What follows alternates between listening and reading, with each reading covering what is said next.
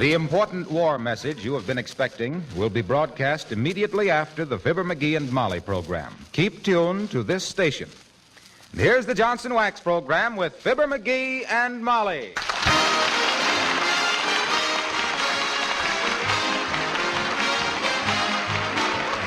The makers of Johnson's Wax and Johnson's Self-Polishing Glow Coat present Fibber, McGee, and Molly, written by Don Quinn, with music by the King's Men and Billy Mills Orchestra.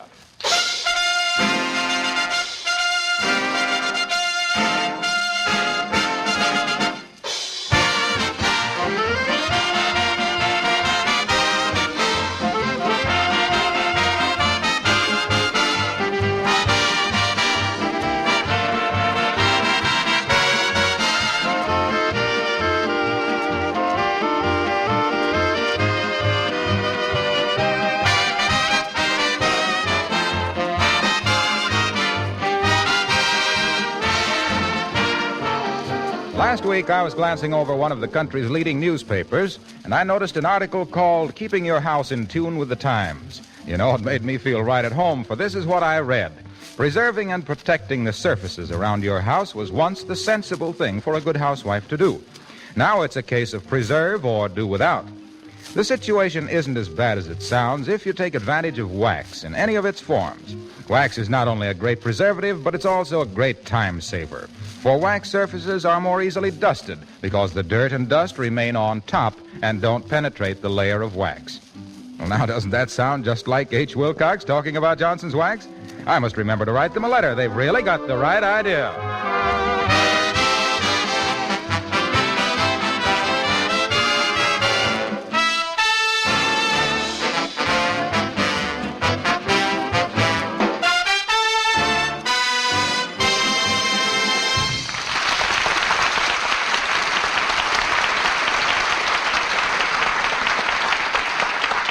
There comes a tide in the affairs of men when they think they can write a book. Well, the tide is in at 79 Wistful Vista. And here, busily filling page after page of scratch paper, we find that persistent proponent of pithy prose, that peerless perpetrator of punchy paragraph, Mr. McGee of Fibber, McGee, and Molly.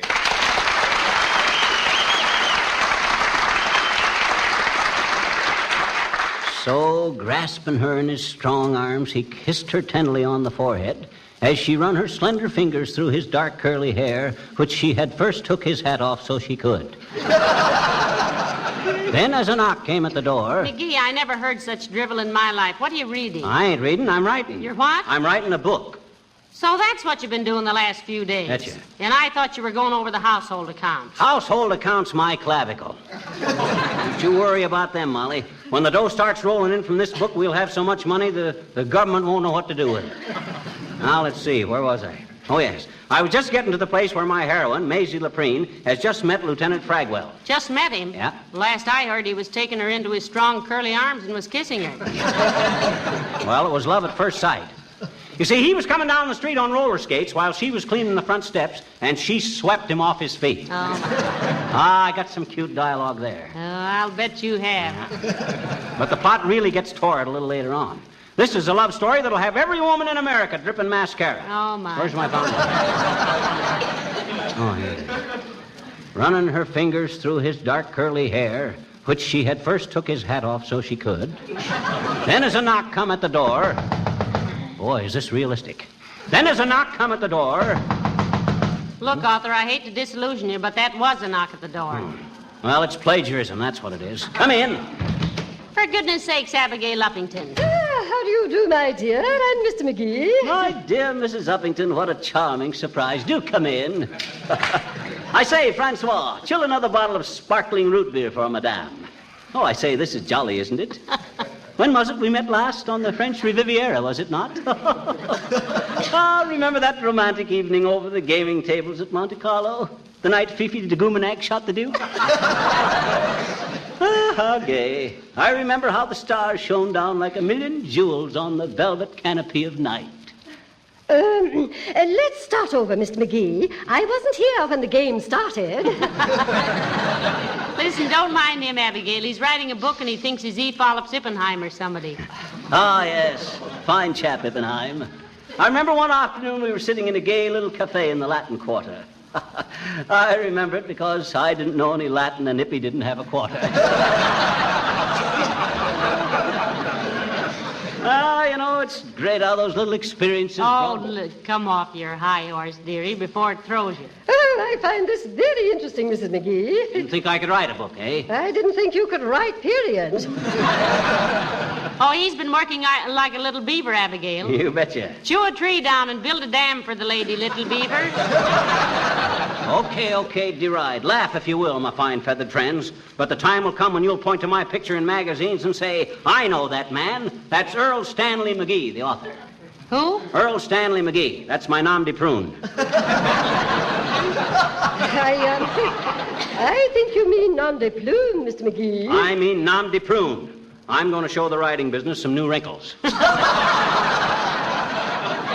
Say, when you get the manuscript finished, dearie, let me give it to Uncle Dennis. Oh, is he acquainted with some publishers, my dear? Well, I think he is. I've often heard him say he knows every bookmaker in the country. You know, I suppose, that you should have a literary agent, Mr. McGee. A literary what? A literary agent. Someone to act as middleman for you, to make good arrangements with some publishing house, to protect your rights. You artistic people are so unbusinesslike, you know. Oh, yes, I suppose we are. We authors live in a world of dreams, Abigail. We're shy and practical creatures. We should be shielded from the cruder, the harsher aspects of life. Oh, my. Could you face the crude fact that your fountain pen is dripping on your pants leg, dear? Huh? Oh. Hey, Uppy, I thought you joined up with the wax. When do you go? Oh, I don't go, Mr. McGee. I was declined with thanks. Oh, that's too bad, Abigail. I'm so sorry. Now, that's a shame, kid. They should not have turned down a big, sensible girl like you. What was wrong? Mr. McGee, there was a time when I would have approached the answer to that question with some trepidation. Yes? I would have evaded a direct reply with all the delicate finesse at my command. Yes? But the cold, brutal fact remains that I'm too darned old. Oh, goodbye.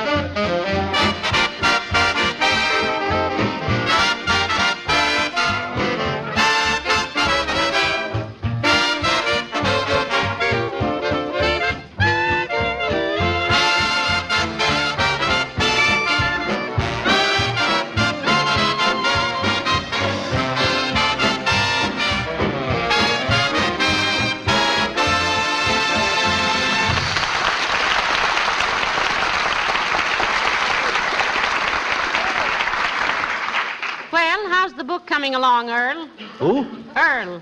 I thought that was your nom de prune.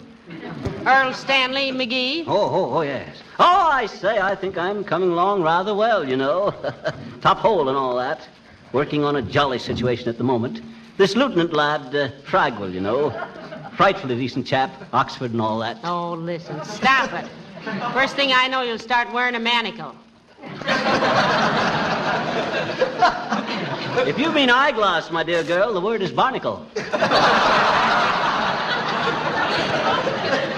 It's no such a thing. A barnacle is a seashell that sticks to the bottom of a boat. I thought that was a binnacle. A binnacle is a collarbone. That's my clavicle. Well, then a binnacle is where they keep a ship's compass. You're thinking of a monocle. Well, then what are manacles? Handcuffs. That's what I said. You want to be arrested for murder? What you mean? Well, you're killing me with that English accent. You answer the phone, will you, Molly? I got Lieutenant Fragwell at the bottom of a 40-foot cistern, and I got to figure a way to get him out. Well, let his girlfriend hold a big sirloin steak over the edge. I'd jump 40 feet for that myself. Well, in this case, Molly nuisance the telephone. Hello, Fibber McGee speaking. Who? Oh, yes. This is Earl Stanley McGee, the novelist. How do you do, Miss Cheltenham? Miss who? Oh, that would be jolly, of course, of course. I should be happy to discuss the matter. Oh, rather. Yes, I shall carry on till you get here. Pip, pip. You keep carrying on like that, and I'll get the pip myself. Who's Miss Cheltenham? She's an agent, a literary agent. She's going to sell my book. Ain't that wonderful? How'd she ever hear about you? Through a Ouija board? Oh, the word gets about these things. Hey, I got to get busy. Now, don't let anybody bother me. Lock the door. This may mean millions. Yeah, but how are you getting Lieutenant Fragwell out of the cistern? Easy. I just start the next chapter by saying, once safely out of the cistern, Fragwell made his way to the nearest Barumba. What's a barumba? That's an Abyssinian word meaning railroad. Do the Abyssinians know that? They will when they read the book. Now, remember, Molly, I got to work fast. I ain't home to anybody. If the doorway bell rings, don't tell them. I'm afraid Lieutenant Barumba will have to wait in the Fragwell for a minute, dearie. Come in. Hello there, kids. What you doing? I'm trying to write a book if I can get some peace and quiet around here. Well, you go right ahead, Johnny. Me and daughter won't let anybody bother you. Fine. Wanted to be a storybook writer once myself, but the grammar got me. Oh. Teacher says I didn't know a subject from a pelican. You mean a predicate? I do? Ain't a predicate one of them little salty crackers that you get with a glass of beer? That's a pretzel. Well, they're dangerous things. Grandpa had one go off right in his face once. Didn't know it was loaded. It was an old horse pretzel that he had... Now, wait a minute. Don't you mean horse pistol? I sure do, daughter. Grandpa was in the horse pistol for 3 weeks. The day nurse and night nurse... That's a hospital. Yes, sir. Most hospital folks Grandpa ever lived with. I think you mean they were hospitable. No, they took his chewing tobacco away from him when he went in. Grandpa always said... Look, old-timer, look. Can't you stop changing the subject? No, I can't, Johnny. Teacher always told me I couldn't tell a subject from a pelican. Listen, but you don't mean pelican. Why don't I? Because a pelican is a big bird. You're telling me, Johnny. Teacher gave me a bird so big it blew me out of school and I never went back. Well, I won't bother you, Johnny. So long, daughter.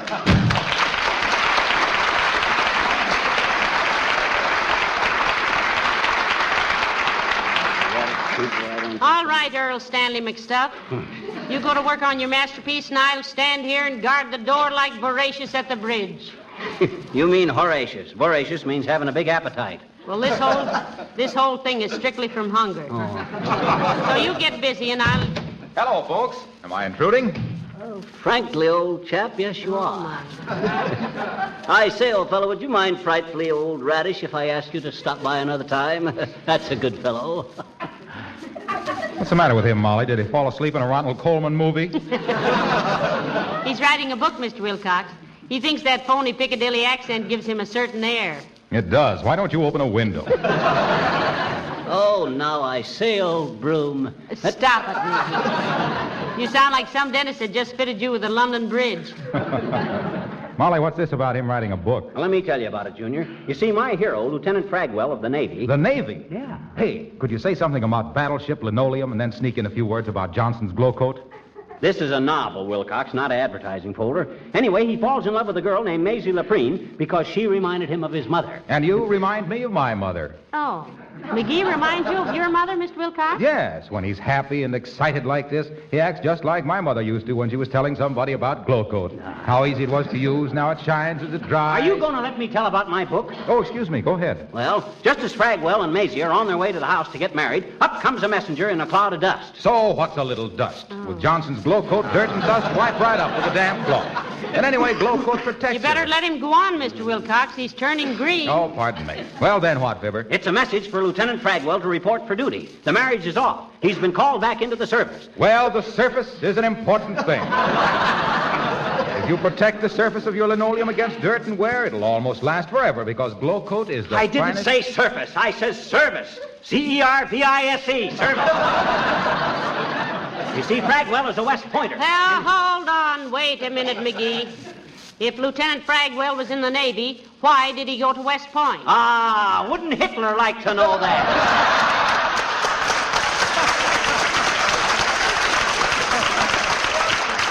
Military secrets. Hey, where are you going, Junior? Don't you want to hear the finish, Mr. Wilcox? No, I don't think I do, Molly. You see, I'm so used to sparkling, gleaming, immaculate wax coating that Johnson's Glow Coat gives, it spoiled me for inferior finishes. Oh. Well, I'll see you again.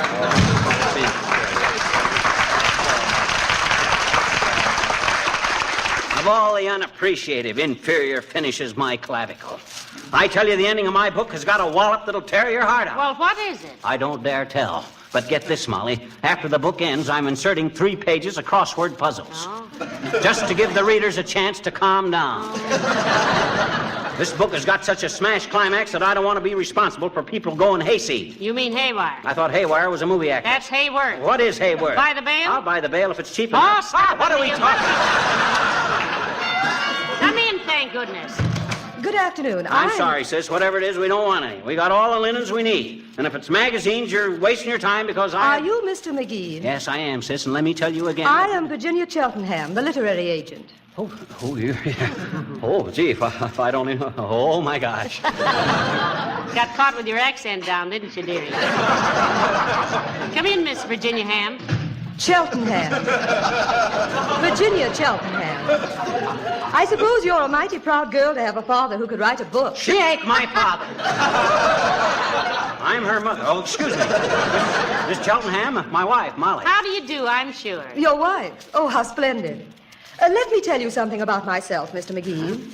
I am a literary agent of long standing. Have a chair, Chel? I beg your pardon? Oh, yes, thank you. Yeah. Mr. McGee, are you familiar with serial rights, motion picture rights, dramatic rights, foreign translations, and the other 100 things regarding which a busy author must protect himself? Heavenly days. And I thought an author just wrote a book and took his money and boom, that was that. No, I never knew there was so much to it, Miss, sis. Well, they are all very important. I was having tea one afternoon with, now let me see, there was Red and Jack and Elle and Ernie. Who are they? Red, that's Red Lewis, of course. Sinclair Lewis, you know. Oh, yes, I read his book, Aerosmith. Yeah. Disappointed, though. No Indians in it. Who are them other guys? Elle, that's Ellery Queen. Ernie Hemingway and Jack Steinbeck. Oh. Did you ever do any business with Charlie and Vic? Who, Mrs. McGee? Charlie and Vic? You know, Charlie Dickens and Vic Hugo? Well, I'll be going out and make a part of tea. Okay. Well, Miss Cheltenham, now here's about my book. This Lieutenant Fragwell... I shall want to read the manuscript myself, Mr. McGee. Well, it May ain't I? finished. Pardon me. I got 3 chapters to go. Well, I'll take it as is. A manuscript needn't necessarily be complete to make a sale, you know. Oh, swell. Well, this Lieutenant Fragwell... Now, my usual business procedure is this, Mr. McGee.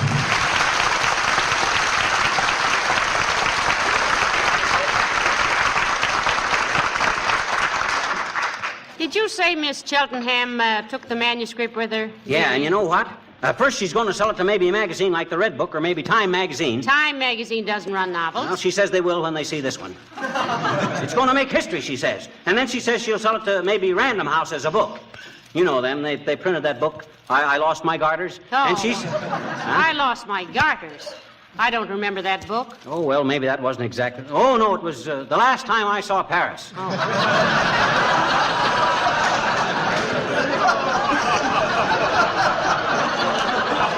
Then she'll have it dramatized into a Broadway play and then sell it to the movies. Why, gee whiz, we might... Hey, maybe that's a messenger with a check from some publisher. Maybe $1,000. Now, don't start counting your chickens just because you've laid an egg, dearie. Come in. Well, Mr. Wimple. Hello, Mrs. McGee. Hello, Mr. McGee. Hi, Wimple, old man. How's everything? Have a cigar. Take 2. I'm getting some better ones anyway. Oh, no, thank you, Mr. McGee. My wife doesn't permit me to smoke. Oh, not at all, Mr. Wimple? Not at all, Mrs. McGee. She thinks, anyway. But I fool her sometimes.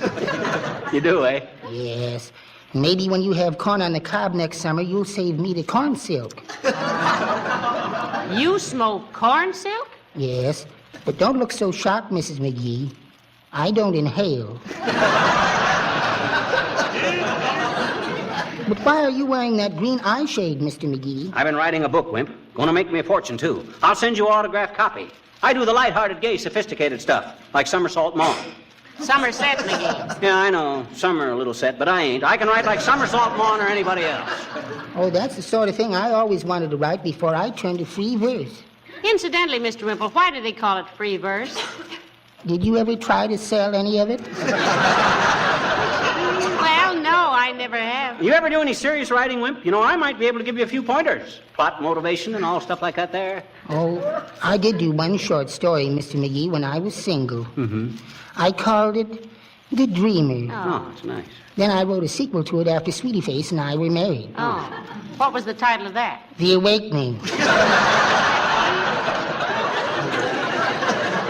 You know, Mr. Wimple, you don't look very well. Have you been ill? Oh, no, Mrs. McGee, I'm really quite... Oh, I guess you didn't hear about my terrible experience. What was that, Wallace? You know that horrible rainstorm we had last week? Yeah. Well, I was nearly drowned. I must have swallowed 5 gallons of water. Well, don't you know enough to come in out of the rain, Wimp? Oh, I was in, Mr. McGee. Oh. I didn't stir one little tippy-toe outdoors all evening.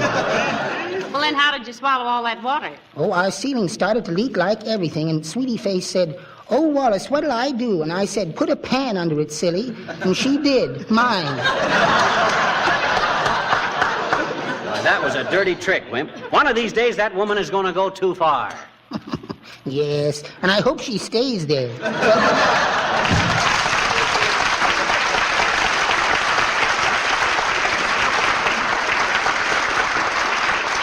Hey, Molly, you know what I'm going to do with the first $50,000 I make off my book? I'm going to buy Tell me later, dearie. I've got to take these tea things out. You wait, Molly. One of these days you'll look back and wonder how we could live in a dump like this. Ah, there's a little woman that's going to have a dozen pairs of silk stockings if I have to stand over those silkworms with a horsewhip. Yes, sir. If she don't... Oh, come in. Hi, mister. Oh, hello there, little girl. Did you hear about my book? I said, did you hear about my book? You got a book? What do you mean, have I got a book? I just wrote one. I'm an author. You're another what? Not another anything. I says, I'm an author. I wrote a book about a young naval lieutenant named Tragwell who falls in love with a girl. Well, gee, what'd you think he'd fall in love with a horse? Don't be so fresh, kid. Remember, a hairbrush ain't exactly obsolete as part of a child's education. I don't get it. One more smart crack and you will. Oh. Now, look, haven't you got any place to go but here? Sure. I gotta go down to the Bontown department store and return these tiddlywinks. What's the matter with them? Too much tiddly and not enough wings. Well, look, let me tell you more about my book. You see this Lieutenant Tragwell? Draw me a picture, mister, please, will you, please? Oh, I'm sorry, sis. I used up all the paper writing my book. I can't go. Here, well, draw it on the back of this piece of paper, mister. Okay. Mhm. Now, first I'll draw up... Yeah. Hey, where'd you get this piece of paper? This is part of my book. I found it. What? It was in that green box down by the corner. You know, the one that says, "Help keep our city clean." Gee, it's just full of papers like this, mister. It's full of papers? You mean my book is stuffed into a trash can? Oh, no. You're kidding, ain't you, sis? Tell me you're kidding. Yeah, and get that hairbrush? No, this is terrible. Hey, Molly. I heard the whole thing, McGee. Oh, this is all a mistake. Where's that agent's phone number? I'll call her. I already called it, and there isn't any such number. You better go home, little girl. Yeah, beat it, sis. I'll see you later. Okay, mister. Oh, boy. I knew that woman was no good. Who, me? No. Not you, sis. Oh, goody. Goodbye. Oh.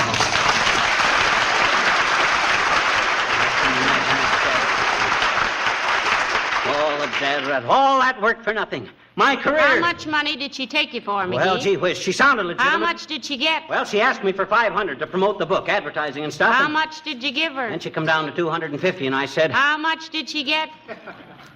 All I had. $27.75. Oh, what a fool I've been. Well, it was a pretty cheap lesson at that. Huh? Now forget it and tell me what you want for supper. Oh, am I ever the chumperoo? Yes, dearie, I know. But what do you want for supper? Put some oats in a pail. What? Yeah. As long as I made a jackass out of myself, I might as well eat like one.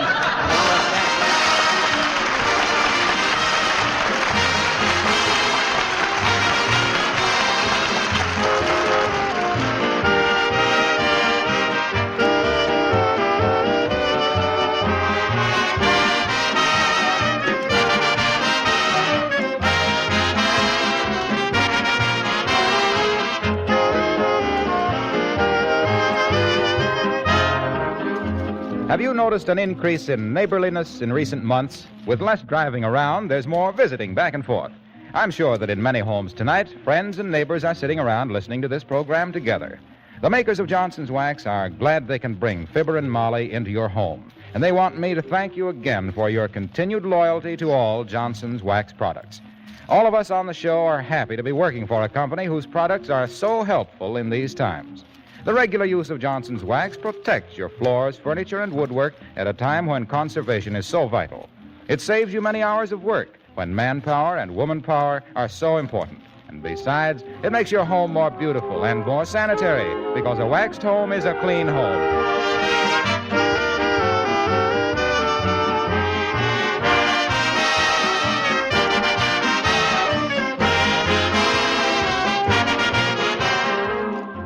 I say, old girl, this has been quite a day, eh, what? Jolly old novel gone up the spout and all that. Oh, stop it. Huh? You sound like a bundle from Britain delivered by mistake. Oh, I don't get it, old girl. You keep calling me old girl and you'll get it, all right. Hey, oh, tally-ho. Good night, all.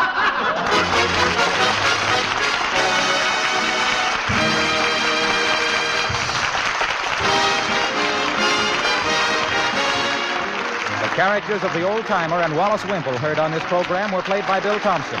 This is Harlow Wilcox speaking for the makers of Johnson Wax Finishes for Home and Industry, inviting you to be with us again next Tuesday night. Good night. This program has reached you from Hollywood. This is the National Broadcasting Company.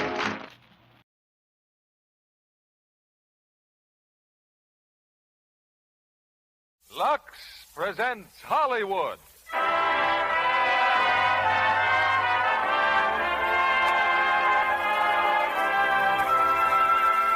Lever Brothers Company, the makers of Lux Flakes, bring you the Lux Radio Theater, starring Rosalind Russell and Zachary Scott in Mildred Pierce.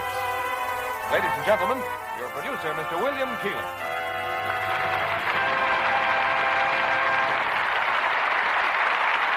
Greetings from Hollywood, ladies and gentlemen.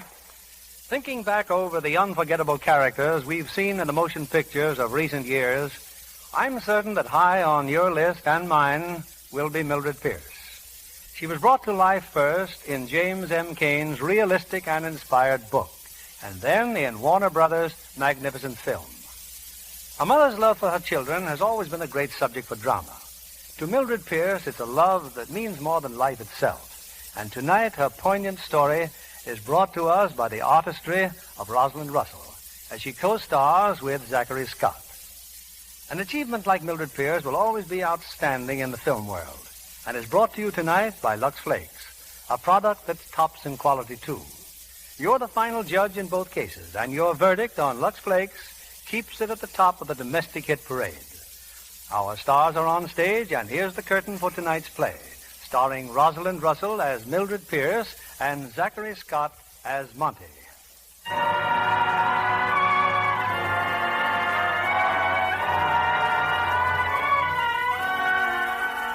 It's only coincidence that a police car happens to be cruising by this lonely stretch of road along the Pacific Ocean, not far from Malibu Beach.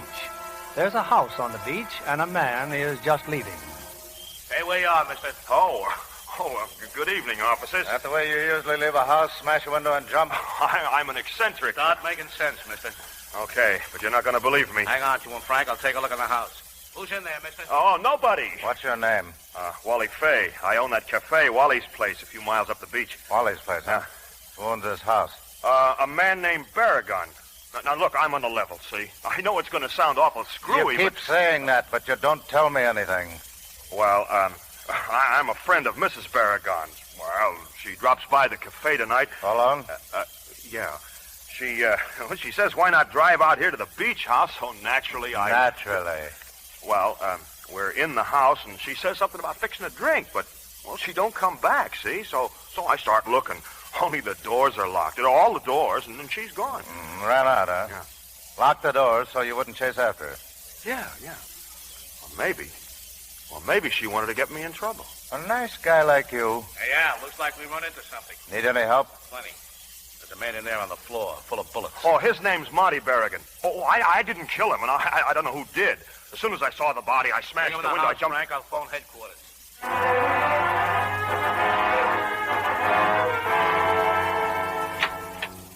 Oh, good evening, Mrs. Barragon. Where's my daughter? In the living room, madam. Mother, where have you been? What's happened? They won't tell me anything. Who won't tell you any... Mrs. Barragon, Yes? we're from the police. The inspector would like to see you. Why? What's the matter? If you'll just come with us, please. Mother, at this time of night? It's all right, Vida, dear. Whatever it is, I'll take care of it. Good night, darling. What's wrong? Why can't you tell me what happened? We didn't want to say anything in front of your daughter. It's your husband, Mrs. Barragon. He's been murdered.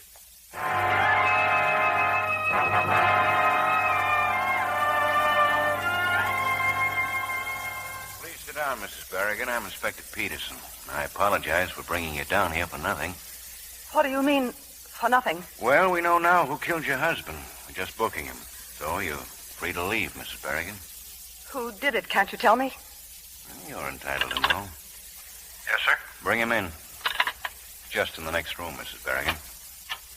Bert! Hello, Mildred. No. He's the man, Mrs. Barragan, Bert Pierce. No, Bert. I won't let you do this. Mildred, That's all, McNally. Yes, sir. But what about Wally Fay? How do you know he didn't do it? Wally Fay? I saw him here a few minutes ago down the hall while I was waiting to come in. Oh, yes. Well, Fay had no motive, Mrs. Barragan. Bert Pierce had. But he didn't do it. I know he didn't. The murder was committed with this pistol. It belongs to Pierce. That's fact number one. Fact number two, he doesn't deny killing Mr. Barragan. Seems to think it was a very good idea. Bert didn't kill him. He couldn't. He's too kind and gentle. Okay, he's kind and gentle. But that makes me curious, Mrs. Barragan. Why did you divorce him? Because I was wrong. It's taken me 4 years to find that out. Now I know I was wrong. 4 years, huh? Well, let's see. Pierce was in the real estate business then, wasn't he? Yes. He and Wally Fay were partners. I married Bert when I was 17. Started a life of cooking and washing and having children. 2 girls. Vida and Kay. Only Kay died. Pneumonia. She wasn't quite 8 years old. I'm sorry, Miss Barragan. Bert used to blame me for spoiling Vida. But I couldn't help it.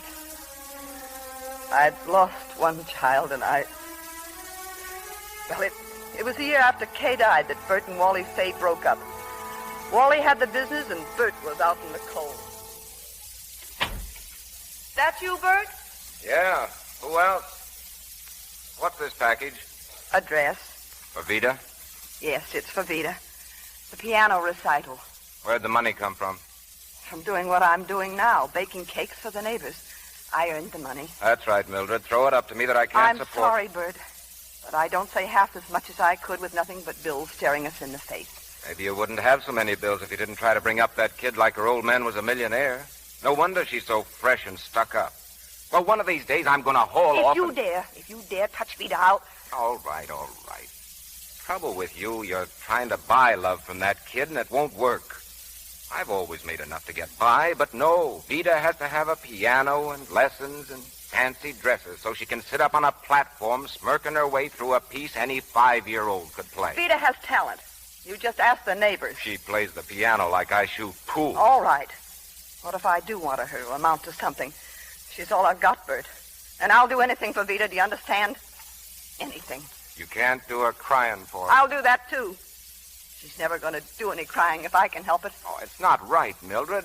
I'm not smart, I know, but Hello? Yes? Yes, he is. It's for you, Maggie Biederhoff. Here, Maggie.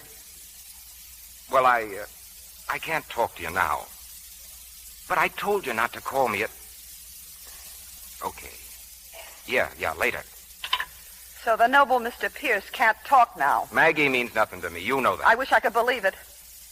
Well, you'd better run down and apologize. Now, look, Mildred, don't go too far. One of these days, I'll call your bluff. Well, I'm calling yours, right now, once and for all. My child comes first in this house before either of us. Maybe that's right and maybe it's wrong, but that's the way it is. I'm going to do the best I can for Vida. And if I can't do it with you, I'll do it alone. Then go ahead and try it. See how you get along without me for a while. Bert, you see that woman again and you're never coming back here. I mean that. I do what I want to do. Then pack up, Bert. All right, I will. About Vida. Oh, what about her? When she comes home, maybe you could just tell her that I'll think of something. Oh, Mildred, Go on, Bert. There's nothing more to say. Just go on.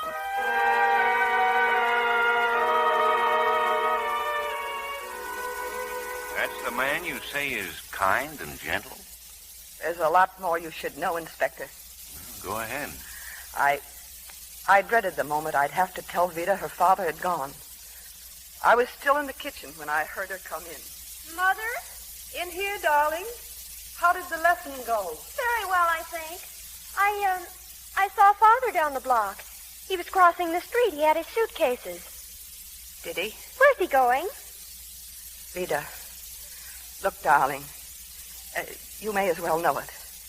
Your father and I have decided to separate.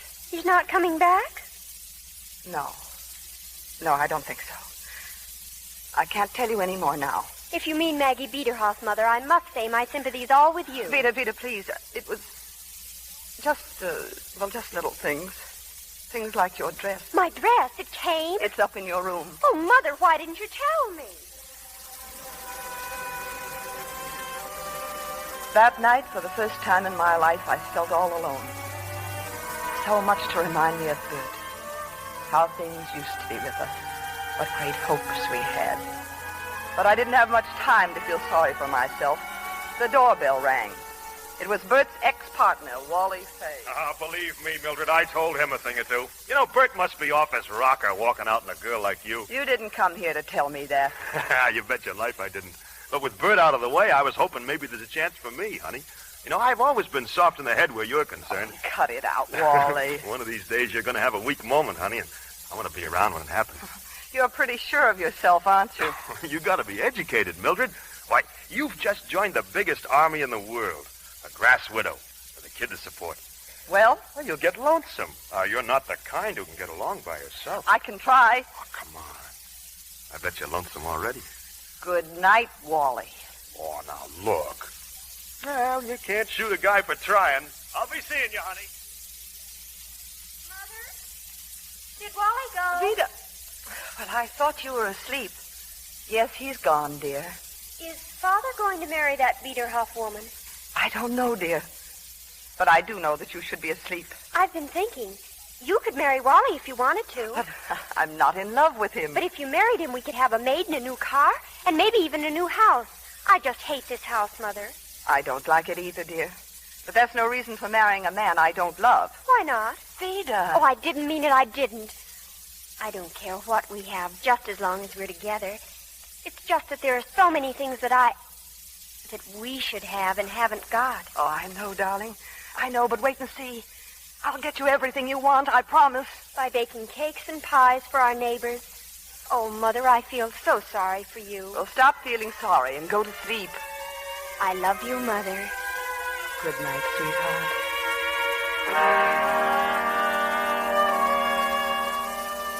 So you wanted your daughter to have everything in the world. Well, why not? But no money, no job, no business experience to help me get one.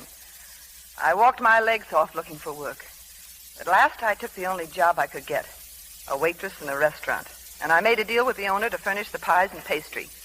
Didn't leave much time for sleep, but it kept the house going. It paid for Vida's piano lessons and bought her new clothes. More than that, I was even saving money. But then came the day when Vida found out. I always thought that if you wanted to tell me where you worked, you would have told me long ago. But a waitress, my mother a waitress, oh, I'm so ashamed. I took the only job I could get, Vita. Aren't the pies bad enough? But waiting on tables, oh, why did you have to degrade us? I don't think you mean that, Vita. But if you I'm honestly... not really surprised. You've never spoken of your people, who you came from, so perhaps it's natural. Maybe that's why Father... Oh, Vita, I didn't mean to hurt you. I didn't. Oh, don't you see, darling? I'd never have taken the job if I hadn't wanted to keep us together under the same roof. And besides, if I can learn the restaurant business, well, someday I can open a place of my own, maybe. Give me time, darling. Another year, maybe less. Oh, I'm sorry, Mother. Really, I am. And if anyone asks me, I can always lie to them. No, you'll tell them that I'm a waitress. Oh, but why? After all, if we're going to own our own restaurant...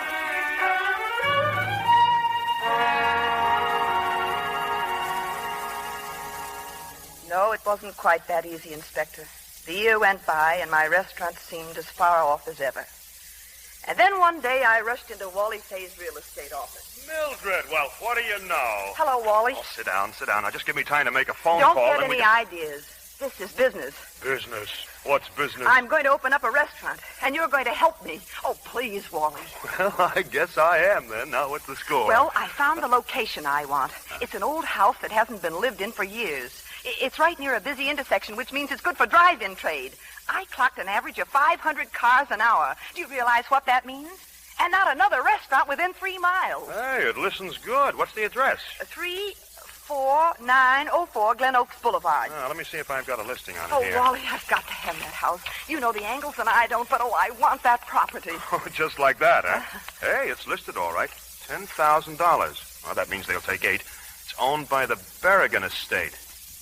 Berrigan, huh? You know them? Some old Pasadena Oh, what's the matter? Hey, it says here the Berrigan estate has already lost 2 pieces of property because of back taxes.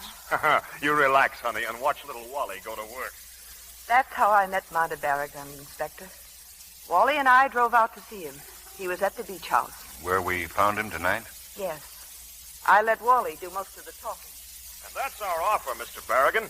How do you like it? Mrs. Pierce wants to buy the property, but she doesn't want to pay for it. Oh, but I do. It's only that at the moment... She needs time, Mr. Berrigan. Once the restaurant gets on its feet, you'll get $9,000. I'm asking 10. Yeah, and you'd settle for 8. It's a very unusual offer. Do you think that you can make $9,000 clear in a year? Well, I figured very conservatively, Mr. Berrigan. Yes, I think I can make it. Now, look at it this way. If the place is successful, you get $1,000 more. And if it isn't, you get your property back and in much better condition than it is now. No, I'm afraid I'm not interested. Oh, please listen, Mr. Berrigan. I'm putting every cent I have into this place, and believe me, I haven't very much. I can't afford to lose any more than you. Look, I have all the information right here in black and white. I know exactly what it will cost and how much I can expect to make. I know I can swing it. I know I can. Very well, it's a deal. Just like that? Why not? Take care of the details, Mr. Fay.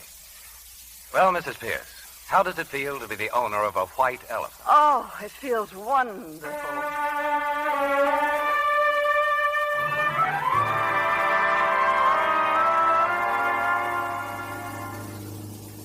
Nice guy, that Berrigan. He likes you, honey. Does he? He's nice looking. Yeah. No brains. Okay.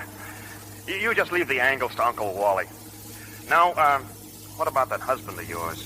What about Bert? Bert? Yeah, you're still married to him. Well, you open the restaurant and boom, all of Bert's creditors will be on your neck trying to take it away from you. No, go ahead. Ask any lawyer about community property. Well, I'll think about it, Wally.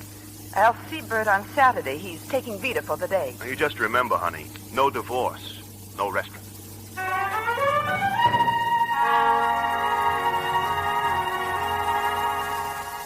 I don't want to even talk about it, Mildred. Not now. We've got to talk about it, Bert. Where's Vida? She's getting dressed. Don't you think I hate this as much as you do? But it's for her sake. I've got to think of her future. Vida thinks you're wonderful, doesn't she? Maybe that's why I keep trying to please her.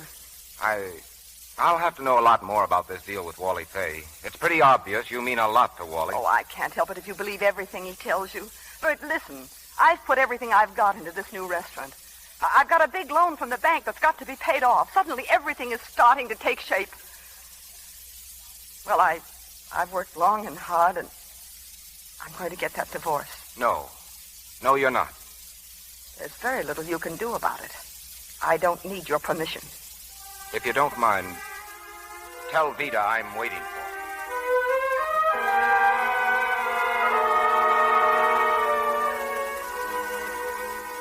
Not a very pleasant story, is it, Inspector? You filed for divorce in spite of his threats? Yes, and I quit my job. Spent every minute at the restaurant trying to help speed things along. Then one Sunday morning, I had a visitor. Where do you find the energy, Mrs. Pierce? Well, the silent partner. Come in, Mr. Berrigan. I've decided I've been silent long enough. I came by to check up on my investment. Well? It was wonderful. I never recognized the old place. Now, over there's the counter. We can handle 20 people, and the turnover's fast. That's in addition to the booth. And I'm overwhelmed. Yeah, but today's Sunday. Why don't you get out of here? Oh, I'd love to, but I'm awfully busy. Look, isn't the bar nice? I've got a nice bar, too, at the beach house. I also have an ocean. Why should people come here to eat and go someplace else for a drink? That's why I put the bar in. Now, getting back to my ocean, let's have a swim and forget all about our investment, huh? No, I couldn't possibly... As you grow older, Mrs. Pierce, you'll find that the only things you regret are the things you didn't do. You win, Mr. Berrigan. I'll drive you home. Pick up your bathing suit. And if your daughter would like to come along... Well, that's very nice of you inviting Vida. She'd love to come. Oh, she would, huh? But she's away for the day. Oh, well, I'm beginning to think that Vida's a very understanding daughter.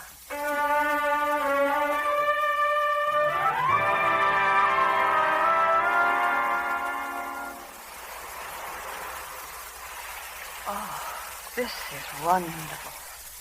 I can't even remember the last time I relaxed like this. How about another swim? Don't you dare suggest getting me out of this chair. You're the lazy type, huh? Tell me, do you live here all the year round? No, I have the old family mansion in Pasadena. Oh. It's complete with an iron deer on the front lawn and the ghosts of my ancestors in a greenhouse with no flowers. Now I come here in the spring. Oh, it must be wonderful. Yes, it was lonely. How about a drink?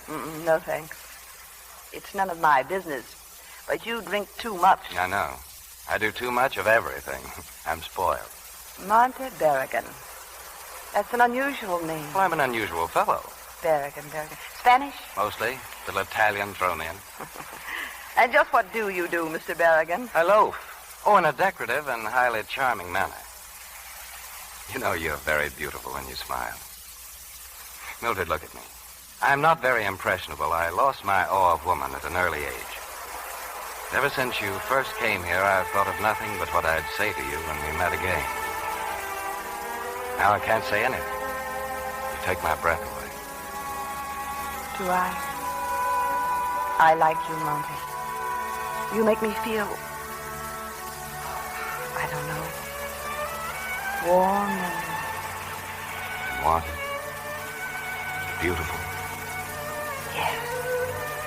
My heart's beating like a schoolboy's. I've fallen in love, Mildred. I've fallen in love with you.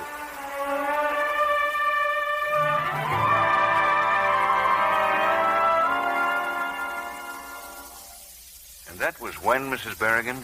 3 years ago? Yes. And now Monty's dead. And you think Bert killed him? You're wrong, Inspector.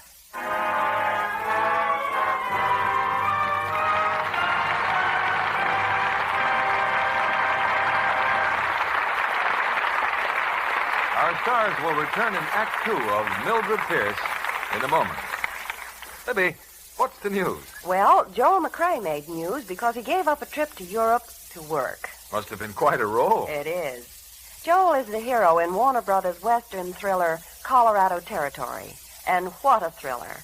I was on the edge of my seat all during the preview.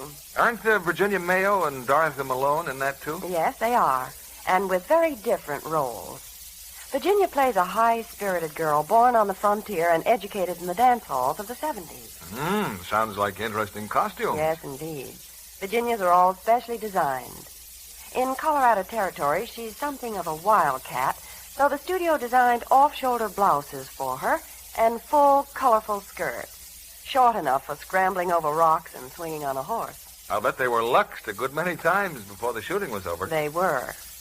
Incidentally, the way Hollywood studios handle cottons is a good tip for women everywhere. Studios give nice cottons Lux Flakes care, just as they do washable silks and rayons. These tiny sheer diamonds are so fast, make such rich suds, they freshen cottons in a jiffy. And keep colors lovely far longer. And that's important, because cottons are just about the smartest fabrics going this summer. You'll wear them from morning till night. So don't risk wrong washing methods that may fade colors. They'll stay lovely up to 3 times as long with gentle Lux Flakes care. This fine product of Lever Brothers Company makes home washing wonderfully safe and easy. Lux Flakes are safe for anything safe in water alone. We return you to our producer, Mr. William Keeley. Act 2 of Mildred Pierce, starring Rosalind Russell as Mildred and Zachary Scott as Monty.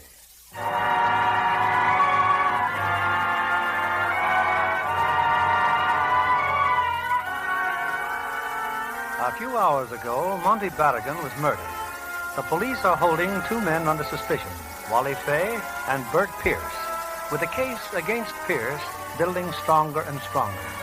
At the Homicide Bureau, Barrigan's wife is still in Inspector Peterson's office. So you think Pierce is innocent? Well, we don't. Now, you were telling me about Monty Barrigan, how he fell in love with you 3 years ago. It's hard to remember the next few weeks. So much was happening, wonderful and exciting.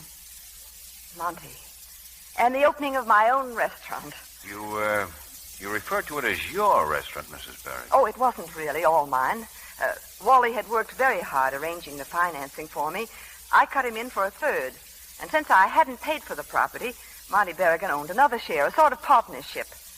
We were swamped with business that opening night. It was well past midnight before we closed the doors. Well, what do you know? She's finally coming out of the kitchen. Oh, my feet. Give me a chair, Wally, before I fall down.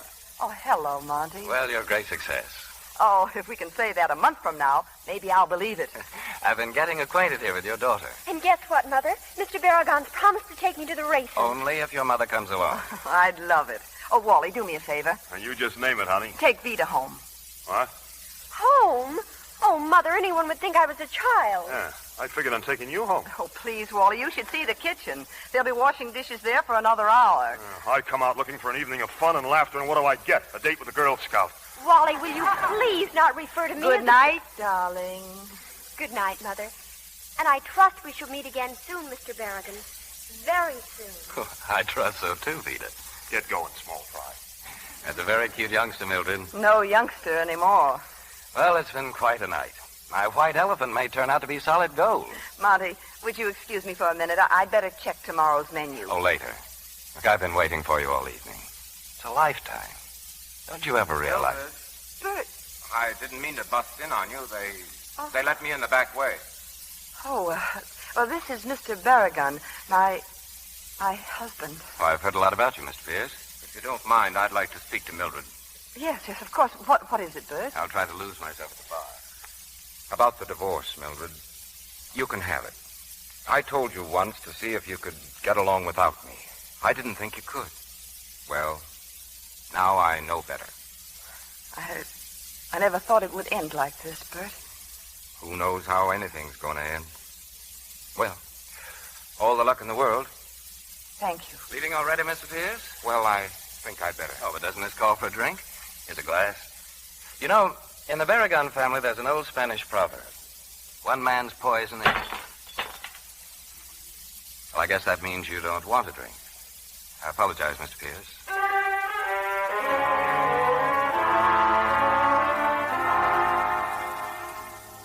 Monty hadn't really meant to be nasty. He seemed genuinely sorry for that little incident with Bert. Or maybe I just thought he was sorry because I was in love with Monty. You still haven't given me one reason why Bert Pierce isn't the murderer. In fact, you've given me a very good reason why he is. Pierce couldn't account for his movements at the time of the murder, and you've just told me the motive, Mrs. Barrigan. Jealousy. Excuse me, Inspector. This report just came in. I thought you'd want to read it. Oh, thanks. Pardon me, Mrs. Barrigan. Is he sure of this information? You know Charlie, sir. He doesn't like to make mistakes. Well, tell him to keep on it. Yes. Who's I to call one, Mrs. Berrigan? She's my business manager. Well, she tells us that you phoned her from your office late last night and asked where Mr. Berrigan was. She says you seemed quite upset. Well, it was just a business matter. And tell me something else. Why did you take Wally Fay to the beach house? Did you know that Berrigan was lying there dead? No, I didn't. Then you were at the beach house. Why didn't you tell us before? And why did you run away from the house? Wasn't it because you knew that Berrigan was dead? No, I didn't. And why are you trying to pin the murder on Fay? I think you'd better tell me the truth now. I did it. I killed Monty Berrigan. You? But why? Your restaurant was a success. You were in love with him. You married him. I didn't marry him. Not until much later. At the time, too many things were uncertain. But the restaurant was a success. In a few months, I opened another place, and then I started a chain. In 3 years, I'd built up 5 restaurants. They made money. Everything I touched turned into money. And I needed it. I needed it for Vida.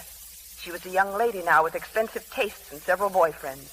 One in particular, Ted Forrester. One night, Monty and I joined them for a round of the nightclub. The handsomest couple on the floor, Mildred. Vida and Ted. She likes him, Monty. A lot, I think. Who wouldn't? He has $1 million.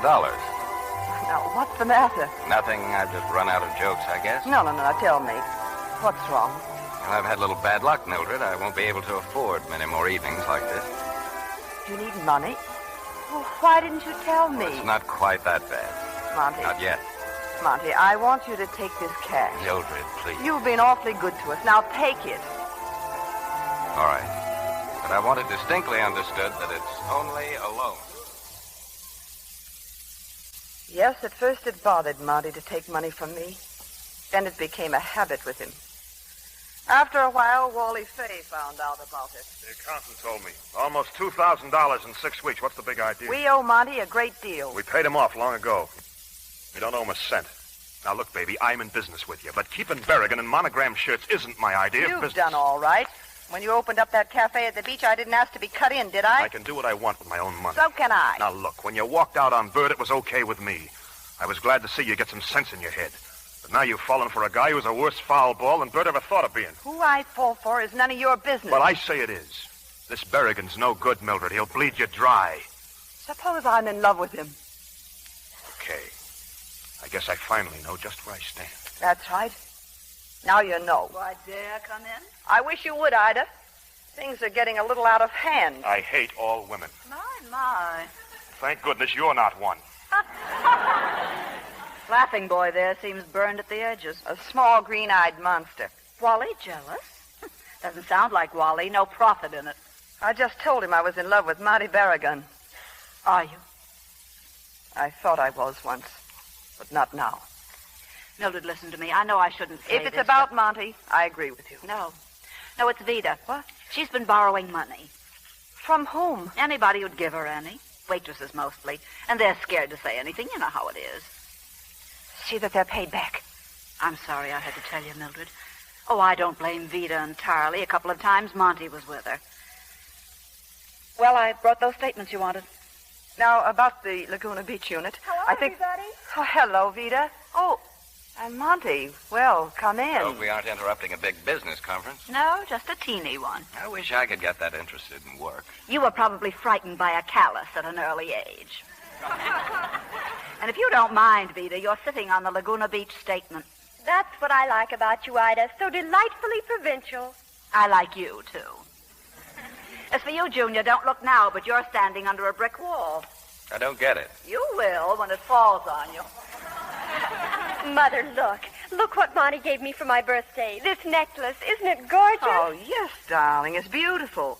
And there's something else for your birthday out the window there. I hope you like it, Vida. Mother, oh, not a car. Oh, it's just beautiful. Happy? Am I? How about me, young lady? After all, I picked it out, you know. Oh, Monty, the 2 nicest presents I ever got. Come on, let's go for a drive. Nothing I'd like better. Monty, I'd like to talk to you. Fine. Run along, Vida, and dent your fenders. Alone? Oh, well, I'll see you later at the club. Be careful, darling. Thanks a million, Mother. What's the matter, Mildred?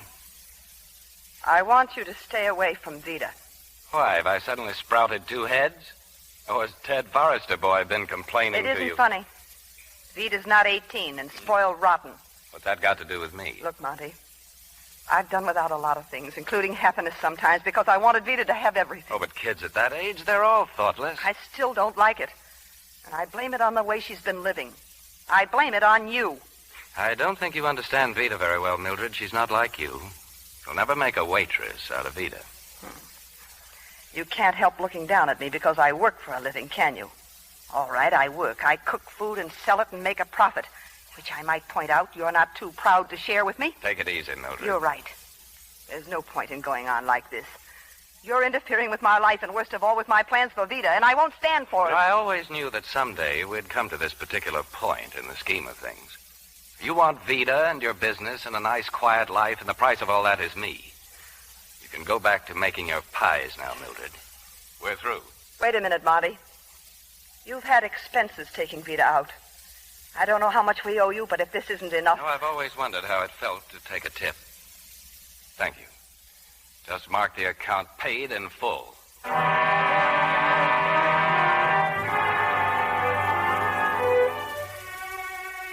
I saw nothing of Monty for over a month. And suddenly Vita was spending all her time again with the Forrester boy. The one with $1 million. I was terribly busy. The restaurant business was falling off. Nothing drastic, but enough to keep me constantly on the job. One afternoon, I had a caller. Ted Forrester's mother. I've been looking forward so much to meeting you, Mrs. Pierce. I'm sure we're going to work out our little problems splendidly. Little problems? Well, hasn't Vita told you? Told me what?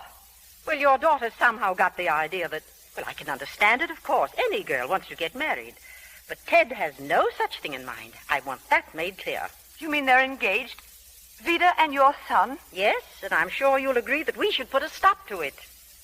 But why should Vita want to marry Ted if he doesn't want to marry her? I'm not a mind reader, Mrs. Pierce.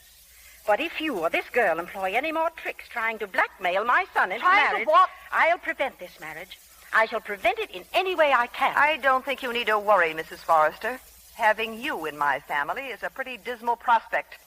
Good afternoon.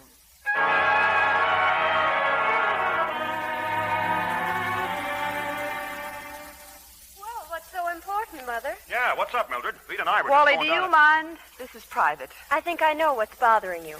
Well, Wally knows all about it. Wally knows that you're talking about getting married? Getting married? I am married, Mother. Ted and I were married on my birthday. I'm sorry, but it's done. Why didn't you tell me? Oh, I wanted to so many times. But you're always so busy, and besides, I was afraid. Afraid of me? Oh, Mother, I've been so miserable. I made a mistake, and I didn't know how to tell you. Oh, you don't love Ted, is that it? Yeah, that's right, Mildred. She made a mistake, and the only thing to do is an annulment. That's the clean, quick way to handle a situation. Oh, well, I suppose it is. But can it be done quietly? You just leave it to me, Mildred. Uncle Wally still knows all the angles.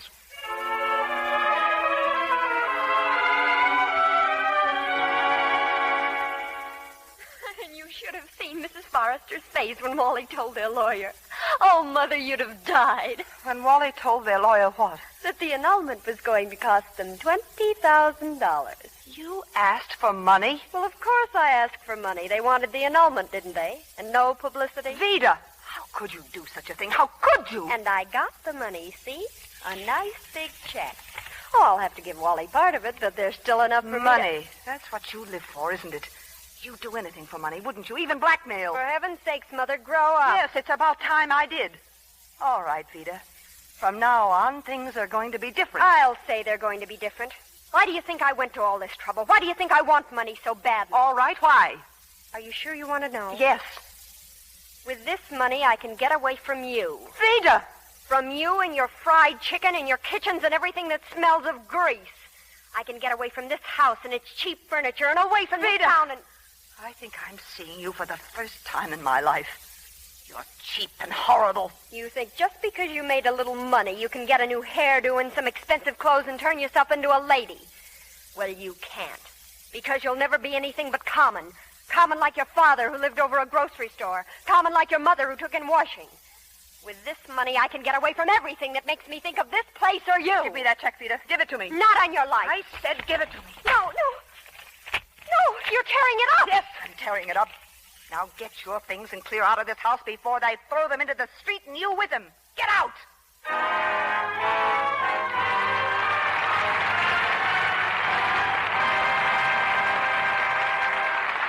We pause now for station identification. This is CBS, the Columbia Broadcasting System.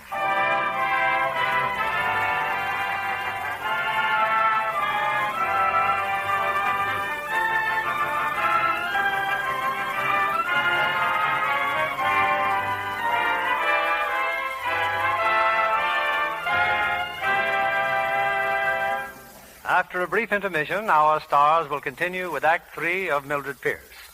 Tonight we have asked lovely Claudia Barrett to pay us a return visit. I understand, Claudia, that you spent so much time on the set of The Fountainhead that visitors thought you were on the publicity staff. I almost felt that way, Mr. Keeley. It's a wonderful story. Yes, the book made publishing history, and I predict a great box office success for the picture. Gary Cooper gives an outstanding performance as a man who will make any sacrifice for he believes, with Raymond Massey an excellent choice for his rival, a publisher. I was fascinated by Patricia Neal. His Warner Brothers are to be congratulated on discovering Pat. She's sensational. Isn't her wardrobe in The Fountainhead divine? Even her lingerie is dreamy. The wardrobe department made her slips and nighties in unusual shades like honey beige and ice blue to emphasize her blondness. Did she have them copied, as many stars do? The studio gave them to her after the picture. Wasn't she lucky? And you know, Mr. Kennedy, the wardrobe mistress told her to be sure to wash them in Lux Flakes. Oh, you'll find Hollywood studios set great store by Lux Flakes, Claudia. They're so safe. These tiny sheer diamonds keep pretty lingerie color fresh far longer. Patricia's slips and nighties looked as nice as new when the studio gave them to her. That's not surprising. Scientific tests show that underthings stay new looking 3 times as long when they get Lux Flakes care. It's a known fact that wrong washing methods make colors fade much too soon. Lux Flakes are so fast, make such rich suds, they whisk away soil in a jiffy. Yet they're so safe, they leave colors lovely. Thank you for coming tonight, Claudia Barrett. Now, your producer, Mr. William Keeley. The curtain rises on the third act of Mildred Pierce, starring Rosalind Russell as Mildred and Zachary Scott as Monty.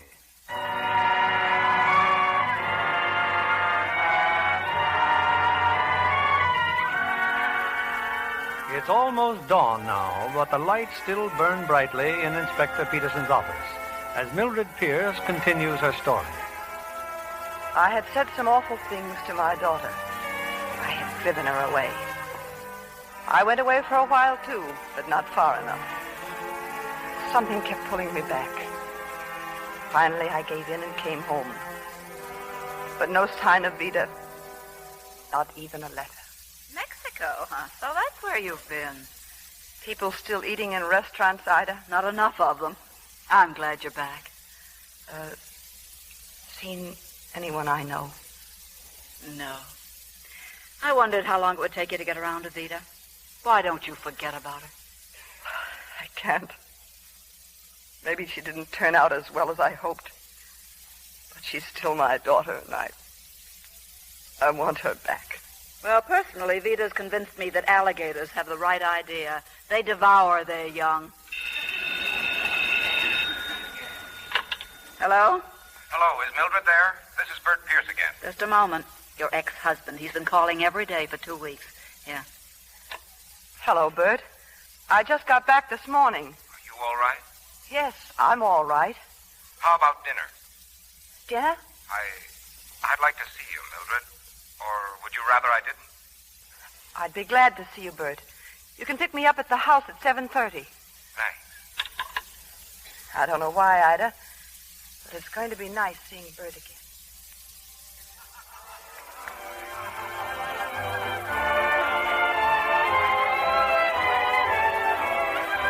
I thought you might like this place, Mildred. A little noisy, but since our friend Wally Fay owns it... I still don't know why you insisted on coming here. I thought it was a good idea at the time. Now I'm not so sure. What's that mean? Look over there, under the spotlight. Vida. I'm sorry I did it like this, Mildred. I just didn't know how to tell you. Where are you going? I'm going to get Vida out of here. I guess that means I'd better find Wally first. We're sure to find happiness, and I get all the things you've always pined for. Gee, I'd like to see you looking swell, baby. Diamond bracelets won't work, doesn't sell, baby. Till that lucky day. Mildred, well, come on in. Hello, Wally. How was the trip? Sometime I'll tell you all about it. Right now, I'm going to take Vida home. Oh, does Vida know that? No. I'm hoping you'll help me. Oh, not me, honey. She's your daughter. Let me give you a little advice. If you want Vida to do anything for you, you better hit her over the head first. Where'll I find her? Oh, her dressing room is straight down the hall.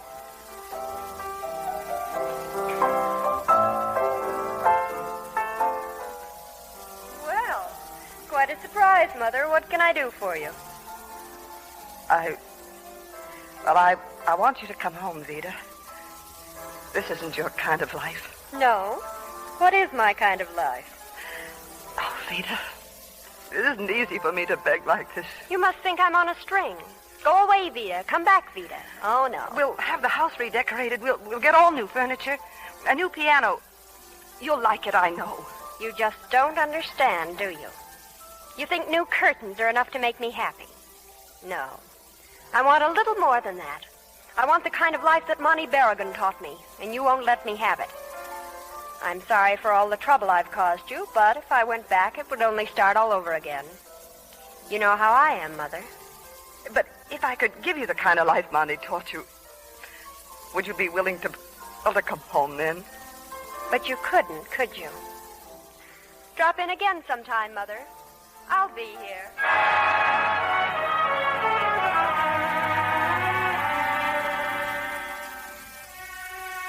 There was just one thing left for me to do.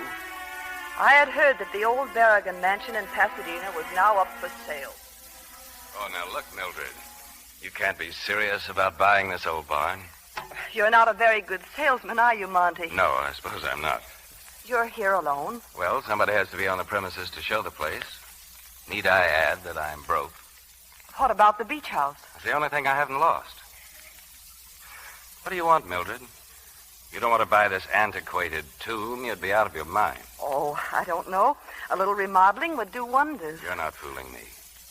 I remember too well. I remember how it was with us once, and so do you. Something neither one of us can forget. Then you can do me a great kindness. If I can. Ask me to marry you. Why? Well, your attitude is hardly enthusiastic. You went to considerable trouble to get rid of me once, so naturally I'm a little startled. Well, I have a good reason for wanting you to marry me. Vida. Why Vida? Your reason for doing anything is usually Vida. What's your answer, Monty? I can't afford you, Mildred. I'm sorry, but all I have is pride and a name. I can't sell either of them. Things are considerably different now from what they were at the beginning. I know. I haven't forgotten. I told you once that you were the only woman in the world for me. I loved you then, and I love you now. Then why can't we? Because I won't go on taking tips from you. Of course, if I owned a share in your business. How much of a share would your pride require, Monty? Don't put it that way, Mildred. I'm not enjoying this. I'm only doing How it. much of a share?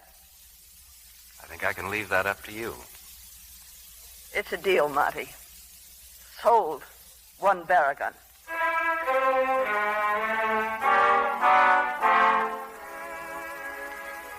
We were married a week later, and I set about restoring the old Berrigan mansion to the showplace that it once was. Soon now I'd be ready for another talk with Vida.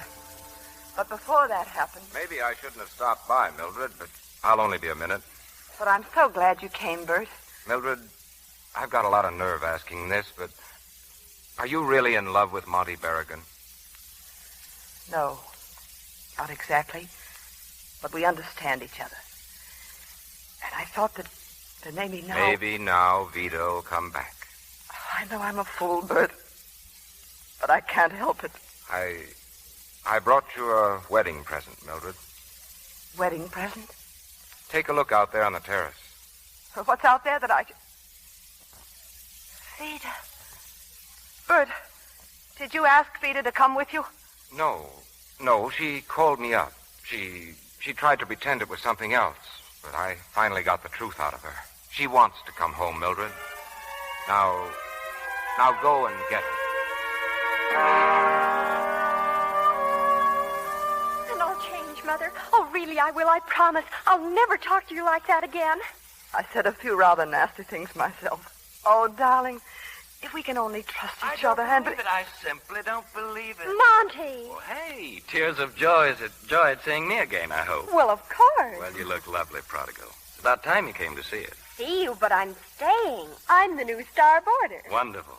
Just don't call me father.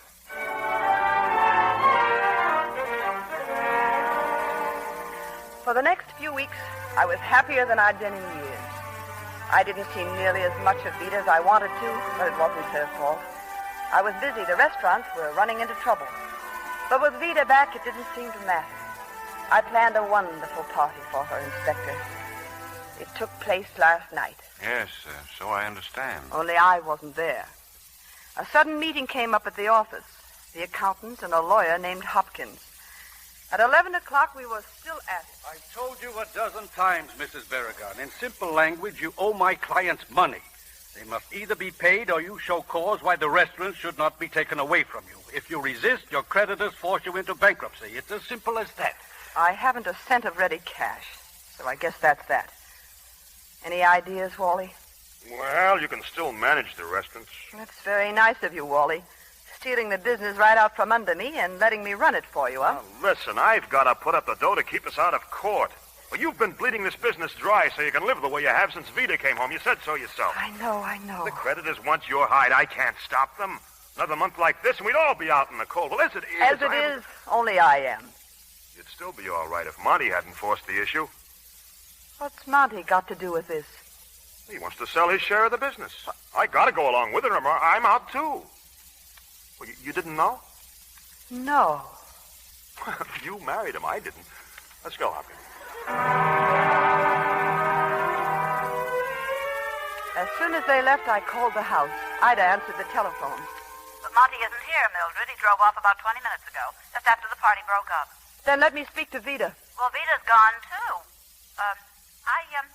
I think some of them went over to the Adamses for a dip in the pool. Now, if you want... No, it's not too important. Thanks, Ida. There was a gun in the office safe. It had belonged to Bert, and I hadn't wanted it around the house. I had a hunch where Monty would be, Inspector. The beach house. He was alone when I got there, and I killed him. You're lying, Mrs. Berrigan. We know you weren't alone in the house with him. We have proof of that now and of various other things. Yes, sir? You can bring her in, Frank. We've had a slant on you all night, Mrs. Berrigan. You were the key. I had to put the pressure on you. Well, the key turned. Vida! The sergeant will tell you where they found her. We picked the girl up at the airport. Grabbed her off a plane headed for Arizona. She didn't like it very much. I don't understand. Your mother just told me everything. Why did you kill him? You told him. You promised not to tell. You promised you'd help me get away. Vida, don't say any more. It doesn't matter now. That's all we needed to hear. Miss Pierce, you were already at the beach house with Berrigan when your mother arrived there, isn't that right? Let her alone. I didn't know Vida was there. I expected Monty to be alone. There was a record on the phonograph. They didn't hear me coming. Hello, Mildred. Well, we weren't expecting you. I'm glad she's here, Monty. I've got something to tell you, Mother. I love Monty. He's going to divorce you and marry me. No, Vida. He isn't. There's nothing you can do about it. I can do this much about it. Mildred, use your head. Shooting me won't solve anything. It would solve a lot of things. Oh, but I can't do it. I just can't do it. Mildred, wait a minute. Let her go, Monty. I think she I put the gun down and walked out of the room. Just where did you get the I could hear their voices as I went toward the car. Just like that. Joke. You think I'm going to marry you? You're crazy. But you love me. You told me you loved me. After a few drinks, I say a lot of things. Listen to me, Monty. I didn't hear the rest. You rotten. I was starting my motor Get out and of the noise of... But then I heard the shots. I rushed back to the house. Vida! He said horrible things. He told me to get out. He laughed at me. The gun was there, and I didn't mean to. You've got to help me, Mother. I've got to get away before they find him. I can't get you out of this, Vida. What are you going to do? Who are you phoning? Give me the police. No, Mother, no. Think what'll happen if they find me. Think what'll happen. I don't care anymore, Vida. Yes, you do. You do care. It's your fault as much as mine. Hello, police headquarters, Sergeant Myers. You've got to help me. Help me, Mother, just this once. Police headquarters. I'll change. I promise I will. I'll be different. Hello, this is police headquarters. Help me. Help me. So you tried to help her. I drove aimlessly for 10 or 15 minutes. Then, on the road, I passed Wally's Cafe. Suddenly, I had a wild idea. I parked the car and went in. A wild idea to frame Wally Fay. No, not that exactly. I knew you'd see through a frame-up. But it might take hours. By that time, Vida would be on a plane and I could tell you the truth. Now, not this time, Mrs. Berrigan. This time, your daughter pays for her own mistakes. Okay, Frank, take her downstairs. Mother. I'm sorry, Vida. I did the best I could. Don't worry about me. I'm really not worth it. Oh, Frank, see that Fay and Bert Pierce are released. Well, we could use some fresh air in here. It looks like a nice morning out there. You can go now. We'll call you when we want you. You know, Mrs. Berrigan, there are times when I regret being a policeman.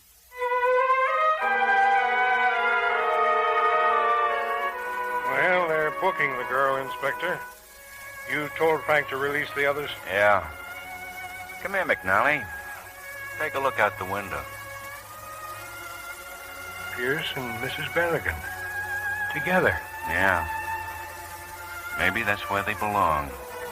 Together.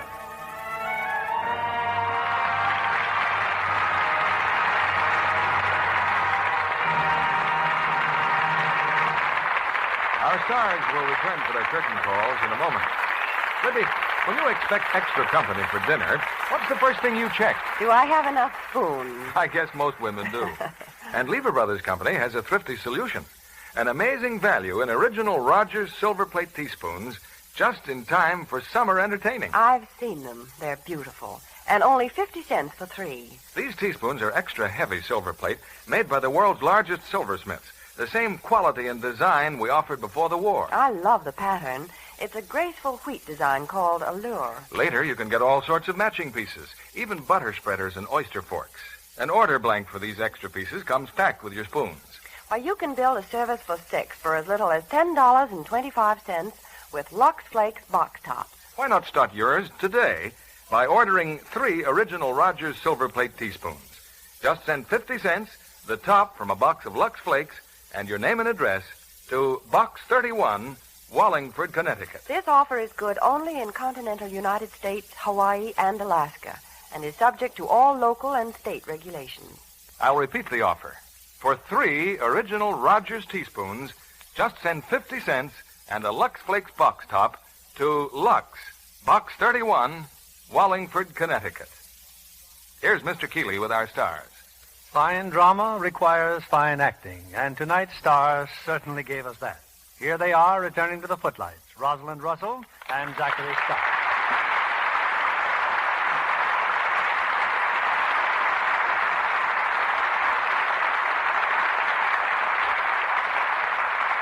I suppose you both will be off for summer vacations before long. What are your plans, Rosalind? Well, I'm going to do some painting. Pictures or houses, Roz? Pictures. It's a new hobby. Well, what school of painting appeals to you, Rosalind? Are you an impressionist?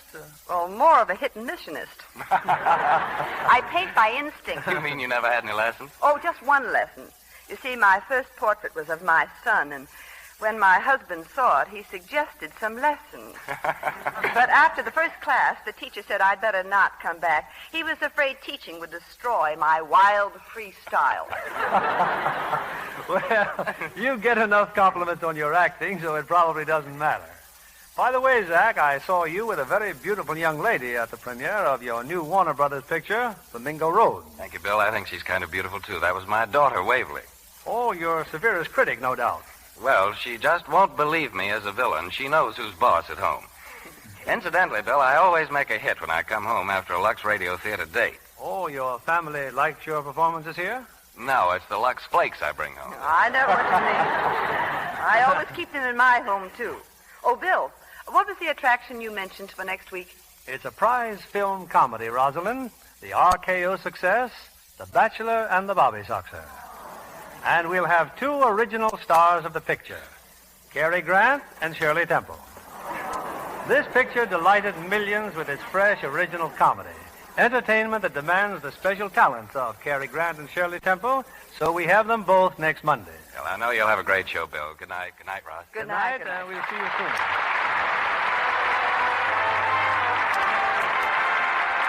Fibber Brothers Company, the makers of Lux Flakes, join me in inviting you to be with us again next Monday evening when the Lux Radio Theater presents Cary Grant and Shirley Temple in The Bachelor and the Bobby Soxer.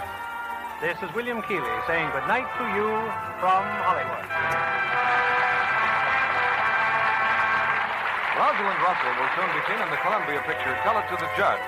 Heard in tonight's cast were Leif Erikson as Wally, Donald Woods as Bert, and Rhoda Williams as Vida. Our play was adapted by S.H. Barnett, and our music was directed by Louis Silvers. This is your announcer, John Milton Kennedy, reminding you to join us again next Monday night to hear The Bachelor and the Bobby Soxer, starring Cary Grant and Shirley Temple.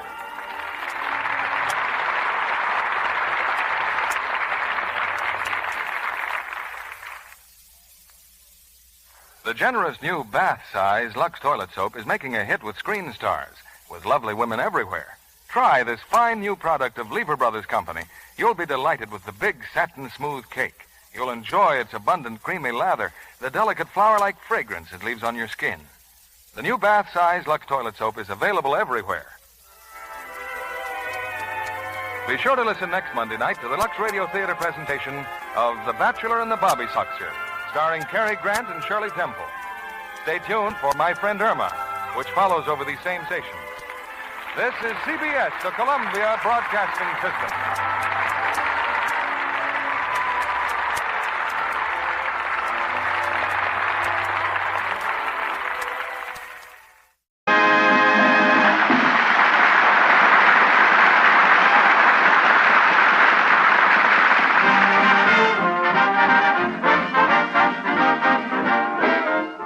And once again, it's Fibber McGee and Molly time. Fibber McGee and Molly. The dramatic story of a woman with her faith in a man. Oh, sure. And a man with his faith in a newspaper. Will something exciting, unusual, or momentous take place in the little frame house at 79 Wistful Vista tonight? Or is that expecting too much? Yes, I guess it's expecting too much. Anyway, here they are, Fibber McGee and Molly.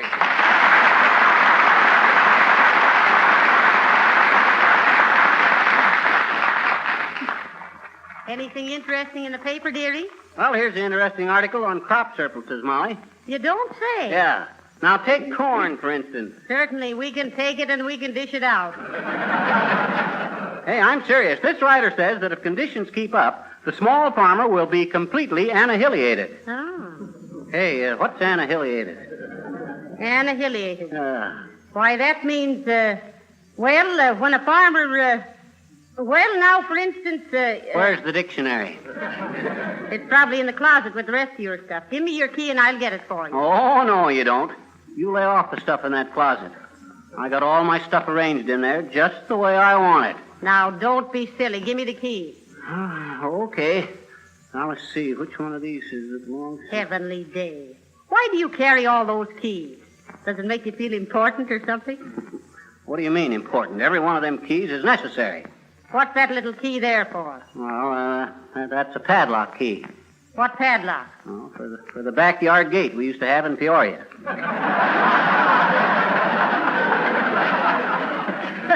What are you keeping that for? You homesick? No, but if we ever moved back to Peoria, I'd try to rent the same house because this key fits the padlock there.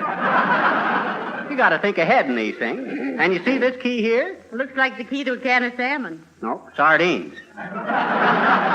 I use that to clean my pipe with. Oh, I see. Now, let's see. Which one of these keys is the closet door keys? Hey, maybe we better see if the closet is locked. Let me take a look. Oh, it's locked all right. You don't think I'd leave all my personal defects laying around for any prowler to get his hands on? McGee, it isn't locked. Why, better see your hand, McGee. The stuff's all falling out.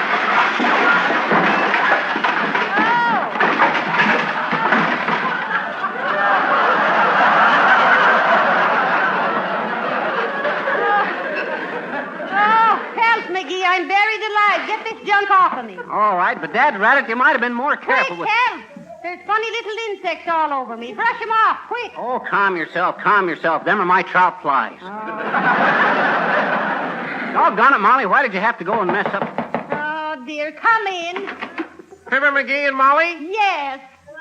Tell me, with all these radio shows being changed, is it true that you're going to cut your program down to a half hour? What do you mean, cut it down? It's only a half hour now. What? Boy, it sure seems like an hour. Well, as the guy says when he fell off of the horse and heard something bust, that sounded to me like a rib. Well,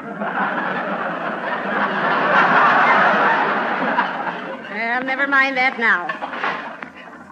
Oh, dear, look at all this junk that fell out of that closet. Don't worry, I'll put it back, Molly. Oh, no, you won't. Huh? We're going to go through that pile of whatnots and throw everything out we don't need. Oh, yeah? Well, I've been through this stuff 100 times, and there ain't a thing of it that I can spare. Oh, there isn't? No. What's this old rusty horseshoe for? Well, I found that in 1911. As soon as I find 3 more, we can pitch horseshoes in the backyard. I see. You expect to find 3 more, You huh? betcha. You don't think the automobile is here to stay, eh? Won't be if we don't catch up with the payments. Hi, mister. Oh, hello there, little girl. What you want? You remember that job you promised me to take care of your baby, only you didn't have one, so I was going to bring my little brother over and take care of him, remember? Do you? Yes, sure I remember, Well, the deal is off, see. What you mean the deal is off? In the first place, there wasn't any deal, and in the second... My mommy had to take my little brother to the doctor today, so I can't bring him over. Oh, that's too bad. What's the matter with your little brother? Anything serious? My mama thinks so. Oh. She thinks so, huh? She thinks so. I had to clear my throat there. She thinks he swallowed a dime. Swallowed a dime? Well, say, that is serious. Oh, no, it isn't. Oh, yes, it is. Oh, no, it isn't. Oh, yes, it is. Oh, he didn't swallow a dime, I bet you. Huh? It was only 8 cents. Only 8 cents. How do you know? Well, we were playing slot machine, and I fed him to him.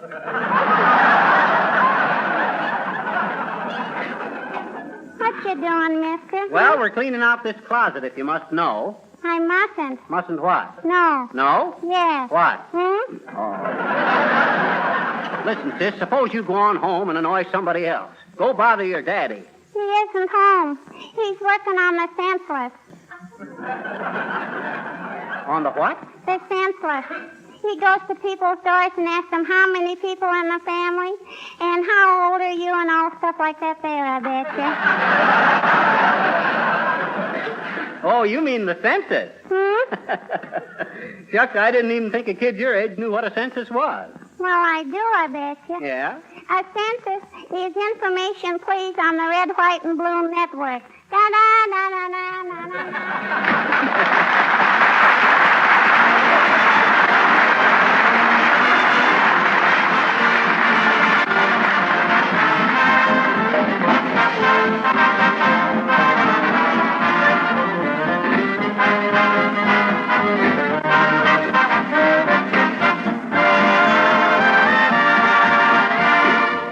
While we're waiting for Fibber and Molly to return, I'd like your attention for just a minute.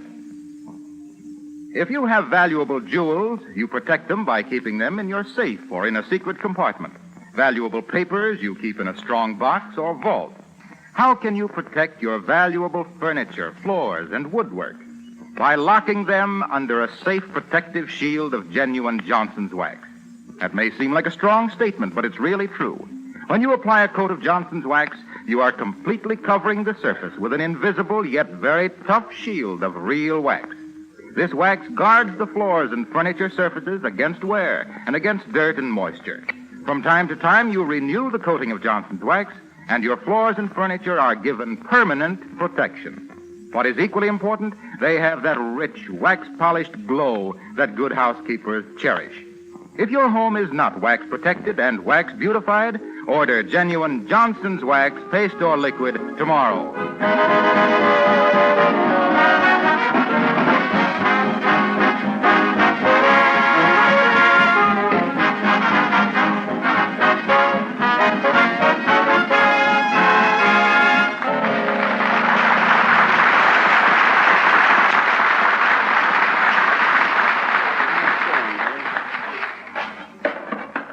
Heavenly days, McGee. Imagine all this stuff falling out of one little closet. How'd you ever get it all in there? Oh, I don't know. I guess I just inherited a gift for packing. My great Aunt Minnie had a job stuffing pimentos into olives. Oh, hey, look at this, Molly. The tabaret I made in manual training. Yeah? Didn't you ever finish anything? It's only got 3 legs. They wouldn't let me stay in the 5th grade another year. Ah, McGee, look. One of our old dance programs before we were married. I didn't know you were so sentimental, dearie. Is that a dance program? I was saving it on account of that little pencil hanging onto it. You never know when you'll need a pencil. Listen to this. Waltz, waltz, turkey trot, waltz, bunny hug, waltz, Texas Tommy, waltz. What, no schottish? Grizzly bear, waltz. There. You had every dance with me but the last waltz. McGee, who did you dance that one with? Why, nobody. We sat that one out. In the buggy, remember? Oh, yes. And we couldn't go back to the dance because you sat on a box of Lowney's chocolate-covered cherries and spoiled your white pants. That was the night they took the... Come in. Oh, hello, Johnny. Hello, daughter. Say, I'm looking for a nice room in the neighborhood. Got one to rent? No, I don't believe so, Mr. Oldtimer. Oh, come on, kids. I'll pay $3 a week with meals, or $2 a week and eat out, or $2.50 if you let me see the funny paper first on Sunday. Nothing doing, old-timer. We ain't taking boarders. Eh? Absolutely not. The last boarder we had was a tap dancer. Kept me awake all morning. I finally got tired of it and knocked him cold with one of his steel-plated shoes and stuffed it into his own trunk. Incidentally, McGee, where did you ship that trunk? Off to Buffalo. Wow! That's pretty good, Johnny. But that ain't the way I heard it. The way I heard it, one feller says, t'other feller, he says, see where Scarlett O'Hara got the Academy Award. Yep, says t'other feller. She lost out with Rhett, but she sure got her Oscar. Well, I'm sorry you ain't got a room for me. Slept in the park all last summer and didn't like it. The roof leaked. So long, kid.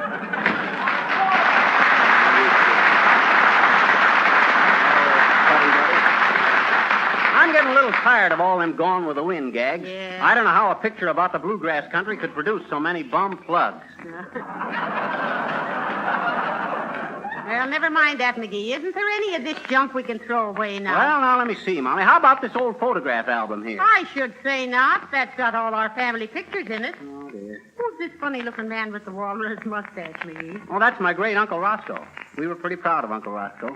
He was the first white child in the county to be blackballed by the Elks.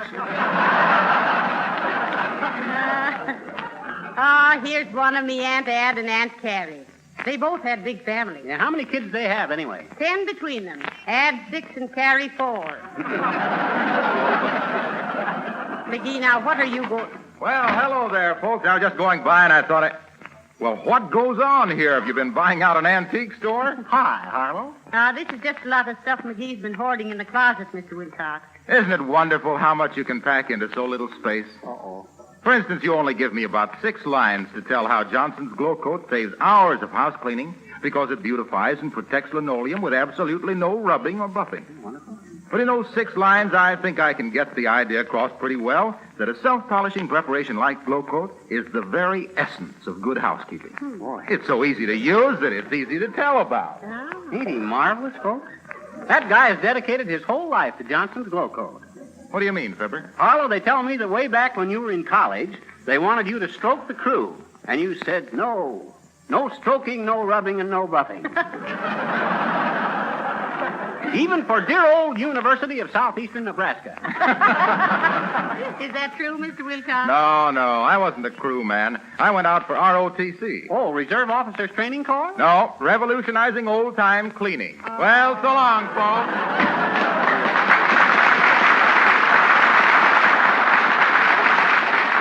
Got you there, McGee. Yeah, as the golf ball says, when it landed 5 feet from the tee, I think I've been topped. Well, let's get busy, Molly, and put this stuff back in the closet. You mean you're going to keep all this junk? Can't we throw any of it out? No, sir. I got a use for every one of these things. Now, you don't need this, do you? Huh? What good is one snowshoe? Why, one what? Snowshoe. Is that a snowshoe? Well, shucks, no wonder Billy Mills beat me so bad playing tennis. Now what? Come in. Hi, sis. Can we... Oh, hey, Molly. Look. It's Gracie Allen.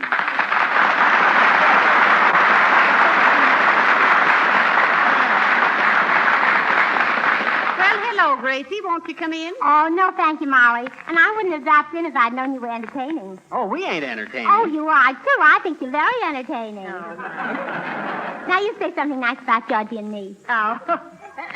T.L. Yeah. Well, I heard, Gracie, that the difference between our shows is that yours is always in the middle of the week and ours is always week in the middle. Oh. Gracie, what's this I hear about you running for president of the United States? Oh, there's nothing to it. Oh, you mean you're not running for president, huh? Oh, I mean I'll be elected. There's nothing to it. Oh, yeah? Well, I ain't one to indulge in no idle gossip, Gracie. But I've heard whispers about Dewey and Hull and Garner and Taft being in the White House next year. But I suppose they're just rumors. They are not. I'll be running in the White House, and I'm not going to take in any rumors. What's your party, Gracie? Oh, well, it's my own party, the surprise party. Oh, what an adorable name, dearie. Oh, I'm so glad you like it. Well, you can count on our votes, Gracie. I always said there should be a woman in the White House. How about Mrs. Roosevelt? She's never in the White House.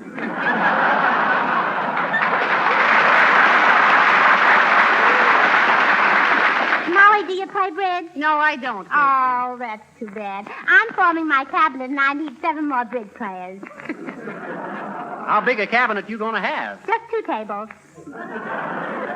You need a good pool player? Well, no, I'm having the pool table taken out. The 8-ball gets in front of too many people.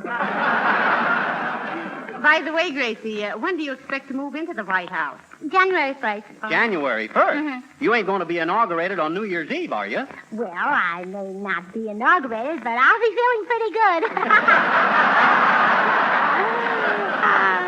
Well, I guess I'll be running along now. Well, I'm glad you dropped in, Gracie. You think you can handle your campaign all right? Oh, yes, I can handle my campaign, though the bubbles always tickle my nose a little bit. Well, thank you, folks, and don't forget my slogan, Face the White House with Gracie. Good night.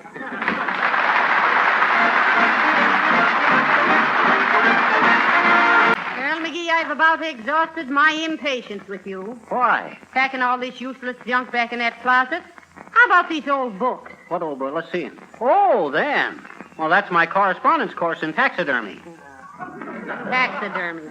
Why on earth did you want to study taxidermy? Well, how did I know it meant stuffing birds and animals? And there I was, stuck with a chauffeur's license, a city map, and a pair of puttees. Well, hurry up and put your playthings back in the closet. Okay. Looks terrible laying around here on the floor with that... I'll get it. Hello? No, this is the McGee residence. You got the wrong number. Oh, is that you, Mert?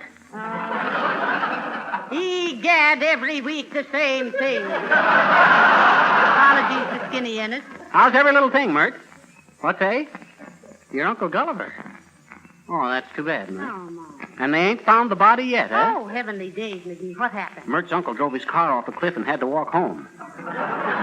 They found the chassis up in a tree, but they don't know where the body is. What say, Mert? Oh, that's okay, Mert. Everybody has the wrong number now and then, except Irving Berlin. Well, now, let's see. McGee, why are you saving this long stick of bamboo? Why, Molly, that's got a very definite purpose. If I was offered a job as sparring partner for Joe Louis, that's the 10-foot pole I wouldn't touch it with. See, I got it right. Oh, for goodness sake. Come in. Oh, how do you do, Mrs. Uppington? So nice to see you. How do you do, Mrs. McGee? And Mr. McGee? Hi, Uppy. Good heavens, what a... Oh, my, it looks as if there'd been an explosion in here. No, just some things that fell out of the closet, Mrs. Uppington. McGee had everything in there but the kitchen sink. Oh, really? Everything but the kitchen sink? Oh, my, isn't that amusing? Oh, but what I came in for, Mrs. McGee, was to tell you about the symphony concert I've been planning with Maestro Mills. Oh, yes, the symphony concert. Well, it's about time something was happening about that, Mrs. Uppington. I've been waiting so long for that concert, Uppy, I'm even getting suspicious of Billy Mills. I'm afraid he's a non-conductor. Oh, well, we must be patient, you know. There's been so many difficulties. For one thing, we're having trouble with the facilities at the Eagles Hall. Oh, what's wrong, Mrs. Uppington? Oh, it's the Eagles, my dear. The Eagles? Yes, they're all roosting up in the rafters, and during rehearsals, they drop eggs on the orchestra. You ought to call them down and give them seats in the first row, Uppy. Them birds are critics. Yes, indeed, they certainly... Oh, now, please, Miss McGee.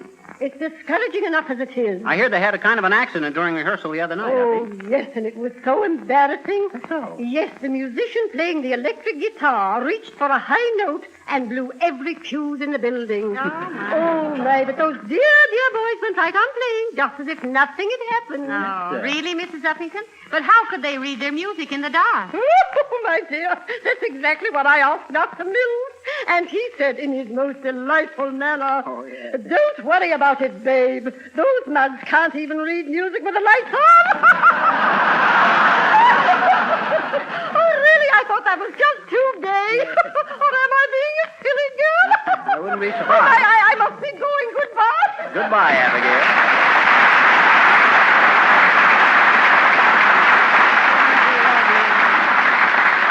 Isn't she ridiculous, McGee? Yeah. All the time she's back in that symphony orchestra, she's dreaming about Billy Mills. Well, that's always been a pretty romantic spot, down by the old Mills Dream. Don't you get it, Molly? I said down by the... Ain't funny, McGee. Oh, well. It was spontaneous. Where was I? Say, do you really think you can get all this stuff back in that closet? Why, sure I can, and I don't want anybody touching these things either, but me. They're too valuable. Oh. I'd have had it done an hour ago if I hadn't been interfered with. All right, you do it then. Huh? I've got some work to do in the kitchen. All right, I'll get it. Dad, drat it. I wish somebody'd crawl in through the window just for the novelty of it. Come in. Oh, there, McGee. Oh, it's you. Yeah, just thought I'd come by and tell you that... Well, my goodness, what's all this? Oh, just something out of my closet. I'm straightening it up. Hey, Gildersleeve, put that hatchet down. I'll do no such thing. That's my Boy Scout hatchet you borrowed last summer. Dad, drat it ain't nothing of the kind. That's my Boy Scout hatchet. Look at the insignia on the handle there. Owl Patrol. Well, I belong to the Owl Patrol myself. Oh, yeah? You in the Owl Patrol. Why, you don't even know the password of the Owl Patrol. Who? Well, somebody must have told you.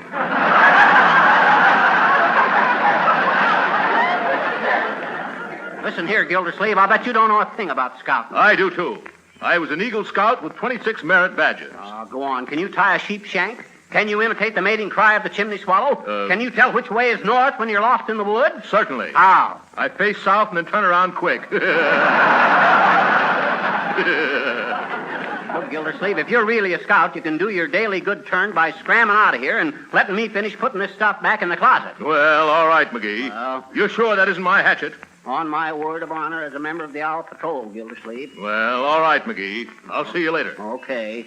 Say. Huh? Give me the password again, will you? Who?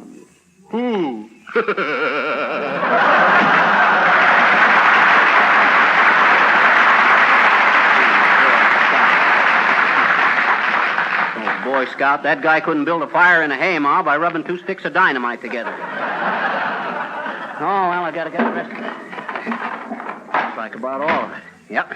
It's all packed back in there. Boy, what a job. Hey, Molly! Molly! What is it, McGee? Look, I got all that stuff back in the closet, all straightened out. Splendid, McGee, splendid. And after this, when you want something out of there, let me get it for you. All right. Yeah. But now that you got the dictionary out of there, why don't you leave it out? We may need it again.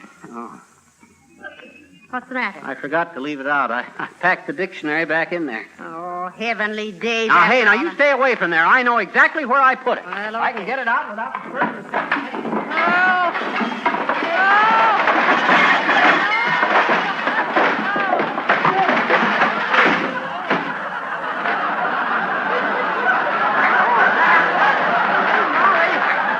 Molly! Yes? I found the dictionary. How do you spell annihilated?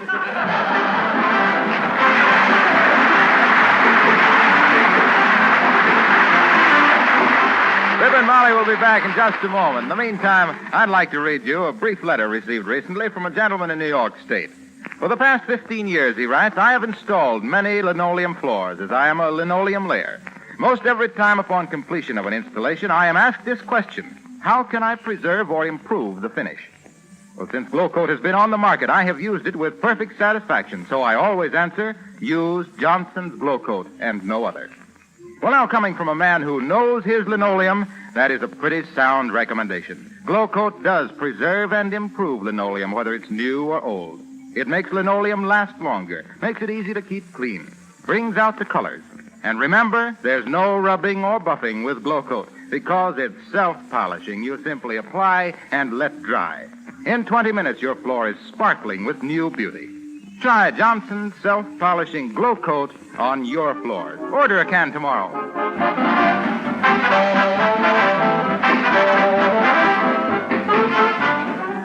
Now, look, McGee, that junk of yours is positively not going back into that closet. Oh, yes, it is. Oh, no, it isn't. Oh, yeah. Hey, wait a minute. Wrong routine. Well, all right, then. But if it does go back in there, I'll arrange it myself. Now, you keep your hands off it this time. You going to do it all by yourself? I am. Fine. As the fat lady says when she took off her corset, that lets me out. McGee. Good night. Good night, all.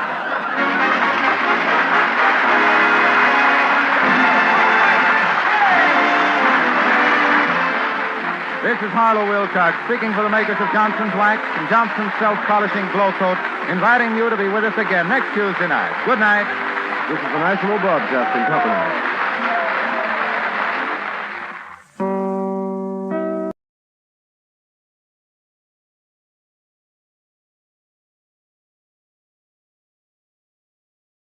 J-E-L-L-O.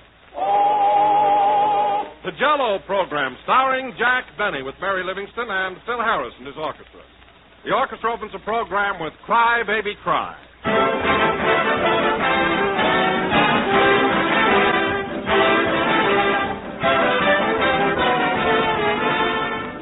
This is the day of the Easter parade, and there's a cheerful feeling in the air. Perky new hats, gay flowers, everything reflects the spirit of carefree spring. It's a day of color, and if you serve Jell-O for your Easter dessert, you were right in the spirit of things. For a shimmering mold of bright, clear Jell-O is mighty gay and cheerful. The glowing reds of strawberry, raspberry, or cherry Jell-O, shiny orange, golden lemon, or sea green lime, you have a regular rainbow to choose from. And no matter which flavor you select, you're sure of a masterpiece. For Jell-O tastes as good as it looks. It's crammed with delicious, extra-rich fruit flavor, the flavor from fresh, ripe fruit. It's put there by a special process. It's sealed right in so it can't get out. It's caught and held for you to enjoy the minute you taste a shimmering spoonful. A delight to the eye and a thrill to the taste. That's Jell-O. But be absolutely sure you do get genuine Jell-O with that extra-rich fruit flavor. Look for the big red letters on the box. They spell Jell-O.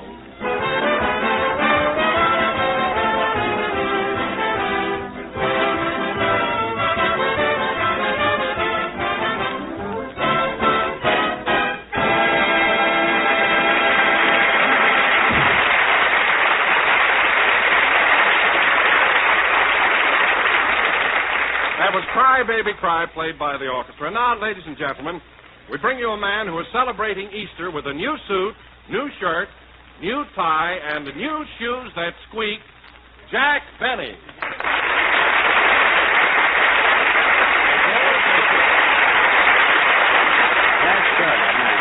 Hello again. This is Jack Benny, who was also looking for a new announcer. And listen, Don, it was nice of you to mention my Easter outfit, but it so happens that my shoes do not squeak. They might chirp a little because they're happy. But they do not squeak. Why, Jack, I heard you when you came into the studio. You sounded like a rusty beer sign in the wind. Now, Don, every new shoe has a little something to say, but I repeat, mine do not squeak. All right, then, just walk around the microphone and see what happens. Okay, Smarty.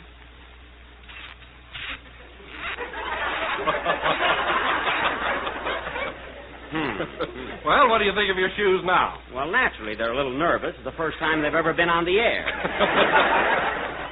But say, Don, you're kind of dolled up for Easter yourself. That's a nice-looking suit you're wearing. Well, thanks, Jack. I just bought it last week. It's very snappy. Where'd you get it? Well, Hart Shafter and Marks made the pants.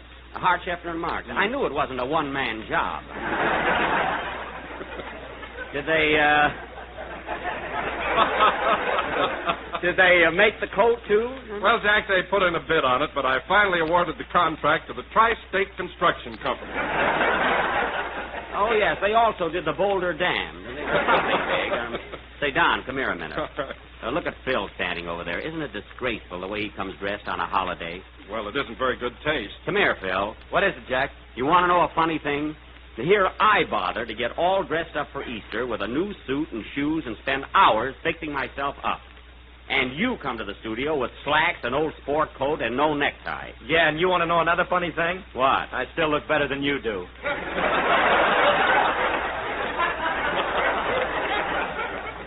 You do not. And I'll leave it to anyone here. In fact, I'll leave it to the boys in your band. Which of us is dressed better for Easter? What do they know? They tried to buy firecrackers today.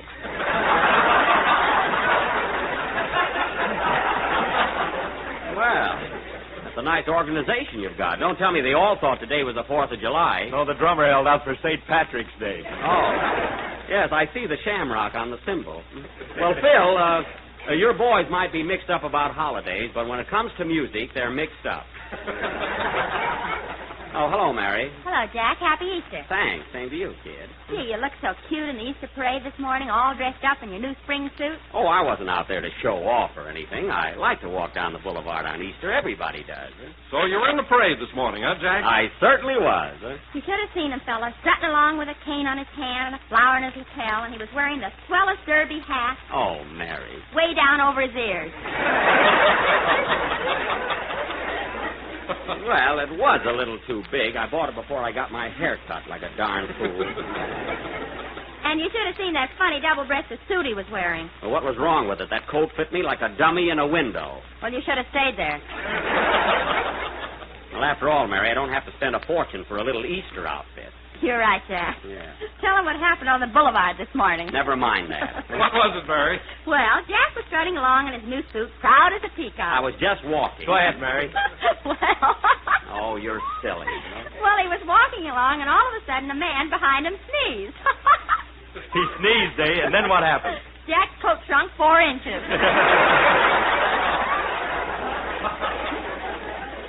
Oh, well. Is that right, Jack? Yeah, before I could say Gesundheit, I was nearly strangled. Anyway, what if it did shrink a little? Who cares? Oh, Jack. Oh, hello, Kenny. Come here a minute, will you? What is it? Well, come over here. It's important. I can imagine. Okay.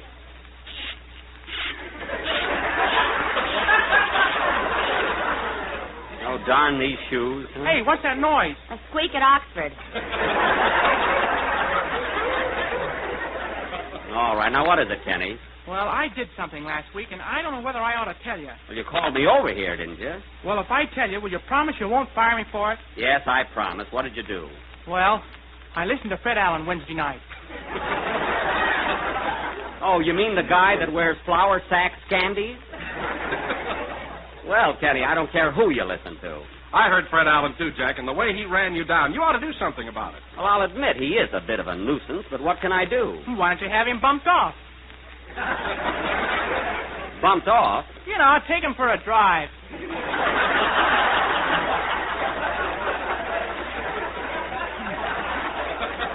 Drive? You mean ride. Take him for a drive. Well, you ought to do something about it. Alan keeps saying you're cheap all the time. Oh, he does, eh? Well, he's got a lot of nerve to talk about me. Any man that'll open a can of sardines, eat them, and then save the tails for hash, well...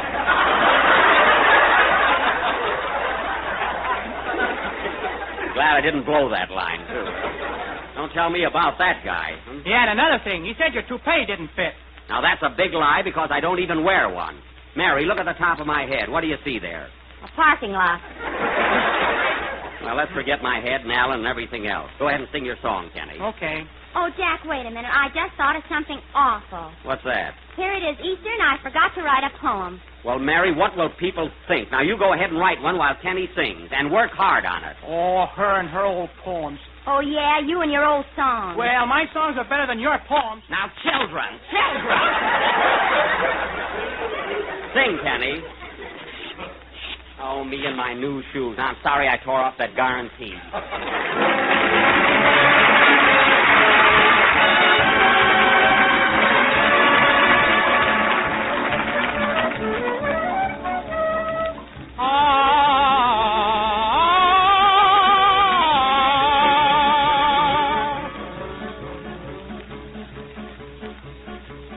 There's a song in the air, but the fair senorita doesn't seem to care for the song in the air.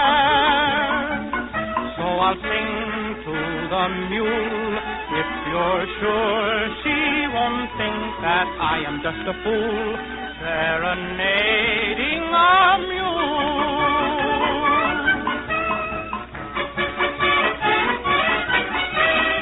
She listens carefully to each little tune I play.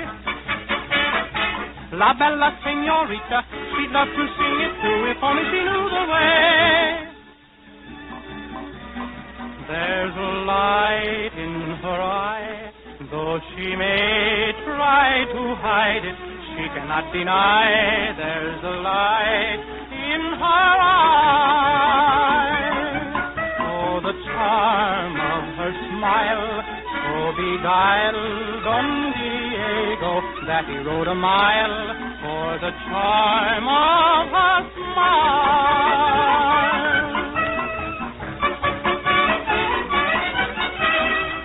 Amigo mio, is she listening to my song? La bella senorita, she'd love to sing it too if only she knew the way. But try as she may, in her voice there's a flaw, and all that a lady can say is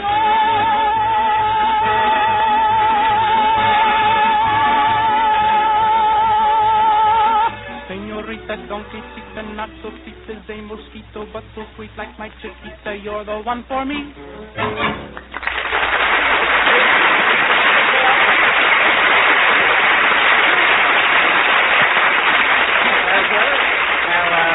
Donkey Serenade from the Firefly, sung by Kenny Baker. Donkey Serenade. It's kind of a silly title, isn't it, Kenny? Silly? Sure. After all, who would serenade a donkey? A jackass, Jack. Well, hey, that's right, come to think of it. Hey, Mary, are you coming along with your poem? I need one more verse. I'll be through in a minute. Well, hurry it up. We haven't got anything to do here. Oh, we haven't, eh? Well, ladies and gentlemen, while you're waiting for Miss Livingston's poem, why don't you skip out in your kitchen and prepare a dish of Jell-O? It's tempting, easy to make, and comes in 6 delicious flavors. I'm all finished, Don. Well, I'm not. Strawberry, raspberry, cherry, orange, lemon, and lime. Look for the big red letters on the box. Oh, Happy Easter, Happy Easter. You are Well, wait a minute, Mary. Wait a minute. Take it easy. Now, what's the name of your poem? Easter Greetings by Mary O. Livingston. Now, what's the O for? Oh, Happy Easter, Happy Easter. You are with us once again. With your Easter eggs so tempting, summer candy, summer hens. Well, that makes sense, yeah. Boys and girls all dressed up pretty, parade the streets in every city, and all show off their Easter stuff, even though it's on the cuff. Now, that's a little too personal, I think, Mary. I like to smell your Easter lilies. Your hot cross buns I love to tackle. Oh. Your rabbits all lay eggs, they say. But, gee, I never heard one cackle. Tackle. Now, that's just loony. Say, Jack, did Longfellow work with a stooge? No. Then keep still.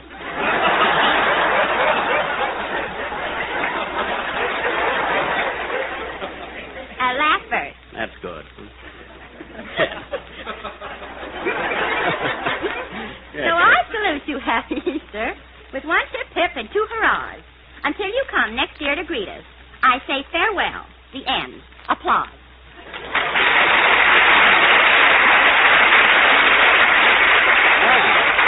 You got a nice hand there, Mary, but you asked for it. Do you think that's ethical?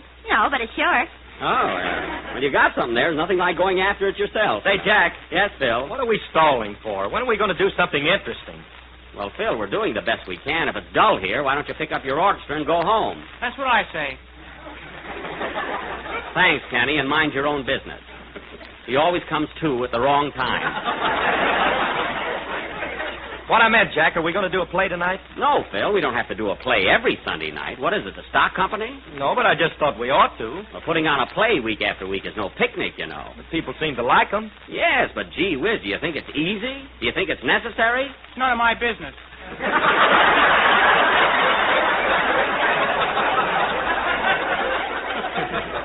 I'm talking to Phil. Kenneth. Anyway, fellas, I'll tell you what I've planned to do, and it's a surprise. We're going to cut the program short tonight, and I'm going to treat you all to the L.G. Barnes Sells-Floto Circus. Now, what do you think of that? Yes, sir. Now, remember, fellas, it's my treat. A man gave me 5 passes for tonight's show. Passes? How'd you get them? Well, I've got a friend with the circus, and besides, I let him put posters up all over my new house. You know? I won't be moving in for quite a while, you know. Say, Jack, I happened to drive by your new house last night. Coming along fine, isn't it? Yeah, and you notice all those circus posters with lions and snakes and zebras all over them? Yes, sir. I threw my jug right out the window.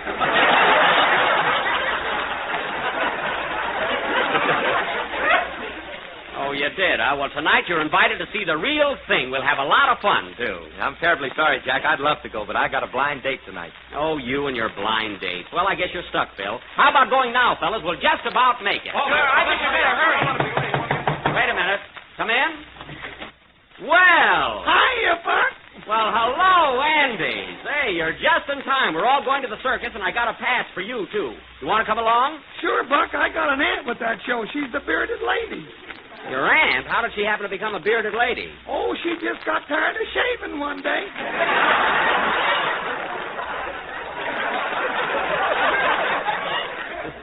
Oh, well, come on, let's go. Oh, by the way, Andy, I meant to ask you, did your pa buy that airplane you were telling me about? Oh, sure. He's been flying around in it all week. Already? Say, he's learning fast, isn't he? Yeah, too fast. Yesterday he was practicing a loop-the-loop and he fell out. Oh, that's terrible. Yeah, lucky thing he had on a parachute. Well, I'll say it was lucky. Too bad he forgot to open it. What? My goodness, he fell right down to the ground, eh? Gee, he must have hit it pretty hard. I'll say he did. He swallowed his chewing tobacco. Well, I'm glad it was nothing more serious. Come on, Jack, let's go. All right, wait, let's see if I've got the passes. Yeah, we're all set. Come on, fellas. Hey, Phil, take care of the show from now on. Okay. Well, fellas, let's play the next number and go home. What'll we play? Oh, anything. Squeaky shoes won't know the difference. You ready, boys? Wait a minute, hold everything. Come in. Mr. Harris? Yes. Have you got a blind date tonight? Yes, I have. Well, don't keep Mama out late. Goodbye.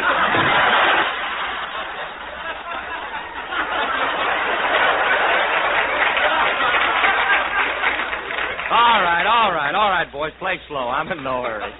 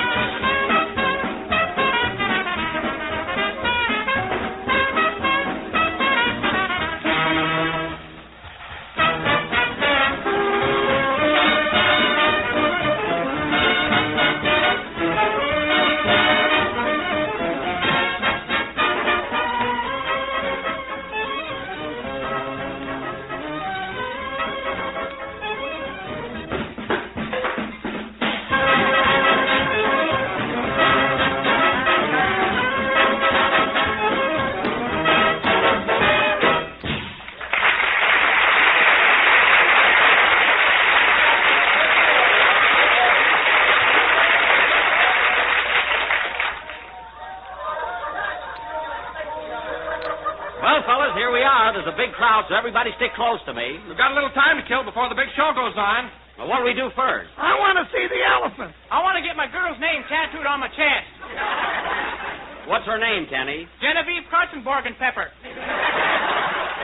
You better get another girl or a bigger chest. It's a fine name. Where's the fat lady? I'd like to see her. She'd like to see you, too.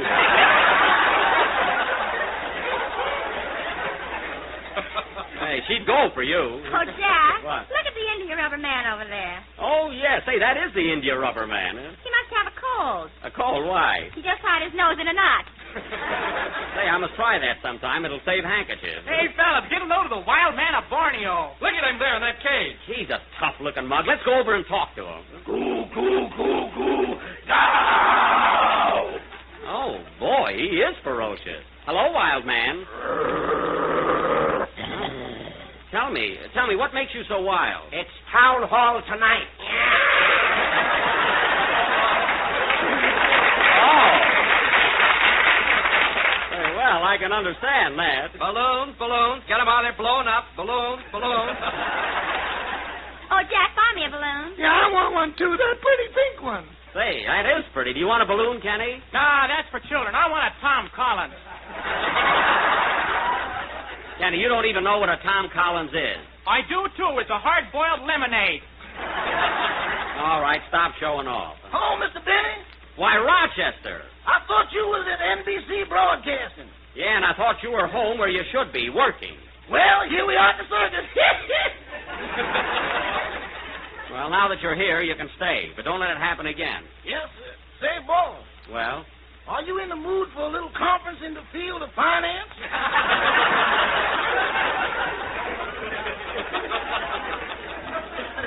oh, so you're broke again, eh? What happened to that $5 I gave you last night? The what? I gave you $5 last night. Now, what did you do with it? I sent that out to fight the recession. Now, tell me the truth, Rochester. What did you do with that money? I went to the barber shop. Now, that's ridiculous. How could you spend $5 in a barber shop? The barber threw a 7. Well, here's $1. That's all you're going to get. Now, run along. Thanks, boss. Here I come, Josephine. That boy can't hold on to a dime. See, I'm hungry. I'm going over to get a hot dog. Yeah, me too. I could go for one myself. Hot dogs. Get your hot dogs here. Get them while they're red hot. Hey, I thought you were selling balloons. Will you take the hot dogs? Oh, I see. Well, we don't want any. Hey, Jack, look. They're lining up the freaks for the sideshow. Right this way, ladies and gentlemen. Our sideshow's about to begin. We have with us the greatest and most stupendous aggregation of freaks and curiosities this world has ever seen. Come on, fellas. Let's get a load of this. And now, right over here on my right, we have Elmer, the living skeleton. Why, this man is so thin we can't weigh him. He's blowing off the scale. A living skeleton. I'll bet he weighs 150 pounds. Go on, your shoes squeak. How does he know? Now, over here on my left, we have Mademoiselle Lulu, the greatest snake charmer that ever made a cobra say uncle. Well, hello, Lulu. Hello, Andy. Why, Andy, do you know the snake charmer? Sure, I used to know her when she played with worms. Oh, way back when, eh? And right over here, we have one of the greatest novelties on the face of the globe. Sailor Smith, the tattooed man. Pictures from head to toe. Tattooed man. Why, there's hardly a mark on his body. We sent him to the laundry and shut up. Shut up yourself, you old windbag. And right over here, ladies and gentlemen, we have a new attraction. The man with the pin head. Where? I'm looking at you. Oh. Why don't you keep quiet, Jack? The nerve of that guy saying I had a head like a pin. Yeah, how could he tell with your hat on? Wise guy. And now, folks, last but not least, for the real sensation of the evening, we have with us none other than that famous Oriental dancer, Princess Zaza, direct from Cairo, Egypt. Start she dance there. She shakes and she quivers. Oh, boy, that's my dish. Kenny. Right inside, folks. Princess Zaza goes on immediately. Come on, fellas, let's go in. Yeah. We got to go over there, darn it. Have you got your passes, Jack? Here they are. I've got to exchange them at the box office.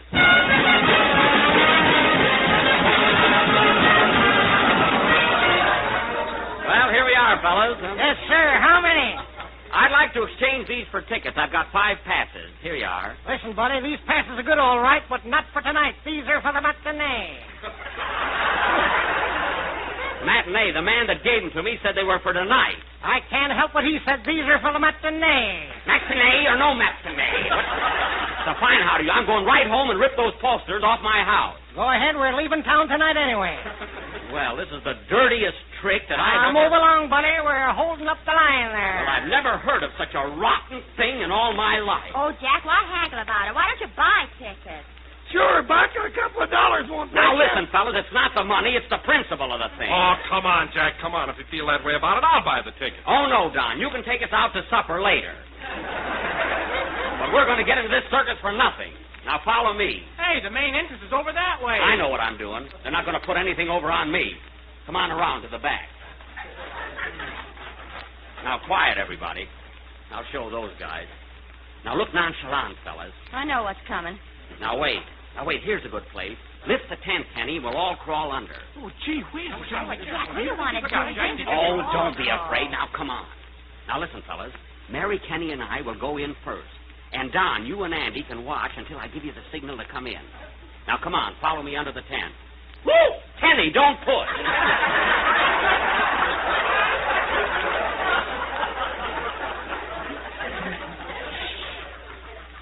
Now, quiet, everybody. Gee, this is like going to the circus with Harry Lauder.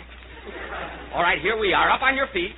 Well, here we are on the inside. What's wrong with this? Hey, Jack, look at these bars over here. What are they for? That's a cage, Kenny. There are lions on the other side. Oh, yeah? Turn around, Jack.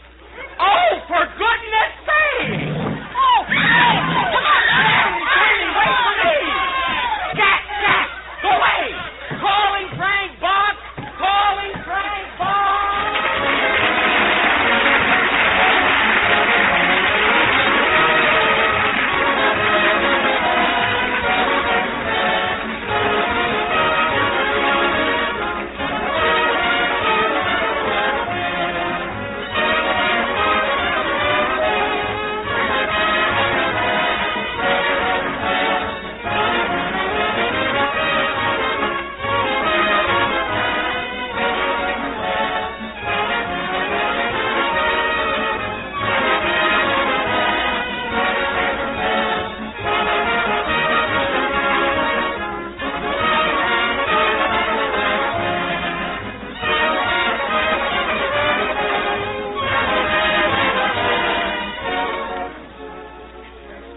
Something new, something different, something swell to eat. And here it is, and you'll all want to try it. It's called golden apricot pie, the most unusual dessert you've served in a long time. Made with delicious orange jello combined with apricots, and it's easy to make, and here's what you do. First, dissolve 1 package of orange jello in hot water and chill until thickened. Then combine half a pound of cooked dried apricots with a 1/4 cup of sugar. Fold the apricots into the thickened jello and turn into a cold baked pie shell. Chill until firm, cover with whipped cream, and give your family a brand new treat. For golden apricot pie is really swell. Fragrant, fruit-rich orange jello molded with apricots under a blanket of fluffy whipped cream. A beautiful combination to look at, a delicious one to taste. Just be sure to make your apricot pie with genuine jello, for only jello brings you jello's extra rich fruit flavor. So try this delicious new pie for dessert. Order jello from your grocer tomorrow.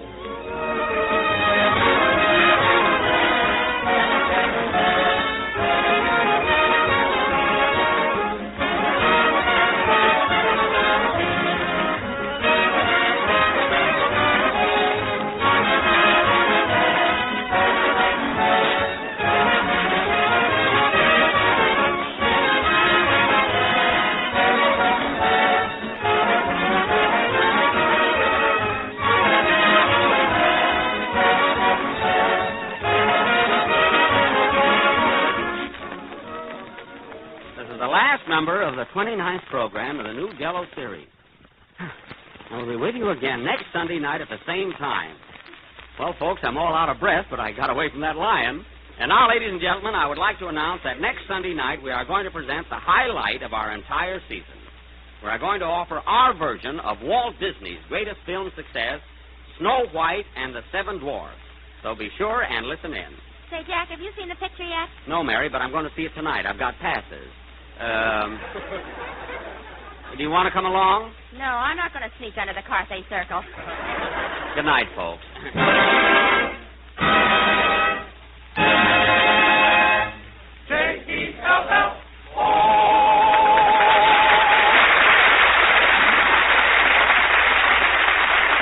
Here's an important announcement. Starting this week, Robert L. Ripley's Believe It or Not program will be heard Tuesday night instead of Saturday over most of these same stations.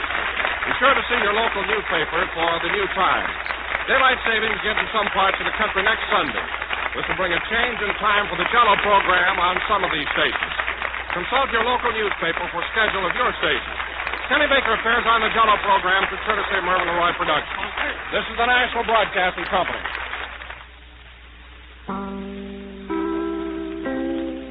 J-E-L-L-O. The Jell-O program, brought to you by Jell-O and Jell-O Pudding, starring Jack Benny, with Mary Livingston, Phil Harris, Dennis A. Rochester, and yours truly, Don Wilson. The orchestra opens the program with Marine's Hymn.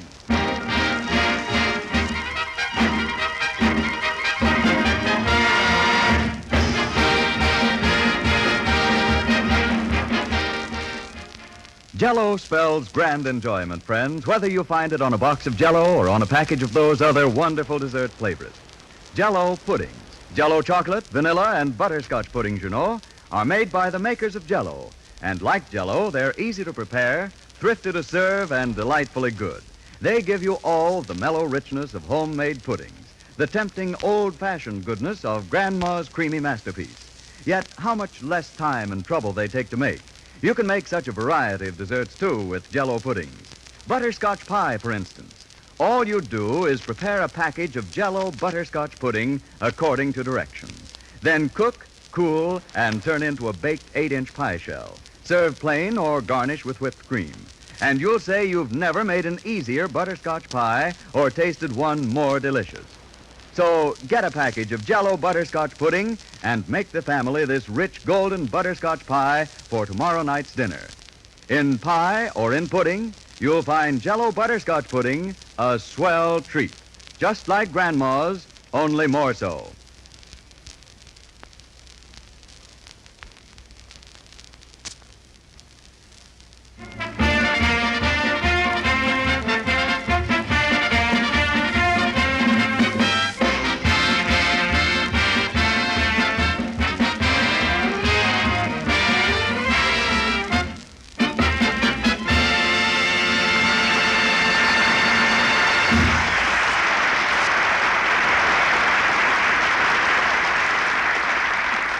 That was Marine's Hymn, played by the orchestra. And now, ladies and gentlemen, yesterday, February 14th, was not only Valentine's Day, but also the birthday of Jack Benny, who was exactly years of age. So, let us show you what happened. The time, 7 o'clock last night. The place, Jack's home in Beverly Hills. Take it away. My mama done told me when I was in knee pants, my mama done told me, son, a woman will sweet talk and give you Gee, the... it's my birthday, and I don't know what to do tonight. Why don't you go to a movie, boss? That's an idea. Let's see. I'll look in the paper and see what's playing around. A woman will sweet talk and give you the big eye. But when the sweet talking's done... Maybe there's a bank night someplace. No, not on Saturday. Now, let's see. A woman's a two-faced, worrisome thing to leave you to sing the blues in the night.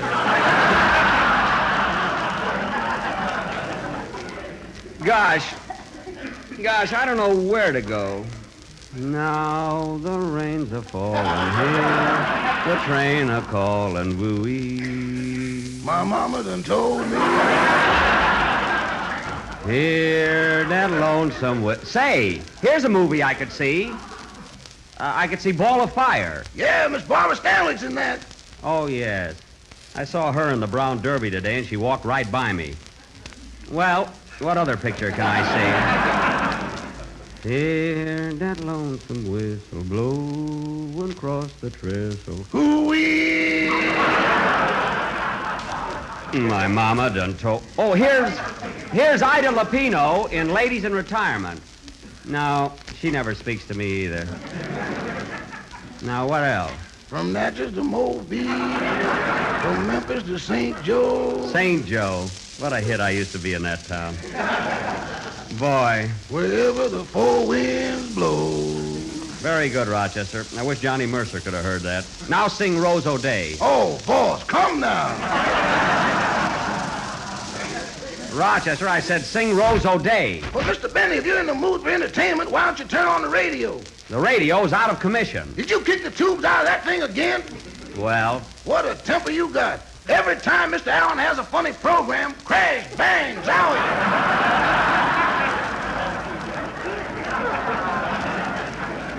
Listen, Rochester, Fred Allen hasn't had a funny program since the night his pants fell down and he had Portland's underwear on.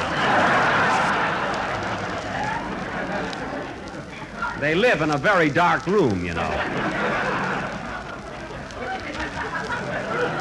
Oh, say, here's a swell double feature tonight at the Bijou. Gary Cooper and Sergeant York and Jack Benny and Charlie's Aunt.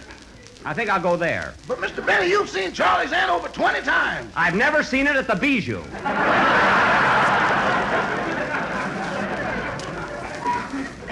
I might as well take a girl along with me. Give me my little red book, Rochester. The one Mr. Harris sold you when he got married?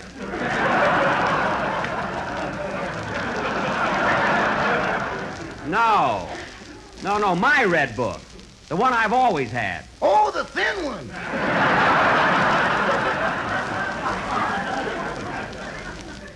Never mind the book, Rochester. I know who I'll call. She'd like to go to a movie. From Natchez to Mobile, from Memphis to St. Joe. St. Joe, they love me there. Wherever the four winds blow, I've been in some... Hold it, Rochester. Hello? LaBelle Tour Apartments? I'd like to speak to Miss Scheherazade Crump.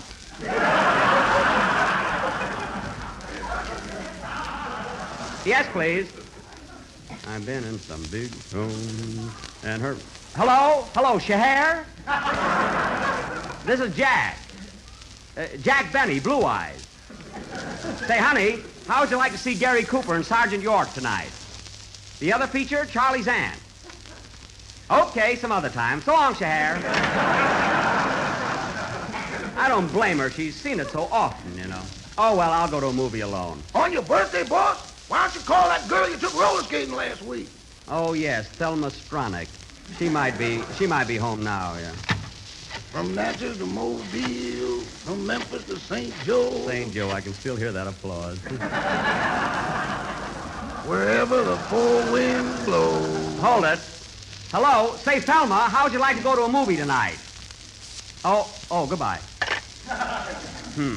Didn't she want to go, boss? How do I know? A man answered.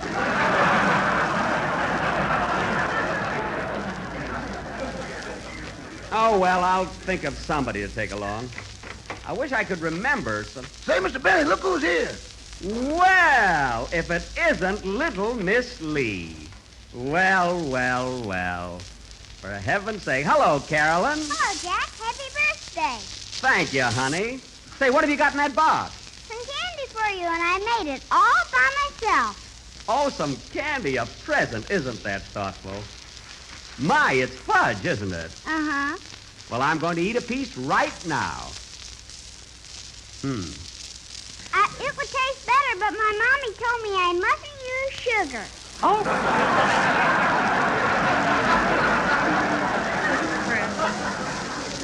Well, it certainly is delicious. Here, Rochester, have a piece. It ain't my birthday. Howard. Well, Carolyn, it sure is tasty. And, oh, look, here's a piece with a nut in it. Where? Right here, see? Well, thank heaven, that's the eye I lost out of my dolly. Oh, here, take it, Carolyn. Thanks. Well, I gotta home now. Goodbye, Jack. Good night, sweetheart. See you tomorrow. Gee, she's a cute kid. She comes in every day. 7:30. Well, if I want to take a girl to a movie tonight, I'd better get going. Oh, I know. Why didn't I think of it before? Rochester, get me Miss Ginger Rogers home. Miss Ginger Rogers? Yes, yes. Don't be so surprised. Never mind. I've got her number around here someplace. I'll find it. My mama done told me when I was in knee pain. My mama done told me, son, da-dee-da-da-da.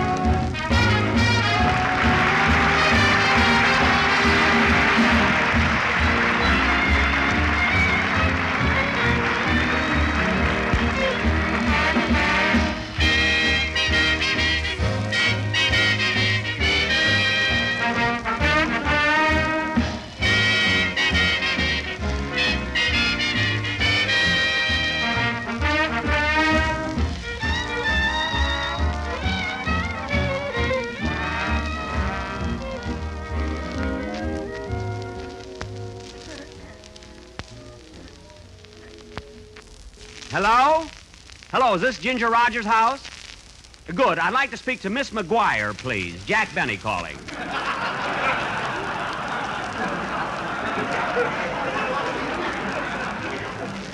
I said, Miss McGuire. Oh, she's not working there anymore? Oh, okay. Goodbye. Guess she must have married that policeman. Well, I can scratch Ginger Rogers' name out of my book. I think I'll just stay home and read. Hand me that Radio Guide magazine, Rochester. Here you are. Oh, by the way, boss, there's a story about you in there. I know. I mean, there is? Well, let's see it. Say, Rochester, while I'm sitting here reading, you might as well give me a haircut. Then you won't have to do it tomorrow. Get the scissors and everything. Right with you, boss. Let's see, what page is that interview on? Here it is. Jack Benny, The Real Him. Good title there. All set, boss. Hold still. Okay, don't take too much off the sides. Get a load of this, Rochester. Jack Benny, the sophisticated comedian, is in real life just an assuming country boy from Waukegan. That's me, all right. And this may come as a surprise to you readers, but Mr. Benny is so modest that he has yet to see himself on the screen. Well, Rochester. When interviewed at his Beverly Hills home, we found... Oh, hello, Mary. Hello, Jack. Many happy returns. Thanks. Well, for heaven's sake, what are you doing with that bowl on your head? I'm getting a haircut. What do you think? Rochester, leave my sideburns long. I'm taking rumba lessons. Oh, Jack, will you stop trying to look like Cesar Romero? I'm not trying to look like Romero. My goodness, just because I'm an unassuming country boy from Waukegan, I don't have to look like a hick. Oh, you read that article, eh? What article? Right there in that magazine. Jack Benny, the real ham. That's him. The real him. It's a pretty good story, but I don't know where they get those photographs of me. Get a load of this one. Look like I've got a double chin. Well, you have got a double chin. I have not. And what's that hanging under your jaw, a cocoon?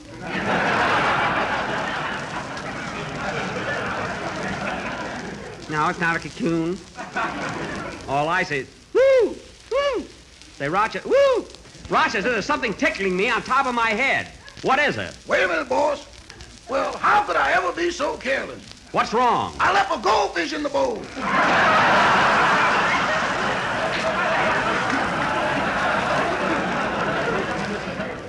A goldfish? Well, get him out. Take the bowl off. If I do that, I'll lose my place.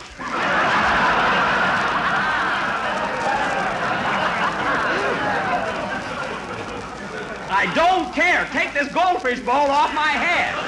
It's stuck, boss. Stuck? Well, take the handle of the scissors and tap it a little. Yes, sir. Well, you did it. Are you happy? Now, where'd that goldfish go? Never mind the goldfish. Finish cutting my hair. I can't understand how that bowl got stuck. I can. Every time you read an article about yourself, your head swells 2 inches. That all depends on whether the article is good or bad, Miss Livingston. Hurry up, Rochester. I want to go to a movie. A movie?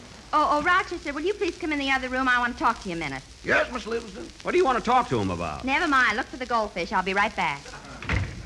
Now, Rochester, the gang's coming over here pretty soon, and we're going to throw a surprise party for Mr. Benny. A surprise party? Yes. Now, it's up to us to see that he stays right here in the house. Oh, he won't go out tonight unless he gets a date. And what am I worrying about? Come on, let's go back. All right, Mitzi, if you gotta work, you gotta work. Goodbye. Oh, say, Mary, would you like to go to a movie tonight and see Gary Cooper and Sergeant York? I saw that. What's the other feature? Oh, I don't know. Let's take a chance. I thought so.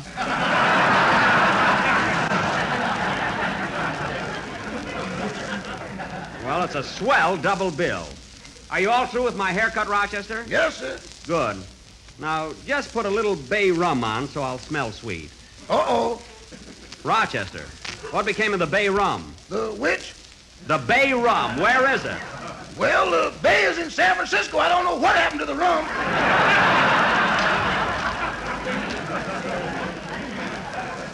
Oh, my goodness. I wish you wouldn't drink everything in this house.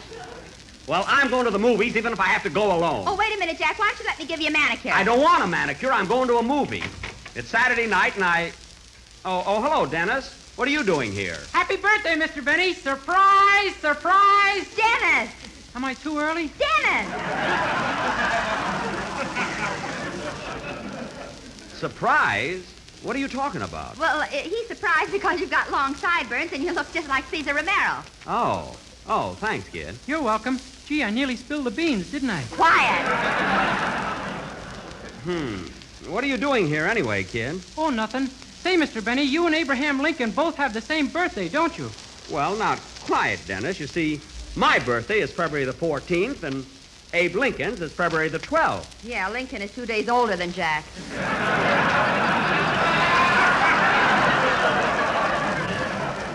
Mary, we weren't born in the same year. In fact, I barely remember him.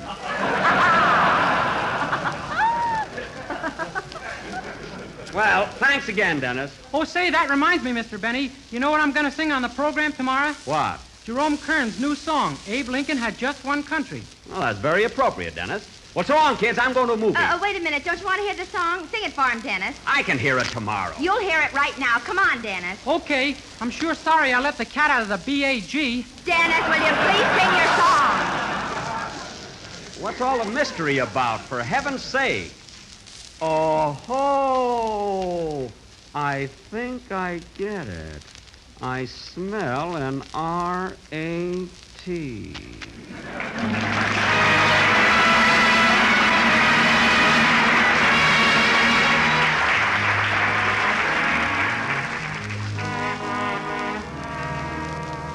Take a lesson from old Abe Lincoln in times of stormy weather. Take a lesson from old Abe Lincoln. Let's face the storm together. Abe Lincoln had just one country and one banner to wave. One union of brave brothers where no brothers enslave others. We're still marching along with Lincoln with one banner to wave. This union was born in freedom, and this union must live in freedom, and this freedom is worth saving and worth fighting to save.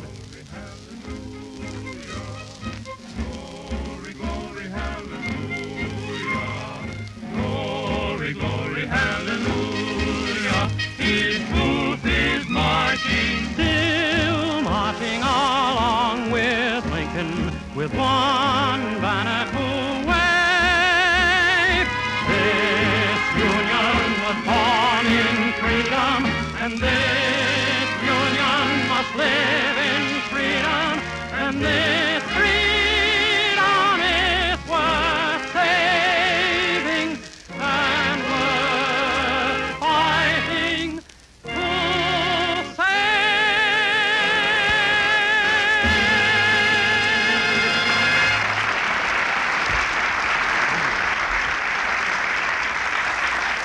Well, Dennis, that was positively thrilling. Well, if I'm going to a movie, I might as well get started.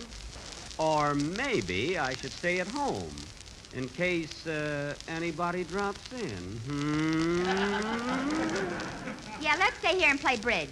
I don't feel like bridge. What else can we play? Might I suggest a few rubbers of ivory gin rummy?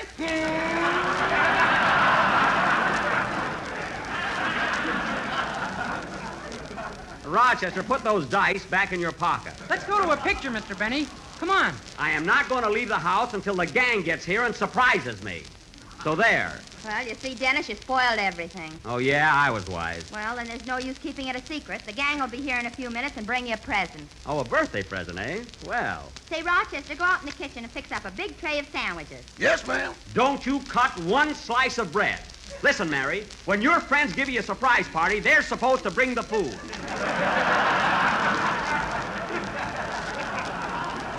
Now do it right.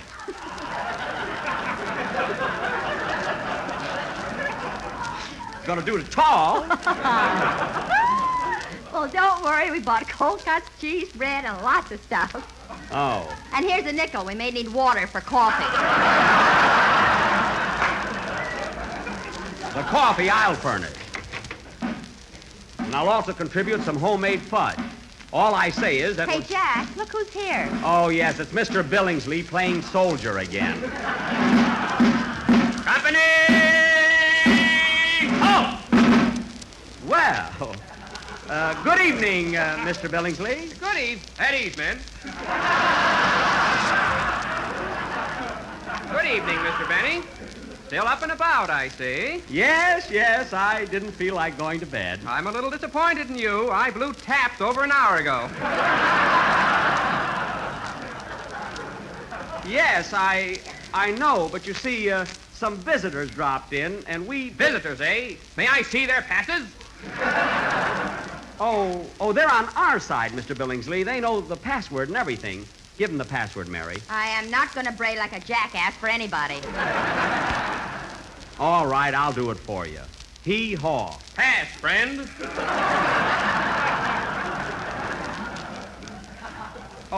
Say, Mr. Billingsley, I notice you're wearing a sun helmet. Are you headed for the tropics? No, I'm eating at Chason's tonight. Good. Well, see you later, Mr. Billingsley. Good night. Good night. Company, forward, dance. Dance?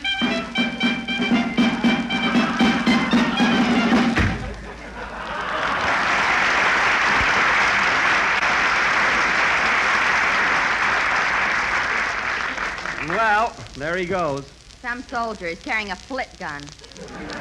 It works out, Mary. To him, moths are airplanes. But it keeps him busy. You know, one thing about Mr. Billingsley... Hey, that must be the gang now. Now, for heaven's sake, Jack, don't spoil it. Act surprised. Don't worry, I'm an actor. Say, I wonder who that is. Come in!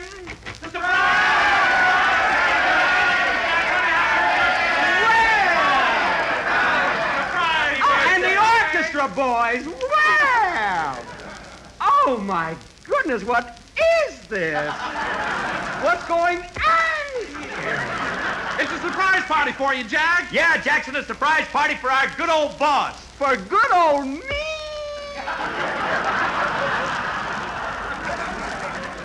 Gee, fellas, I don't know what to say. Here I was, just spending a quiet evening at home, never dreaming that... Don't overdo it. Never dreaming that you fellas were going to throw a surprise party. Just for me. Shall we give him his present now, Don? Nah, let's give it to him later. Give it to me now while I'm sentimental. Hand it over. Not so fast, Jackson. A speech goes with this. Take it, Don. Speech. Where's the present? Jack, on behalf of Mary, Phil, Dennis, Rochester, and myself. Yes. And all the boys in the band, Frankie, Charlie, Mitch, Sam, Skippy, Yeah, look, Fletcher. you don't have to name them. Look, I know the boys. And on behalf of Jell-O and those delicious flavors. This I can't stop. Strawberry, raspberry, cherry, orange, lemon, and lime. I would like to present you with this lovely token of our esteem and affection. Well. Here you are, Jackson. Open it up. We hope you like it. Oh, boy. See, here I was sitting at home, never dreaming that... Oh, for Pete's sake. Oh, fellas, you shouldn't have done it. You like it, Jack? Like it? Why, it's just what I needed. What is it, boss? A can of crab meat.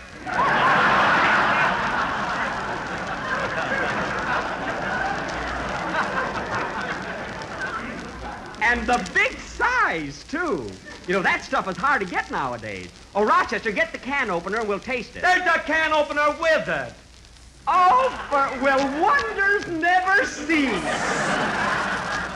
Crab meat. Well, what are we waiting for? Let's have some fun. Yeah, for I'm a jolly good fellow, I'm a jolly good fellow. Oh, someone at the door. Come in. Come in. Well, it's a Western Union boy. Hello there. Hello, stranger.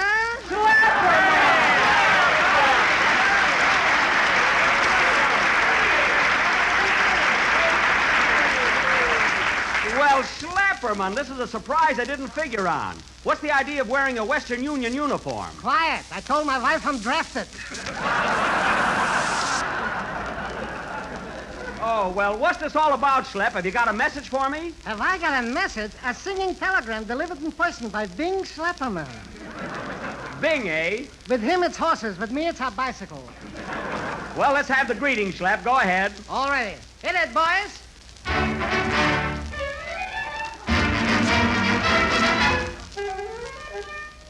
Happy birthday to you. Happy birthday to you. Happy birthday, Jack Benny.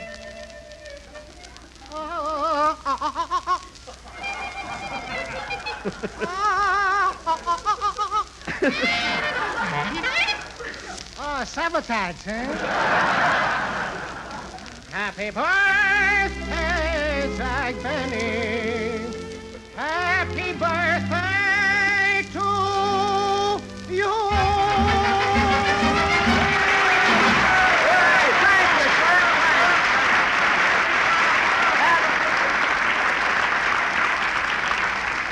That was wonderful, Schlepp, wonderful. Now, stick around. We're all going to have some fun. Bring the sandwiches, Rochester. Yeah, first we'll eat, and then we'll woo, woo, and then we'll woo, woo, woo. Jack, what's the matter with you? I found that goldfish. It went down my back. Woo, woo, grab it.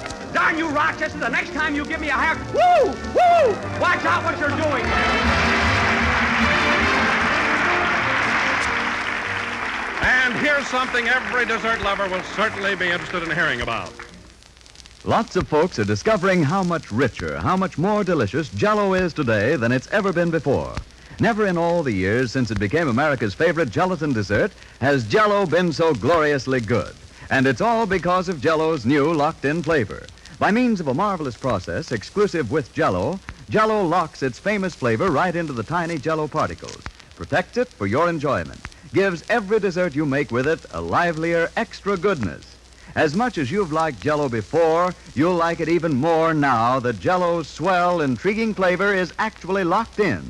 For here's Jell-O at its delicious best. The same Jell-O you've always known and loved, but better, richer, more of a tempting treat than ever, thanks to Jell-O's locked-in flavor. Prove for yourself that Jell-O's flavor really is locked in. Open a package of Jell-O. Notice that there's no sweet, fruity odor, no telltale aroma to warn of escaping flavor. Yet the moment you dissolve those tiny Jell-O particles, out pours their captive flavor in a rush of richness. So treat yourself and your family to the thrill of Jell-O's new and greater goodness. Order several packages of Jell-O from your grocer tomorrow and see if you don't agree that Jell-O's new locked-in flavor makes Jell-O better than ever. This is the last number of the 20th program in the current Jell-O series, and we'll be with you again next Sunday at the same time, broadcasting from the U.S. Army Post at the Presidio in San Francisco. Good night, folks.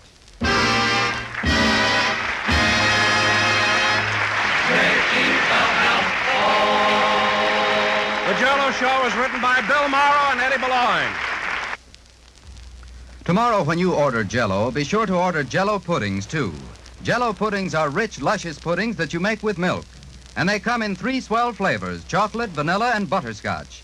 There's Jell-O chocolate pudding, delightfully smooth and mellow, a pudding that simply tops for grand, creamy taste, with a distinctive chocolate flavor developed exclusively for Jell-O puddings by the famous Walter Baker chocolate people. So tomorrow, when you order Jell-O, ask for Jell-O puddings. They're just like Grandma's, only more so. This program came to you from Hollywood. This is the National Broadcasting Company. KFI Los Angeles.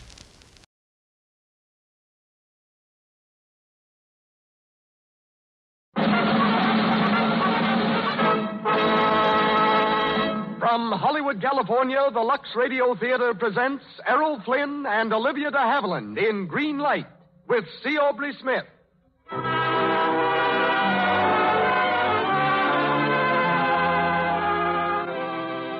Lux presents Hollywood. For the interest you have taken in our products, Lux Toilet Soap and Lux Flakes, for your purchases and for your recommendations to your friends, we send you our sincere appreciation. It is this kind of loyalty that makes the Lux Radio Theater possible. Tonight, we bring you Olivia de Havilland and Errol Flynn in Green Light with C. Aubrey Smith. Our guests, Alton Cook, radio editor of the New York World Telegram, and Dinty Doyle, radio editor of the New York Journal-American and columnist for the Hearst papers.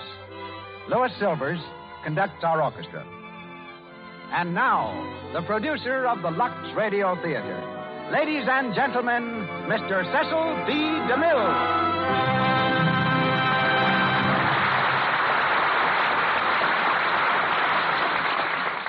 Greetings from Hollywood, ladies and gentlemen. Dr. Lloyd C. Douglas, author of the exciting, fast-moving novel Green Light, from which tonight's play is adapted, has something in common with those giants of literature, Jonathan Swift, author of Gulliver's Travels, Lewis Carroll, author of Alice in Wonderland, and Ralph Waldo Emerson, the poet-philosopher. For like them, Dr. Douglas is a minister who turned author.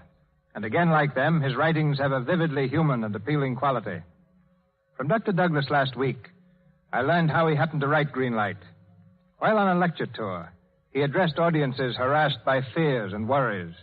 I tried, said he, to sound a philosophy, good for all types of people who allow comparatively small matters to accumulate and become an almost insurmountable mental barrier. Encouraged by the reactions to his lectures, Dr. Douglas believed the rest of the world might also find some good in his principles. The result was the book Green Light, which sold nearly 250,000 copies. From it, Warner Brothers made a great motion picture, whose star, Errol Flynn, repeats for you tonight the role of Dr. Newell Page. And co-starred is Miss Olivia de Havilland, of the same studios, playing the part of Frances Ogilvy. 2 weeks ago, Olivia and Errol completed their new film, The Adventures of Robin Hood, and promptly departed for a well-earned rest, Olivia to Palm Springs and Errol to New York, from which points they both returned to Hollywood a few days ago to be with us now. C. Aubrey Smith, renowned character actor and beloved veteran of countless hits on stage and screen, most recent among them being The Hurricane, is heard as Dean Harcourt. Polly Ann Young, sister of Loretta Young, plays Phyllis Dexter, and Frank Nelson, Dr. John Stafford. And now it's curtain time. The Lux Radio Theater presents Olivia de Havilland and Errol Flynn in Green Light with C. Aubrey Smith.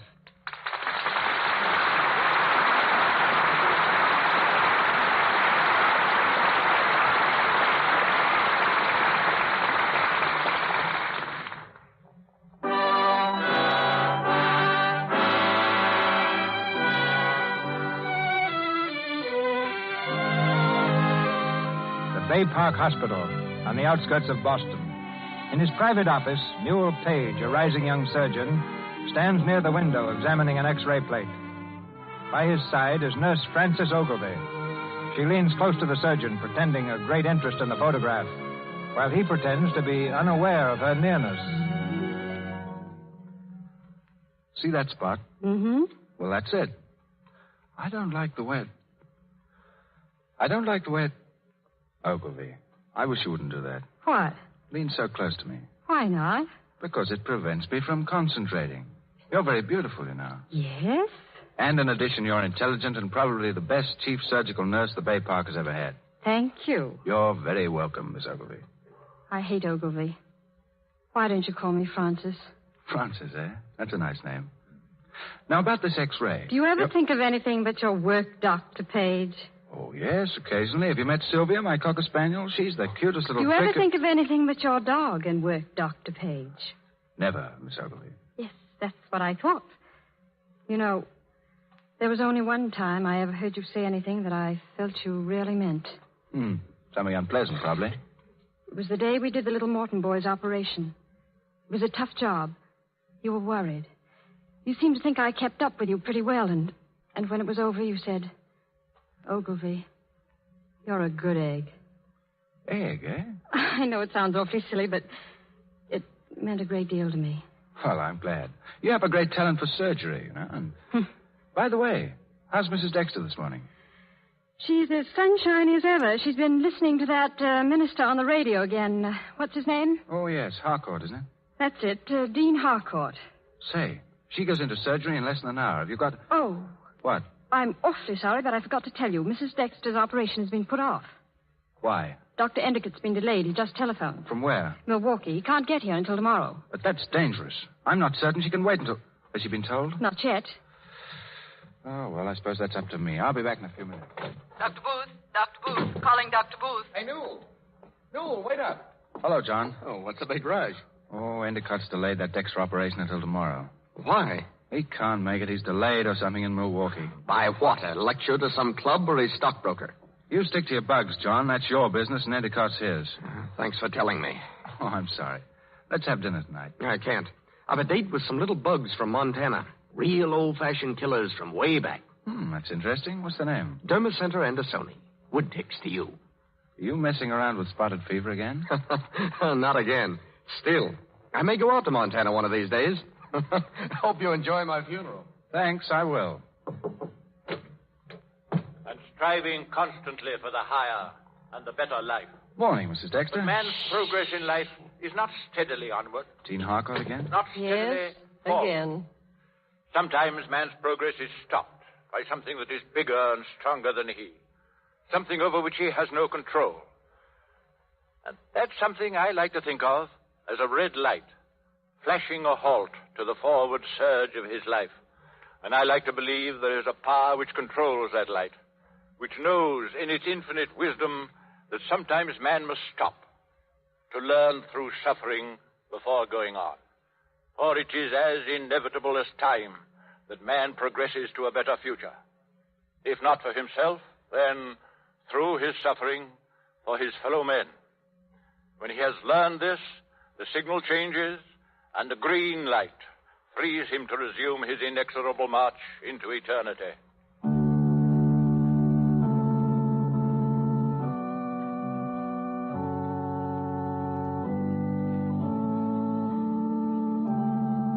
You have been listening to Dean Harcourt talking to you from... What would religion be without music? There was religion long before there was music, Dr. Page. I'm sorry, Mrs. Dexter. Well, I'd say your pulse shows marvelous repose for a patient facing surgery. You can thank Dean Harcourt for that. I'm thankful for anything that gives a patient courage and confidence.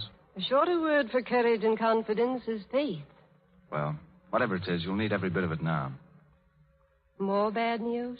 Well, you see, You're trying to tell me my operation has been postponed again. Yes. Dr. Endicott's been unavoidably detained in Milwaukee. Milwaukee. A beautiful city, full of music. Years ago, we used to go there to hear the community singing. You make it work, don't you? No, I simply let it work. Well, you're an amazing patient, Mrs. Dexter. Things would be pretty simple if we all had your faith.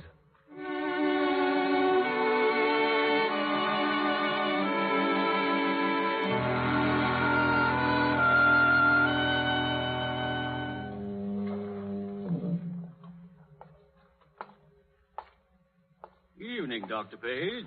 Oh, hello, officer. Out for a walk, sir? Nice evening for it. Fog coming across the bay, though. Oh, hello there, Sylvia. Hello. Evening, sir. Good evening. Oh, dear. What's it all about, Sylvia? What are we all doing here? Where are we going? Oh, no. Not home. I'm talking about life. If you could only talk, Sylvia. But I'm glad you can't. There's altogether too much talk anyway. Yeah. Oh, good evening. I didn't see you sitting there. I hope you don't think I was eavesdropping. Rather silly business talking to a dog. You haven't anyone else to talk to, have you? Sit down over here. I imagine we came to this spot for the same purpose. To look off across the water. Into eternity. Well, I don't think I'm much concerned with eternity. My job's with the present. After all, the patient will feel just as much pain today, even though he thinks that tomorrow he may be sitting on the edge of a cloud strumming a harp. And you're concerned with curing today's pain so the patient won't join the heavenly host. Right.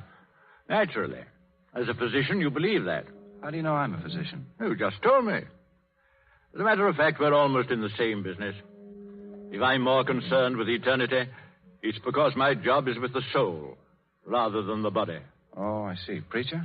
I much prefer to be known as a teacher. There's so much we can do to help people. It's 7 o'clock, Dean Harcourt. Oh, thank you, Alan. You can take me to the car, please. Yes, sir. Harcourt, then you're... Yes? Well, you do help people, sir. I happen to know that. Thank you. Shall I help you up, sir? No, I can manage by myself. You didn't know I was a cripple. I had no idea. I try not to let it interfere. Good night. Good night, sir.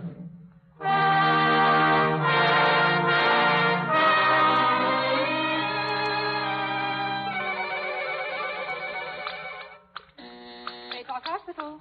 One moment, please. Baypark Hospital. Baypark Hospital. Hold the wire a moment, please. Hello? Hello, switchboard. This is Dr. Booth speaking. Is there any word from Dr. Endicott this morning? I see. Well, keep trying, please. I'm in Dr. Page's office. Nothing yet, Page? Well, I guess that means we'll have to postpone the operation again. We can't. Take a look at that X-ray. Looks bad. Miss Ogilvy, get Mrs. Dexter ready. We'll operate immediately. Yes, sir. Are you crazy? Not unless these X-rays are. Hello? Hello, surgery, please. I grant you that the infection has spread alarmingly since yesterday.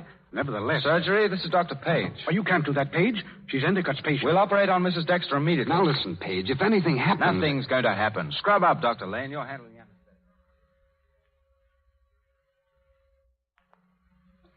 Your gown, Dr. Page. Gloves, please. Everything set? Set. Ready, Mrs. Dexter? Yes. You're a most unusual patient. Ether, Doctor.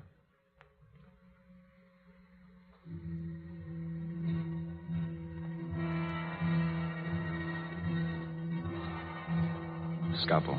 Scalpel. Sponge ready. Sponge ready.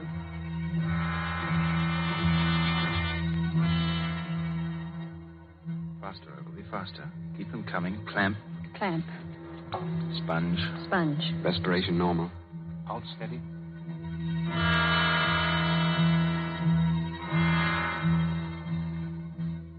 Still normal. A little more ether. Much longer, Doctor? 10 minutes, maybe less. Clamp, please. Clamped. Who opened that door? It's Dr. Endicott. Excuse me, Page. Step aside, please. We're almost finished, Endicott. I said step aside, Page. I was just about to remove the... Thank you. I know this case. Very well, Doctor. Forceps? Forceps. Stand by to assist.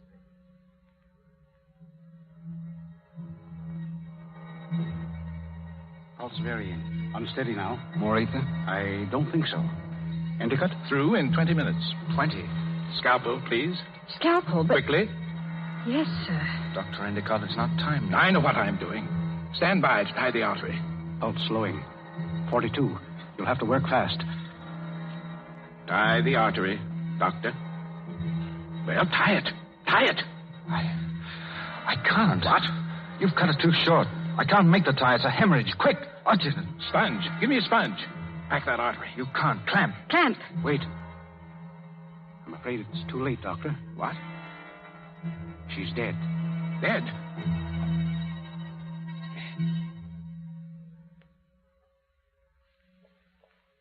Page, wait, please. What is it, Ogilvy? She shouldn't have died. You were doing perfect work if Endicott had kept out of it. Oh, I'd rather not talk about it. Ogilvy, Mrs. Dexter has a daughter, Phyllis, I think. She's traveling in England. You'll see that she's notified, will you? Pretty tough on her, isn't it? Yes, thanks to Endicott. I know exactly what happened, and I'm going to tell what I know. Don't you think it's Endicott's privilege to make his own statement first? Well? You're right. That's a good egg, Ogilvy.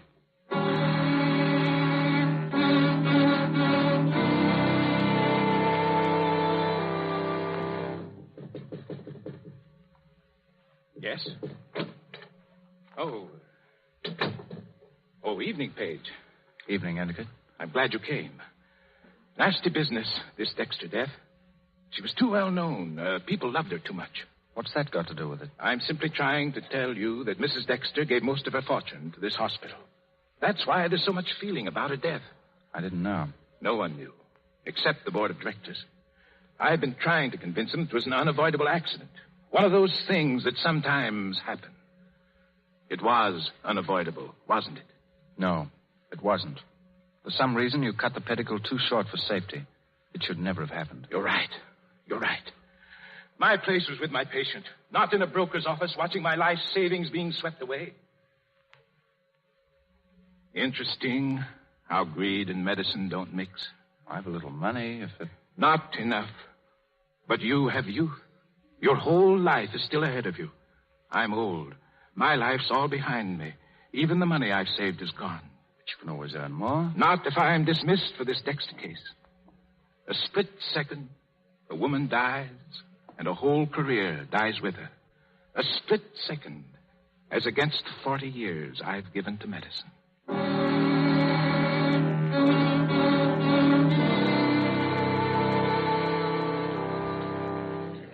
As chairman of the board, Dr. Page, I regret to inform you that we hold you responsible for Mrs. Dexter's death. May I add that your refusal to defend yourself has not benefited your position. But rather than submit you to the embarrassment of a dismissal, we're giving you this opportunity to resign. Is that all? That's all. Thank you.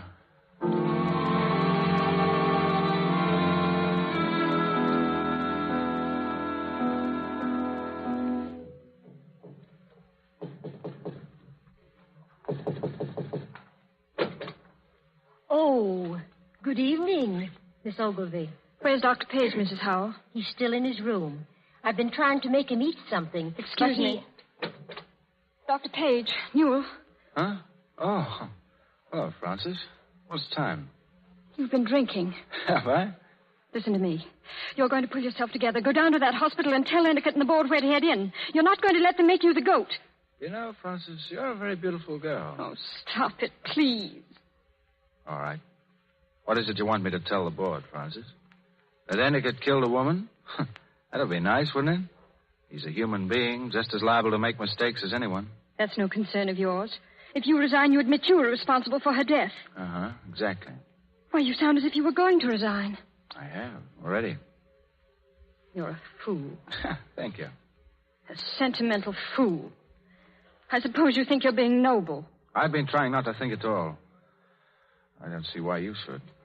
Because I hate to see a man throw his life away for nothing. That's what you're doing. You're giving up your whole career for a man who's outlived his usefulness. Well, you won't if I can help it. I'll see the board myself and I'll tell them the truth. I don't care if they fire me tonight. Sure, go ahead. And now who's being noble? I ought to slap you for that. But I won't. You're all mixed up with whiskey and heroics. You don't know what you're talking about. Good night. Whiskey and heroics. A split second. A woman dies, and a whole career dies with her.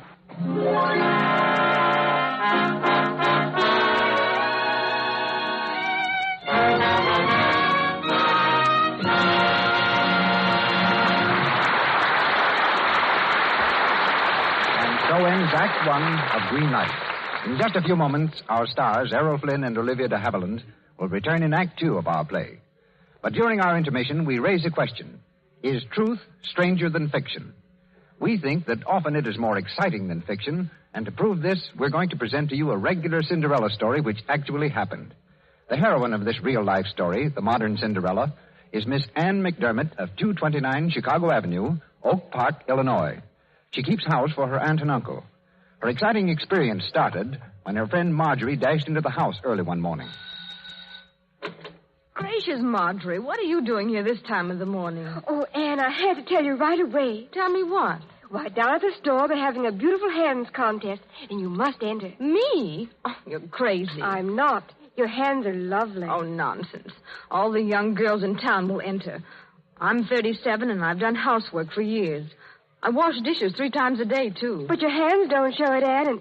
Oh, please do. It's this afternoon. Come on, just as a favor to me. Well, all right. But just as a favor to you, mind. And so Miss McDermott goes with her friend to the beautiful hands contest. There are many women in the contest, most of them young. We listen in as they wait to hear the awards. Oh, I just know you'll win, Anne. Oh, nonsense. I think we'd better go home. And now we're ready to announce the prize winners. Miss Ann McDermott of 229 Chicago Avenue. It's you, Anne. It's you. Miss McDermott, please come forward. Oh, I can't believe it. There's some mistake. Miss McDermott, congratulations.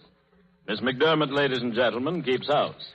She's done all her own work for many years, and yet her hands are lovelier than those of many young girls. I'm happy to give her this prize. Yes, this actually happened. Here are Miss McDermott's own words. Lux was the reason I won the biggest thrill of my life and a grand prize. I do dishes 3 times a day, but Lux Flakes keep my hands beautiful. Thank you, Miss McDermott, for this convincing proof of how Lux Flakes for washing dishes keeps hands soft and white. Lux for dishes is such inexpensive beauty care, every woman should guard the loveliness of her hands this way. Get the economical big box of Lux tomorrow. I return you now to Mr. DeMille. Errol Flynn, Olivia de Havilland, and C. Aubrey Smith continue in Green Light. A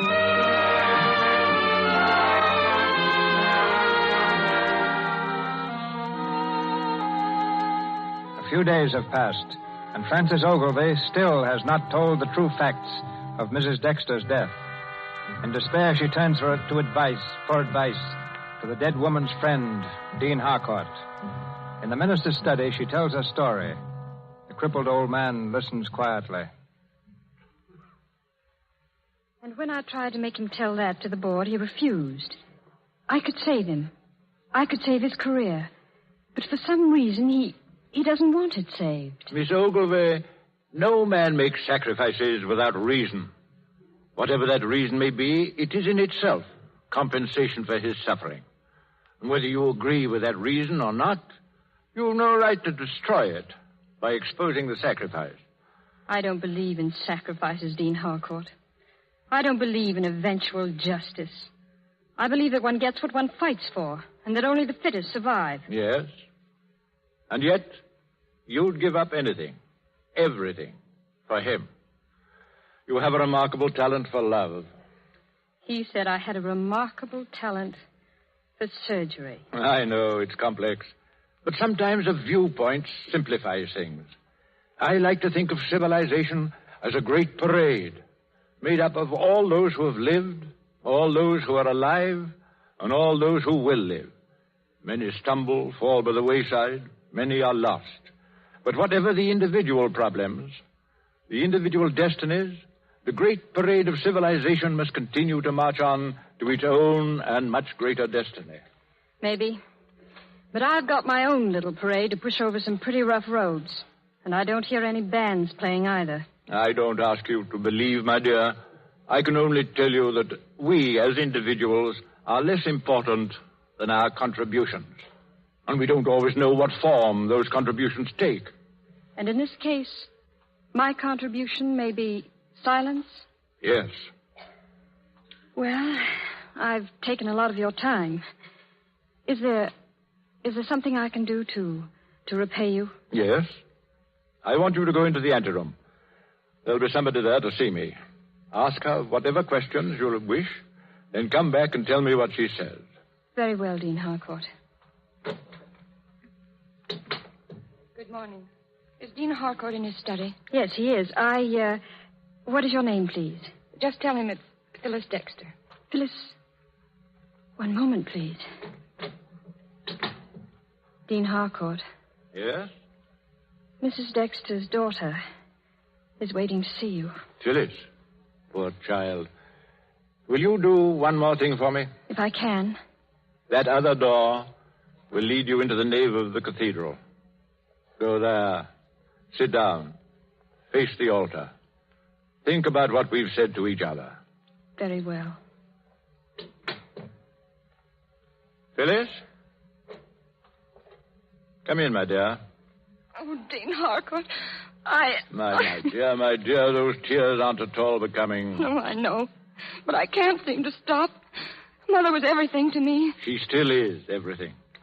Don't you remember how unafraid she was? Yes. And what happened to her? I went to the hospital this morning right after the boat landed. I asked to see Dr. Page. Page? Endicott's assistant. He started the operation before Dr. Endicott arrived. Did you see him? No. They told me he resigned. Oh, they tried to hide it from me, but they couldn't. It was too plain. Dr. Page killed my mother carelessly, viciously. Phyllis, go into the cathedral. Look up into his face on the cross. Think of him and of what hate did to him and what it is still doing to the world. Go now, while the hate is still in your soul.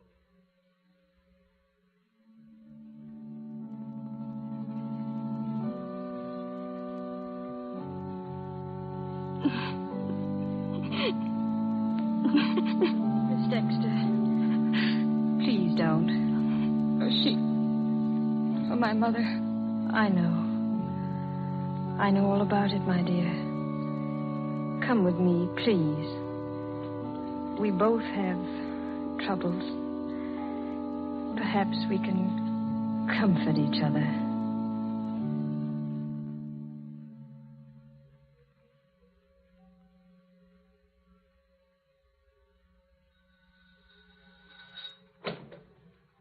Yes? Hello, Oh, excuse me. I thought this was Miss Ogilvy's apartment. It is. Come in, please.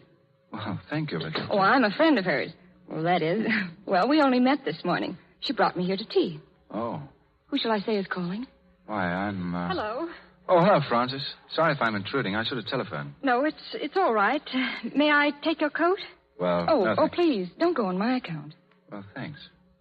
Pardon me for staring, but your face seems familiar. This is Phyllis Dexter.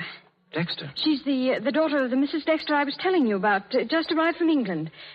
Phyllis, may I introduce Mr. Walker? How do you do? If you're as nice as Miss Ogilvy, you'll be well worth knowing. I hope you'll always think that.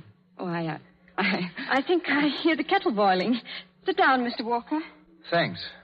So you met Francis just today, eh? Yes, at Dean Harcourt's. What made you think you knew me? Why, you resemble a photograph I often admired, the daughter of a friend of mine.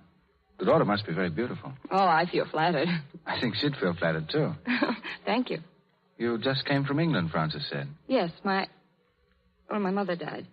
It was very sudden. I'm sorry. I lost my mother, too, a long time ago. I know how it is. You must try not to let it hurt you too much. Death is, well, it's a part of living, I guess. A split second, a woman dies. So many things can happen in a split second. Yes, and sometimes they seem to happen with deliberate cruelty. What? You'll excuse me, won't you? I haven't time for tea. Please tell Miss Ogilvy I had to go. What was that? Did he go? Yes. What a strange man. He's one of the finest. He seems to be. Do you think he'll call again soon? I don't know. There's no telling what Mr. Walker will do. Ever.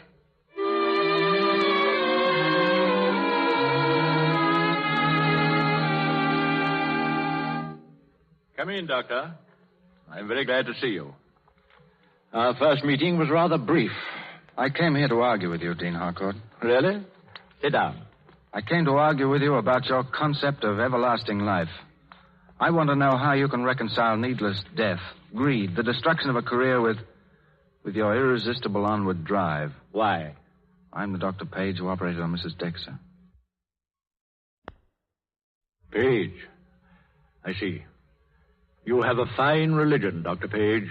I haven't any, as far as I know. Oh, religion has many definitions, at least in my dictionary, such as loyalty, devotion, honor. Perhaps. Well, my dictionary defines it as a kind of opiate used by people with hurt sensibilities to dull them into drowsiness. Would you say that of Mrs. Dexter? No. No, I guess not. But what of her daughter? Can she be like her mother? She will be, eventually. And so will you. But will it really matter, then? One has to wait too long. You've got to give up too much for moral victories. How do you know? There's hardly a man who hasn't been stopped by circumstances. I had ambitions, too. And then I became as I am. I felt death would be better than wasting my life as an impotent cripple. I even sought death. Then, suddenly, I discovered my course was upward. In spite of everything, I got the signal to go forward. At times, I'm still delayed, no telling how long, but eventually I get the green light. And I know that once again, I commence that irresistible onward drive. Who is it? Oh, Phyllis. Dean Harcourt, I hope... Oh, why, Mr. Walker. Walker? I hoped we'd meet again. I thank you. Yeah, Dean Harcourt, Miss Dexter and I, we've met, you see, and... Yes, I see, Mr. Walker. I'm glad you've met. I think you two should know each other. Well, if you'll excuse me... Oh, wait, Goodness, it's lunchtime, isn't it? Is it? You must be frightfully hungry, Phyllis. Not particularly. I'm sorry I can't offer you lunch. You eat, don't you, Mr. Walker? Eat? Oh, usually, yes. Miss Dexter, will you have lunch with me? Oh, I'd like to, very much. Good. You two run along now. I've got to make a telephone call. And, by the way, if you've no other plans, have dinner with me tonight. Both of you. Yes, of Thank you. Goodbye, sir. Hello? Hello, Miss Ogilvy? This is Dean Harcourt speaking, Miss Ogilvy. Could you have dinner with me tonight? Splendid. At 8. Goodbye.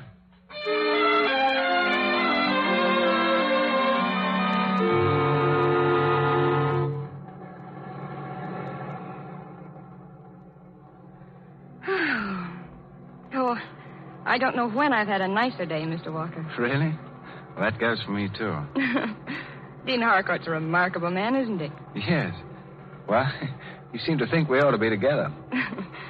Tell me, was he in the church before he got this attack of poliomyelitis? Polio what? I mean, infantile paralysis. You know, I've been around doctors so long I almost talk like one. Anyhow, was the dean always in the church? Yes, why? Oh, I don't know, unless it's because I've always had the idea that people turn to religion only when they're in trouble. Well, you would never have had that idea had you known my mother. Oh, but your mother was unusual. You did know her? No. But I've heard a great deal about her. Here, Sylvia. Sit down back there. Yeah, she always barks at cows. Stop it. Sylvia. Sylvia. I remember another dog called Sylvia. Mother wrote me about it. She said that Dr. Page had a... Phyllis. Oh, you're Dr. Page, you? Yes. Oh. Wait, Phyllis, listen to me. You have to know sometime... And you killed my mother? No. Then who did? It was an accident. Accident? Oh, you might at least be man enough to accept the blame. Let me out, please. Phyllis, you've got to listen to me. Phyllis!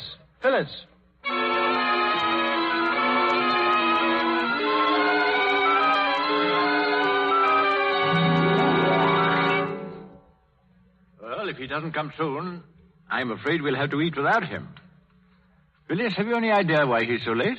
No, Dean Harcourt. Who is it we're waiting for? A friend of yours, Mr. Walker. Walker? Not... Yes, he came to see me this morning, and Phyllis happened to meet him. Did you have a nice luncheon? Phyllis, what happened? You lied to me, didn't you? Why didn't you tell me who he was? I see. Well, why didn't you? Because I saw no reason to upset you. I wanted to make it easier for you. And for him, too. I'd do anything I could to make things easier for him. Oh, why should he have things made easier for him? Why he of all people? Because he's clean and decent and good. Because he's the finest man I've ever met in all my life. You think you have reason to hate him, don't you? Well, I tell you, you haven't. Phyllis, your mother... Oh, don't say it, please. I'm sick of philosophies, sermons, parables. I'm a human being. I have the right to hate or love. I was born with it. I feel it. It wasn't taught me. You love him. You love him, don't you? Oh, what does that matter now? He killed my mother. I gave him his chance to explain. And did he blame someone else? No, how could he? That's right, how could he? He's too honest. Too honest to break the rules he plays by. What do you mean? Tell her, Francis. No. I'll play according to Page's rules, too. He didn't have to listen to sermons to become good. He was born that way. And he'll always be that way, no matter what happens to him. Well, I don't understand. You will, eventually. You see, my dear, until you have that faith, you don't really love. Francis? Yes. I've learned a great deal from you today. Thank you. Where are you going, Phyllis? I'm going to him. Do you know where he lives? I'll find out. Wait for me outside. I'll take you to him. Francis, you do that? Bring them together, knowing that she loves him? He loves her, too. Did he say that? No one has to say it. It's in a woman's eyes when she's loved. I know.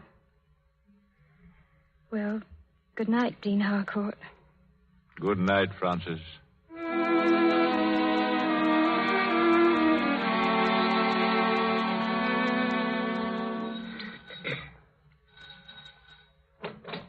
Hello. Oh, good evening, Miss Ogilvy. We'd like to see Dr. Page, please. Why, he's not here, miss. Not here? Where did he go? I don't know. He didn't say. He left early tonight, and I'm to close the apartment myself. I see. Thank you, Mrs. Howell. It's gone. Yes. Well, he's joined the parade anyway.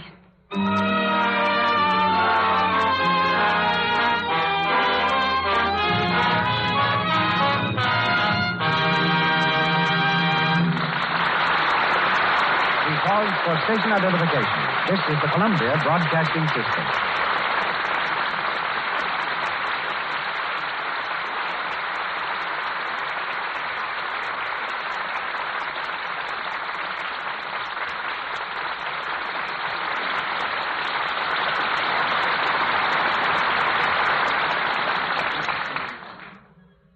We return shortly to Olivia de Havilland, Errol Flynn, C. Aubrey Smith, and to the third act of Green Light.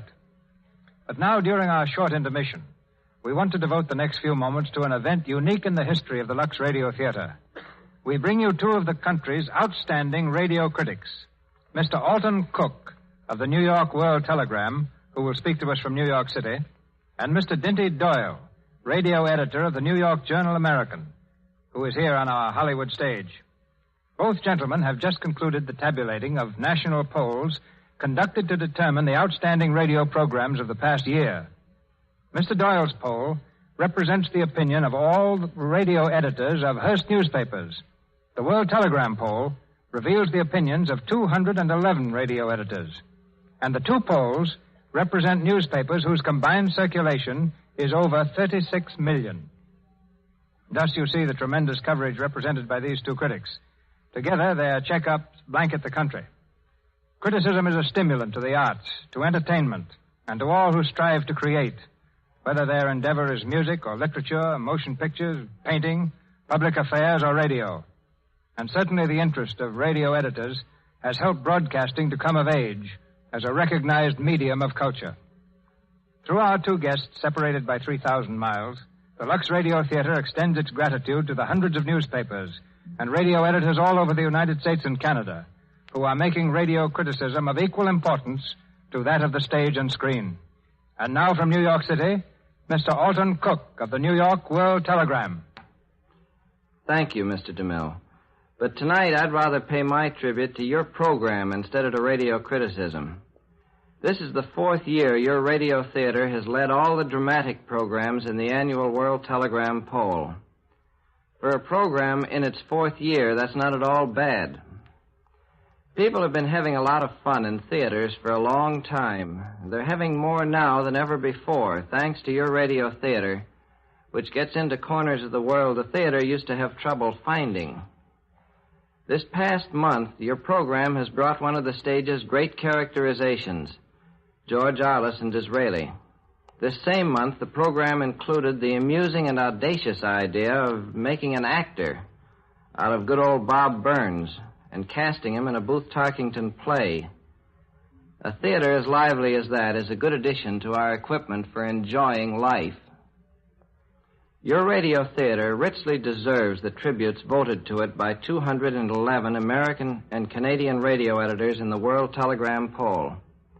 My congratulations, Mr. DeMille, to you and to your sponsors. And for them, as well as myself, Mr. Cook, our sincere thanks.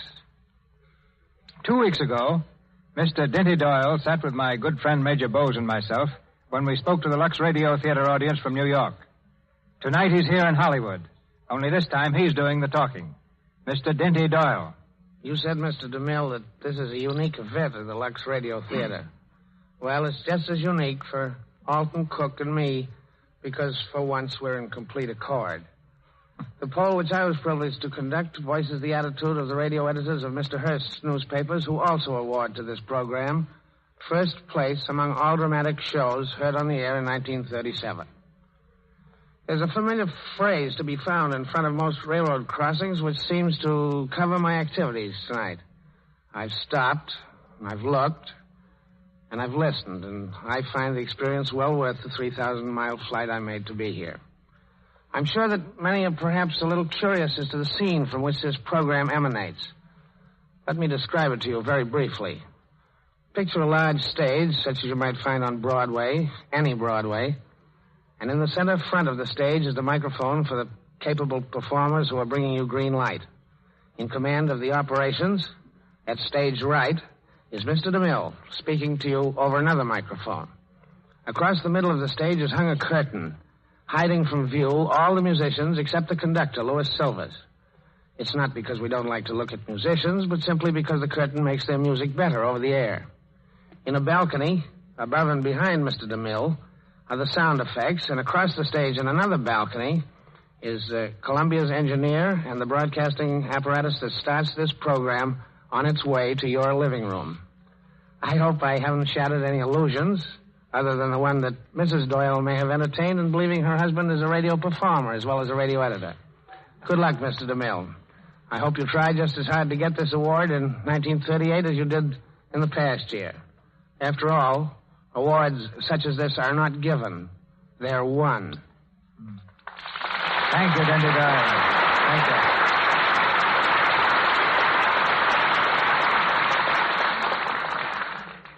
Green Light, starring Errol Flynn and Olivia de Havilland with C. Aubrey Smith.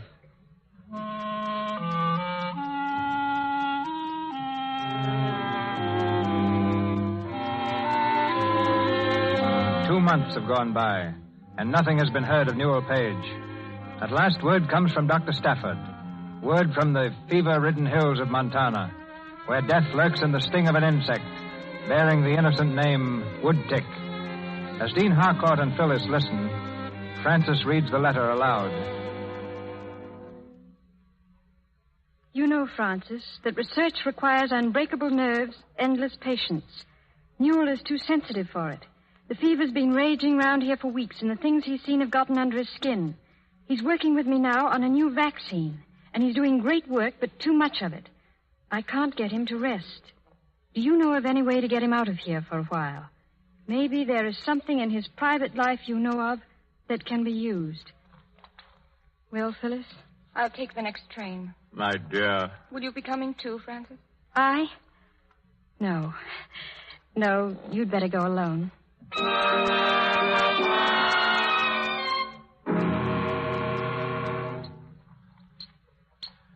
How's it going, John? Any results?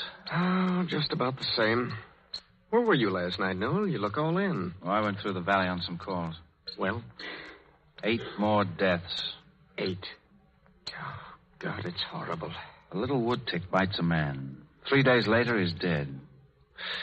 If we only knew about that new vaccine. Oh, if. How are we going to know? All we know now is that it doesn't kill the guinea pigs.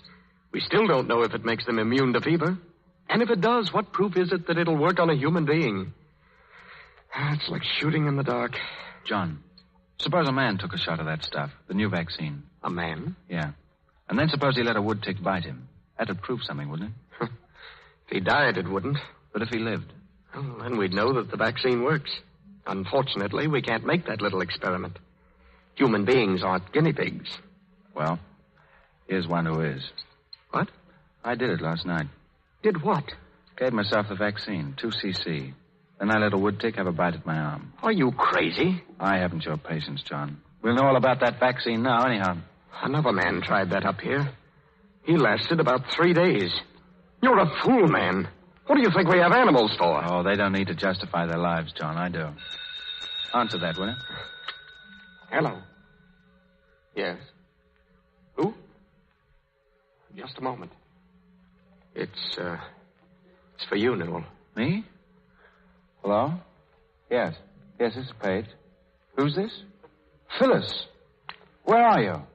Oh, yes, of course. Yes, I'll be right down. It's Phyllis Dexter. She's at the station. I'll saddle the bag. Newell, wait.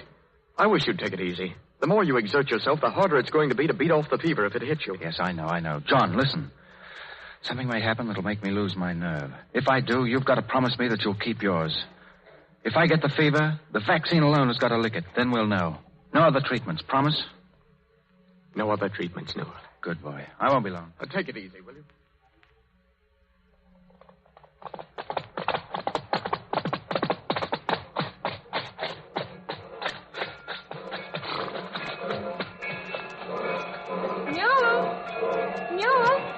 Phyllis. Oh, darling, I never thought I'd see you again. It had to happen. There wasn't any other way. I killed your mother, Phyllis. You didn't. She would have been the first to forgive you. As you forgive me? As I hope you'll forgive me. But I had to learn not to hate. Oh, darling. Phyllis, you've got to leave here right away. Why? Because there's death on every bush, hiding in every flower. I don't want it to find you. Well, I'm going to stay. Phyllis, please. You must understand. There's no way of protecting you yet. Maybe in a couple of months. You never know. Sometimes it takes days. Sometimes it hits suddenly. But we'll lick it. We've got to lick it. There mustn't be any more waste. Oh, no, what's the matter? Nothing. Sorry, I'm... Oh,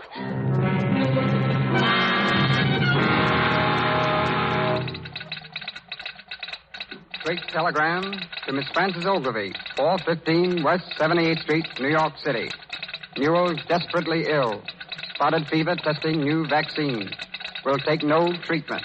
Please come at once. Signed, Phyllis.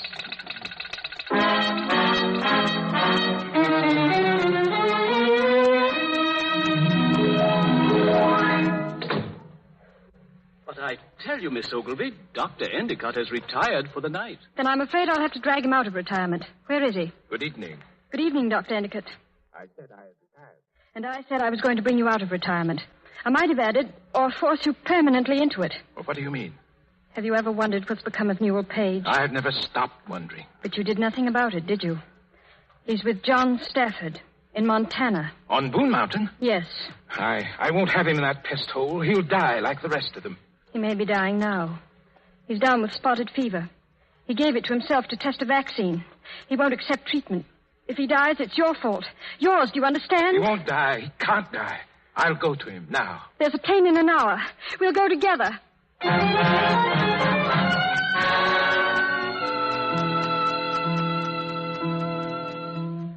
There's the whole case history, Dr. Endicott. Fever readings up to an hour ago. He's been like this all the time? Semicoma since Tuesday night. But what have you been doing? Waiting. Waiting for what? Waiting for him to die? Or to live. It was his wish, Francis. Oh, it's inhuman. You can't do it. You can't. Don't, Phyllis. Quiet. He's coming around again. John. Yes. Fever. How much? 103 an hour ago. How do you feel? Groggy. There's a pain in the right lower quadrant of the abdomen. Make a note of it. I want to see how long it lasts. Right.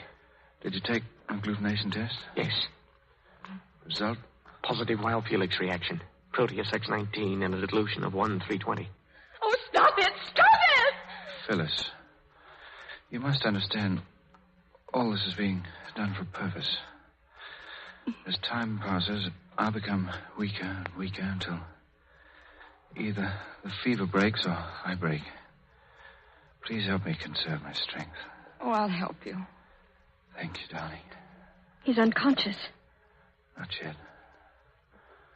Keep your nerve, Francis. You're an old hand at this sort of thing. Yes. Yes, Newell. Oh, don't, my dear. Take her outside, Dr. Stafford. I'll take care of him.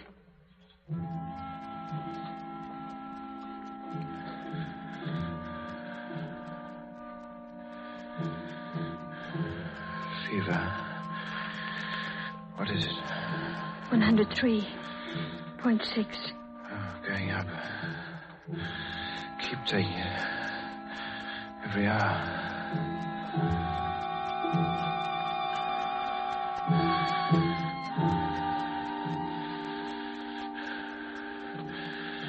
What is it now? It's a little higher. Tell me. 14.2. Should break before 105. I can't take 105. Oh, Newell, it will break. It has to. Newell, can you hear me? You've got to live, Newell. You can't die like this. You can't. It's not for me now. It's for her. She loves you. You've got to live. You can't die. You can't. You can't.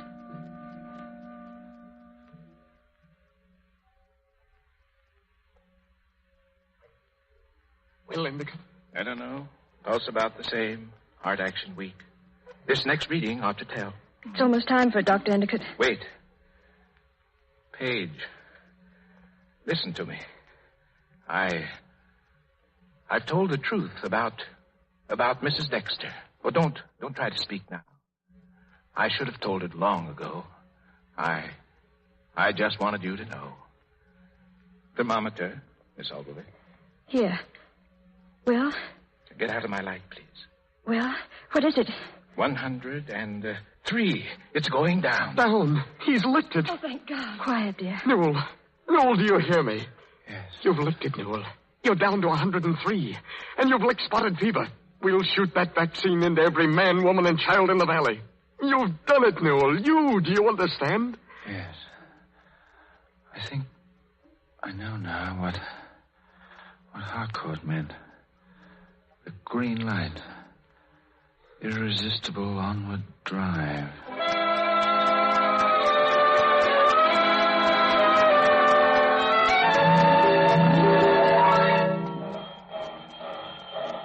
Goodbye, Newell, and good luck. Goodbye, Jono. Goodbye, fellas. You'll write, won't you? Of course we will. My regards to everyone at the hospital, Paige. You're going to stay here? I think so.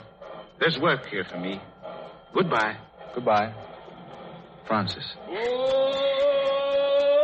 You better hurry. So you're really not coming? You've made up your mind? Yes, Newell. You see, I've had a green light, too. I was stopped for a long time, but I'm going forward again now. Francis, I'm not going to try to tell you. No, don't. Just be happy. And make her happy. You're a good egg, Ogilvy. Thanks. You are, too.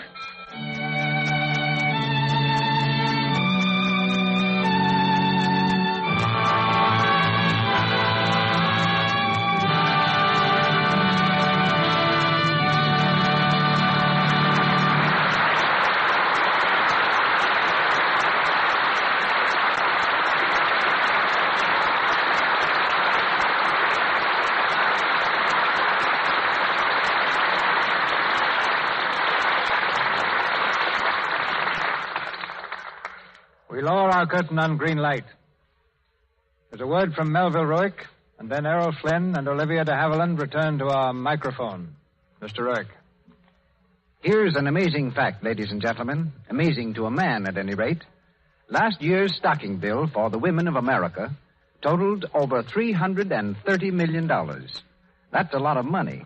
But every woman likes the flattery of lovely stockings, and they certainly do add to her beauty. However, if your stocking bill seems to be getting out of hand, here's a suggestion. Try washing your stockings in Lux Flakes after each wearing.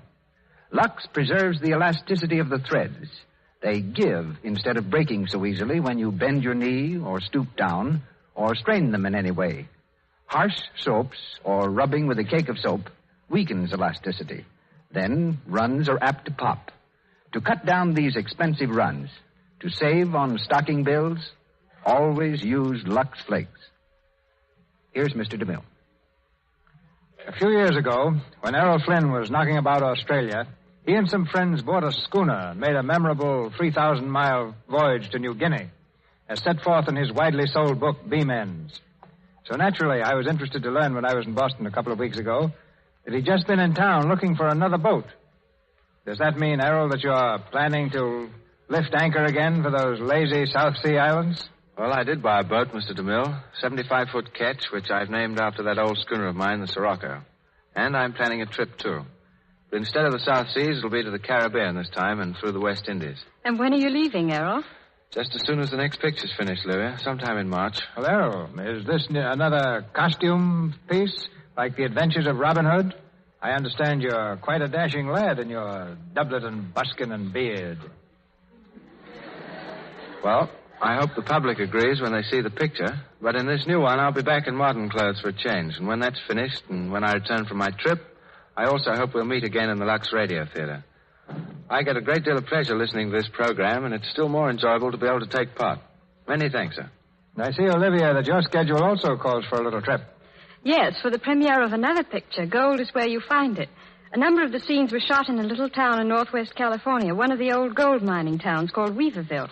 So we're holding the premiere there next Saturday. Well, I don't know much about Weaverville, but I believe it's the only town in the United States whose real estate had to be imported. Well, perhaps I'd better explain why. They did so much hydraulic gold mining there that the water washed away all the fertile earth. Grain fields were needed in the picture, so we had to transport growing grain and soil, 2.5 acres, in fact, all the way to Weaverville, where I suppose it's still growing. We just heard that everything is all set for the premiere, but the head of the Businessmen's Association says that they're a bit puzzled. They're not quite sure what we'd like to have after the premiere, chocolate or vanilla ice cream. But it's a fascinating little town, and I'm so anxious to see it once again. And now, my thanks to you all. Now, let me wish you a most successful premiere, Olivia, and chocolate ice cream. And you, Errol? Clear seas and strong winds. Thanks, sir. Good night, Mr. DeMille. Good night. Good night, you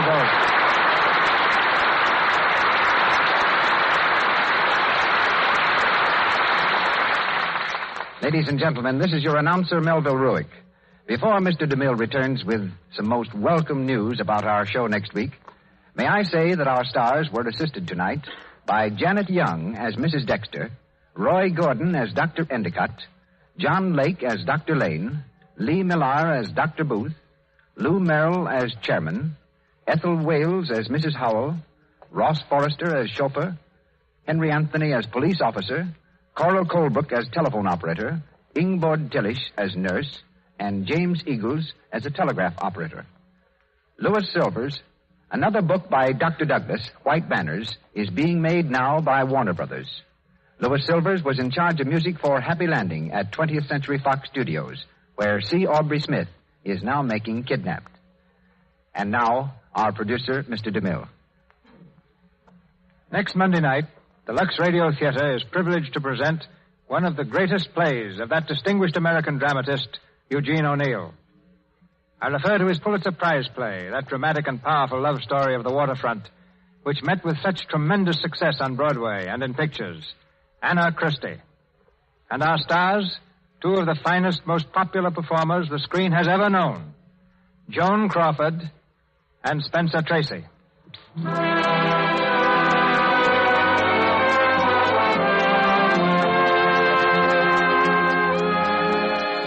Our sponsors, the makers of Lux Flakes, join me in inviting you to be with us again next Monday night when the Lux Radio Theater presents Spencer Tracy and Joan Crawford in Anna Christie with George Marion Sr. This is Cecil B. DeMille saying good night to you from Hollywood.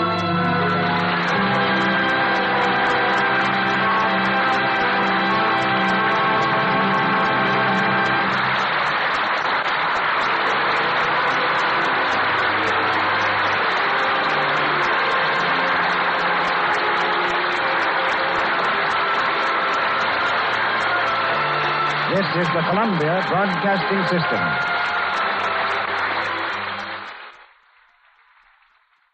J-E-L-L-O. The Jell-O program brought to you by Jell-O and Jell-O Pudding, starring Jack Benny with Mary Livingston, Phil Harris, Dennis Day, Rochester, and yours truly, Don Wilson. The orchestra opens the program with I Am an American.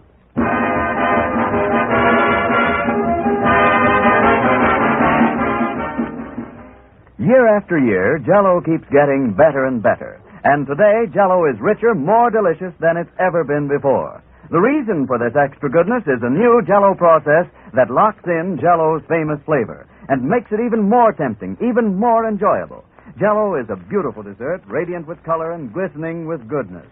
And its 12 flavors, so tangy and refreshing, makes you think that you're actually tasting the ripe, juicy fruit itself. Yes, Jell-O's marvelous flavor is gloriously good, a flavor that everybody loves. And now that it's locked in, Jell-O's grand flavor reaches a new peak in pleasure. But prove it for yourself. Open a package of Jell-O. Notice that there's no sweet, fruity odor, no telltale aroma to warn of escaping flavor. Then dissolve the tiny Jell-O particles and notice the way Jell-O's captive goodness comes pouring out with a rush of delicious fragrance and flavor. Ask your grocer tomorrow for several packages of Jell-O. You'll find that Jell-O is better and richer than ever now that its flavor is locked in.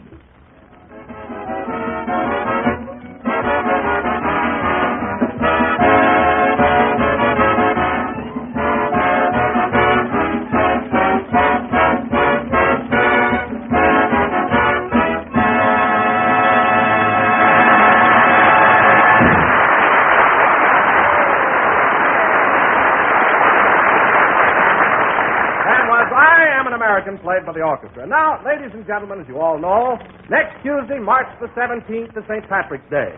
So instead of my usual hackneyed introduction this evening, you can sit down now, Jack. Sit down. Oh. So instead of my usual hackneyed introduction, it gives me extreme pleasure to bring to you a young Irish lad who has become a great success on this program. Irish?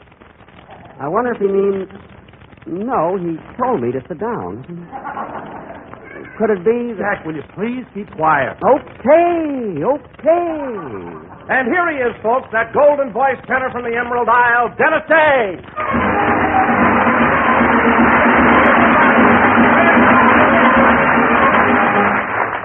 Well, take a bow, Dennis. Thank you. Hello again. This is Dennis Day talking.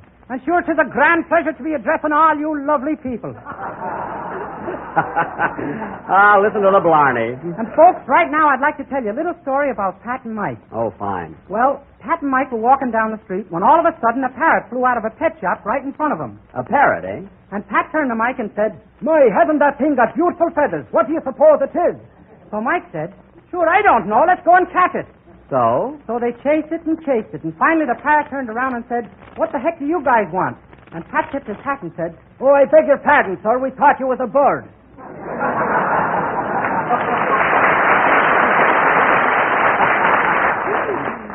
Very good, Dennis, very good. Now, go and sit down. Sit down? Gee whiz, Mr. Benny, I thought I was going to do the whole program tonight. No. Don thought that on account of it being so close to St. Patrick's Day, it would be a nice gesture to introduce you first. But that's all. Oh. You see, Dennis, you haven't had enough experience to handle the whole program. Well, let's get going. Hello again. This is Jack Benny talking. What are you trying to do, hold me down?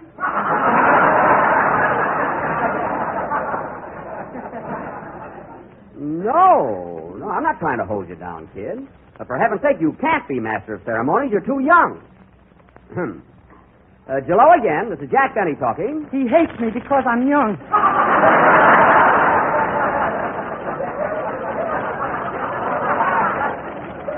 I don't hate you, Dennis. I simply can't take the chance of letting you handle this program. You might be a flop. But, Jack, on the other hand, he might be very good. Don, either way, I'm taking a chance. Now, let's drop it. Hello again. This is Dennis Day talking. And sure, folks... Oh, nuts. This is all your fault, Don Wilson. You had to introduce the kid. You had to be topical. Well, I thought it was a good idea, Jack. After all, our listeners may be tired of the same old thing week after week. Oh, so now I'm an old thing. Well, Mr. Wilson, I'd watch my step if I were you. because the time of year is fast approaching when your contract comes up for renewal. I'm glad you brought up the subject, Jack, because I may not be with you next season. I'm sick and tired of it. Oh? You may not be with me? Well, now, here's the situation. I've had a splendid offer to do the announcing on the Baxter Beauty Clay program. Beauty clay? Yes. They offered me a very nice salary and all the mud packs I can use.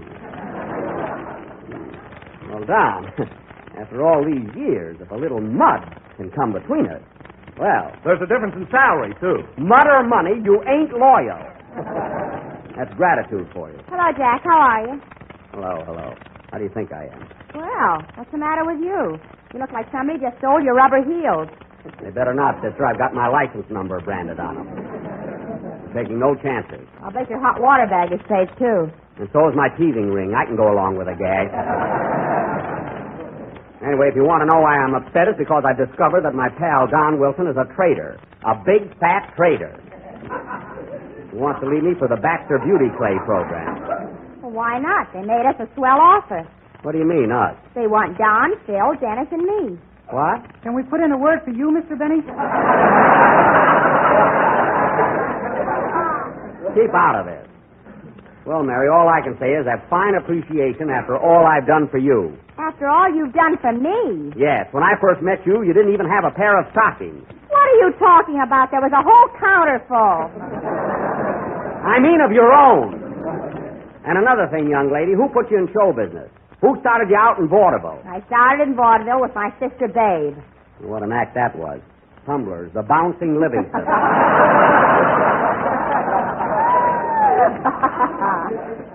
A lot of us helped to kill vaudeville, but you and your sister jumped on it.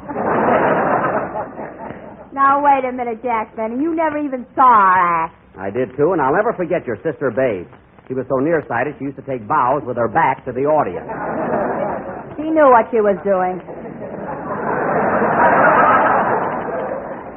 Oh, yeah? And furthermore, she's not nearsighted. She's not, eh? Well, I'd like to have a nickel for every weighing machine she said hello to. Fine name she picked out, Babe. She looks more like Babe Ruth. Well, we got a program to do tonight, and as long as you're all working for me temporarily, you might as well do your song, Dennis. Okay. I'm going to sing The Garden Where the Praties Grow, and I dedicate it to Mr. Baxter and his beauty clay, who is listening in. Baxter's beauty clay. What burns me up, I've been using that clay for years. You must have been growing radishes in it. I tried it on my face, too. Anyway, I'm talking about friendship and appreciation and gratitude from my own cast. Should I sing now, Mr. Benny? Wait a minute, Dennis. I just happened to think of a little poem that fits this situation to a T. It's entitled Loyalty and was written by Otis J. Cribblecobbler. Now, let this sink in. Loyalty.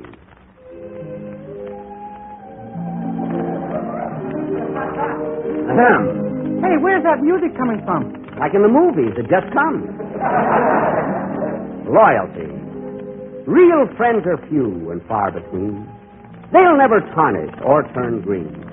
They'll stick with you through stormy seas. They'll go through heat or even freeze. So when you've a friend who is a friend, do not kick him in. The end.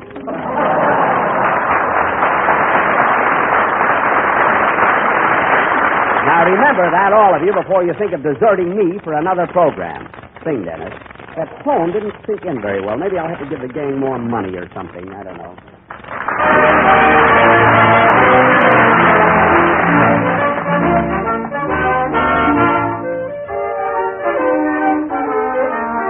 Have you ever been in love, me boys, or have you felt the pain? I'd sooner be in jail myself than be in love again. For the girl I loved was beautiful, I'd have you all to know. And I met her in the garden where the praties grow. She was just the sort of creature, boys, that nature did intend to walk right through the world, me boys, without the Grecian bend.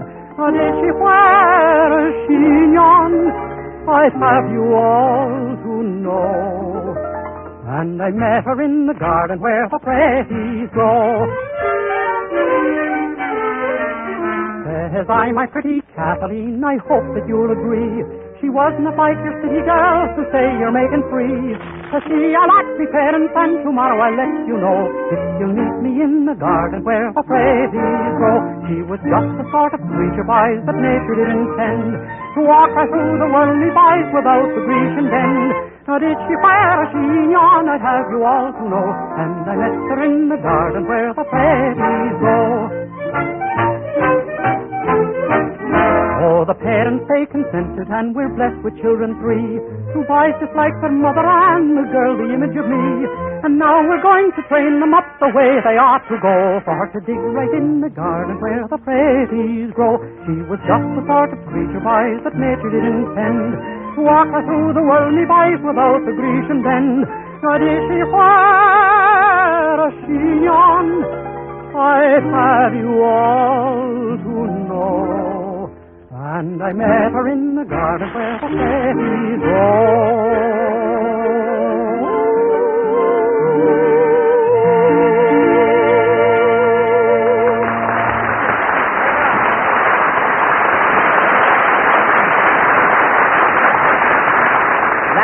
The Garden Where the Praties Grow, a special St. Patrick's Day song sung by Dennis Day. And, Dennis, that was swell. Stick with Uncle Jack and you've got a brilliant future. Well, I'd love to, but Mr. Baxter has made me some wonderful promises. Promises? If it's promises you want, you're with the right guy now. I deliver the goods, too. Dennis's contract called for a raise this month, and he got one. Some raise. You put high heels on his shoes. A raise is a raise. It all depends on how you look at it. Gosh, I turned my ankles 10 times this week. Well, watch it. Don't be so clumsy. Anyway, Dennis, you better think twice before you listen to anybody else's promises. You know, they don't always... Here comes another traitor. How do you do, Mr. Harris? Feeling fine, I trust? Mr. Harris? Why, all the formality. If you mean formality, Phil, which is my guess, the reason for my frigid attitude is because I found out that you're a snake in the grass. Well, I haven't even seen grass for 10 years. Well, you've seen snakes. That I know.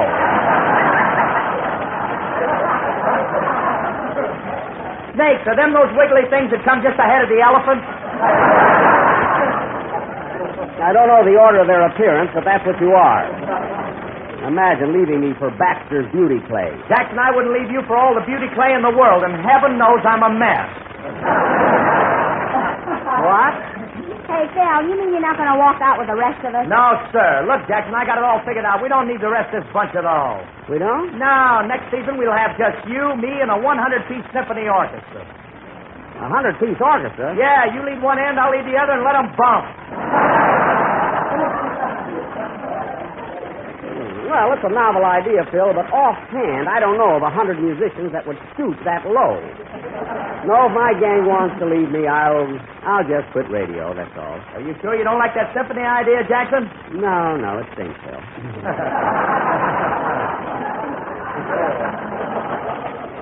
But thanks just the same. I'll just quit radio. Now, wait a minute, Jack. I think this has gone far enough. We did have an offer from Mr. Baxter, but we're not going to accept it. Not much. That's the truth, Jack. Why, we couldn't leave you or Jello. We're all locked in together.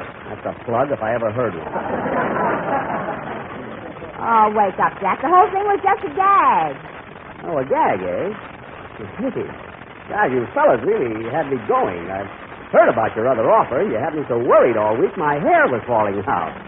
See? I thought that thing was guaranteed. Good, Mary, good. Well, let's get going on. Let's get going on with the program, shall we? Ladies and gentlemen, immediately after a number by Phil Harris and his orchestra, we're going to present a special surprise attraction in which we will definitely expose for the first time... Excuse me. Hello? Hello, Mr. Benny, this is Rochester. I'm busy now, Rochester. What do you want? Well, boss, I got to send in my income tax by tomorrow night. Yes? And I'm a little short of that green stuff that ain't grass, yet it ain't hay.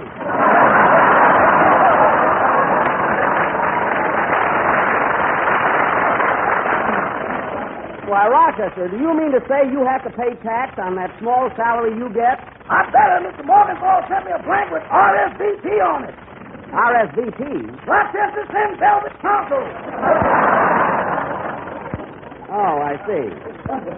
Well, Rochester, tell me, how much does your income tax amount to? That all depends on my dependents. Is it okay if I put my brother down as a dependent? Well, I don't know. Can your brother work? He can, but it's not Jason.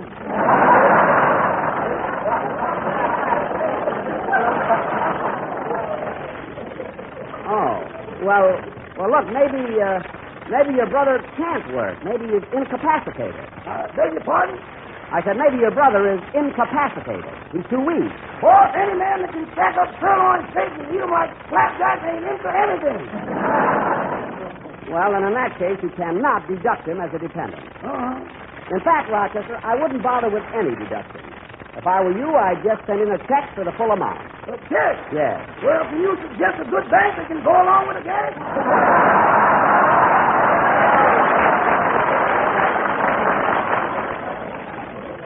No, but I'll be happy to lend you enough to pay your tax, Rochester. Thanks, boy. So long. So long. Oh, say, boss, Mr. Benny. Now what? Can I deduct for stock market losses? Why, of course. Wait a minute. What stock did you have? Well, I took an awful beating in African Cubes Incorporated.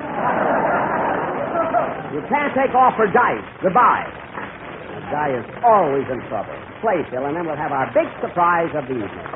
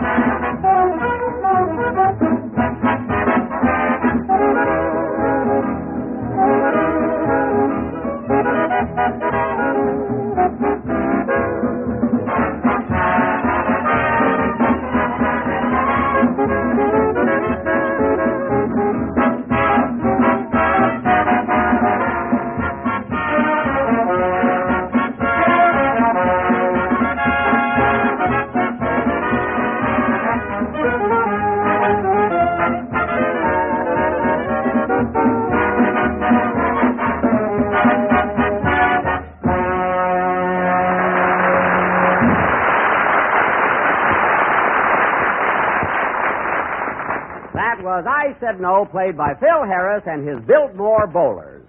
Biltmore meaning the hotel where the boys are working, and bowlers meaning they should play in an alley.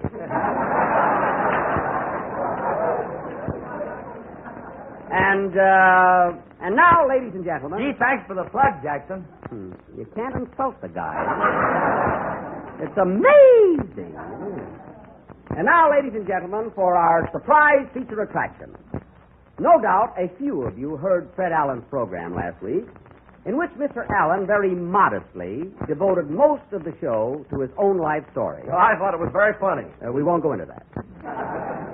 Now, when Mr. Allen presented this soggy saga of his miserable life, he completely overlooked one very important incident which marked the turning point in his crummy career.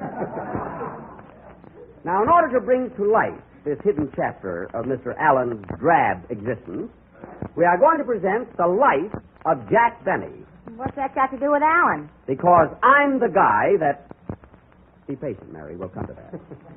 So here we go, folks, with the life of Jack Benny. First, I am born. Take it, Mr. Wilson. The scene, ladies and gentlemen, is the little farmhouse of Mr. and Mrs. Zeke Benny, located on the outskirts of Waukegan, Illinois. The date is February 14th. The year, let's go.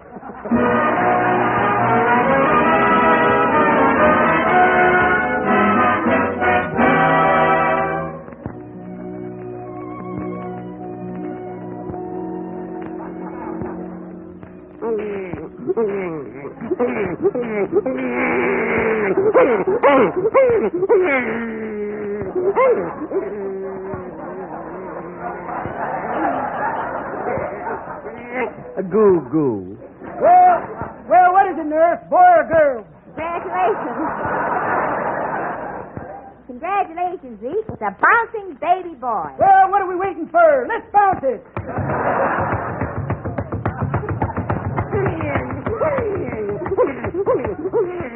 A fine start I got.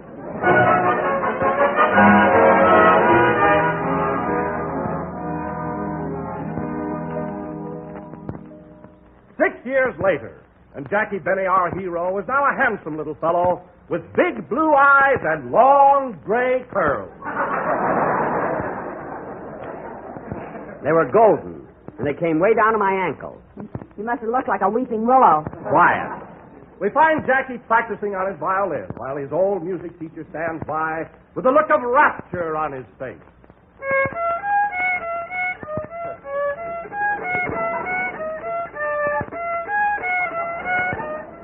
How was that, Mr. Lindsay?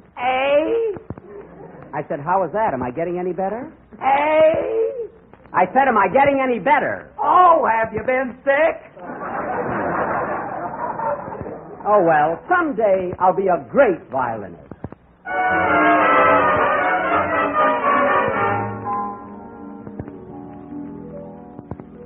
Years later.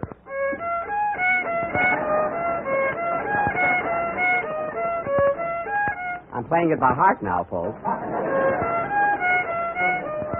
And then came 1917, the World War, somewhere in France.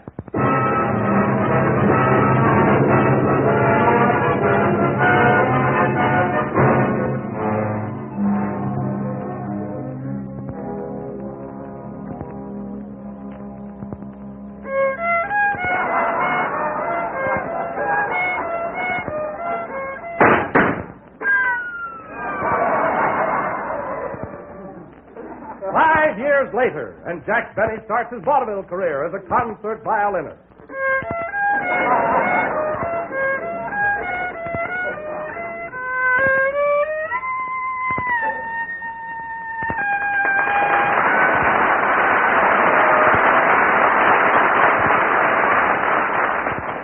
I thank you. Wait a minute. What's all this got to do with Fred Allen? We're coming to that. Continue, Mr. Wilson. The scene changes. It's a cold winter's day in 1927. And Jack Benny, now a vaudeville headliner, is appearing at the Electric Theater in St. Joe, Missouri. St. Joe. They love me there. Yeah. As Mr. Benny is about to enter the stage door, a ragged, unkempt stranger with icicles on his adenoids approaches him and says, Pardon me, mister, but would you please give me a nickel for a cup of coffee? A nickel? Yes, sir. I'm hungry. I haven't eaten for days. I'm starved, I tell you, starved. Then a nickel won't help you, my good man. Here's a $10 bill. Oh, thank you, sir. Thank you, thank you. Oh, stop kissing my hand. It's nothing.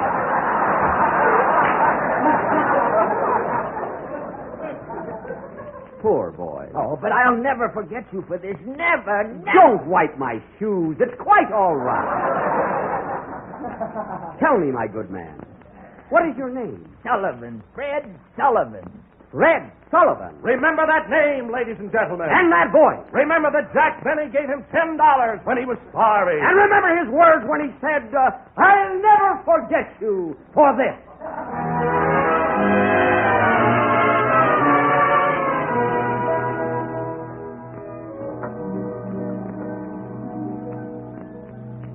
3 years later, and Fred Sullivan is now Fred Allen, a successful juggler in vaudeville. See why I told you to remember that name, folks? And it's a cold winter's day in New York City. And Mr. Allen is about to enter the stage door of the Palace Theater when a ragged stranger with a long black beard and a tin cup approaches.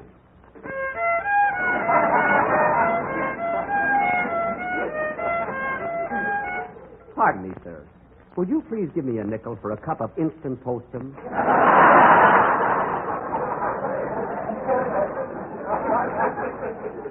Please, get away from me, you bum, or I'll take my gold-handled cane and give you 2 lumps for your postum. See what a rat he was, folks? But I'm hungry, starved, I tell you, starved. Out of my way, you derelict. Fink's mules are just taking their bow, and I'm on next. Very well, but I'll tell Variety about this. Mr. Sullivan? Sullivan? Who are you? Wait till I pull off this false beard. All right, who am I? Jack Benny. That's right. The man who gave you $10 when you only asked for a nickel. And the man who's going to beat you to within an inch of your life. Take that. Out and that. Out and that. Leave me alone. And that. I'll give the money and back. That. Out. Well, have you had enough, Alan?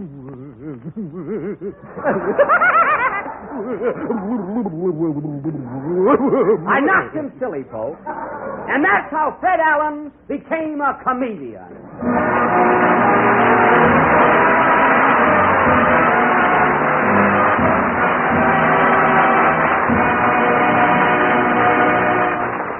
That, ladies and gentlemen, is the incident Mr. Allen was ashamed to reveal on his program last week. Playfill.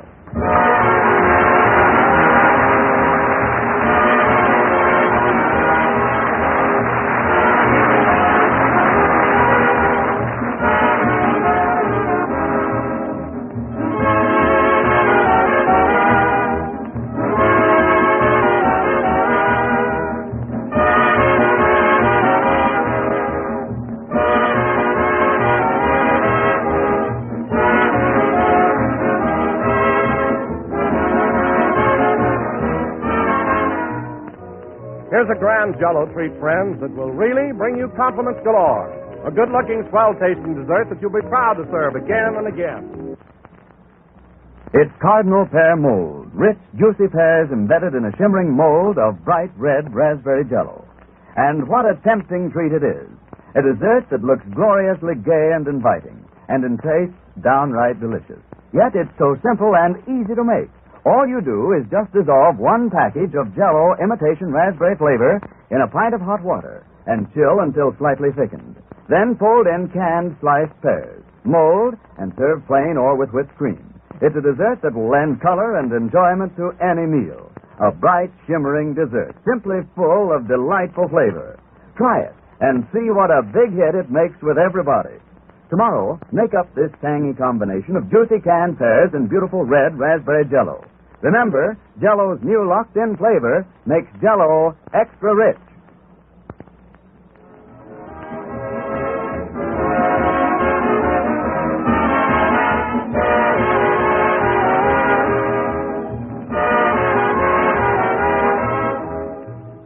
This is the last number of the 24th program in the current Jell-O series, and we will be with you again next Sunday at the same time. Say, Jack, did you really give Fred Allen a $10 bill when he only asked for a nickel? Oh, it may have been a 20 or a 50. Who knows? I couldn't see very well. It was snowing. You mean to say you took off your shoe in the snow? I carried a wallet then. Good night, folks.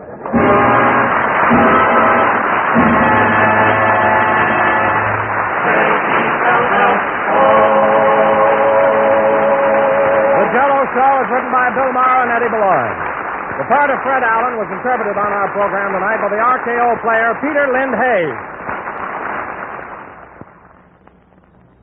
Remember this name, friends, Jell-O pudding. It's the name of 3 grand puddings made by the same folks who make Jell-O. There's Jell-O vanilla pudding, a smooth, luscious pudding with the delicate, creamy flavor of real vanilla. Jell-O pudding is not only swell as a pudding, but ideal for cream pies, tarts, or as a cream filling for cakes. So when you order Jell-O puddings in all 3 flavors, chocolate, vanilla, and butterscotch. Jell-O puddings are just like Grandma's, only more so. This program came to you from Hollywood. This is the National Broadcasting Company. KF. Lux presents Hollywood.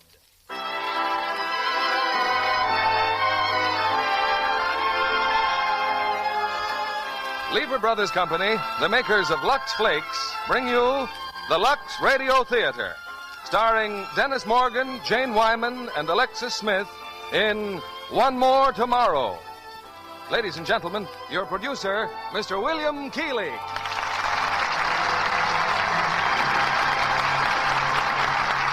Greetings from Hollywood, ladies and gentlemen. I think you'll agree, at least I have found it so, that most successful dramas include one of 3 ingredients: the search for romance, the pursuit of a career, or the conflict of personal beliefs.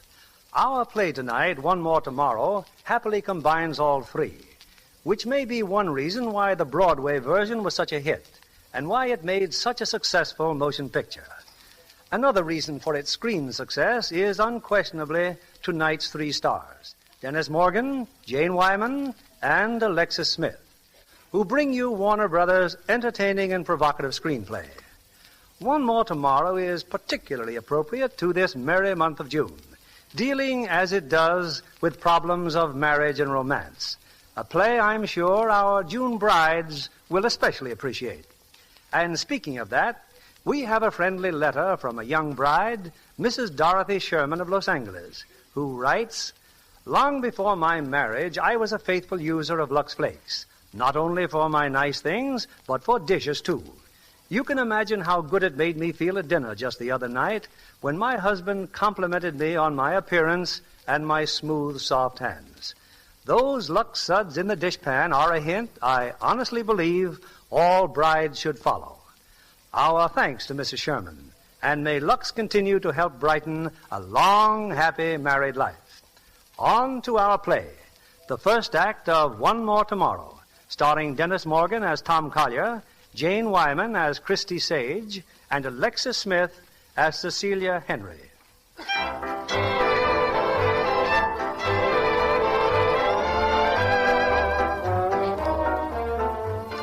It's September 1939. The fact that Germany invaded Poland just a few hours ago is in no way interfering with the surprise birthday party for Mr. Thomas Rufus Collier III. At the door of Mr. Collier's country home in Connecticut, Pat, the butler, ushers in two young women.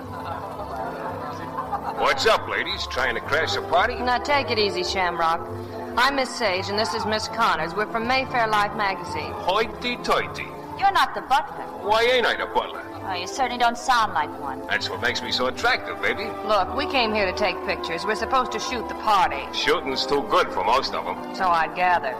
It's murder in Poland, and we've got to come here to a Playboy surprise party. Ah, don't take it so big, sister. Just snag a couple of drinks and make yourself at home. Thanks. But would you mind pointing him out to us, that Thomas Rufus Collier III? It ain't polite to point, but that's him over there. Hey, Tom. Yeah? The girls want to take your picture. Why? The boss says why. Well, I've been asking myself the same question all the way from town. They're okay, boss. Come on over. Let them take your picture. Well, take your pictures, my child. The house is yours. Her name is Miss Sage. Would you mind going to the doorway? Your friends have just surprised you, and I get a picture of you standing there completely astonished. Astonished, huh? How's this? Oh, that's fine. All America's waiting for this, Mr. Collier. Please don't disappoint them. Oh, I never do. How are the lights, Anne? All set. May I have the first dance with you, Miss Sage? You too dance. Your head, Mr. Collier. Higher, please. I suppose it's all right if I dislocate my neck, huh? It's all right with me. Well, come on now, look astonished. Here we go, Mr. Collier.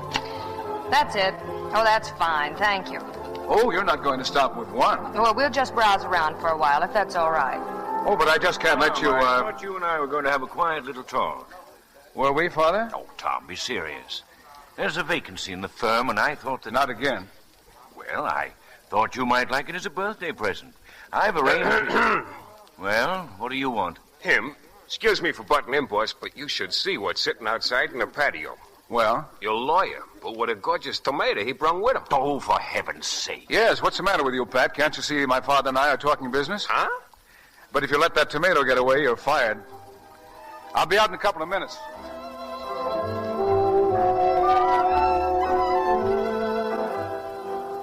Sure you don't want to go inside, Cecilia? Oh, it's much too nice out here on the patio. Thomas Rufus Collier III has a very attractive house. Yes, there's everything, Cecilia.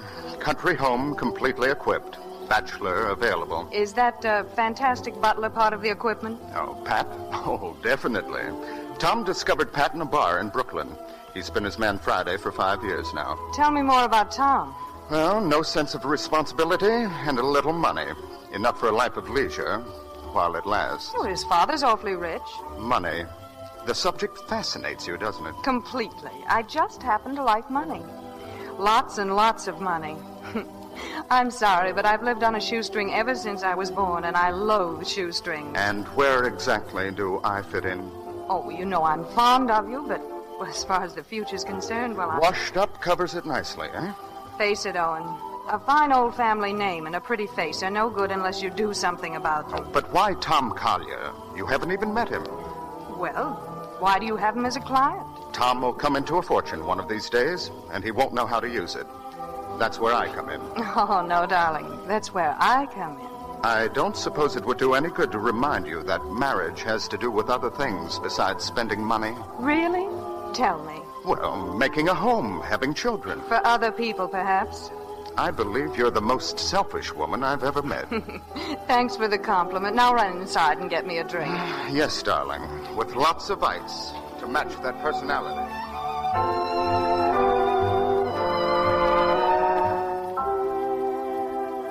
Well, I'm delighted to meet you, Mr. Collier. But what happened to Owen? He was going to get me a drink. Oh, I took care of Owen. He and my father are knee-deep in politics by now.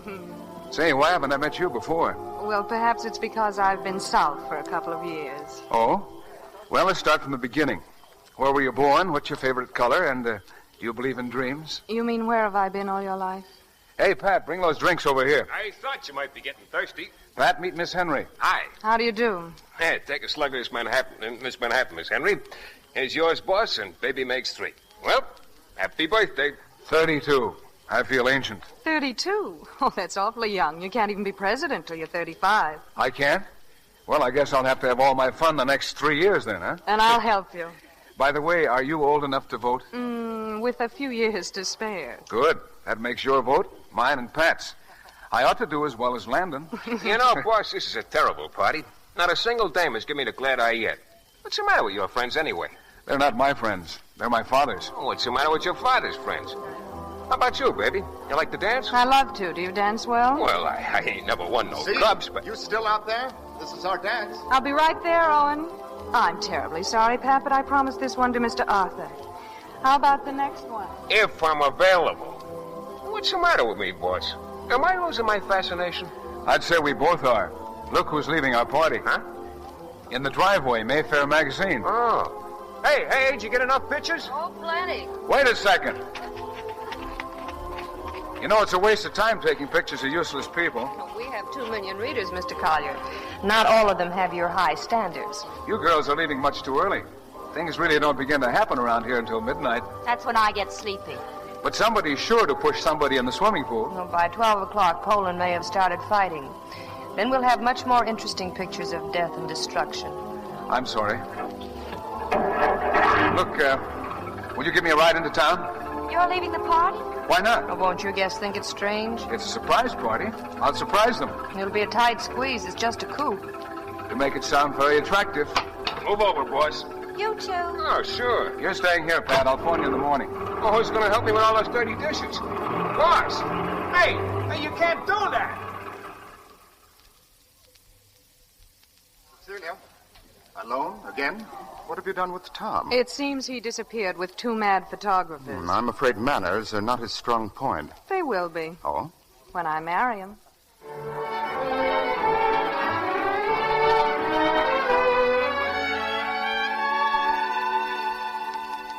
And this is our apartment, Mr. Collier. Anne's and mine. Very cozy indeed. And the gentleman sprawled on the sofa is Mr. James Fisk. He's Anne's boss. We've met before, haven't we, Mr. Fisk? No, I don't think so. I might have forgotten you, but you'd never have forgotten me. Strange. I could have sworn that... You might have seen my picture somewhere. I used to be an advertising model. You were? Yes, I was the man with the dry scalp, pink toothbrush, or else my underwear wasn't happy with me. Now, wait a minute. It's also quite possible he saw your picture on the front page of Bantam magazine. Jim's the editor of Bantam magazine, Mr. Collier. Before that, he was my boss on Mayfair Life. Bantam? Do you read it? No, but I've heard my father mention it. I hope the ladies left the room when he did.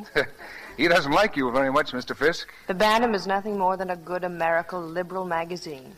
I don't know what you mean by a liberal magazine. We mean a publication in which no one will advertise and which very few people read. It tells the absolute truth. It's controlled by no interest, and it's indebted to no one except the printer. Hence, as with most liberal magazines, Bantam is always flat on its back. Well, I've developed the negative, Mr. Collier. Here, Jim, what do you think of it? Very pretty. But what is it a picture of? Of me, Thomas Rufus Collier III, amply demonstrating why there should never be a fourth. Hello? Yes, he's here. Oh, Jim, it's for you. Can't you observe I'm reclining on your sofa? Bring it over here. The cord isn't long enough. Well, tell him to call back another time when I'm nearer the phone. Oh, come on. Oh, this is ridiculous. Hello? What? Oh, yes, Herb. But they've been saying that ever since we first started owing them money. Well, tell him to come to the phone. You won't talk to me? All right, if I think of anything, I'll call you back. Well? The magazine should go to press tonight, but the Randall Press flatly refuses to print another issue until we pay them the money we owe. How much is it now? Oh, about $7,000. How much has the Bantam got in the bank? The bank didn't even trouble to send us a statement last month. Figure it out for yourself. Must be lots of fun publishing a magazine. Oh, yes, you can see. We're all practically in hysterics. Mr. Fisk, how much money does the Bantam lose in a year? Oh, about $20,000. That's not much. Now, wait a minute. Now, if we worked very hard, I'm perfectly certain we could lose twice that amount. Why, I might even double my salary. Well, that's beginning to sound like I might be interested. Are you serious, Mr. What's his name? Collier. Collier? I think so. Now, wait a minute.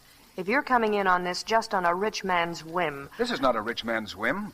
If the world's going to war, the least I can do is go to work. What do you know about the Bantam? Do you know what it stands for? All I know about the Bantam is that my father doesn't like it, and that's good enough for me. What we could do with some money, a bigger staff, a better makeup. We could even afford to hire you, Christy. Oh, that would have to be part of the deal. Miss Sage would have to go to work for us. Then we're all set. Now, have you got $7,000 in cash on you? I left my money in my other suit. Then write a check to Randall Press. Just hand me a pen and ink. Ink? Use my blood. And give me Mr. Collier's negative, Anne. Page 1 of our next issue. Meet the new publisher.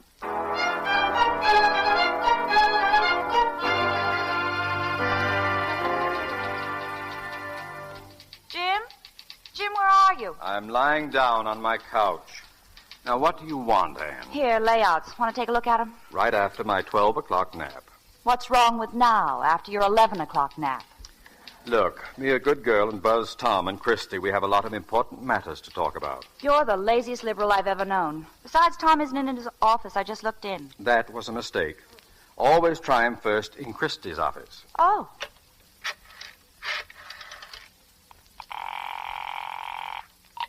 Hello? Christy, is Tom with you? Want to talk to him? Jim wants to talk to both of you. Hustle over. It's a conference. How did you know Tom was with Christy, Jim? I majored in biology.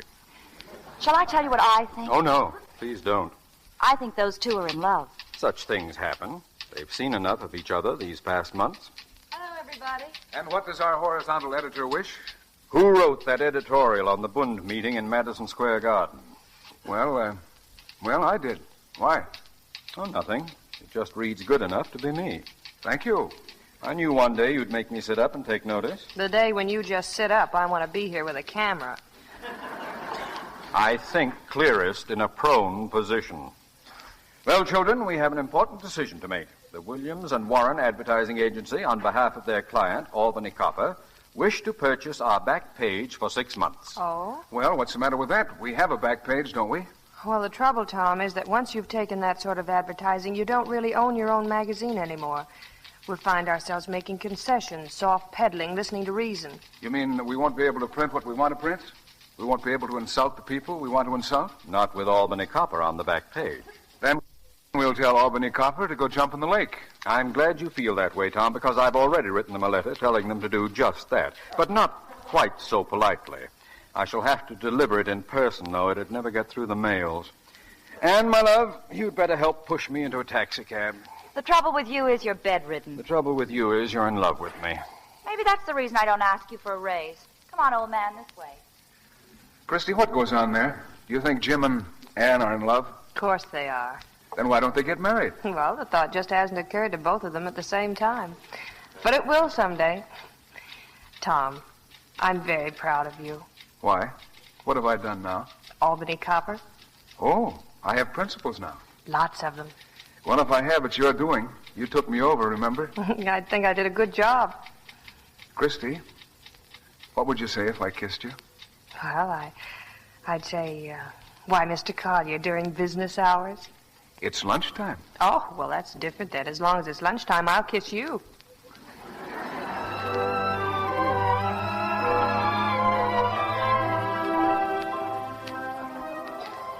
Lunch at Hayden's and champagne for lunch? My, oh, my. I told you this was an occasion. What occasion? I have plans to discuss with you, Miss Sage. It's about a partnership. My father says a partnership is the worst kind of a ship to sail in. But I don't agree with it. Most solid businessmen advise incorporating because they can't trust the other fellows. But in this case, I feel I could trust the other fellow completely. Here, try this wine. It's terrific. You were saying, Mr. Collier. Christy, look. I don't know how you're going to take this, but you can keep your apartment in town. On weekends, we'll drive up to Connecticut. I know it didn't impress you the first time, but it wouldn't have to be cluttered up with the usual crowd. We could have our own gang and a special soapbox for Jim. Well, how does it strike you? Christy, I'm trying to ask you to marry me. I guess I knew you'd ask me. Sooner or later. Clever, Christy. Oh, Tom, I don't know what to say. Say yes, and I'll get back my appetite. Oh, look, we're good friends, the best in the world, but I wouldn't fit into your life at all. That's nonsense. You'd fit in anywhere. Tom, I don't like your pre-Bantam friends, and I know they wouldn't like me. I don't like them either. But they're part of your life, whether you're willing to admit it or not. But what about it? Please let me finish. I've worked so hard all my life that I've had no patience with people who didn't. I know myself pretty well. I'd be bored stiff with a lot of money. Oh, come now. Money's not so bad. Now, you see, you take it for granted. I couldn't. But you could go on working if that's what you wanted. But I wouldn't want to work if I were married. I'd want a home, a real one. Raise a family. Well, that's just fine. Oh, no, Tom. No, it wouldn't work. Christy, all this analyzing, it isn't getting us anywhere. You're thinking too much. Let yourself feel for a change. Tom, I believe in marriage. So much so I want to give it everything I've got when the time comes. I don't think a person ought to get married unless it's all important. I mean, when you think of the person, you're breathless. Never any doubt. An all-out feeling. Are you trying to tell me you don't love me? Oh, I'd know if I loved you. Is that final? Well, then, I guess there's nothing more to say. Kind of spoils things. You mean the Bantam? Yeah. Well, don't worry about that. I'm resigning anyway. Christy. No, look. I've worked a long time for other people, and now I want to work for myself. I want to get away and find a new approach. I thought about going down to Mexico. Wish me luck, Tom. Christy. Oh, I'm sorry, Tom. Desperately sorry. Sure. Come on, let's get out of here.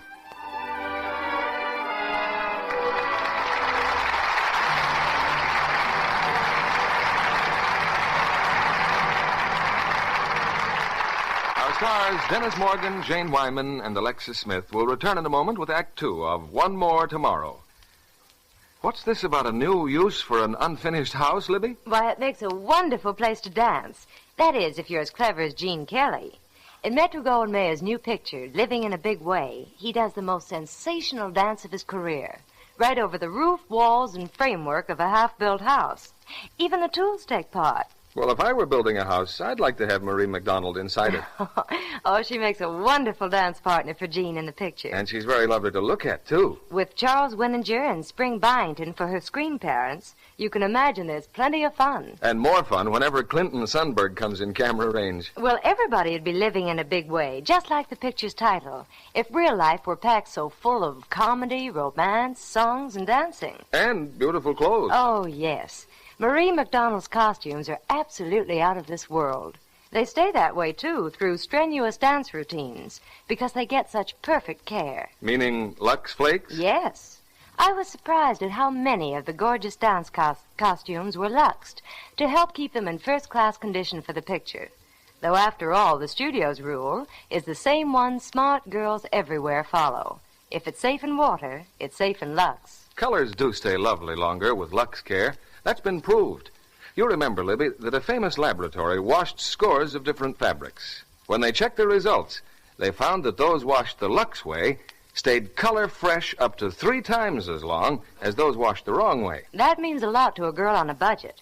She can Lux everything from play clothes to pretty afternoon dresses for ever so little, yet keep them fresh and gay much longer. That's true, Libby. I've seen summer cottons and printed rayons luxed as many as 20 times, and they still had that nice as new look, that Lux look.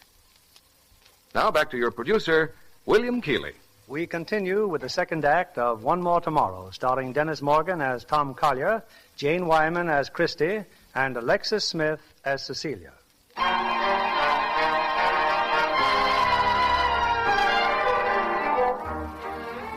It was a hard jolt to take, Christy's refusal to marry him, but Tom Collier has remained with Bantam magazine. And with Christy away in Mexico, he's been discovering how attractive other girls can be. One in particular, Miss Cecilia Henry. One night after the theater in Cecilia's apartment... It's late, Tom. Are you staying in town or driving back to Connecticut? Oh, I'll drive. This time of night I can make it in 1 hour. And 1 traffic ticket. Oh, Tom, please do drive carefully. You're worrying about me. That's good. Is it? I'm glad the maid started the fireplace. Feels good, doesn't it? Firelight does things to you, see. What does it do? You know very well what it does. You're lovely. Well, I don't feel lovely. I have a terrible headache. Oh, I'm sorry. Sometimes if I rub the back of my neck... Say, how are you at rubbing the back of a girl's neck? Inexperienced, but willing. How's this? Oh, more gently, Tom. There. That's better. Oh? Is that part of the treatment, kissing my ear? There's a slight extra charge. But well worth it. It's silly to kiss a girl's ear when... If she'd just turn her head like this. Darling. Tom, it's almost 3 o'clock. Did you just kiss me with one eye on the clock? But it is late, dear. I don't ever want to go see. See, I've been thinking, when I marry, if you were to marry me... Tom, I'd do anything to make you happy. You mean you will marry me? Of course. See, that's wonderful. We live in the country, darling. We'll have lots of children. We'll even have... Children? You want children, don't you? Oh, of course, darling, but just for a little while, I want only you. Tom, what will your father say? Will he approve of me? Approve? Darling, you're the one subject we never argue about. Mrs. Collier. Mrs. Thomas Rufus Collier III.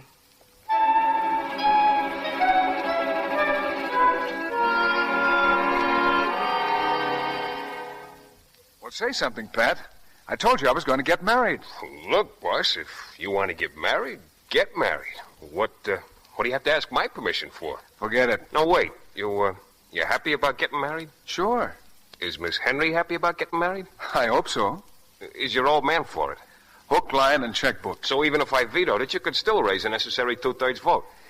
You just haven't met the right girl, Pat. Boys, I meet the right girl on the average of twice a week.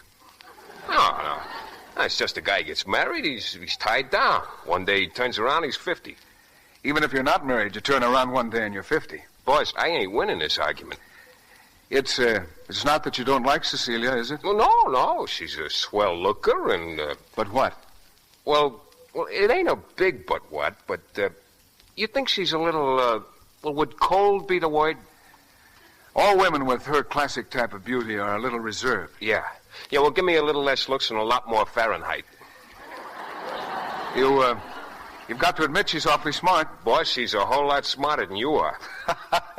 Yeah, see, that's what I mean. You laugh right out loud. She gives out with a polite smile, all teeth and no tonsils. Well, when's the wedding, boss, and where? Right here, Pat. June the 1st.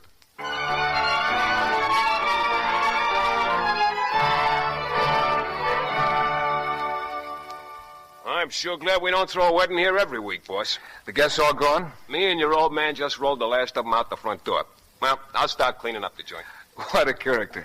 Yes. You really married me, haven't you, see? For good and always. Heaven make this one good. You see, I haven't much confidence in marriage. I was exposed to a very bad case as a baby. We'll make this one good. Oh, Tom, it was such a wonderful wedding. And I'm so glad your friends from the Bantam were able to come. Tom, wasn't there another girl from the magazine? Christy? Who? Miss Sage. She's in Mexico, I think. Oh. Well, should we... Well, here you are. Hello, Father. Tom, marrying Cecilia is the only smart thing you've ever done. Being born your son wasn't such bad judgment. I have a little present for you. Here, a check. Oh, well, I didn't know there was this much money in the world. In Father's world there is. It's very generous, Dad. What are the strings? Well, I don't expect you to throw it away on that crazy magazine, if that's what you mean. That's what I thought. But I have no objection to the publishing field. Matter of fact, I made a few inquiries. Wilder and Higgins might be persuaded to sell a half interest in their outfit. I'm sorry, Dad. I'll stick with the Bantam. Oh, the Bantam. Nobody reads it. Nobody ever will. You'll ruin yourself supporting it. That's a risk I'll have to take. Thanks anyway, Dad, but we won't need the check. Why, Tom? I'll see you in the house, darling. Ungrateful young fool. Don't be upset, Father. He'll find himself one day. Cecilia, if there's any hope for Tom, you're it. From now on, I leave everything in your hands. Including the check? Including the check. You know, you and I should have been in business together.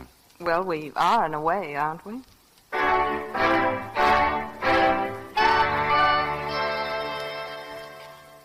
Who was that at the door, dear? Just a telegram. Nothing important. Telegram? Who from? Really, see, it's nothing. Are you going to start our marriage out with a deception? These discerning women. It's from Christy. Here, read it. Arriving from Mexico this evening, she wants you to meet her. Well, why don't you, dear? The night we're back from our honeymoon? Certainly not. Oh, really, darling, I don't mind. She has to find out about us, and it would be nicer to hear it from you. See, you mean that? Of course I mean it. You're unusually charitable for a woman. I like that. Thank you. She would think it strange if I didn't meet her. We were good friends, see? Yes, I know you were. Now go and meet her, darling. Run along.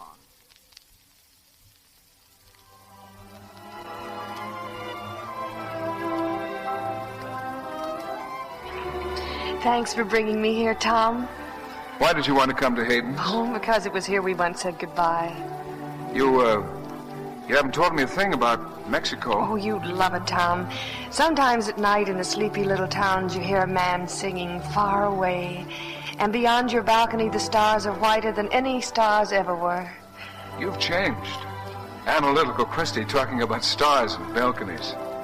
I remember the last time we were here. Oh, Tom, I was so wrong. I wanted so badly to tell you. I did love you, only I didn't know it. Why didn't you sock me for being so stupid? Why didn't you, darling? It would have saved us so much time. Christy. Tom, I love you so much. From the very moment I began to miss you, Christy, I've just been married. Who is she? Cecilia Henry. Oh. Tall, blonde, and beautiful. Does she love you? I think so. Clever, Christy. Knew all the answers. Clumsy Christy.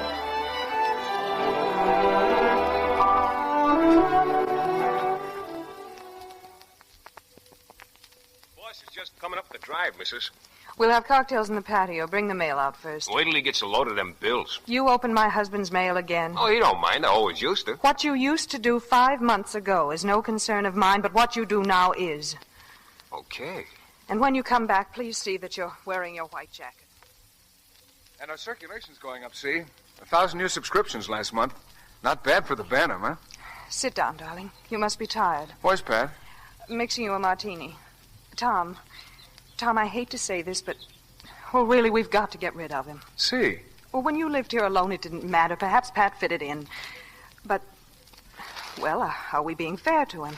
Depriving him of a chance to make something of himself. Pat belongs to that blessed band of humans who don't want to make something of themselves. It's a great talent if you have it. Darling, please. I think we'd all be happier. I won't be happier. Pat and I understand each other, see? I'm awfully fond of that guy. You're awfully fond of me, and we understand each other, too. Do we? Tom. I'm sorry, darling. I'll tell him. Thank you. Oh, this came this afternoon, this invitation. Henri Picard Gallery. Oh, an exhibition of photographs by Miss Christine Sage. To be held... But it's tonight. Strange they should have sent an invitation at the last minute. See, would you mind very much going? If I only felt better, dear. I haven't been feeling very well lately. See, you're not keeping anything from me. Tom, you know I'm not. I thought you're not feeling well. Are you going to start talking about the patter of little feet? Don't joke about it, see? After all, why not? There's plenty of money. You wouldn't be tied down. Let's not talk about it now. If you really want to go to Miss Sage's exhibition, I'll have to change. See, wait. You meant what you said that night, didn't you? About wanting to have a family and really make something of our marriage? Of course I did. Darling, please don't be angry with me. You better go upstairs and get dressed, dear. You won't forget to tell Pat. No? I'll tell him right now. It's funny you want to talk to me, boss. Can I be wanting to talk to you? Pat, I've been thinking. You know, there's not much future in butling. Oh, well, You have no idea how grateful I am for everything you've done. Hey, take it easy, will you? No, I really mean it. You think I'm a great guy, huh? The tops. Hey, you would have to say that at a time like this. Just when... When what? Well, Oh, forget it. You're not in trouble, are you? Me? What trouble? Pat, what I've Tom, been you trying gotta to listen tell to you me, is and don't hold it against me, but I'm quitting you. I took another job. You what? I know what you're gonna say. Holy cats. Well, I just couldn't stand it any longer, and, well, she don't like my ways. I mean the missus. So I'm going in with Moe Winters. He's opening up a gym here in the country, and he asked me would I run it for him like Muldoon's, only with a small bar attached. And, well so help me, I give him my word. When does he want you to start? Well, now, boss. Right away, but... Then pack your bag. You're leaving tonight. You mean it's okay? You won't be sore? You mean you... I'm overjoyed for you. Oh, take it from me, boss. You're the goods. And me running away from you like a rat. Cut it out, Pat. Get going, will you? And you, better leave that shaker. I think I could use a drink.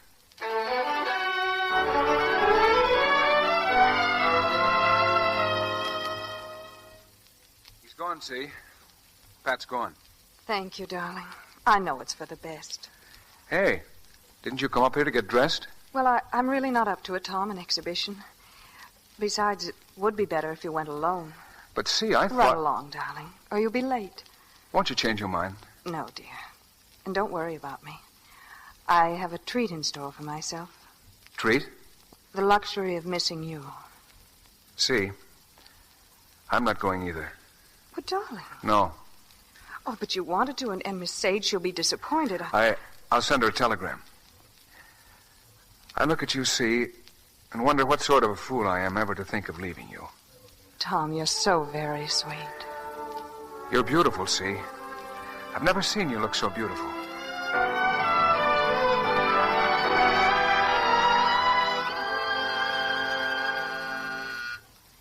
Just a minute.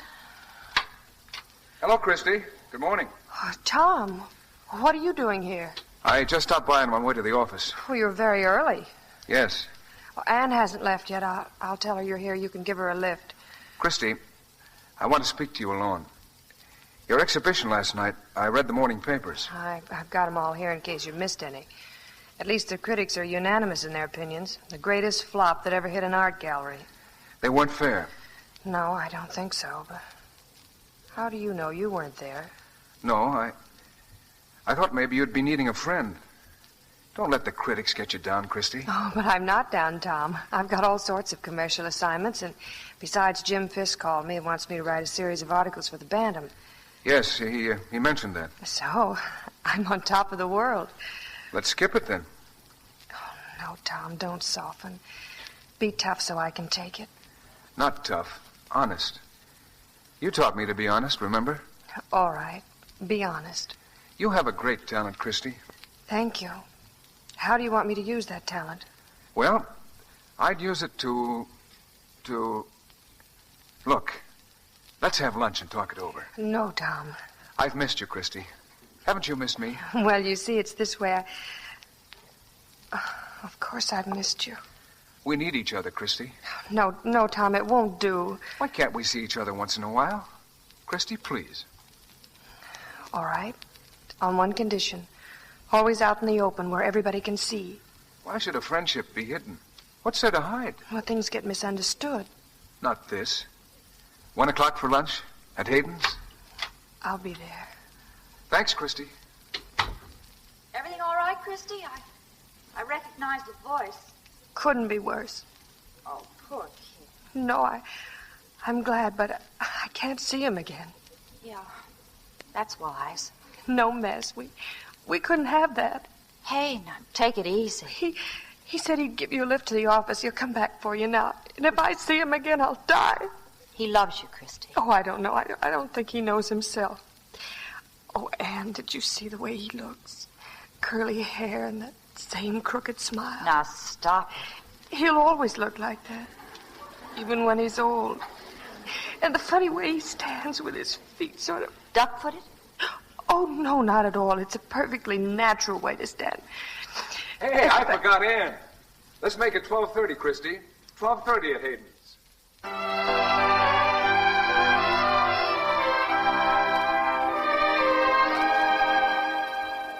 This way, Mr. Collier. I have your table all ready, sir. Thanks. Hello, Tom. Ann, I thought I left you and Jim hard at work. Christy phoned me a little while ago. I met her in front of the office. Well, where is she? She's not coming, Tom. She asked me to meet you here. Now, wait a minute. Tom, I know this is none of my business, but I can't bear to see Christy the way she is. I want the old Christy back again like she was before. Before she met me? Yes. Last night at the exhibition. All evening long she was watching the door, waiting for you to come in. That's the trouble when you carry a torch, Tom. You wind up with cinders in your eye.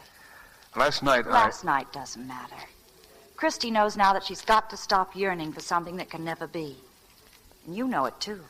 Do I? If you love her, Tom, leave well enough alone. Did Christy ask you to tell me this? She only asked me to tell you one thing. Goodbye. But how can I... Thanks. Thanks, Ann.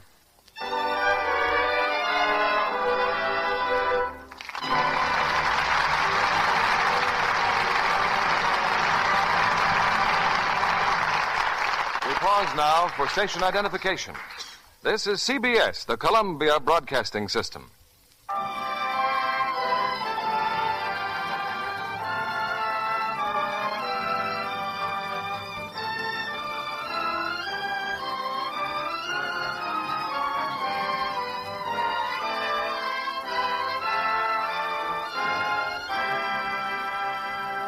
We'll bring you Act 3 of One More Tomorrow, starring Dennis Morgan, Jane Wyman, and Alexis Smith in a moment.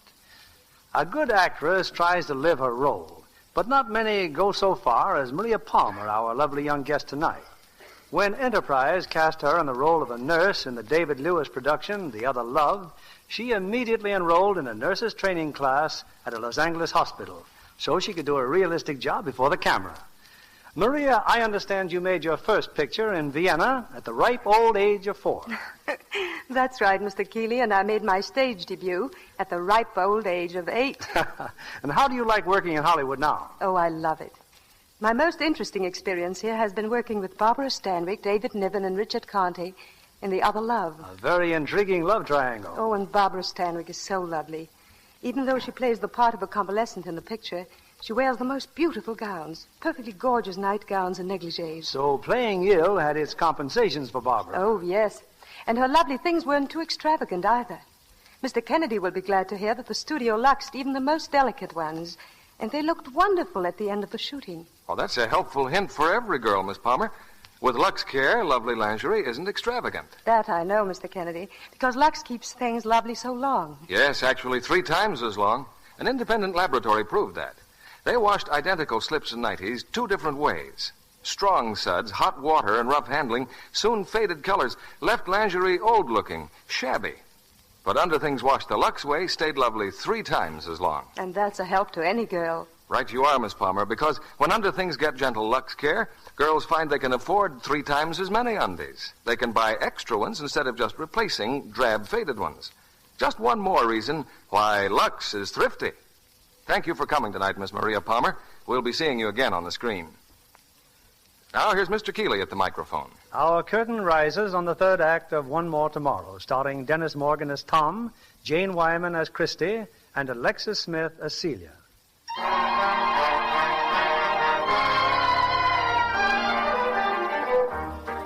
For a month now, Tom's been in sort of a daze. He's deserted the Bantam, spent a couple of weeks in Quebec with Cecilia, but now on a bright winter's morning, he's wandered rather aimlessly back to the offices of the magazine. Well, how do you do, Mr. Collier? Darn nice of you to show up. Thanks, Jim. How's everything? Fine. Business is much better since you're not behind your desk every day. Where is everybody? Christie's out of town, if that's what you mean. Yes, that's what I mean. And how's your wife, Mrs. Collier III? Do you really care? No Anglo-Saxon really cares. Well, I think I'll take the afternoon off. Just a moment. I have a little matter to discuss. Can it wait? I'll be back again next month. Here on my desk is a series of articles about a certain company. This company has an Army contract. The articles prove they've been delivering defective wiring to the Air Corps. Is that so serious?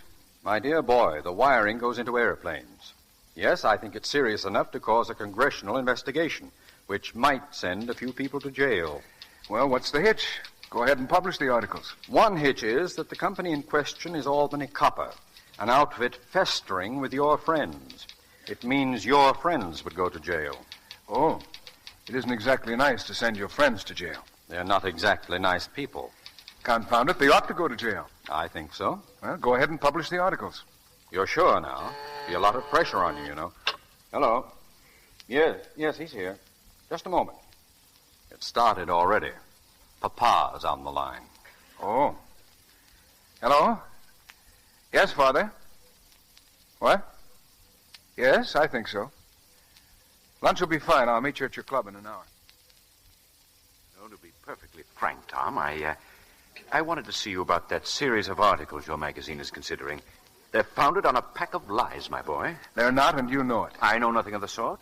Oh, someone at Albany Copper might have made a minor mistake, but... I know these men, Dad. They never made a minor mistake in their lives. Tom, they're our friends. I grew up with most of them. You grew up with their sons. Excuse me, Mr. Collier. Telephone, sir. Oh, give it to me. How would anyone know I was here? Hello. Yes? Oh, how are you? No, not quite yet. But I've no doubt this advertising firm will see the light. Fine. I'll call you tomorrow and confirm it. Yes, goodbye. Now, look, Tom, I don't really have to remind you of the things our sort of people do and the things we definitely do not do. Perhaps you'd better remind me. Well, for one thing, we don't deliberately try to ruin our best friends. Who do those men at Albany Copper think they are, Dad? Is a profit more important than a life? What makes them think they're beyond punishment? Now, Another Tom... phone call, sir. This time it's for young Mr. Collier. Now, how would anyone know I was here? Hello? Oh, yes, Jim. No, don't worry about it. It's not as tough as I thought it was going to be. No, I guess I'll run on back to Connecticut. I'll see you tomorrow. Right. You were saying, Father? Nothing. Nothing at all.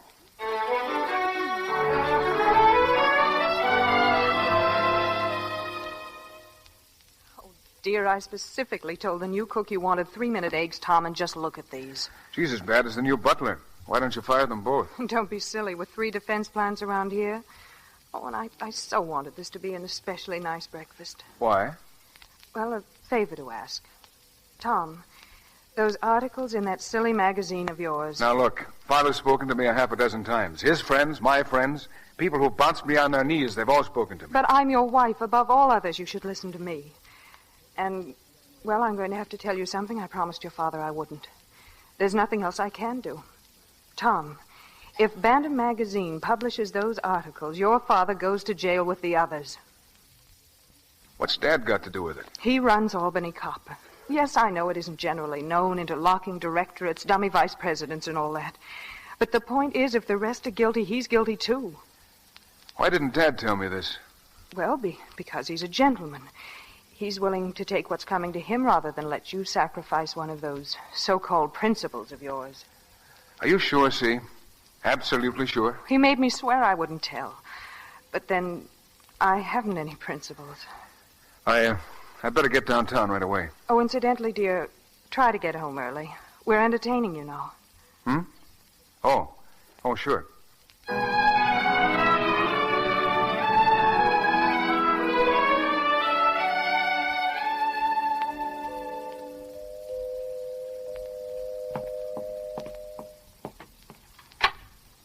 Yes? Oh. Why, you're Christine Sage, aren't you? Good afternoon, Mrs. Collier. Won't you come in? Thank you.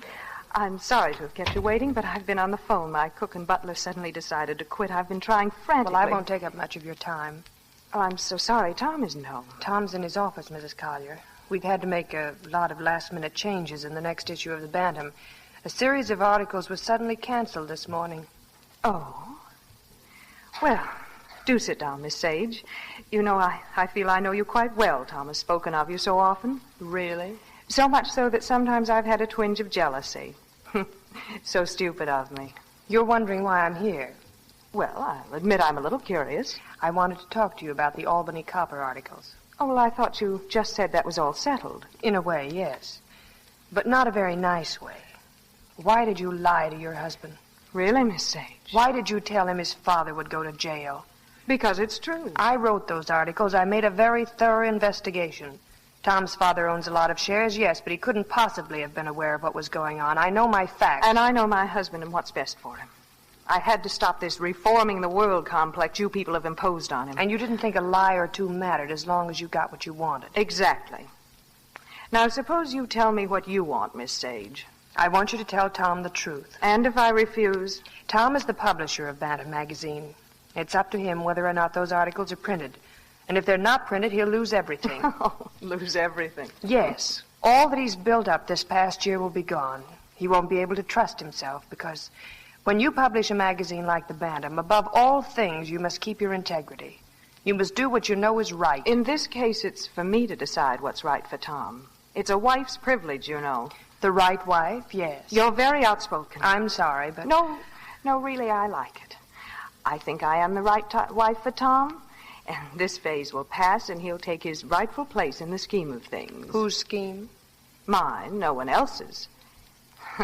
Certainly not yours. Oh, you got me all wrong, Mrs. Collier. I confess I love Tom. I know now that I've always loved him. But when he asked me to marry him... Tom asked you? Yes, I thought you knew. Are you trying to tell me that you refused to marry Tom Collier?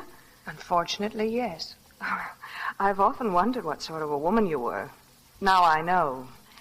But I am glad you came down here this afternoon. Well, I'm sorry I came. I've wasted my time.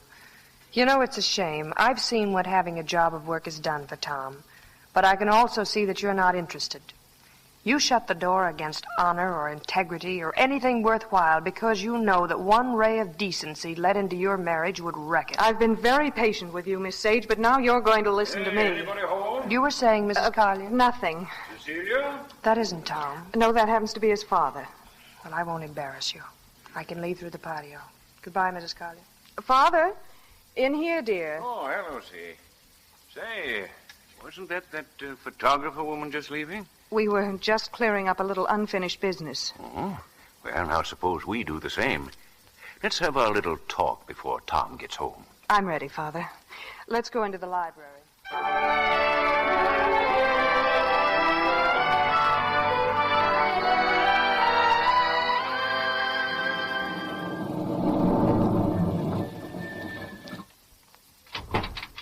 Boss! Hiya, boss! Pat, what are you doing here and in that monkey suit? Well, if you don't mind coming in the kitchen door, I'll tell you. It seems your cook and butler walked out. Since your missus is throwing a party tonight, she swallows her pride, makes a hurried call, and here's me. I never expected to see you here again. There's a couple of your friends I neglected to spill soup on. I figured tonight's my last chance. We got cream of mushroom. Boy, that really stains. Hey, boss, your old man just left. Oh? Yeah, now he and your missus been having quite a talk. Tell me something, boss. If a gentleman was walking by the door and he happened to hear two people talking about a friend of his, would he listen? No, of course not. Well, if he did, would a gentleman go to this friend and tell him what he heard on the eavesdroop? Certainly not. Oh, thank goodness I ain't a gentleman.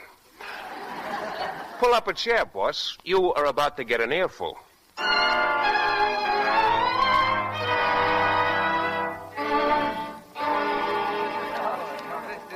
Well, good night, Z. Had a lovely time. Good night, Henry. I brung your car up the driveway, Mr. Pickering. Thank you. I can't tell you how sorry I am about your dinner jacket. Oh, nothing at all. Just a little soup stain. Ain't I the Butterfingers? Tom, dear, are you tired? No. Do I look tired? Well, you look something. Did the party bore you?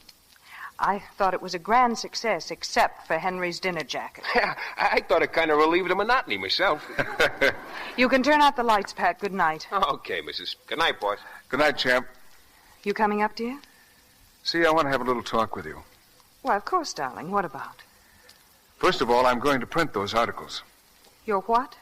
I'm going to expose the Albany copper scandal. Oh, you're talking nonsense. No, see, for the first time in months, I'm talking good common sense. Oh, but I told you your father would... I know what you told me. I know the lie you told me. Lie? I know all about that little plan of yours and Dad's. You'd believe Christine Sage before you'd... Christy? What does she know about it? Pat told me. Well, suppose you do know. Don't you see Father's doing it for you? All his life he's tried to help you, to do things for you. In order to own me. I don't know what to say to you. You're so unreasonable. If only I didn't have this foul headache. You don't have a headache. You've played this little game too often. Same firelight, same headache. But this time Now you're merely being rude. See? You know I've tried to make a go of this marriage. I may be old-fashioned, but I want a home. A real home and a family. I don't want to talk about that. But I do. Very well, then. You may as well know. I don't want children, and I never have. So that was a lie, too. I could have forgiven your disloyalty to me about Father. I could even forgive some of your petty deceits. But I don't want any part of a marriage that's founded on a lie. Stop prattling about honor and loyalty. You married me for exactly the same reasons I married you, because I attracted you, because you thought I'd be an asset to you. Well, you got just that. I haven't changed. And all this business about having children is your way of putting the blame on me because the marriage hasn't worked. Well, I'm fed to the teeth with it. Good night. Well, I'm going now, boss. So long. Where you going, Pat? Station. Just time enough to make the milk train. I'll drive you. Oh, it ain't far. I can walk. No, I'm leaving, too. I'm going back to my wife, Pat. Well, ain't you going in the wrong direction? Your wife's upstairs. I mean my real wife.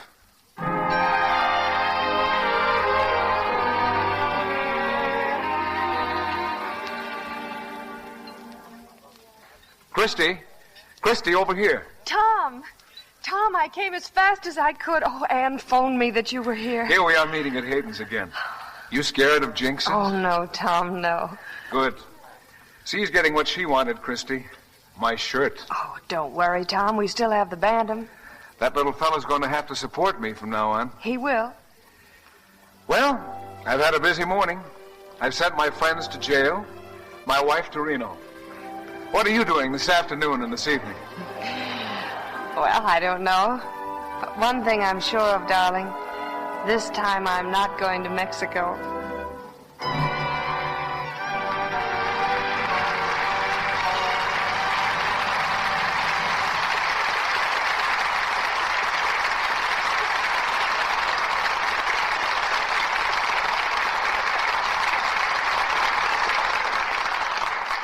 Before our stars return for their curtain calls, Sally and I have a story for you. It's called Where There's a Wool, There's a Way.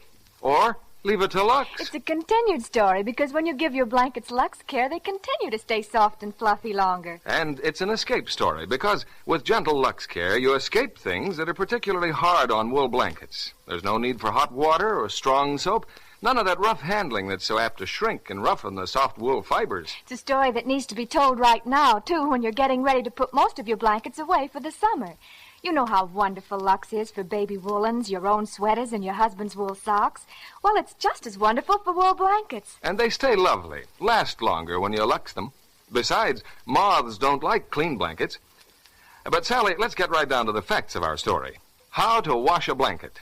Chapter 1. If the binding is badly soiled, brush it lightly first with Lux Suds. Then make extra rich Lux Warm Lux Suds about 4 inches thick in your tub or washer. Wash gently by hand without rubbing or run your machine 3 minutes. Chapter 2. Rinse several times in water the same lukewarm temperature by hand or run the machine 2 minutes for each rinse. Don't wring or twist. Chapter 3. Hang it out of doors over 2 or 3 parallel lines. Be sure to pick a sunny day with a light breeze. From time to time, shake the blanket gently to help fluff the nap. When it's dry, press the binding only. So there's our story. A success story that really begins when you buy a box of Lux Flakes and leave it to Lux to care for your blankets. Back now to William Keeley. You've heard from Lux Flakes. Now let's hear from our three stars, Dennis Morgan, Jane Wyman, and Alexis Smith.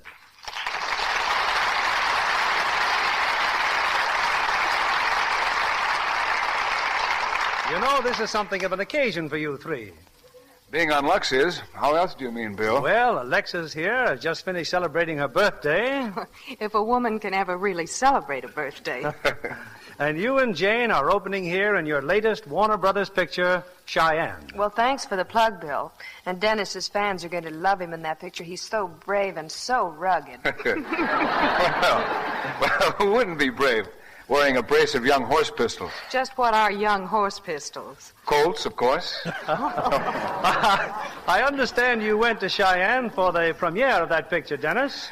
That's right, Bill. Almost didn't get back. What happened, Denny? Well, they don't know when winter's over in Wyoming. We almost got snowed in. Snow? The end of May? 6 inches. How do you account for that? Well, that's too deep for me. But when the weather's right, that's wonderful fishing country, Dennis. Don't I know it? Those mountain streams are jammed with trout. You sound as if you're speaking from experience. Sure. I'm the guy that left them there. Alexis here has just returned from a trip, too, down through Mexico. Have any fun, Alexis? Well, I was so tired when I got back, I must have. But I'm glad we got you all back for tonight's performance. And incidentally, we have another great treat for our audience next week. What's it going to be, Bill? One of the season's most promising screen hits with a brilliant cast. It's David Lewis's Enterprise production of The Other Love, starring Barbara Stanwyck, George Brent, and that sensational new star, Richard Conte. A great cast and a great play, Bill. Yes, it's the sensitive and sympathetic story of a woman fighting for her life and two men fighting for her love. A strange, dramatic triangle that builds to a deeply moving climax. Sounds like a wonderful evening to look forward to. Good night, Bill. Good night, and our sincere thanks.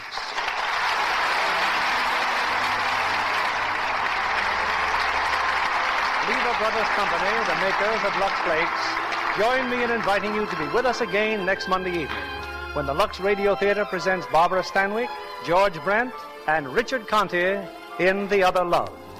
This is William Keeley saying good night to you from Hollywood.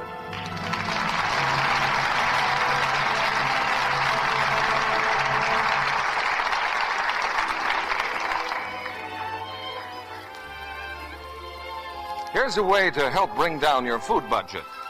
Just save every drop of used fat in your kitchen. Turn it in regularly to your dealer. He'll give you cash for it. In fact, more than dealers paid last year for used fat. Use that money to cut your meat or grocery bill. America is still seriously short of fats and oils for soaps and other things you want. So keep right on saving all the used fat you can. Alexis Smith is currently being seen in Warner Brothers' production of The Two Mrs. Carrolls. Heard in our cast tonight were Gail Gordon as Jim Fisk, Ira Grossell as Pat, Frances Robinson as Anne, and Bill Johnstone as Rufus Collier, with Stanley Waxman and Charles Seal. Our music was directed by Louis Silvers. This program is rebroadcast to our servicemen and women overseas through the worldwide facilities of the United States Armed Forces Radio Service. And this is your announcer, John Milton Kennedy, reminding you to join us again next Monday night to hear The Other Love with Barbara Stanwyck, George Brent, and Richard Conte. And why not tune in to Joan Davis every Monday night over most of these stations? This is CBS, the Columbia Broadcasting System.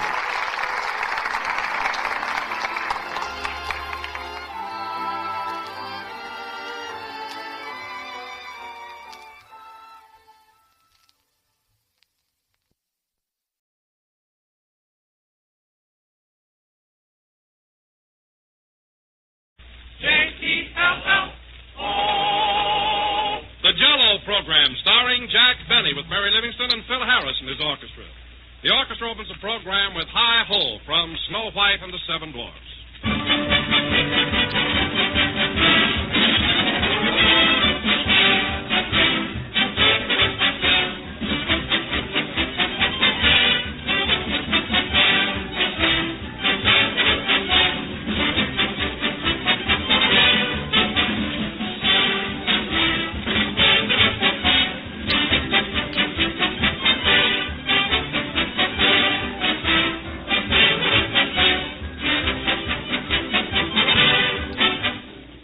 Here's a man argument for him. He's Mr. O. Beck of South Perry Street, Chicago. Mr. Beck writes, one person claims there are two Jellos. Another tells me there's only one Jello. Which is right? Well, Mr. Beck, that's one argument which is easily settled. There is only one Jello. The name Jello is a trademark, the property of General Foods. If you hear any other gelatin dessert called Jello, you'll know that that is incorrect. For there is no other Jello. That's why we always urge you to ask for Jello by name whenever you buy it and order it, whether it's from your grocer or in a restaurant. And here's something you'll want to know.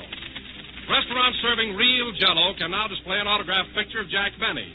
So look for his picture as your assurance that they serve genuine Jello. And remember, to enjoy Jello's extra-rich fruit flavor, Jello's delicious true fruit goodness, always insist by name on the one and only genuine Jello.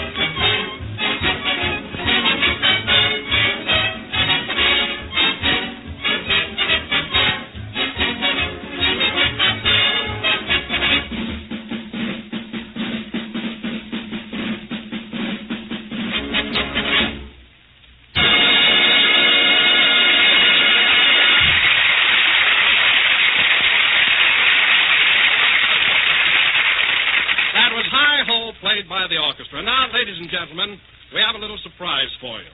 Jack wired us that owing to a slight delay on the train, he'll be just a few minutes late. So in the meantime, while we're waiting for Jack, I'll turn the microphone over to his good friend and pinch hitter, Georgie Jessel.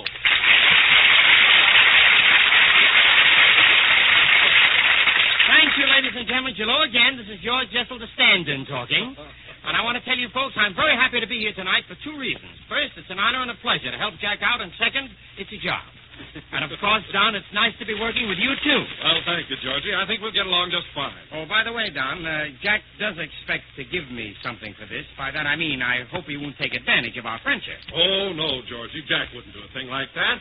I'm sure he'll compensate you for your work. Well, I hope it's with money. You see, Don, I've already got a Boy Scout knife. And I don't mind playing benefits for the needy, but after all, Jack is not a starving Armenian. Well, I think you'll find Jack perfectly fair. I'll be happy if I can find him. Well, how are you, Phil? I'm glad to see you. Hello, Georgie. Are you substituting here, too? No, I'm on the program every Sunday. Oh. Say, Georgie, I heard you talking to Don. Are you worried whether or not Jack's going to pay you for tonight? Well, Phil, I'm not exactly worried, but I'd like to do one program where I don't have to write in a part for my lawyer. Anyway, Don, what happened to Jack, and why is he late? Well, it seems that Jack's butler, Rochester, got off the train at Albuquerque, and Jack went out to look for him. I see. And the train pulled away without him. Well, any train that would do that, I'll bet it whistles at girls at every crossing. Well, I guess he'll be here pretty soon, though. He's on a pretty fast train right now. Well, Rochester, we're rolling right along now. Yeah, Mr. Benny, it sure is a long trip. I'll say. Just think, 4 whole days on a train. Oh, well, we'll be home pretty soon. I hope so. We'll run out of sandwiches.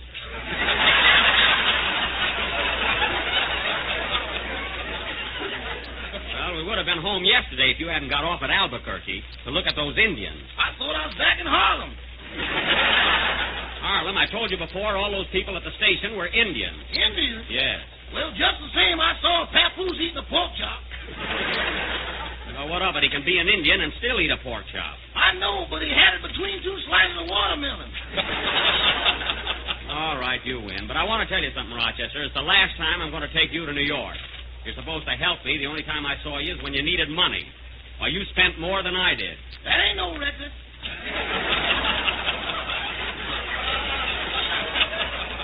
Well, never mind that. Another thing, you lied to me. You told me you needed the money for a new suit. Now, where is it? The suit? Yes, the suit. You mean the one I had my heart set on? Yes, where's that new suit I gave you the money for? Well, I'll tell you, boss. I was on my way to the store and got mixed up in a game of African badminton. Oh, so you lost your suit in a crap game, huh? Yes, sir. I rolled myself right out of the Easter parade.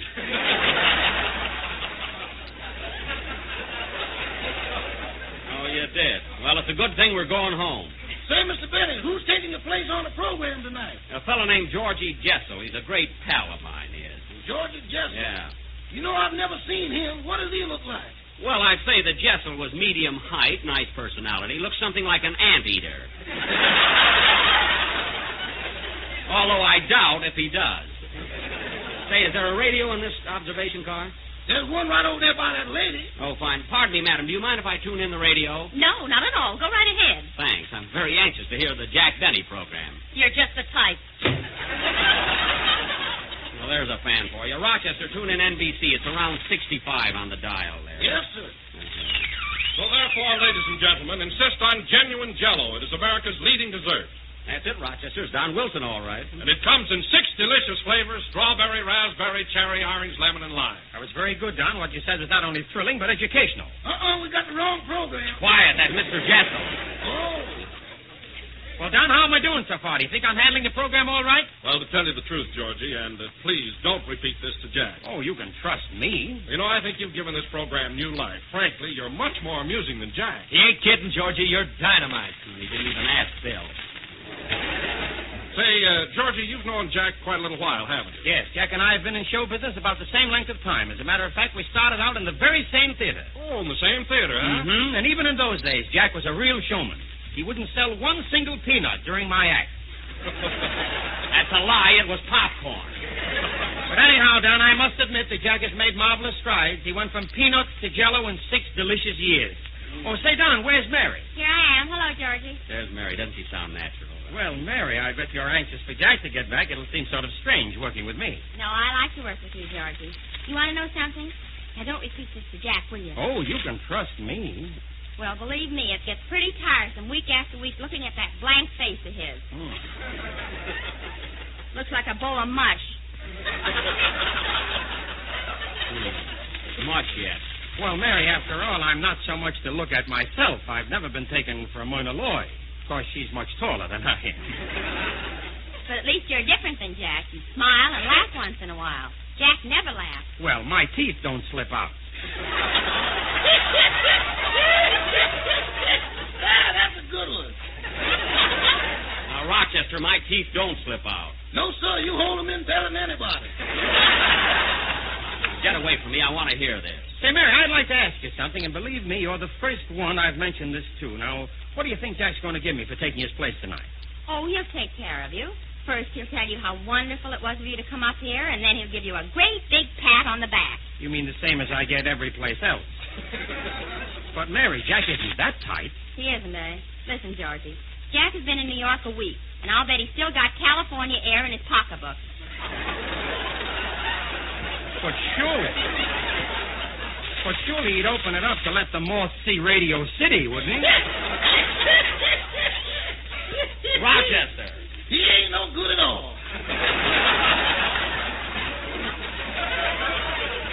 Yeah, I wish this train would get him. Come here, Georgie. You want me to tell you something? What is it? You remember that birthday party Jack gave for himself about a month ago, and he invited a big crowd? Yes, I remember. What are you laughing at? Well, between the first 2 courses, he ran out and had all the presents appraised. And then what happened? Was Jack mad? He only broke even on the dinner.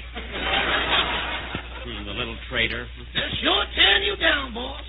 To think I bought them all gifts. And Mary's I can't wear. You can fold it up and use it for silk handkerchiefs.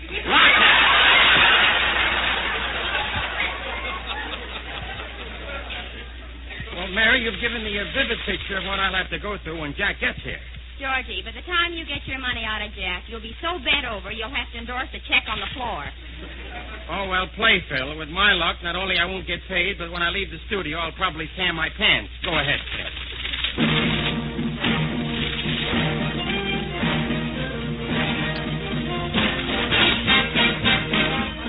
Hey, that music sounds like Harris, all right. Yes, sir. Los Angeles, all out. Last one off the train to Old Pomeda. Here we are, Rochester. Come on, grab those bags, and I'll see you at the house later. I'm going to rush over to the studio. Okay, boss.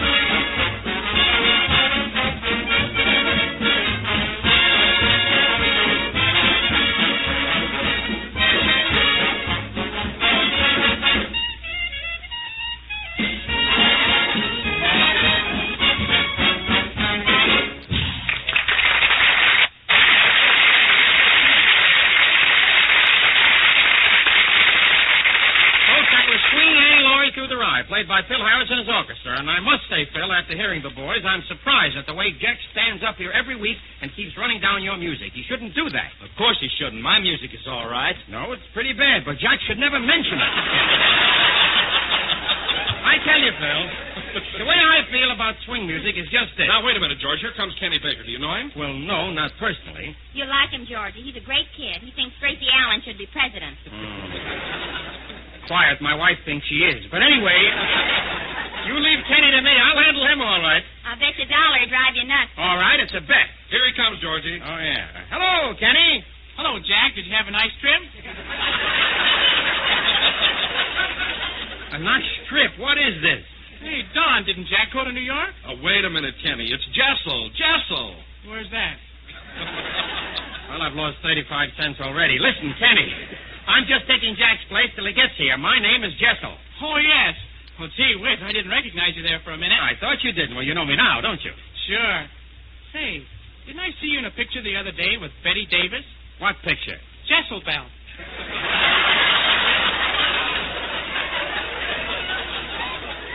Jezebel. Look, Kenny, the name of the picture is Jezebel. It wasn't me. I don't make pictures. And here's your $1, Mary. Thanks. Hey, what's going on? Nothing, Kenny. I just bet Mary $1 that you couldn't drive me nuts. Gee, you're a sucker. Well, this entire event looks good for a loss to me. Hello, fellas. Here I am.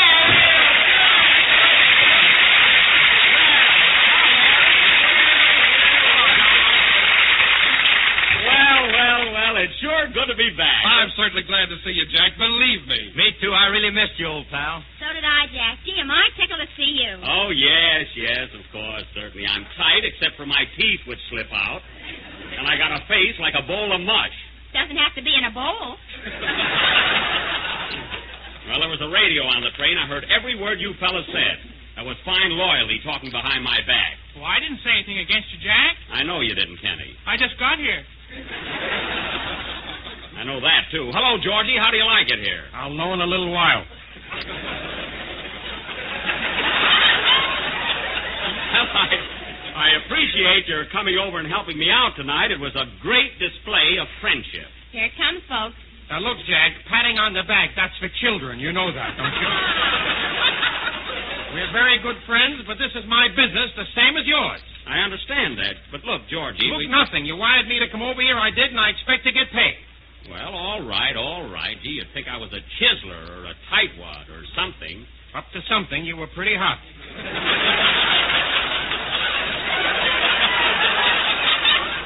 Well, I just don't want to be robbed, that's all. Robbed? Why, I left my own birthday party to come here, cake and all. Strangers had to blow out my candles. Well, now, calm down, Georgie. Look, I'll give you a check for whatever you think your time is worth. Now you're talking friendship. All right. All right, what do you want? Well, Jack, I don't want too little or too much. In other words, I don't want a cigar or an annuity. Now, don't beat around the bush, Georgie. How much do you want? I'll take $500. If you want to give me 10% extra for my birthday, that's up to you. Up to me? If it's up to Jack, it's back to you, Georgie. Well, all right, George, let's not haggle about it. I'll write you out a check. Well, that's okay with me. I got my checkbook right here. Now, let's see. April 3rd. Gee, look at his handshake. Mary. April 3rd, 19... Now, the amount. Hey, wait a minute. This is 1938, not 40. All right, so I made a mistake. Now, just a second. Pay to the order of... Say, how do you want this made out? George Jessel or Georgie Jessel? Just put down man, $500.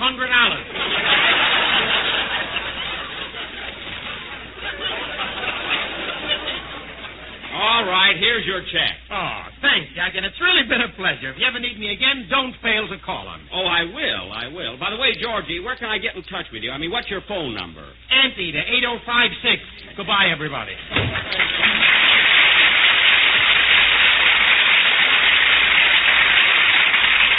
Well, it's the last time I'll ever ask him to help me out with anything. Gee whiz, Jack, you don't expect Georgie to come over here and work for nothing, do you? Well, why not? He's a friend of mine. Well, would you work on his program for nothing? I'm talking to Miss Livingston. Well, would you? That's Phil's question. Think of your own. I've got one. Shut up. And let me tell you something. Last week in New York, Fred Allen, Kate Smith, Ripley Lyman, and Von Zell all appeared on my program for nothing. No wonder you told them it was for the Red Cross. Well, that didn't make any difference. Say, Jack, tell us all about your trip to New York. Did you have a lot of fun? To New York? Yeah, New York. That's right. I went to New York. Oh, I'm glad to know. Well, I'll tell you about it later. Wait till I get settled here. Kenny, are you ready for your song? All set, Jack. Go ahead. Wait a minute. Come in. Benny? Yes? Here I am, bouncing in again. Oh, for heaven's sake, who are you? The check you just gave Jessel. Goodbye. I can't understand that. The banks are closed today. Sing, Kenny.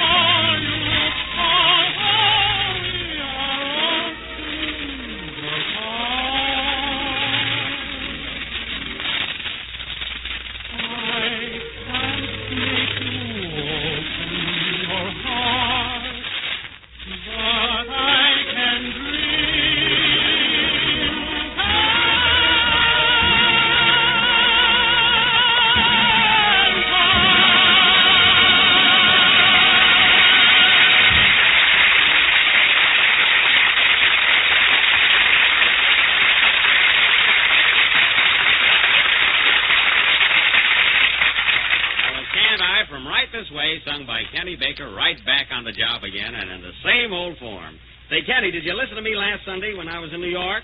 Well, I wanted to, Jack. I ran over to my girl's house to hear it, but her father doesn't like you. Oh. He doesn't, eh? Why didn't you and your girl go out in your car and listen to the program? Well, she doesn't like you either. That's great loyalty. Why don't you find a girl that likes me? I did, and she was slap happy.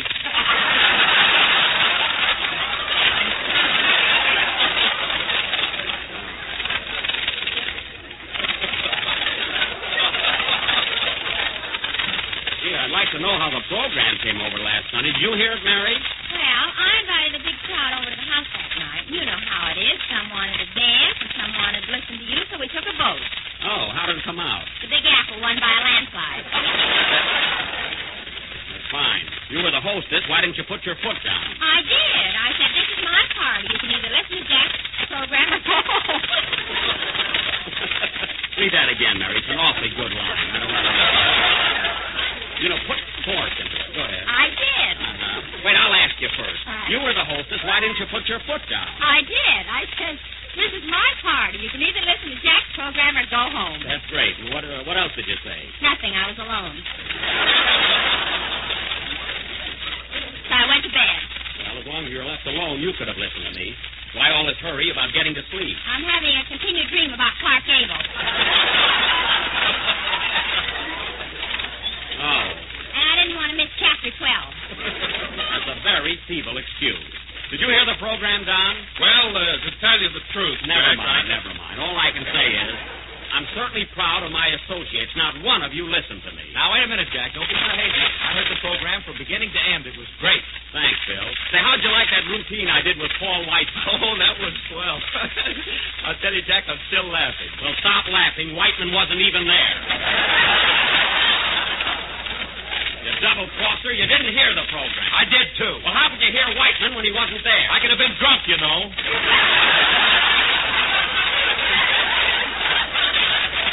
You were nowhere near a radio last Sunday. I was, too, and I heard every word of that program. Why, Phil, you're nothing but a great big liar. You've got something there.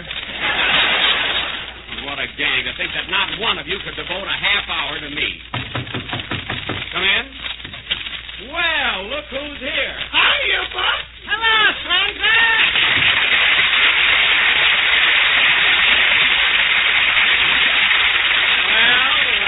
If it ain't Huckleberry Finn and Tom Sawyer. So what do I owe this double feature? Happy welcome to you. Happy welcome to you.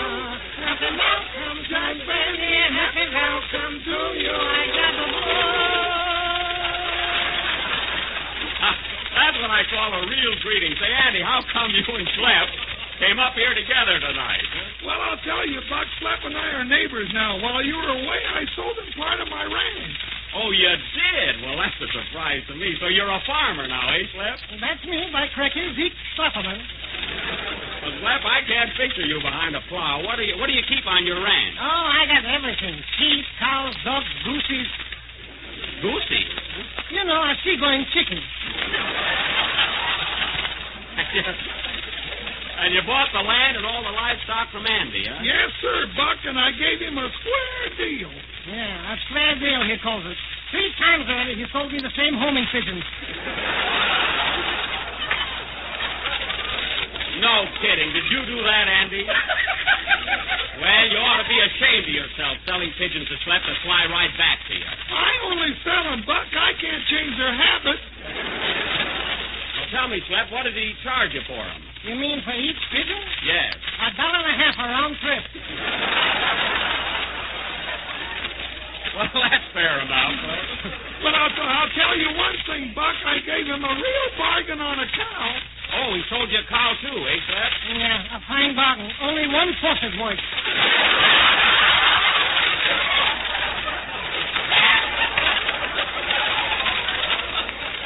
Well, maybe your technique isn't right. Now, look, Andy. Andy, what's the idea of selling so much stuff to Schlepperman? Well, I'll tell you, Buck. Pa had to have some ready cash. He's going to buy an aeroplane. Oh, your pa wants to be an aviator, huh? Has he ever been up in the air before? Just once, when our goat caught him unawares. Well, your goat made an aviator out of him. What does your ma think of the idea? She says let him go. He's always been hiring a kite anyhow. Well, I wish him a lot of luck. Well, Buck, guess we'll be running along now. Just dropped in to welcome you back home. Goodbye, Jackie boy. Come out and see me sometime to my ranch. Thanks, I'll do that. What's the name of your place? Slapperman's Hacienda. Suits, cloaks, and fresh eggs. Fine, I'll be there. So long, boys. Oh, say, Buck, I forgot to ask you. Did you have a nice time in New York? Oh, swell, Andy. Well, that's good. Well, come on, Zeke. Okay, partner. Home among the range where the deer and the cantaloupe play. Well, so Schlepperman is a farmer now. That's as big a surprise as Andy talking with a dialect. Won't be long now. Well, fellas, the program's nearly over. I think I'll call it a day. I'm so tired from that long train ride. Guess I'll run along home. I don't blame you, Jack. Get some rest. That's just what I need. Gee, it'll be good to see the house again. You know, I don't care where you travel. There's nothing like home sweet home. Well, so long, fellas. Goodbye, Jack. Oh, wait a minute. There's the phone. I'll take it. Hello? Hello, Mr. Denny. You coming home pretty soon? Yes, Rochester. Why? Is there anything wrong? Well, boss, I think we had visitors while we was away. Visitors? Yeah, the drawers are all mussed up. Well, the mice could have done that. They must have been big ones. The grand piano's missing. The grand piano? Why, we've had burglars. It could have been the finance company. That's ridiculous. What else is missing? You know that great big picture view that hangs on the north wall? Which one? The one where you're wearing evening clothes. Yes. What about it? You're in DVDs now.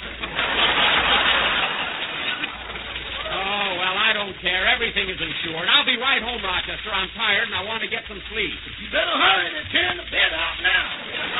Well, stop them. Wait, Bill.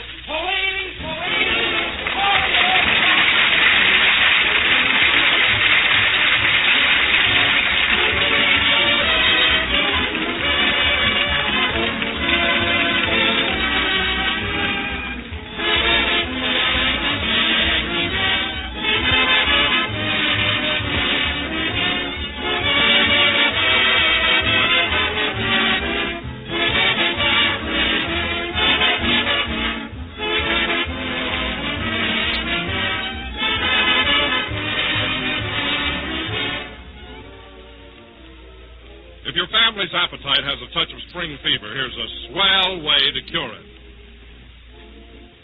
It's a crisp, inviting spring salad. Carrot and cabbage salad made with shimmering lemon jello.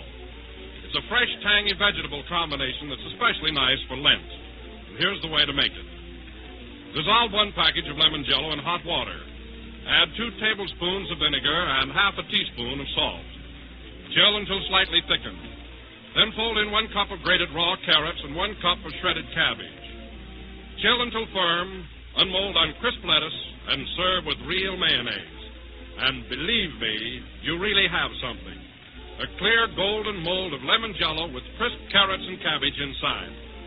It's cheerful to look at as the first spring sunshine. Tart and tangy, crisp and fresh tasting, it's perfectly swell to eat. Just be sure to make it with genuine jello. So order some lemon jello tomorrow and try this grand new salad. And when you're ordering, look for the big red letters on the box. They spell Jello.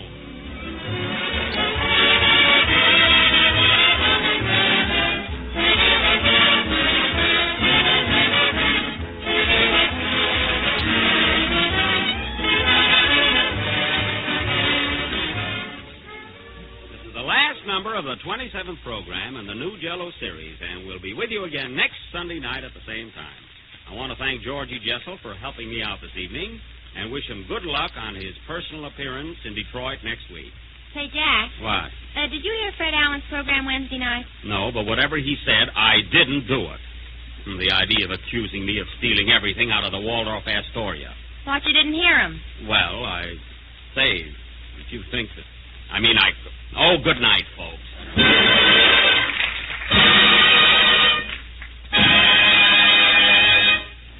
J-E-L-L. This on the Jello program for courtesy Mervyn LeRoy Productions. Tonight, we love is from Romance in the Dark. This is the National Broadcasting Company.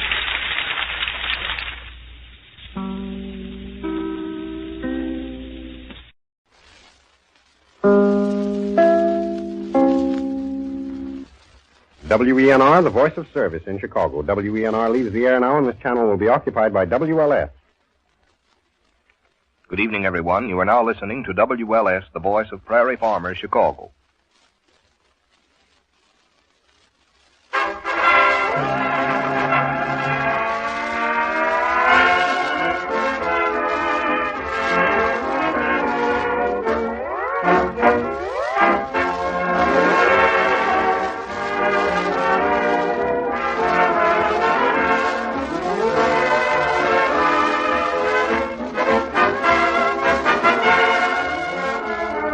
Good evening, everyone. The makers of Johnson's Wax welcome you to another rousing rodeo of rhythm and ribbing with Rico Martelli's orchestra, Kay Donna, Charles Levere, Hugh Studebaker, and Marion and Jim as your unparalleled pair of paper-hanging paragons, Fibber, McGee, and Molly.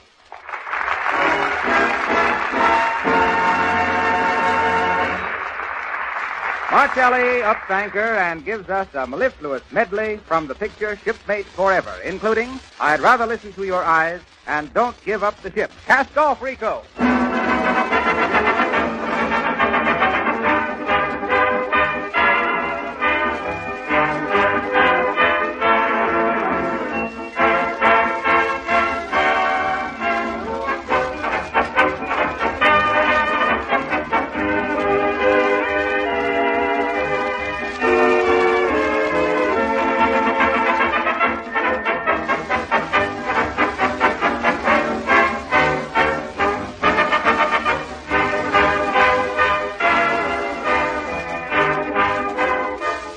while you're listening to Martelli's sparkling music, remember you can have bright, sparkling floors and linoleum without any work of rubbing or buffing. Use Johnson's Glow Coat, the finest no-rubbing floor polish that can possibly be made.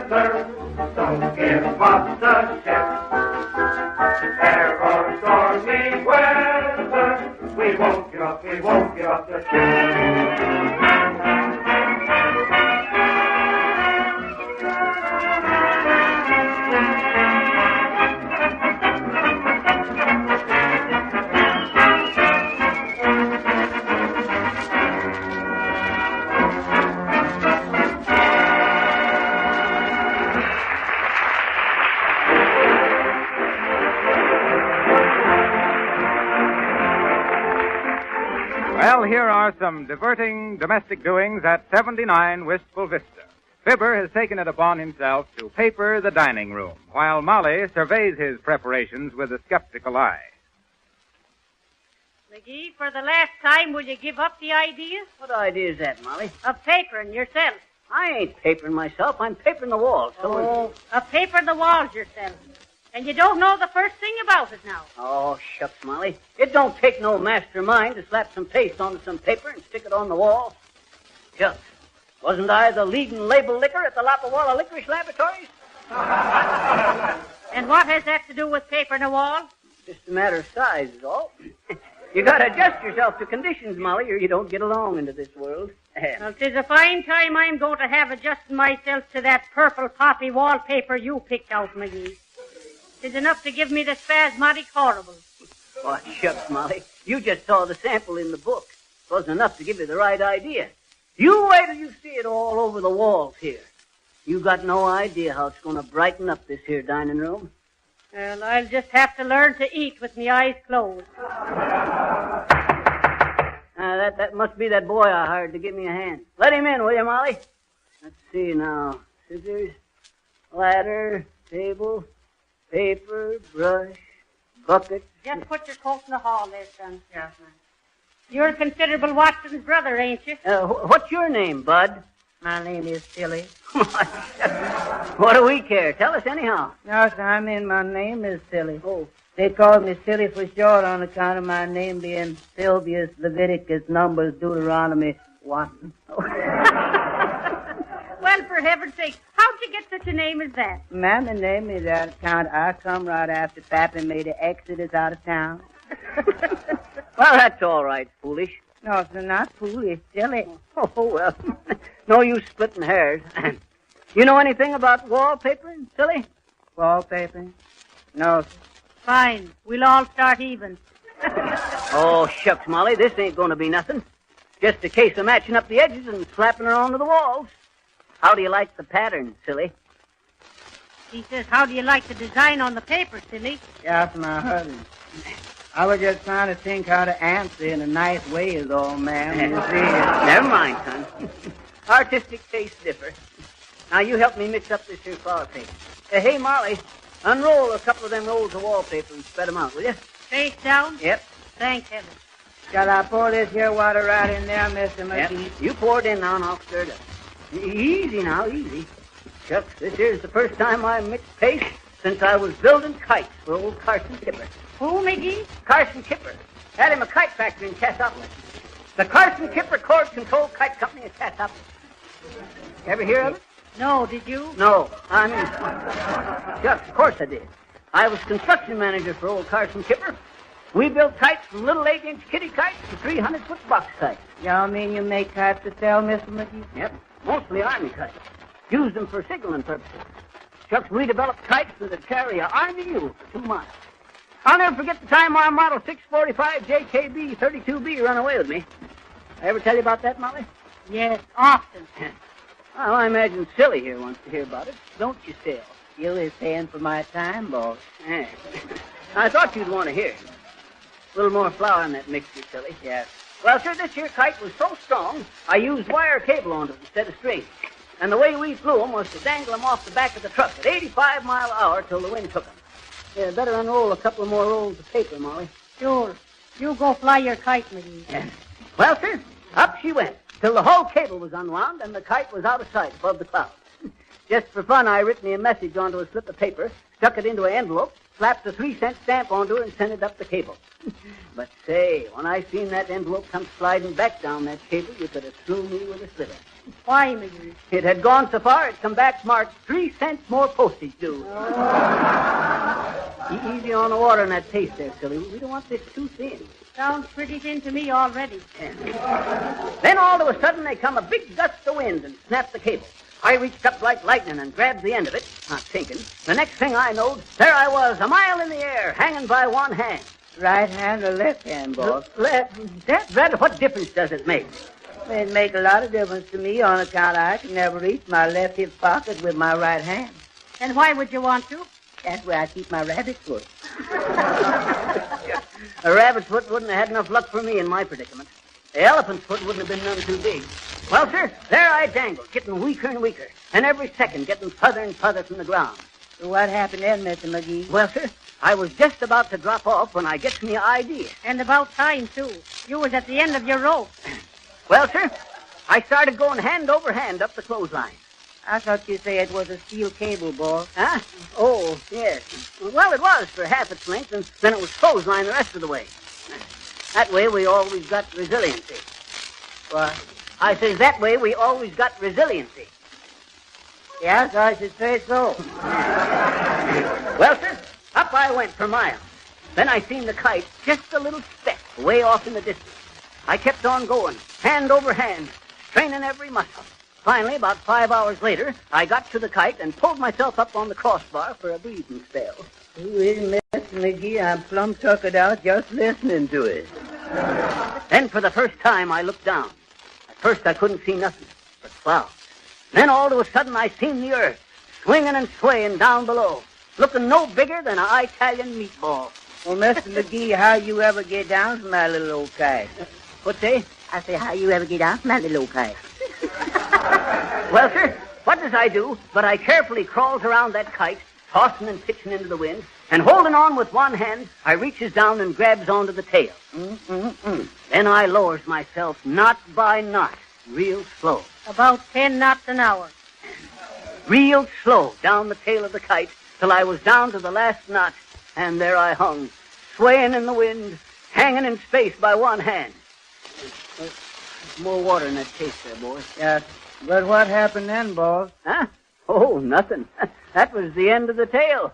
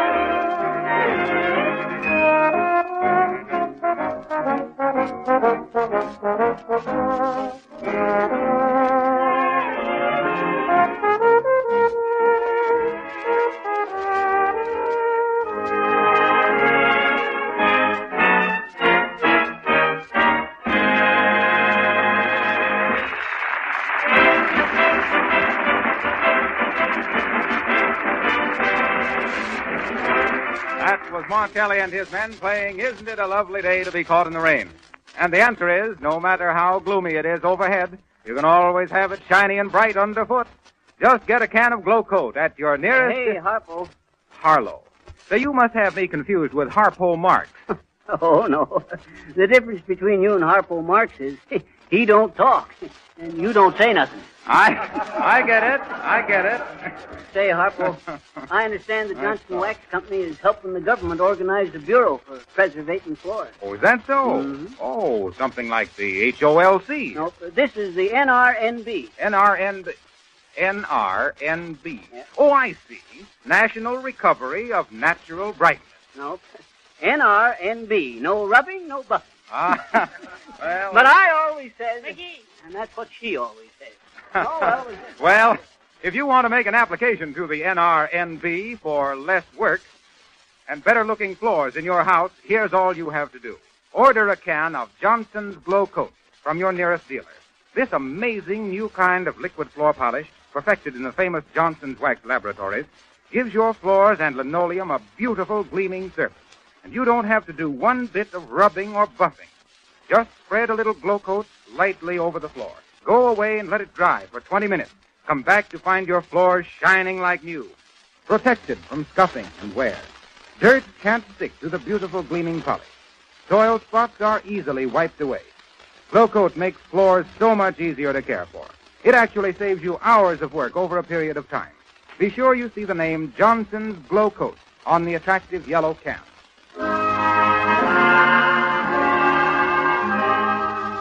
And now that we've told you how to have bright, shining floors for a song, here's the song. Miss Kay Donna, our little blonde balladist, gives us Confession.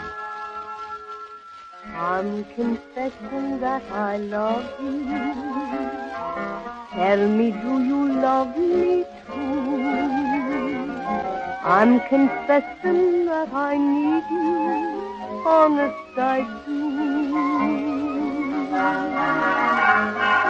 In your eyes I read such strange things, but your lips deny their truth. Will your answer really change things making me blue? I'm afraid someday you'll leave me, saying can't we still be friends? If you go, you know you'll grieve me. All in life on you depends. Am I guessing that you love me? Dreaming dreams of you in vain. I'm confessing that I love you over again.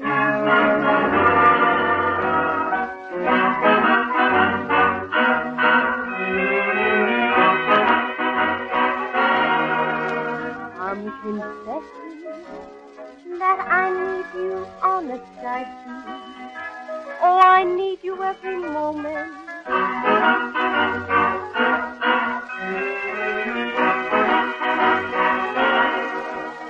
Will your answer really change things making me blue? Oh, making me blue. I'm afraid someday you'll leave me, saying, can't we still be friends? Oh, if you go, you know 'twill grieve me. All my life on you depends. Am I guessing that you love me, love me, love me, love me, love me, dreaming dreams of you in bed?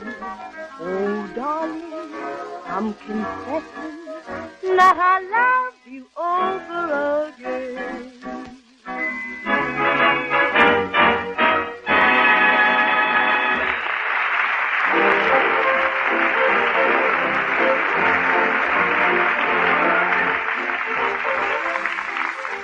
Back now to the dining room of the McGee home at 79 Wistful Vista, where Fibber McGee and Silly Watson are struggling manfully with the wallpapering, as Molly looks in occasionally to check results.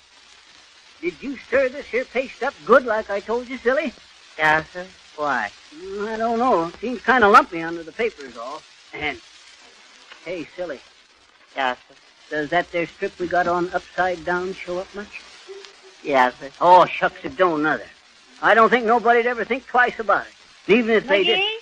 Except maybe Molly. What's the matter, Molly? McGee, it looks terrible.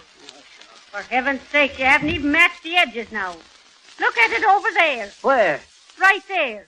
Why, the poppies is cut right in two. Well, poppies is cut flowers, ain't they? Look at me furniture. All splashed up with paste.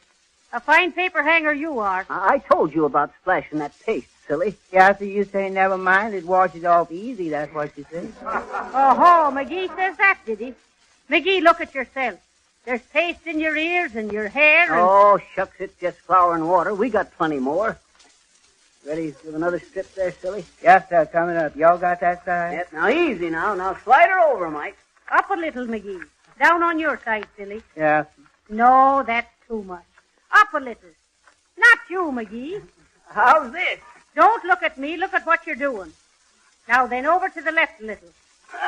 No, the left, Diggerness. Oh, here? Sure, that's fine. Paste it right there now. Okay. There she be. How's that? Well, now that's one piece you got on right. Old paper coming off the wall, boss. For heaven's sake, can't you even make it stay on the wall? Can you beat that? I forgot to put no paste on it. Give me that paste brush, silly. Yes, sir, here it is. Okay. How do you like the room so far, Molly? Gonna look pretty snappy in it. I hope you get it done by Thanksgiving, McGee. We've got company coming for dinner, you know. And goodness knows it's not far away. Let's see now. Thanksgiving comes on a Thursday. The last Thursday. What date does Thanksgiving come on, McGee? 25th of December. Or no. Oh, that's Christmas. Let's see. 30 days has September, April, June, and no, that won't help now. Shucks, I don't know this year, Molly. You know, silly? What? Do you know what day Thanksgiving comes on this year? No, ma'am. They're going to have one this year again. Don't be foolish, silly. Or vice versa. Well, I'll have to look at me calendar. Where is it, McGee? Huh? Where's what? Me calendar. Me calendar. What'd you do with it? Oh, me? Shucks, I ain't seen it. Have you, silly? Uh-huh. Oh, where? Over there on the wall. Over there? Well, so that's what makes the paper so lumpy over there. Dad, drat it, silly, didn't I tell you specially to take that there calendar down before you put the paper up? No, so all you say is be careful about scrubbing up the calendar, and I was real careful. I just kind of figured y'all didn't want it no more, boss. It had October on it, and October is all gone. Now, McGee, you'll have to tear the paper down and get that calendar out. And be sure your coat isn't hanging on the wall before you go on paper. Oh, shucks, Molly, don't rub it in. Accidents will happen. Sure, but let somebody else have some accidents. You don't have to have them all. Aha! There's me calendar. Thanksgiving's on the 28th. Let's see now, that's less than 4 weeks away. There we are, all nice and neat. McGee. What's the matter, Molly? What are you going to do about that bear plate up there on the wall? Where? Up there? Well, you see, Molly, silly here must have cut that strip too short, and it don't... No, see, you cut that piece yourself, Mr. McGee. Well, anyway, it's about 8 inches too short to hit the molding, Molly. Well? Well, what? Well, what are you going to do about it? Oh, I don't know. We could move the molding down if you'll just fetch the hammer there, Molly. Fibber, McGee, sometimes Oh, don't worry about it, Molly. Ready with the next strip there, silly? Yes. You see, Molly?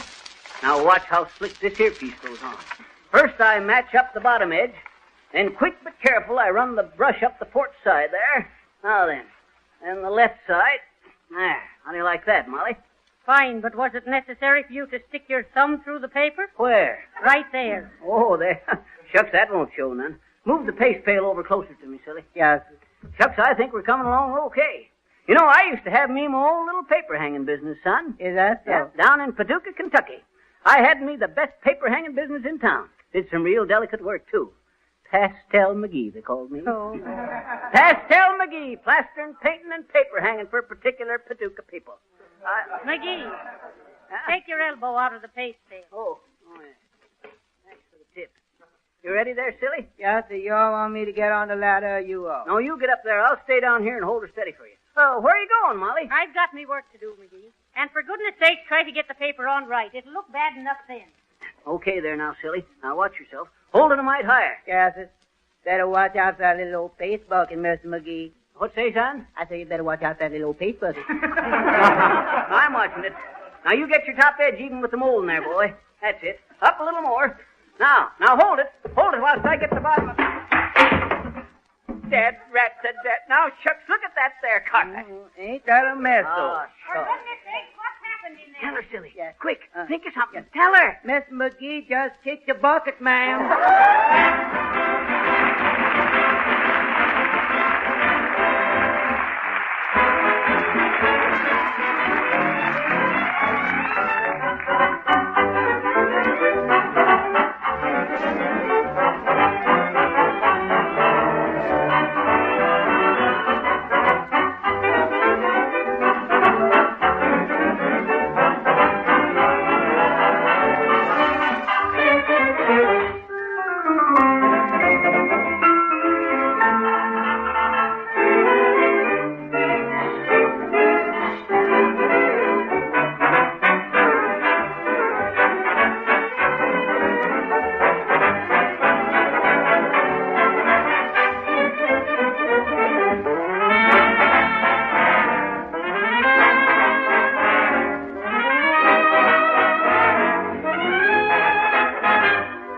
I'm the Prince of Wales of Jimtown, the Esquire fashion play. I used to be a careless dresser, but not of late. I'm taking a walk in Jimtown, swinging in a Jubilee way.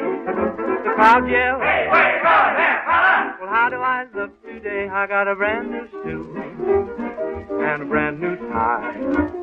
Got a brand new twinkle in my eye. Do you know the reason why? Got a brand new girl, and I won't dispute. She's the reason I've got a brand new tie and a brand new suit. When I'm with her, I gotta look my best. Put on my tan shoes, gray spats, double-breasted vest. I'm gonna wear my stick pin. It's a Tekla pearl, with a brand new tie and a brand new suit and a brand new girl.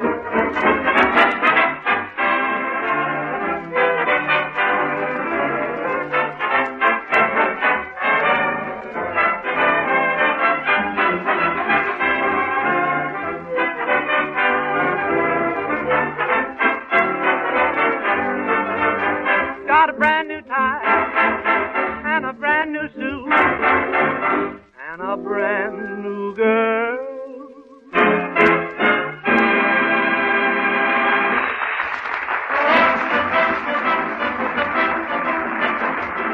That's Martelli and his men playing Got a Brand New Suit, the extra pair of trousers with the vocal pleats being beautifully fitted to Charles Levere at the piano. So we'll hang that musical new suit in our closet and tell you how to get a new coat. A new and gleaming coat of protective luster that will keep your floors and linoleum looking like new. Now is the time to give your floors a glow coat polish to keep them clean and sparkling and protect them from the dirt and slush that will be tracked into the house this winter. Johnson's Glow Coat works like magic on dull, dingy floors. This remarkable liquid floor polish goes on the floors with practically no effort. You don't rub it in. You don't even have to bear down. In 20 minutes, Glow Coat dries to a beautiful luster that keeps your floors clean for weeks at a time. It saves you a lot of drudgery through the winter months. And by the way, it's very economical to buy Glow Coat in the larger size cans. Insist on Johnson's Glow Coat, the finest no-rubbing floor polish that can possibly be made.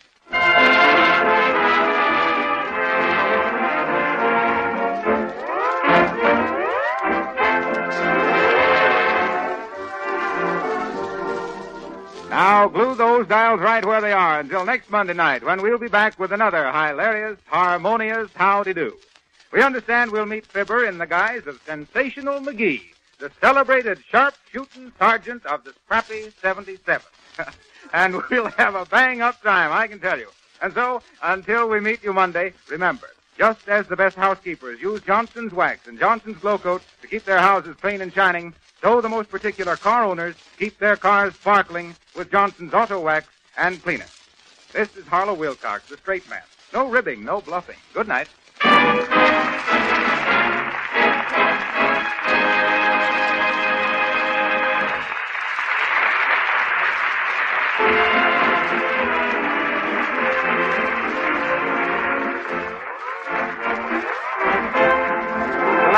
Isn't This a Lovely Day is from Top Hat. Got a brand new suit? It's from the picture At Home Abroad. Fibber, McGee, and Molly come to you from our Chicago studios. This is the National Broadcasting Company.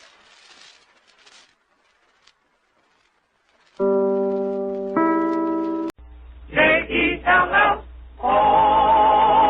The Jell-O program, starring Jack Benny with Mary Livingston and Phil Harris and his orchestra.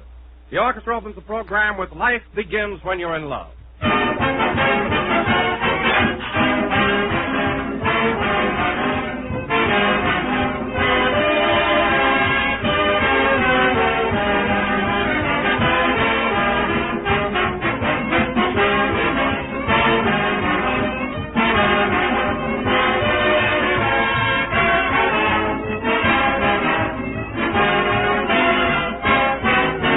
It's not always that you can have delicious things to eat and to save money at the same time, but sometimes you can. And Jell-O makes the most attractive desserts and salads you ever tasted, and Jell-O is amazingly inexpensive. It costs only a few cents a package. One package serves the average family generously, and they love it. Jell-O is America's favorite gelatin dessert, and no wonder. For only Jell-O brings you Jell-O's delicious extra-rich fruit flavor. Strawberry, raspberry, cherry, orange, lemon, and lime. All six are packed with that ripe fruit goodness, fresh and tempting and satisfying. So for that extra-rich fruit flavor, and for one of the most economical desserts you can serve, be sure to get genuine Jell-O. Don't accept any substitutes. Look for the big red letters on the box. They spell Jell-O.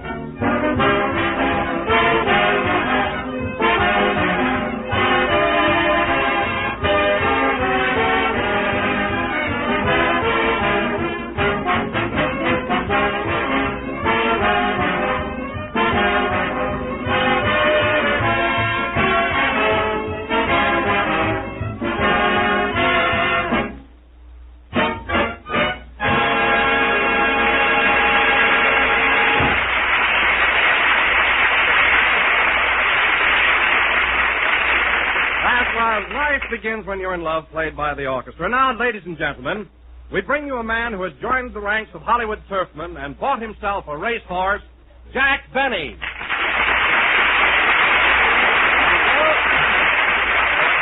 Thank you. Hello again. This is Jack Benny talking. And, Don, I don't know where you pick up all this information about me. Now, how did you find out that I bought a racehorse? Well, Jack, I was talking to Bing Crosby the other day, and he just happened to mention it. Oh, yes, Bing knows about it. As a matter of fact, I've been trying to put my horse in Crosby's stable, but it's too crowded. Crosby has an enormous stable. There's plenty of room there for your horse. All right, then he wanted too much money. I wouldn't pay him $80 a week to board my horse if he sang it to sleep every night. Oh, I'll find another place for him, all right. Oh, I'm sure you will. Oh, and Jack, you know I'm a pretty good rider, so if you ever need a jockey, think of me. I've got a horse, Don, not a 20-mule team. Why, your shadow alone would break his back. Say, Jack, how'd you happen to buy a racehorse? You don't know anything about horses? I don't, eh? Well, it might interest you to know, Phil, that I was kicked in the face at the age of 10. By a horse? Yes. How did that happen? Well, my father sent me out to feed him, and it was dark in the barn.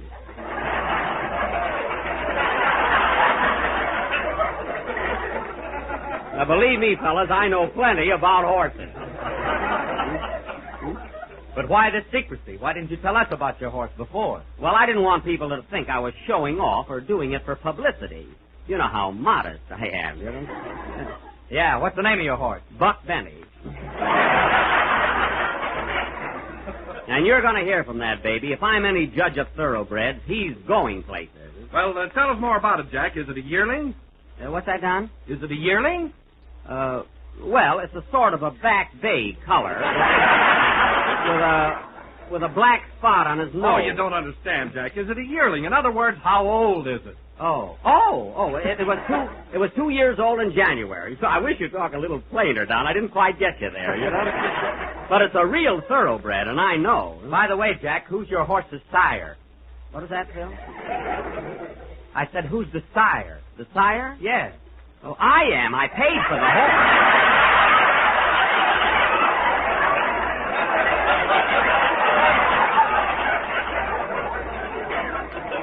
What a silly question. Gee, Phil, you don't know what you're talking about, do you? I don't, eh? Well, let's see what you know. Is your horse a gelding or a filly? A what? Is it a gelding or a filly? Is it a gelding or a filly? Is it a gelding or a filly? Trying to be smart, making up words. I'm not making up words. Is it a gelding or a filly? In other words, is it a boy or a girl? It's a horse.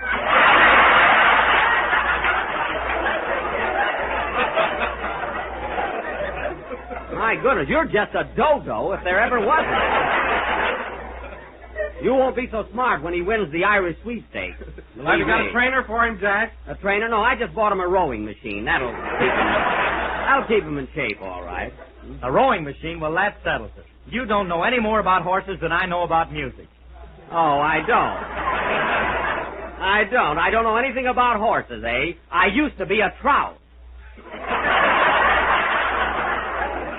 A trout? Yes, a trout, and I gave out plenty of good tips, believe me. You're a fine turf man. Yeah. How many legs has your horse got? My horse has 4 legs, Smarty. How do you know? I bought him a blanket with 2 pair of pants and shut up. Believe me, I'm sorry the whole thing came up. Hello, Jack. For heaven's sake, what's the matter now? Well, what would it be? Phil and Don found out that I bought a racehorse, and you can guess the rest. Have you boys been picking on Jack again? Oh, don't interfere, Mary. I can fight my own battles. Well, you fellas ought to be ashamed of yourself. Jack knows more about horses than both of you put together. Yeah. He even tried to get Lady Godiva for a jockey. I did not. Then why did you put blinkers on the horse? Oh, you're just making things up, that's all. So you've seen that nag of Jack's, huh, Mary? Oh, sure, a couple of times. Well, is it a good horse? What does it look like? Looks like any minute 2 men are going to step out of it.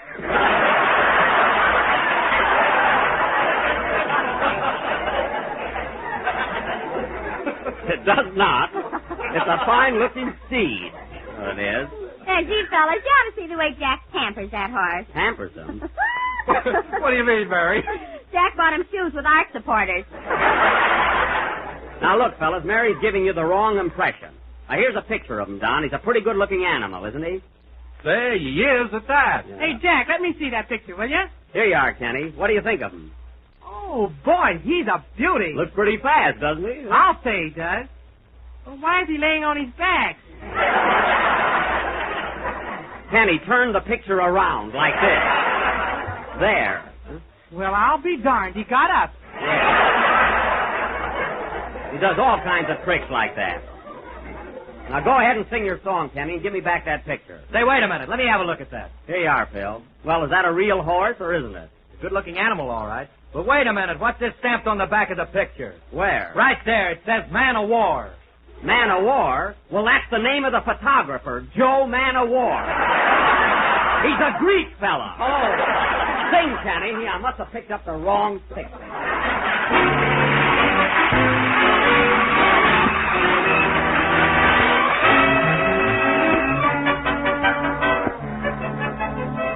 I fall in love with you every day.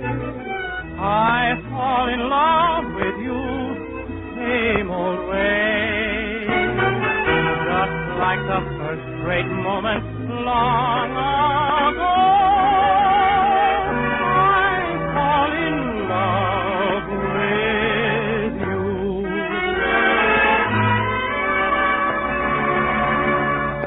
The day we fell in love was simply rapturous. I never thought that spell could quite recapture us. Yet each time we meet, it's all the same again. And this eager heart bursts into flame again. I fall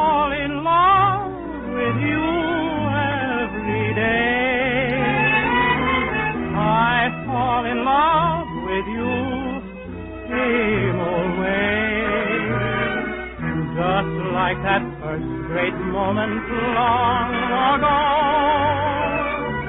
Same old thrill, same old love. I always find your kiss just like new, and rediscover this charm of you. And every day, like our first rendezvous, I fall in love with you.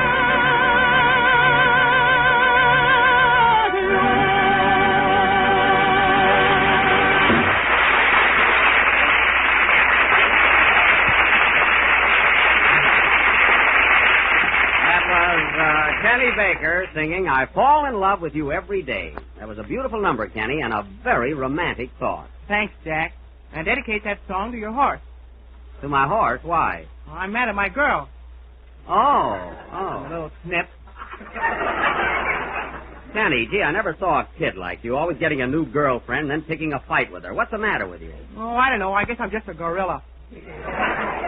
Kenny, you're a simian, but not quite a gorilla. Well, he's young yet. Yeah. And now, ladies and gentlemen, going from the zoo to our plays, tonight we are going to present what we think is an... Jack, pardon me for interrupting, but I just noticed that your shoelace is untied. My shoelace? Oh, so it is. Thanks, Don. Excuse me a minute, folks. Ladies and gentlemen, while Jack is bending down to tie his shoelace, why don't you skip out and buy yourself a package of Jell-O? Oh, so that's your little trick, huh? It comes in 6 delicious flavors: strawberry, raspberry, cherry, orange, lemon, and lime. Hurry back now. Folks, what other program starts on a shoestring and ends up with a plug? Don, that was a very clever ruse. Now, as I was saying, ladies and gentlemen, tonight, for the first time this year, we are going to offer our annual murder mystery. We feel that this will be a high spot in the career of the Benny Federal Theater Project. So now we will present a deep, dark mystery entitled Murder in the Library, or Book March to Spot. Gee, isn't that clever, folks? And I thought of that all by myself. You laughed all by yourself, too. Now, wait a minute, Mary. That was a very funny title. I can't help it if our studio audience didn't get it. But I'll bet our listening audience liked it. We did not. Now, in our little drama, which will go on immediately after the next number, the cast of characters will... pardon me, folks. Come in. Hiya, Buck. Hello, Sandra.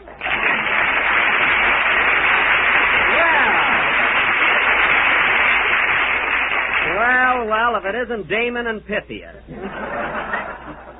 Well, I haven't seen you two fellas in weeks. Where have you been keeping yourselves? Well, we've been pretty busy, Buck. Me on my farm and Slep on his. Oh, that's right. Slep did buy part of your farm. How's it going, Slep? Have you planted anything yet? Yes, but believe me, Jack, it's no good. I'm having plenty of trouble. Well, that's too bad. What's the matter with it? I struck oil last week and it ruined my potatoes.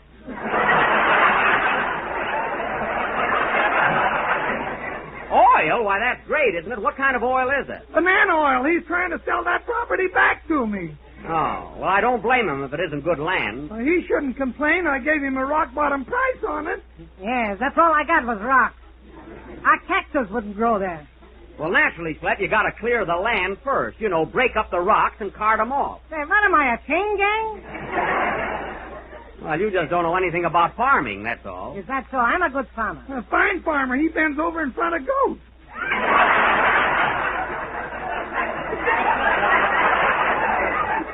He does? Now, listen, Mr. DeWine. What about those rabbits you sold me? Oh, fine rabbits. Well, what about it? I sold you 2 of them, didn't I? That's the trouble. I still only got 2. Now, wait a minute, boys. Wait a minute. Look, boys, you can settle your own troubles when you get home. Let's talk about something else. Tell him about your horse, Jack. Oh, yes. You know, fellas, I bought a racehorse. Yeah, that's right, Buck. I heard about that. Hey, I'll bet he's a regular pumpoony. Yes, he's all right, but I'm having trouble finding a place to keep him. Oh, well, why don't you keep him on my farm, Buck? I got a nice pasture for him. Keep him on my farm. I'll dye the rocks green.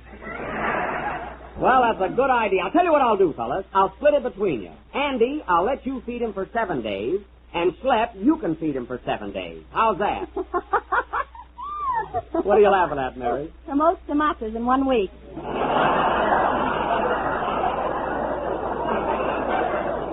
Never mind. How does that strike you, boys? Now, wait a minute, Buck. If I were you, I wouldn't let Schlepperman have that horse. Why not? He'll put rockers on it and give it to his kid. Well, I'll take a chance. Now, you each get him for 1 week, and I want you to take good care of him. He's a very delicate animal. Well, leave it to me, Buck. I'll take him first. Now, wait a minute, Henry. I want him for the first week. No, sir. I got to have him right now. I got a lot of plowing to do.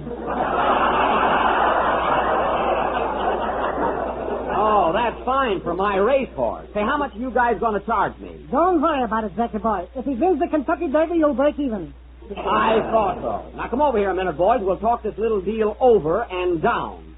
Play something, Phil, while I do a little dickering. Now, look, boys. My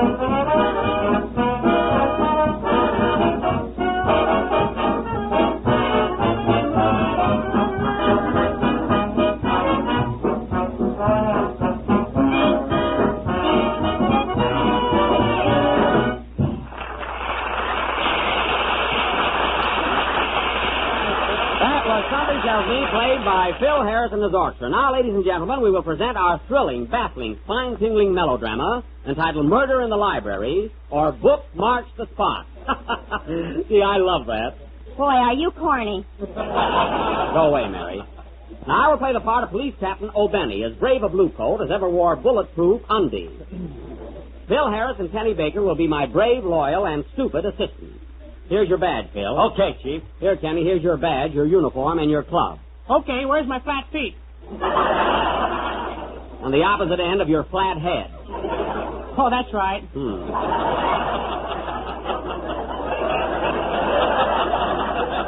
Now, Mary Livingston will play the part of Mrs. Sugar Clunkenbush, a much-married society woman who makes a hobby of collecting husbands, guns, and life insurance. Gee, do I have to kill all my husbands? You've already killed 7 of them, Mary, and there's just 1 left. Oh. One little husband sitting on a fence. Boom, boom, boom. I shot him in the pants.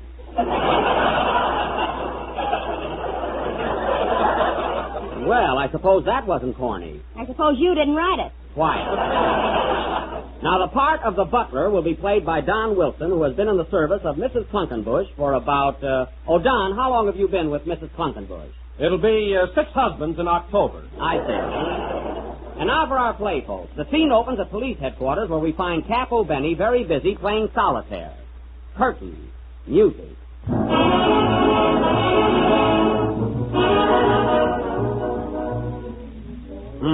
Now let's see. There's a jack of clubs.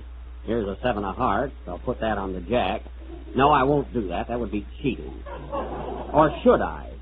No, I won't. Hey, Cap. Yeah? What's the idea of playing solitaire with handcuffs on you? I don't trust myself. I need the ace of spades, and it's up my sleeve. I'll get it for you. Oh, no, you won't. Why, you dirty crook, I ought to put you in jail. Now, let's see. Is that the phone, Cap? It ain't a Swiss vaudeville act.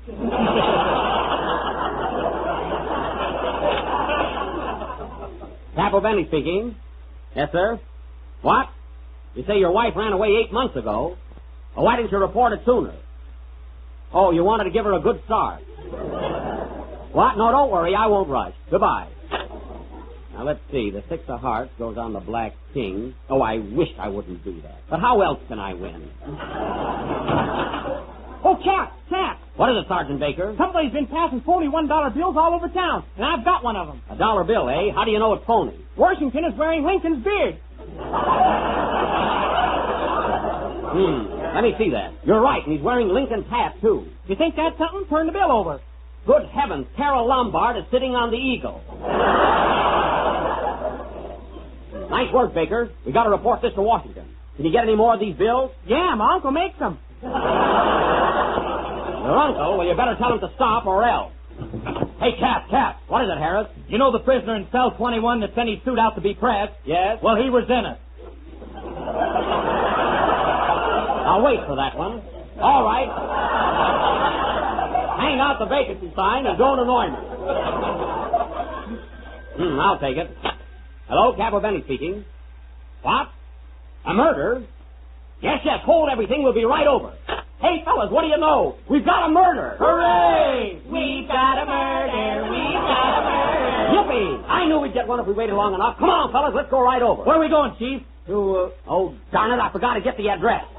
Gee, I hope they call back. That's a fine how do you do. We wait around all year for a murder, we get one, and you lose it. Wait, I know. It must be Mrs. Trunkenbush on Park Avenue. She married her 8th husband 2 months ago, and he's about due for his lead anniversary. Come on, boys. Let's go.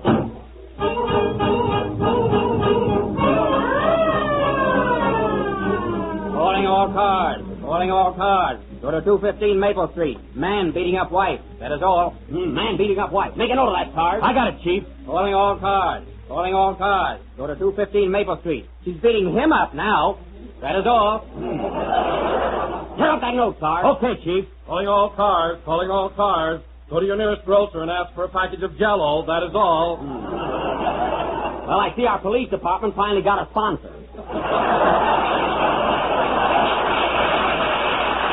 Come on, faster, Sarge. Come on, here's the place. This is the house right here. Baker, you break down the door. Okay, hold my banana. I told you 1,000 times not to eat on the job. Now break down the door. Let's give him a hand, Harris. Ready, set, go. Well, we've got that down. Here comes somebody now. Did you ring, gentlemen? Ring? No, we didn't. We're the police. Who are you? I'm Blimp, the butler. Blimp, the butler, eh? Yes, and I didn't do it. You didn't do what? Goodness, haven't you heard? We think Mr. Cluckenbush has been murdered. What makes you think so? Well, he's in the library reading a book, and he hasn't turned a page in 3 days. Make a note of that, Sarge. Gotcha, Chief. Can I make a note, too? Quiet. Now tell me, Blimp, where's Mrs. Cluckenbush? Right this way, gentlemen. She's out in the garden burying the gun. Oh, burying the gun, eh? Her husband is murdered, and she's out in the garden burying the gun. What do you make of that, Baker? She doesn't need it anymore. Now you're clicking, you cluck. Come on, Blimp, take us to Mrs. Cluckenbush. Right this way, you bums. Come on, then. Aha! We got you this time, Mrs. Cluckenbush. Oh, how do you do, Captain? I've been rather expecting you. Oh, you have. Now there's no use calling, Clunky. Your butler, Blimp, broke down and confessed. Blimp broke down, eh? Yes. I knew I should have filled him with helium. Now listen, you just buried a gun in this garden, didn't you? I buried a dagger, too. Oh, so you not only shot your husband, but you stabbed him, too. Yep, I got the daily double. Well, you've gone too far, Mr. Cluckenbush.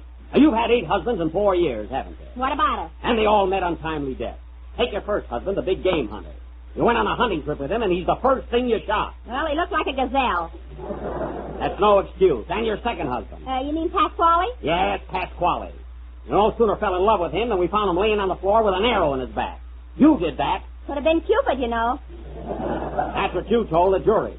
And your third husband was killed, too. What happened to him? All I did was slap him on the back. Yes, but he was leaning out of a penthouse window at the time.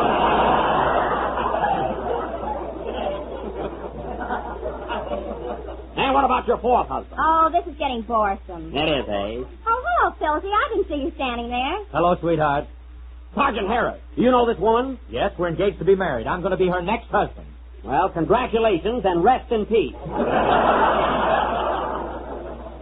Now, let's go in and look at the body. Hey, Cap. What is it, Baker? I was in the library just now, and I don't think Mr. Cluckenbush is dead yet. How do you know? I went to reach for his pulse, and he shook hands with me. Well, let's hurry up in there. Imagine a man shot and stabbed and still alive. There he is, Cap. Mr. Cluckenbush, how do you feel? A little drafty. Well, I shouldn't wonder. Now, tell me, can you name the person or persons who tried to kill you? Why, of course I can. I was here at the time. And tell me exactly what happened. Make notes on this, Harris. Okay, Chief. Now, go ahead. Well, I was sitting here in the library reading a book, when all of a sudden the door behind me opened, so I turned around and started free to see the boarding station.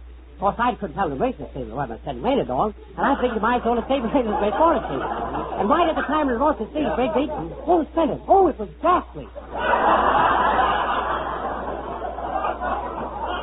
The man must be hysterical. Now, Mr. Cluckenbush, say that again and slower. This is important. All right. I was sitting in the library reading a book, and my receipt of all the sentences. Oh, she came in. The only receipt I was Oh, she didn't come in. No, I was in a set. Oh, she came in. Oh, he's delirious now. He's getting weaker. Quick, get him a glass of water. Here you are, Captain. Thanks. Now, drink this, quick. How do you feel now? Oh. Good heavens, he's dead. Mrs. Cluckenbush, what was in that glass of water? Well, I only put in a capsule of Chesterton, then I lost a capsule of Smockmatic, and then Chesterton, and that's the truth. Move over, Cluckenbush. I'm tired. Play, Phil.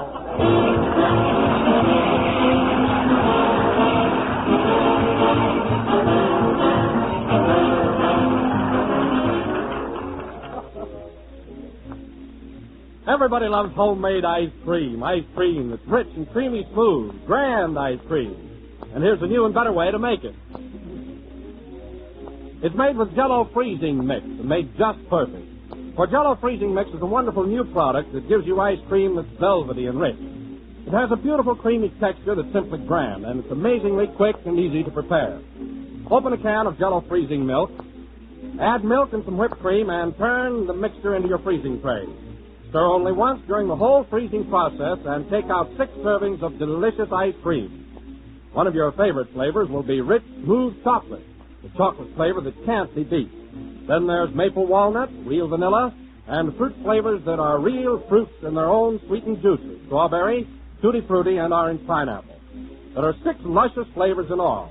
If your grocer hasn't any in stock, he'll be glad to order it for you. So ask him tomorrow for Jell-O freezing mix. This is the last number of the 33rd program in the new Jell-O series, and we'll be with you again next Sunday night at the same time when we will present our version of David O. Selznick's outstanding film production, The Adventures of Tom Sawyer. So be sure and listen in. And guess who's going to be Tom Sawyer, folks? No kidding, Jack. Are you going to be Tom Sawyer? Of course I am, Mary. Do you think you can have your face lifted by next Sunday? I think so, yes. Good night, folks.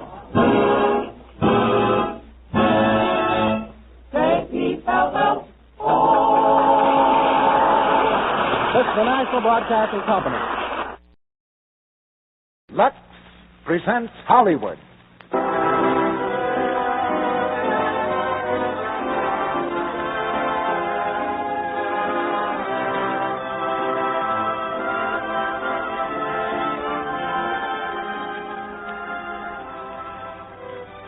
The Lux Radio Theater brings you Wallace Beery, Mickey Rooney, Fay Ray, and Noah Beery in Stablemates. Ladies and gentlemen, your producer, Mr. Cecil B. DeMille.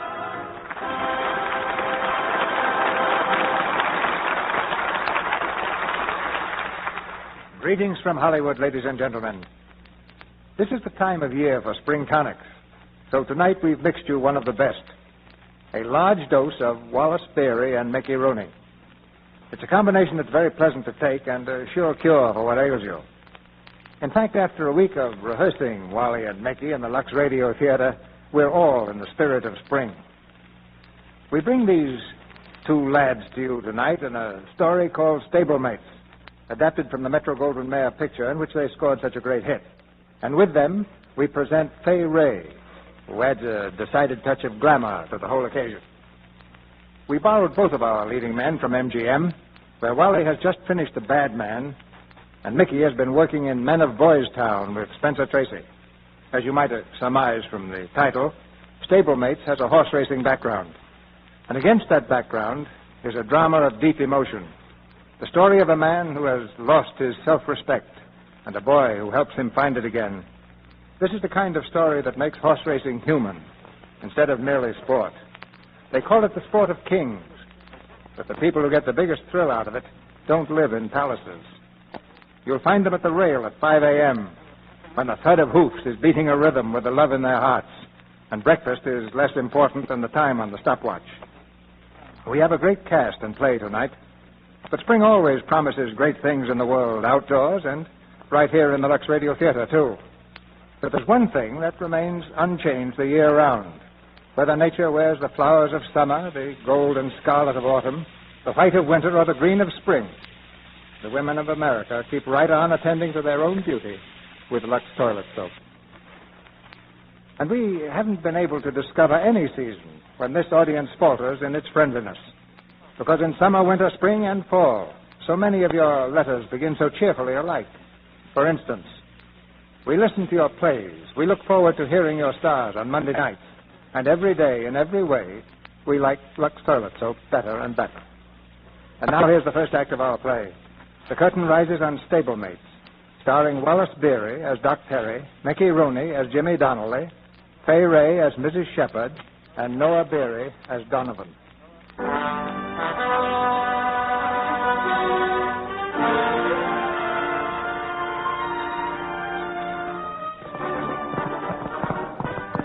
Keep going, Lady Q. Keep going, baby. Don't stop this time. Show 'em what you've got. Give, baby, give. In the cold light of early morning, a thoroughbred flies down the backstretch of a California racetrack. This is workout time, and aboard the galloping Lady Q is Jimmy Donnelly, an exercise boy. At the rail in front of the empty grandstand, Lady Q's owner is holding a stopwatch on the workout. A jockey stands at his side, and together they watch the horse speeding into the far turn. How's she doing, Mr. Gale? I can't make any sense out of that horse.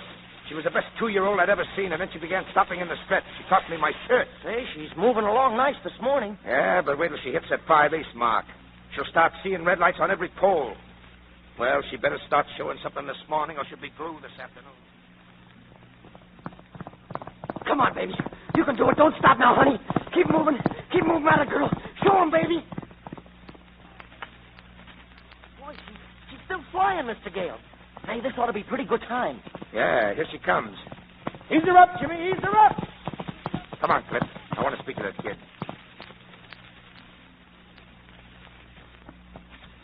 Ooh, easy, baby. Easy. Take it easy now. It's all over, Lady Q. Hey, Jimmy. Jimmy, how'd you see? Oh, great, Mr. Gale. Did she time good? Yeah, it's a little hard to believe. She did it in 1:38. 1:38? Oh, didn't I tell you, boss? Didn't I tell you she was ready? Pipe down. You want every railbird in the place to know it? Oh, if I thought she could do it again tomorrow, Cliff, I'd slip her into the 4th race. Oh, let me write her, boss. She knows me and likes me. We understand each other. No, I can't take any chances with you, kid. Hey, Cliff, do you think you can keep her moving? Why, sure. If I have to tear her tail off. No, Cliff. Don't use a whip on her. She doesn't work with a whip. Wait a minute. Are you trying to tell me how to ride a horse? Lady Q's different. Shut up. All right, Jimmy. Go take care of her. Don't feed her much tonight. Nothing at all tomorrow. Give her a little water every hour or so and check her plates. Yes, sir. Come on, Lady Q. Easy. Well, that kid ought to learn to keep his mouth shut. Hiya, Mr. Gale. Yeah? What do you want? Oh, nothing much. Can I talk to you a minute? What about? Your horse. I'll see you later, Mr. Gale. I gotta run over to the barn. Yeah, I'll meet you there. Gee, she did that mile pretty good time, Mr. Gale. Yeah, if you can call 1:45 good. Yeah. I'd say it was closer to 1:38 or thereabouts. That ain't no guarantee she'll repeat. You gonna run it tomorrow? What if I am? Oh, I could insure her winning. How could you? Well, a little service I've been rendering horse owners now and then. Works like magic. Yeah, you mean a shot of dope? No, thanks. My plans for the future don't include going to jail. Not a chance of that happening. Even the saliva test don't show nothing. It's my own special formula. Only cost to use about $10 on her nose for me. Listen, I told you I'm not interested. But look, you can't. Morning, Mr. Gale. Oh, hello, Barney. Would you like to meet the track detective, mister? Oh, no, thanks. I'll see you around. Yeah. Well, how goes it, Mr. Gale? Oh, pretty good, Barney. Say, who was the fellow who just left here?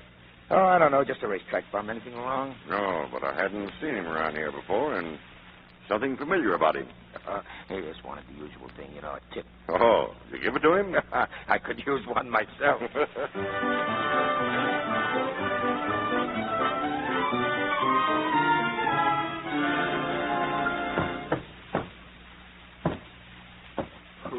Okay, lady. You better get yourself a good night's sleep. You see, there's going to be a lot of people looking at you tomorrow when you prance into the winner's circle, and we don't want any circles under your eyes. Does she sleep better if you tell her bedtime story? How did you get in here? What do you want? Where can I find Mr. Gale? I couldn't say. He's liable to be any place. What do you want with him? Oh, I got a little matter of business to talk over. Well, he'll be here tomorrow. You can see him then. Okay, I'll wait. Hey, not in here. You come back about 7 in the morning. Well, I'm a little bit strapped, buddy. It's cold out tonight. You wouldn't want me to sleep on a bench. You don't mind giving the guy a flop, do you? Yeah, tonight I do. This horse is going to run tomorrow, and strangers make her nervous. No, she won't mind me. I don't snore nor nothing. Anyway, I'm here to help her win tomorrow. She don't need any help to win. Not much she don't. All she needs is for all the other horses to drop dead.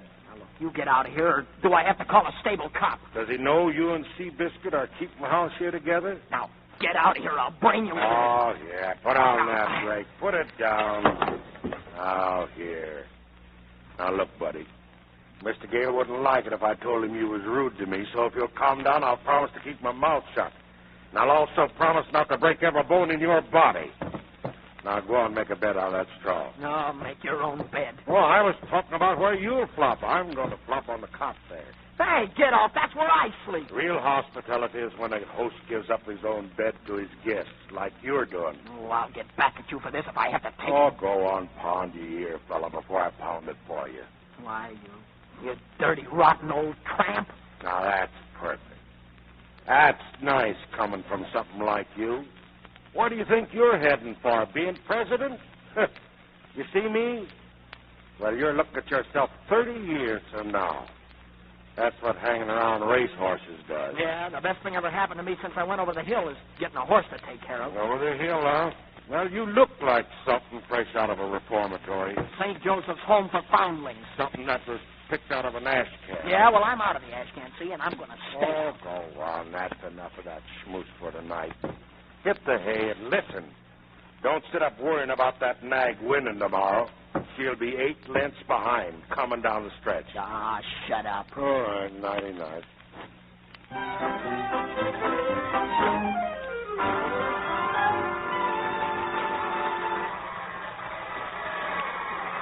And there they go.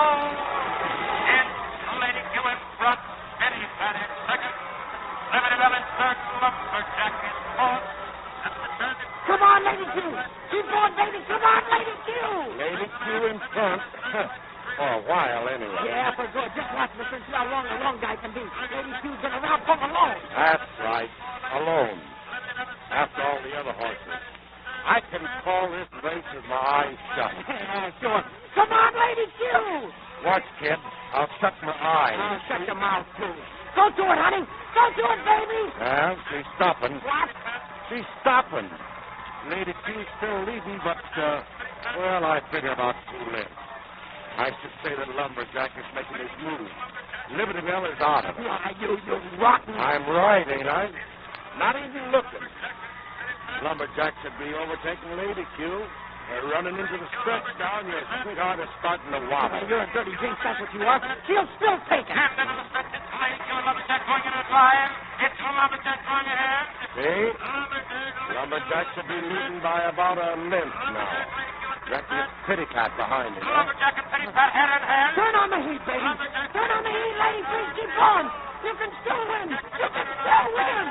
They're coming down the line of finish now with a Lumberjack in front. Pitty Pat is second. Liberty Bell is third. And Lord Bell falls in front of Chesterton. Yeah. Well, she could all right. She wasn't even sick. Oh, say, why don't you shut up? Trouble with that horse is she's sick. Get on, kid.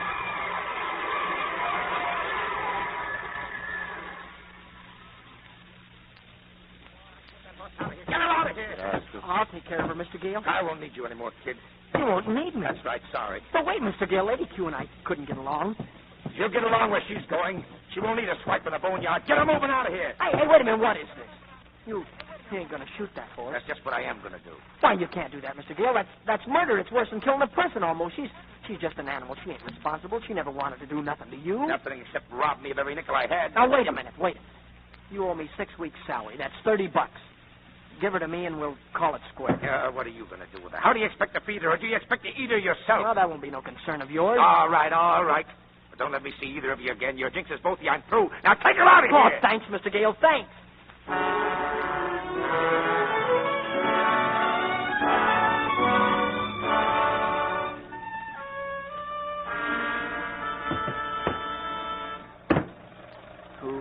Don't you worry, lady. I ain't cutting you up for glue, not while I'm around. Hi, kid. Looky, how you like my new buggy? Yeah? Where'd you steal it? It cost me heavy sugar, kid. $5 down.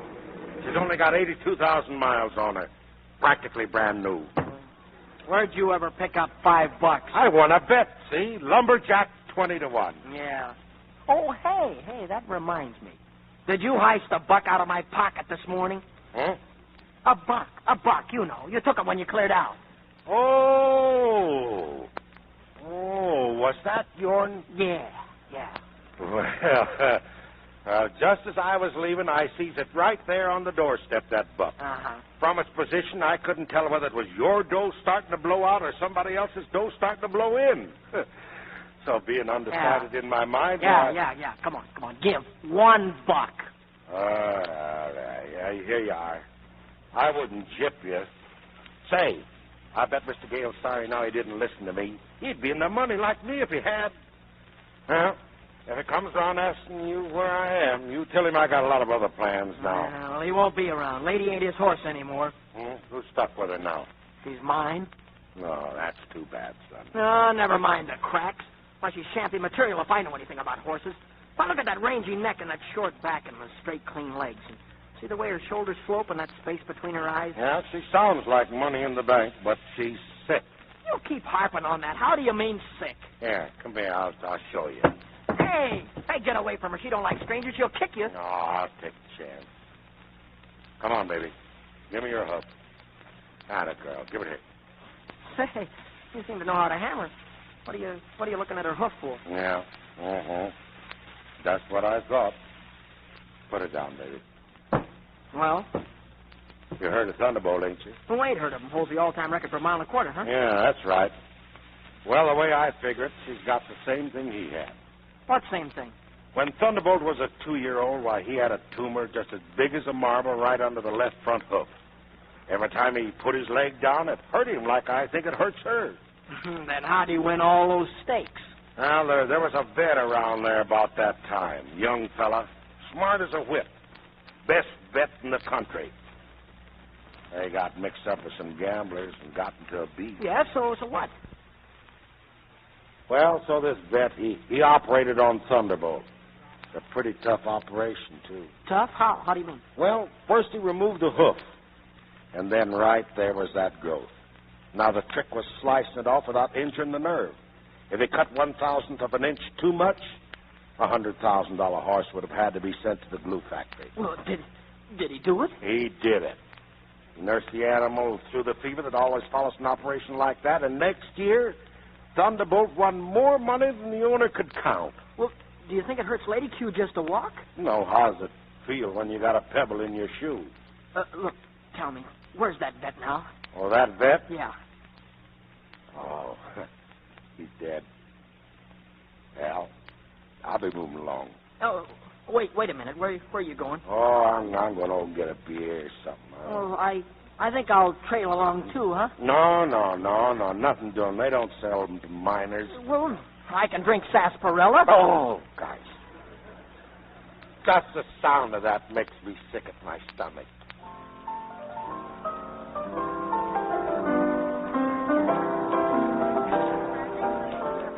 Here you are, Terry. Chaser? Yeah, thanks. Here, yours to you. Make mine sarsaparilla, huh? Coming up. Say, I thought I told you to beat it. Yeah, I know, but I want to talk to you. How are you making out, Doc? What'd you call me? That bet you were telling me about. You're him. Shut up. Where'd you get such an idea in your head? You got a set of vet's tools in your pack. Oh, that ain't true. I seen him. I went through your stuff this morning. You know, going through a man's things is illegal? Well, let's say that they was on the doorstep starting to blow in or blow out. I forget which. So I won them from a fella in a crap game. I'm saving them to hawk sometimes when things is real bad. That's baloney. They're yours. You know too much about horses to be just an ordinary guy. Well, I've been around horses. I've been following the races all my life. And you knew what was wrong with Lady Q the first time you seen her yesterday morning. Oh, no, I was kidding. You knew she had a tumor under her hoof just like Thunderbolt. Well, I was lying about Thunderbolt. He never had... Oh, he had no... Why don't you fake? Oh, he had... Keep away from me, Kid. Go on, jump in that sarsaparilla and drown. Yeah, well, thinking it over, I guess I ought to apologize to you for calling you a vet and saying those tools were yours. Okay. Yes, the reason I thought that was because I got a lot of respect for vets. Yeah, they'll be pleased to hear that. You know why? Because they love animals, and a guy that loves animals must be a right guy. That the way you feel? Well, sure, animals are swell. They need you. They never hurt you. And, gosh, they love you to death. Yeah, and they never ask who you are or what you are, do they? You bet. And another reason why I respect vets is, well, being able to tell just what's wrong with an animal is hard. Well, when a man goes to a doctor, he sticks out his tongue and he says, ah! And then he says, I got a pain here, a pain there. It makes it a cinch to cure him. But an animal can't tell where it hurts. Positively, vets is as great as doctors. You bet your pants they are. And that's what I'm going to be someday. A great vet. Does it take a lot of studying? Yes, it takes... Oh, how should I know? Okay, Doc.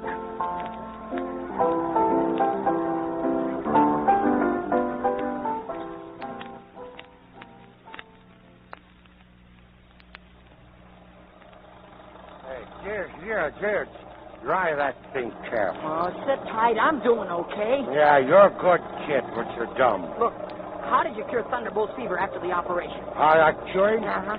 Oh, I sat up with him for 2 nights, and I put ice and cold mud on him. That's how. Now drive me someplace where I can get another drink. Well, that's what I'm doing. Here we are. Yeah, here we are. Where? Hey, this is the stables. What's the idea of bringing me back here? Come on inside. Somebody will see us. Let me go. Go on in. Nobody's supposed to be in the Let stables go of my tonight. arm, I said. Go on in. Let me go. Hey, what's the idea? Doc, do it for me. Will you, Doc? Do what? Will you operate on Lady Q? Oh, get out of my way. Get it. I'll pay you. How much do you want to do it? Oh, about $2,000. All right, I'll get it. I'll steal it. I mean it, Doc. Well, while you're at it, you better steal a lot more. My price has gone up $5,000. Yeah. Sure. That operation probably wouldn't be worth 5 cents. I wouldn't let you do it even if you wanted to. All right, that's okay with me. An old gin-soaked has-been like you, why, you'd probably kill her if you got close enough to blow your breath on her. The best vet in the country. Smart as a whip. Oh, that's supposed to be you? Boy, that's a laugh. I got a good mind to bust you in the nose. You ain't got a good mind. Look who thinks he can do an operation. Cutting within a thousandth of an inch of a nerve. With those hands trembling like jelly. Oh, boy, you're killing me. Killing ain't a bad idea. You couldn't operate a slot machine. You're a has-been. You're all washed up. I could do that operation as good now as I did it 20 years ago. I'll show you if I'm a has-been. I'll operate on that old cripple. Oh, yeah. Yeah, you're pretty cute. That's the idea. Thinking you can get me mad enough to fix up that old horse. It almost worked. Oh, gee, Doc. Why won't you help us? Why should I? That horse ain't nothing to me, and you're even less. But, Doc, you got a chance to do something great. She was good once. You can make her good again. Doc, it's like somebody's a big shot. See, he's riding on top of the world, and then he gets a bad break, and he goes down. Then along comes a good guy like you, Doc, and gives this fella a helping hand and puts him on his feet again. Gee, if you've ever had a tough break in your life, you ought to understand something about the break she's having. That growth must be killing her with pain, like you said, but she'll run her heart out for me if I ask her. I guess that's what you call it, thoroughbred. Only thoroughbreds got great hearts like that. And if we don't help her, see, Doc, we ain't got any at all. Shut up, you. Run over that drugstore on the boulevard and get me some chloroform and knock her off with. A great big can, a lot of bandages. Oh, yes, sir. I'll cure your horse. I ain't forgotten the disrespectful way you talk to me, though. After I'm through, I'm going to give you the worst licking you ever had. I'm going to beat up on you so you'll remember it the rest of your life. Get going now. Oh, yes, sir.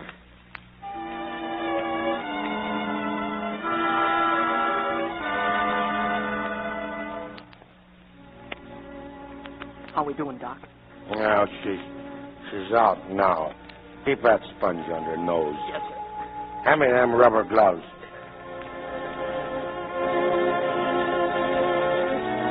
There you are. There it is. There's the hoof. There's the growth, just like I said. Gee, Doc, it'll be all right then. You can fix her.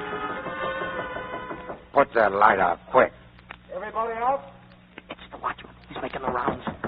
Everybody out? Everybody out? It's okay now. He's gone. Turn out that light. But we gotta have light. We can't leave her like that. You want to land me in jail? Somebody catches me doing this without a license, I go to can. Why? You ain't doing nothing wrong. I got a good mind to scram out of here. What am I doing this for anyway? Gee, Doc, you can't. How do you expect a man to work in the dark? I got a flashlight here. That'll help. Look. That battery'll go dead any minute. Well, maybe it'll last. All right, I'll stand over there and keep it turning where I tell you.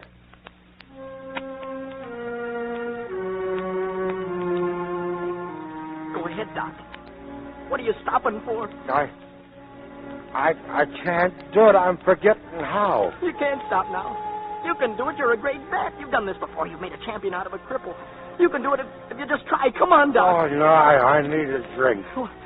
I'll get it. Only don't stop. Please, Doc.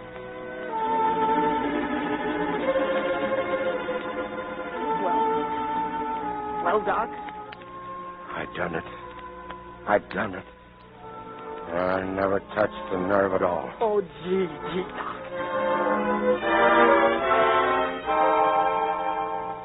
Now we've got to make preparations for fighting that fever.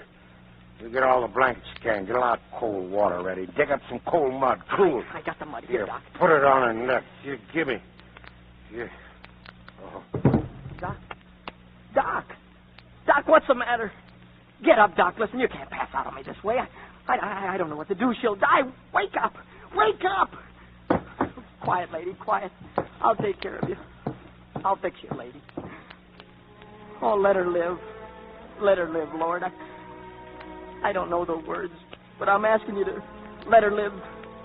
She's so brave and beautiful. She's all I got. So if it's okay with you, please, let her live.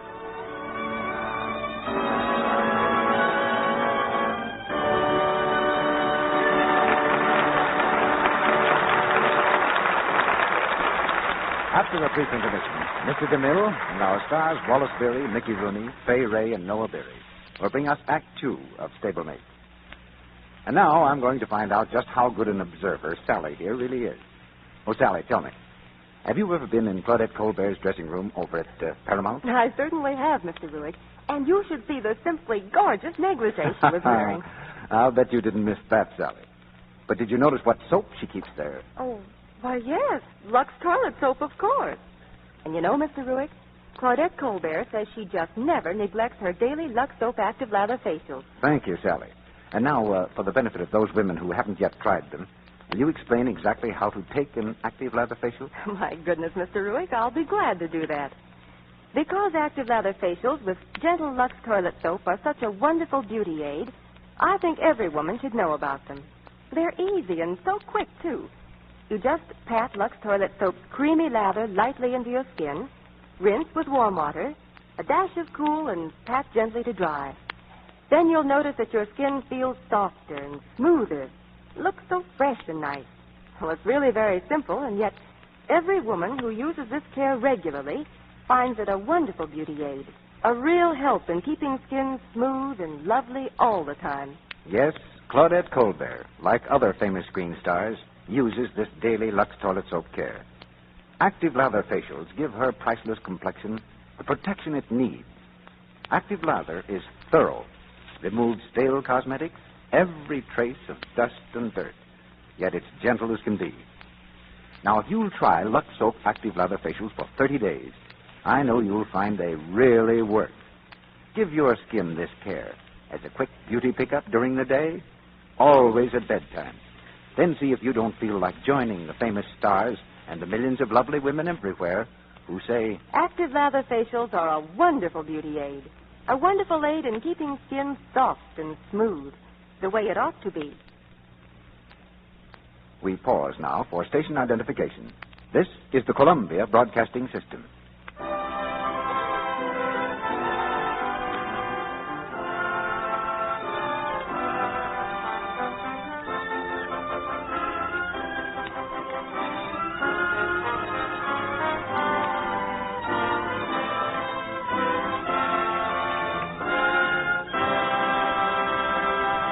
Act 2 of Stablemates, starring Wallace Beery as Doc Terry and Mickey Rooney as Jimmy Donnelly.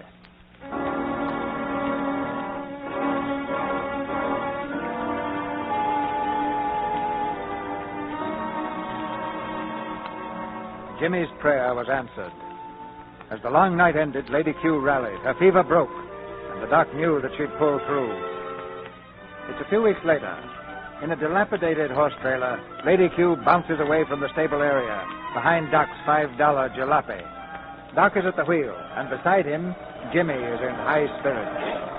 Are you sure, Doc, the seawater treatment you're going to give her, is that what you gave Thunderbolt too? Yeah, that's it. And you're going to run her along the beach in the water, huh? And that's going to make her all well again, huh? Will you quit asking me the same thing over and over again?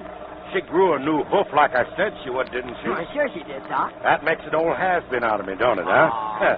With hands shaking like jelly. You better get set for that beating coming your way. That's one I owe you. I'm going to pay off with interest.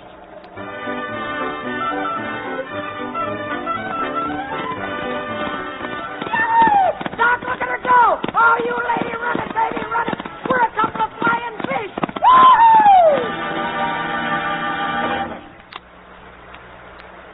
Doc, you asleep?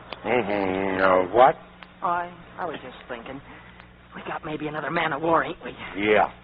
The lady will be the death of more bookies than you can bury in an afternoon. We'll camp out here on the beach a couple of more days. She ought to be fine by then. Okay, Doc. I'm ready. Ready for what? Come on, give me that beating. I guess I deserve it now. Oh, no, not now. I got to get some sleep. Oh, ain't you gonna? Sure I am, but I got to get some sleep first. I ain't going to beat up on you while I'm tired. Okay, Doc. But any time you say, you just let me know, huh? Gee. Oh, I wish I had a drink. Doc, someday I'm going to pay you for what you've done for Lady Q. Any price you say. Oh, sure. When I read in the papers about a cup and a race, I'll send you my bill, huh? Send me a bill? Ain't you going to Burlington with us? What for? Oh, well, horse is okay, ain't she? You don't need me no more. But I figured we were sort of partners. No, I don't hook up with nobody. We'd only get in each other's hair like dandruff. Oh, maybe we wouldn't, Doc. Maybe it'd be natural for us to be together, like ham and eggs or pork and beans. Or frankfurters and sauerkraut, huh? Well, you could be her trainer, Doc. If anybody can make a top horse out of her, it's you. No, it wouldn't work out. I can't be hanging around a kid like you. I ain't dependable. Someday you'd wake up and find out I'd skipped out. But, Doc, you can't walk out on us. We're going to make big dough together. If Lady Q wins, maybe I can go to school to be a vet. You serious about that? I sure am. I want to be a great vet, Doc, like you. Well, maybe you will be. Oh, I'm going to get some sleep. Good night. Then are we sticking together? Yeah, well, we'll try a little while anyway. Okay, Pop. Good night. Hey, what's that you call me? Pop, got any objections? No. I don't care what you call me so long as it ain't disrespectful. Say, it might not be a bad idea if we made it legal. Made what legal? You being my pop. I got no folks. You got no kids. Oh, what would that get us? Well, it'd make us closer partners, sort of. You mean you really like having me for your old man? Yeah, I would. Well, give me your mitt. I, Tom Terry, do hereby adopt this kid as my legal son for better or for worse. Till death do us part. You say it. Jimmy... I ain't sure of my last name. It'll be Terry in a minute. Okay. I adopt you, Tom Terry, for my legal father. For keeps. Yeah, that does it. Now I'm your old man. Now, here's the setup. We'll put Lady Q in a race and make some dough. But after that, you're going to quit fooling around races and get yourself an education so you can be a vet. You know, I'm a lucky guy. Yeah, well, I hope so.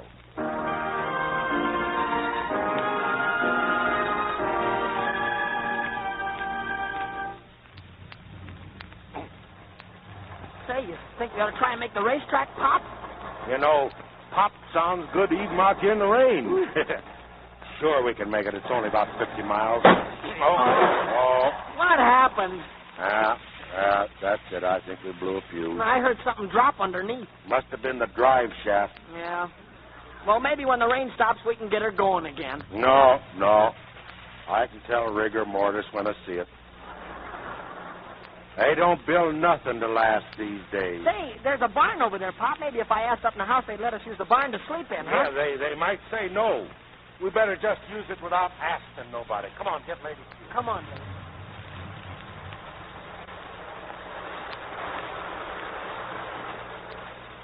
First thing we got to do, we got to get it dry. Get them sacks over there, Jimmy. Hand them to me. Oh, get us some oats. One up here. Well, you feed her while I rub her down, huh? You think she'll catch cold, Pop? No, she'll be okay. We keep her warm. Go on. Pile some more straw in that stall. Okay. Down, lady. Come on, get down. Who's ever in there? Stand still. Uh-oh. I got a shot. Look out, Pop. Here, watch out, lady, with that gun. Don't point it so high. Don't make a move or I'll shoot. So, chicken thieves, huh? Oh, no, ma'am. We wouldn't do anything like that. We just brought the horse in there out of the rain. Oh, you're horse thieves, too, huh? Oh, you got things all wrong. That horse belongs to us legal. We ain't the kind that steals things. What about them oats? Them sacks I was saving. And trampling down the straw and goodness knows what else. I'm going to call the sheriff. No. You don't need to do that, ma'am. Oh, we'll pay for any damage we've done. Oh, yes? Well, I figure it comes to about $3. Come on, cash. Well, this moment we happen to be out of cash, but... That's what I expected. Well, you wouldn't put us in jail, ma'am. I can see you're a kind woman. If that's what you see, you need glasses. Well, couldn't we work it off, ma'am? We'll do anything. Why, look at my Pop. Yeah. He could do the work of any two men. Hey, here. Stop that. Take it easy. He looks like a tub of lard to me. Very well. You can plow a field for me tomorrow, all three of you. Don't know whether I should be doing this. I certainly don't like the looks of you. Well, you can't always judge by appearances. We've been out in the rain. Say, I bet you look 100% different when you're all spruced up, huh? I look just the same, wet or dry. I'll call you at 5 in the morning, and I'll expect you to be ready. Hey, wait, lady, wait. What's the matter? She's locked us in. We're trapped. Then we got to stay and plow that field? Yeah, I guess so, no. Doc, we can't hitch Lady Q to a plow. It'd kill her. No. Well, what are we going to do? I don't know. Hey, wait, I heard of people hitching themselves to plows. What? Oh, you're too little. That's what I thought. What we need is a big guy. Strong and, like... Who could... Hey, here. Wait a minute.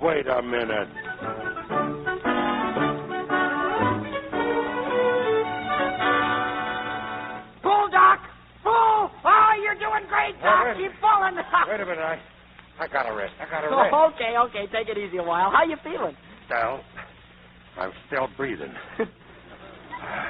Boy, with difficulty. Yeah, it's this country air. It gives me pep. Air ain't bad. Hey, maybe there's something to this early rising and working out of doors. I'll say there is. Oh, look, Pop, look at Lady Q over there. Kick him up, lady. Kick him up. Oh, she's having a great time, ain't she? Hey, that's swell for her. Hey, here's what I think we should do. Instead of entering her just in any race, we'll put her straight off into a stakes event.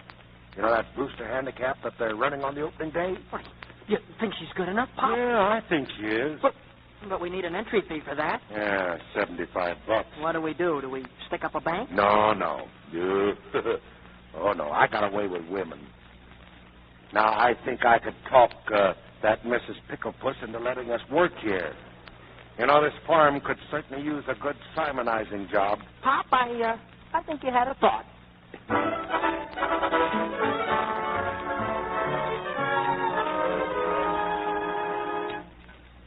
That couldn't be mince pie, ma'am. It could be, and it is.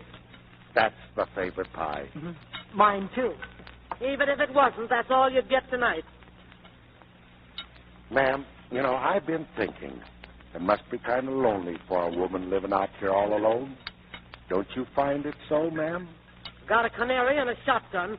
Company and protection. All I need. Well, don't you ever feel the need of human companionship? You know, man was not made to live alone, and that goes for women, too. I don't call having had 5 husbands living alone exactly. Five husbands? That's right. One at a time. They all passed on.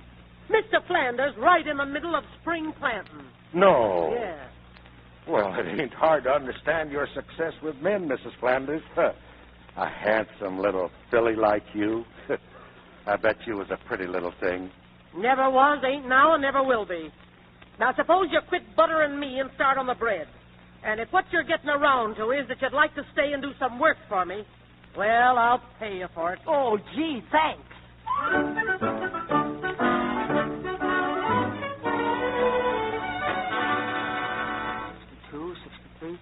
64 bucks. Say, Pop, that ain't bad for a month's work. Yeah, what you better do is to hitchhike up to Burlington and get an entry blank.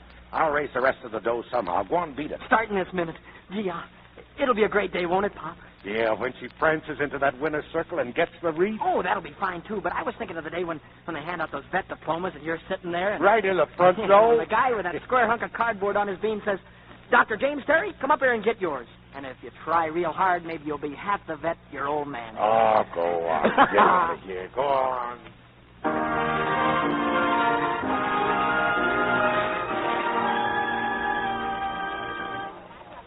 Okay, here's that entry blank, son. But what you're going to do with it, I don't know. This is a horse race. Oh, thanks, sir. Oh, we've got a horse. Well, good luck, kid. Thanks. Hi, Jimmy. How's it going? Well, if it ain't Sherlock Holmes himself, how's the snooping business, Barney? Good enough.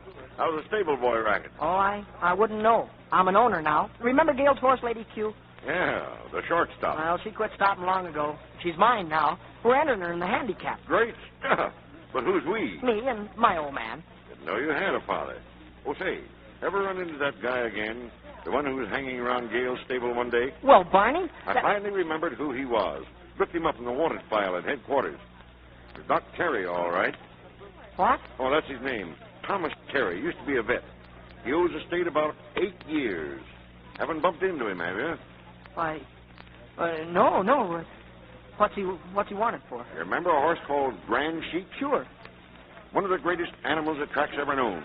Well, booze got Terry, and he mixed in with a bunch of grifters who wanted Grand Sheik to lose. So they got Terry to do the old sponge act. Well, Barney, booze makes a guy do funny things. Yeah, this wasn't funny. He put too much on that sponge. The horse dropped dead in the middle of the race. Well, we nabbed Terry, and he got a 1 to 5 year rap. Then he served his time. He skipped bail. Oh. Well, I've got to shove on now. I'll see you the opening day. Maybe not, Barney. Thinking it over, maybe her hoof ain't right yet. Maybe it's too soon after operation. Operation on her hoof? Who did it? Well, a vet, a guy I found, young fella.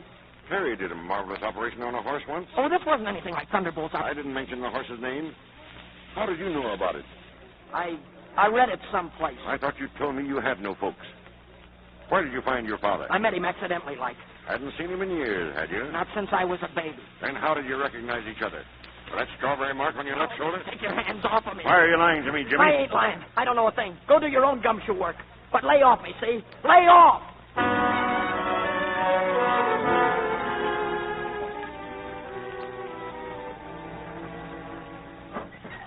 Pop!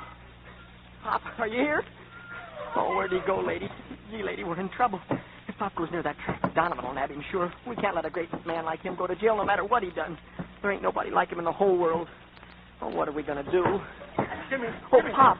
Come on, son. Gee, I'm glad you're back. Now, hurry up. What's the matter? Throw your toothbrush in there and whatever else you got. We're scrambling out of here fast. Was something wrong? Yeah, there's plenty wrong. Remember I told you I had a way with women? Yeah? Well, it's gotten out of hand. That widow wants to marry me tomorrow whether I like it or not. Come on, get going. She's liable to be here in a minute. Now, wait, Pop. I wouldn't do nothing hasty. That sounds pretty good. Listen, it ain't you she's marrying. It's me. Think I want to settle down here in this hole with a 5-time loser? It ain't safe. That's just what it is, Pop. Safe. I mean, Well, you'll be took care of the rest of your life. I'll bet she's got a lot of dough socked away. No, I ain't married for money. Not her anyway. What about racing Lady Q and getting the dough for your schooling? Oh, we don't have to race her. We don't need no dough. Why, you could teach me. I'll bet you know more than all the vet schools put together. Listen, two things I ain't. Teacher and a husband. So shut your face, let's get packed. We can make Burlington before morning. Pop, we ain't going to Burlington. I don't want to race Lady Q. I don't even want to be a vet. So long as I'm your old man, well, so long as we stick together, you'll do what I tell you to. That ain't going to work out either. What ain't going to work out? Oh, sticking together. I've been thinking it over, too. You gone out of your head? I've decided that you and me were a lot different, see? We don't belong together. What? Well, you said at the beach we'd give this partnership a try. Well, we've tried it out, and I don't think it's worked out. It ain't worked out. No, it ain't. I suppose you think because you've done a little work on Lady Q, you own half of her. Well, you don't. You're not cutting in on any dough she's going to earn. You better stay here with a widow and cut in on her dough. And I'm unadopting us right here and now. Here's the dough we earned. Here, you can keep it. Oh, you can't mean that. We said till death do us part. Well, that don't mean nothing to me either. You ain't going to Burlington. Well, where you're going, I'm going. No, you're not, see? Jimmy, what's happening to you? You and me, we're through. We're through. Listen, you see this belt? I'm your pop, and if I have to use it on you... Give me that belt. You ain't using anything on me, and if you don't let me alone, I'll use it on you. Now, listen. Get away from me. Oh. There. I told you. I warned you, didn't I? Maybe that'll show you that I meant it. We're through. Okay, kid. Okay. That's the way you want it. So long, Jimmy. Oh, gee. Say, Pop.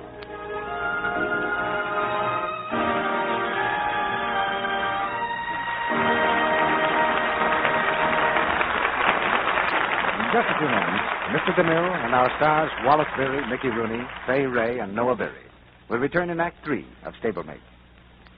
And now, while we're waiting, here's young Betty Barton, who's going to be a bride in June.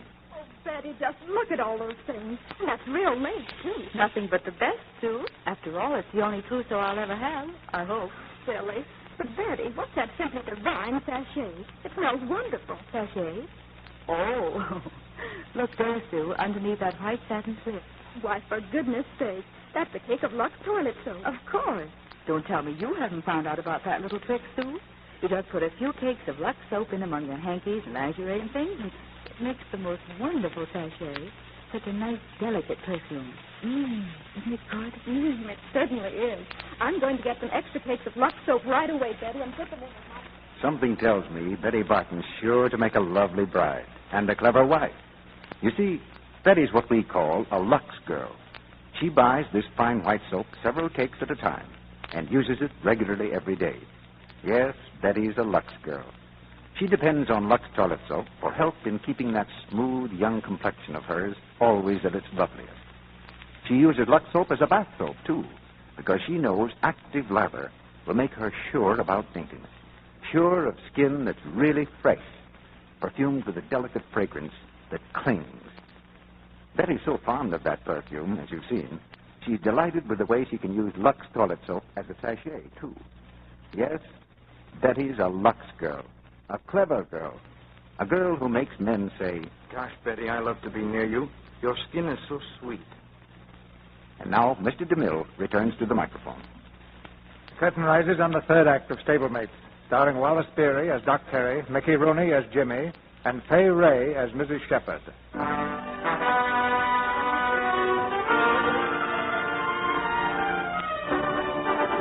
The day before the Berlin racetrack opens finds Jimmy in the Jockey Club, for it's here that owners come to enter their horses. At the entry steward's desk, Jimmy waits his turn. His face betrays his anxiety and his determination. Well, good morning, son. Hello. Say, is there any way a fella could get credit in this joint? Credit? Oh, why not? Suppose a fella's got a great horse that belongs in a handicap, but he ain't got no money for the entry fee. What's wrong with letting him run her, and then you guys take it out of her winnings? Well, there's always the small possibility of the animal losing. Not a chance in the world with this horse. Good morning, Mr. Trainer. Excuse me. Well, hello, Mrs. Shepherd. Very happy to see you again. You know my trainer? Of course. How are you, Pete? How are you? Well, Mrs. Shepherd, what can we do for you? Well, you can give me your condition book for this meet and find out the soft spots in it so my horses can pick up some worthwhile stakes. See, I'm a poor woman this year. After all the money Miracle Lad made for you? She gives it away faster than she gets it. Now, here's the condition book, Mrs. Shepherd. Thanks. We're going to work Miracle Lad in a little while. Come out and walk. He's the greatest piece of horseflesh you ever peeped at. I'll race my horse against him anytime, anywhere. What? All right, son. Run along now. Wait, Stuart. Are you or Nona? Yes, ma'am. And my horse is as good as any at this meet. You bring on Miracle Lad and she'll show him. Well, I might do that sometime, but not right away. He's just been shipped down from the farm. He's had a long, tiring journey. Well, I walked Lady Q 23 miles last night to get here, so that makes us even. Oh, Mrs. Shepherd, I don't mean to be fresh or anything, but would you do me a favor? Would you let me work Lady Q out with Miracle Lad? Well, I don't know. Do it? It's up to you, Mr. Shepherd. All right. We'll do it. Oh, thanks, Mrs. Shepherd. 2 o'clock. We'll be there. Don't worry, ma'am.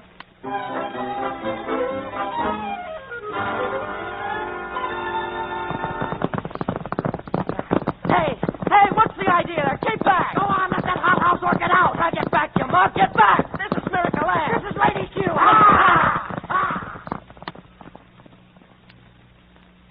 Come on, Miracle Lad. Come on, Miracle Lad. Come on, whoever you are. What's the name of that other horse, Pete? Lady Q. Come on, Lady Q. Come on, Lady Q. That horse sure can run, ma'am. Can't she, though? Come on, lady. Well, that looks like a photograph finish, Pete. Yeah. Let's go speak to that boy. I want to ask him a few questions. Atta girl, lady. That's showing him, baby. Hello there. Oh, hello, Mrs. Shepherd. Hey, young fella, where'd you get that horse? You want to sell her? Oh, there ain't enough money in the world to buy her. I sir. don't blame you. She's grand. Oh, yes, ma'am. I hope you ain't sore. I mean, about running Miracle Lad into the ground like that. You can't be sore at a racehorse, son. Then will you do something for me, ma'am? Will you enter her under your own colors? I can't raise the fee, you see. I got a reason for wanting to run, Lady Q. I owe a fellow some dough for an operation he did, and I think he might be needing it pretty bad. All right. I'll enter her on one condition. What's that? That none of my horses have to run against her. The Brewster tomorrow is the perfect spot for her. That's the race we'll give up. And I've got a rider, ma'am. All right. Put her in our barn, Pete. Stalls well, son. You know our stables? Yes, sir.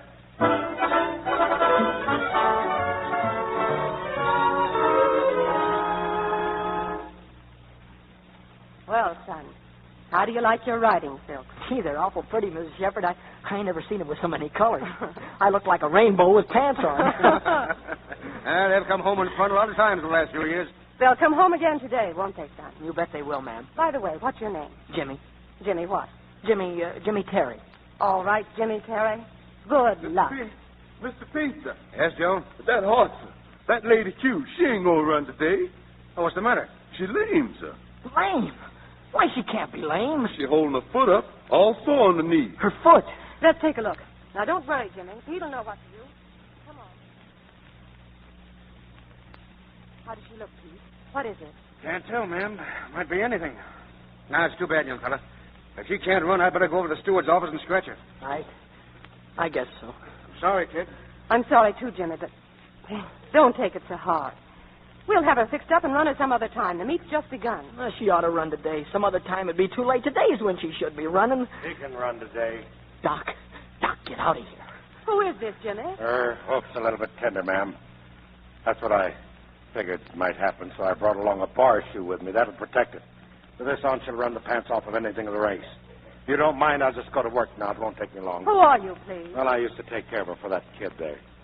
Well, if she's going to be all right, I'd better stop Pete. Thank you very much. Well, that's okay, ma'am. Come on, lady. Let's see that hoof. You get out of here. I'll go just as soon as I fix her Never up. mind her. You get out of here now. Not till I'm through. I take an interest in my patients. She'll run when she gets this thing on. I don't care if she runs or not. Now get out, I tell you. If you're scared that I'm going to cut in on her winnings, why quit worrying. I ain't bothering either of you again. Who cares about her winnings?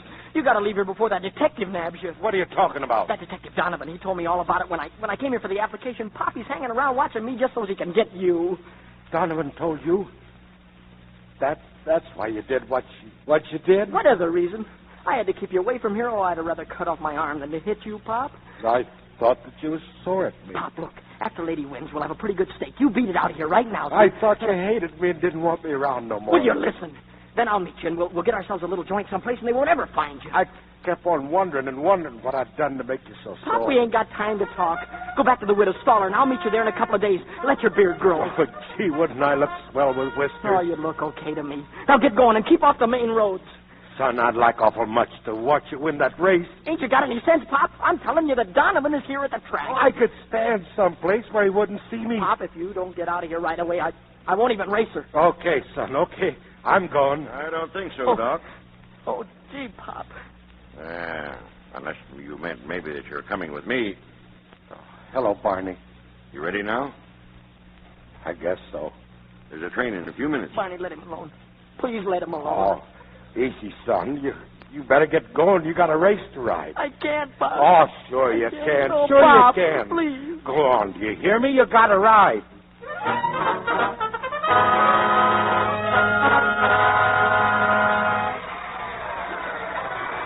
And there they go. That Power's going to the front. You've got for second. Confed is third. Jumping Star is fourth. Come on, Doc. Keep going. We've got a train to catch. Wait a minute, Barney. You mind if we watch the race? That's my kid riding. Your kid? Don't make me laugh, It's Doc. my kid, I tell you. It's the way I feel about him anyway. What do you say, Barney? Let me watch him win, will you? Okay. Get over there to the rail. Star around the far turn. It's Confed in front by one length. That Power between horses is second by a neck. You've got for third by a neck. Jumping Star is fourth by 2 lengths. Mr. Bundy is fifth. And here comes Lady Q. Lady Q on the outside is now fourth. Turning for home. Come on, Jimmy. Come on, ride it, Jimmy. Come on, Lady Q. Run for Jimmy. It's Jimmy, lady. For the kid. Run for the kid, please. Matt Power in front by 2 lengths. Jumping Star is second by 1 length. Lady Q is third. Lady Q is going into a drive. It's Matt Power in front by 2 lengths. Lady Q is second by a head. Jumping Star is third. It's Matt Power, Lady Q. Matt Power, Lady Q. Matt Power by neck and Lady Q. They're neck and neck. They're head and head. It's up riding. They're coming down now with Lady Q in front by a nose. Lady Q wins it. Oh, he did it. He won. Gee, he's a great kid. Yeah. You ready, Doc? Yeah, all set. Let's go.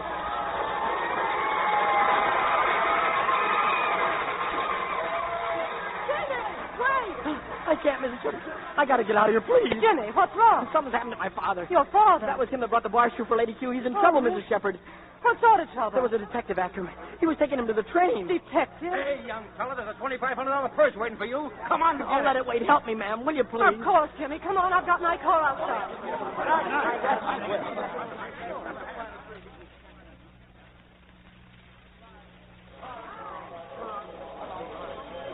How long's the train stop here, Barney? Just to take on passengers. Okay, let's get on. Bob! Hurry up, Barney. Wait. No, Bob. I'm going with you. No, I ain't that foolish talk.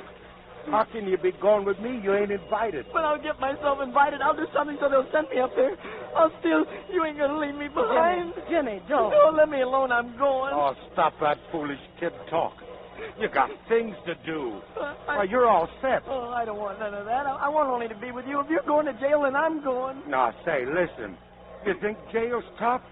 Wait till you start going to school and vet college. Why, I figure you'll be in for 5 years anyway. Oh, Bob, talk serious. I'm serious. Listen, Sonny, your stretch won't be over until June 1946.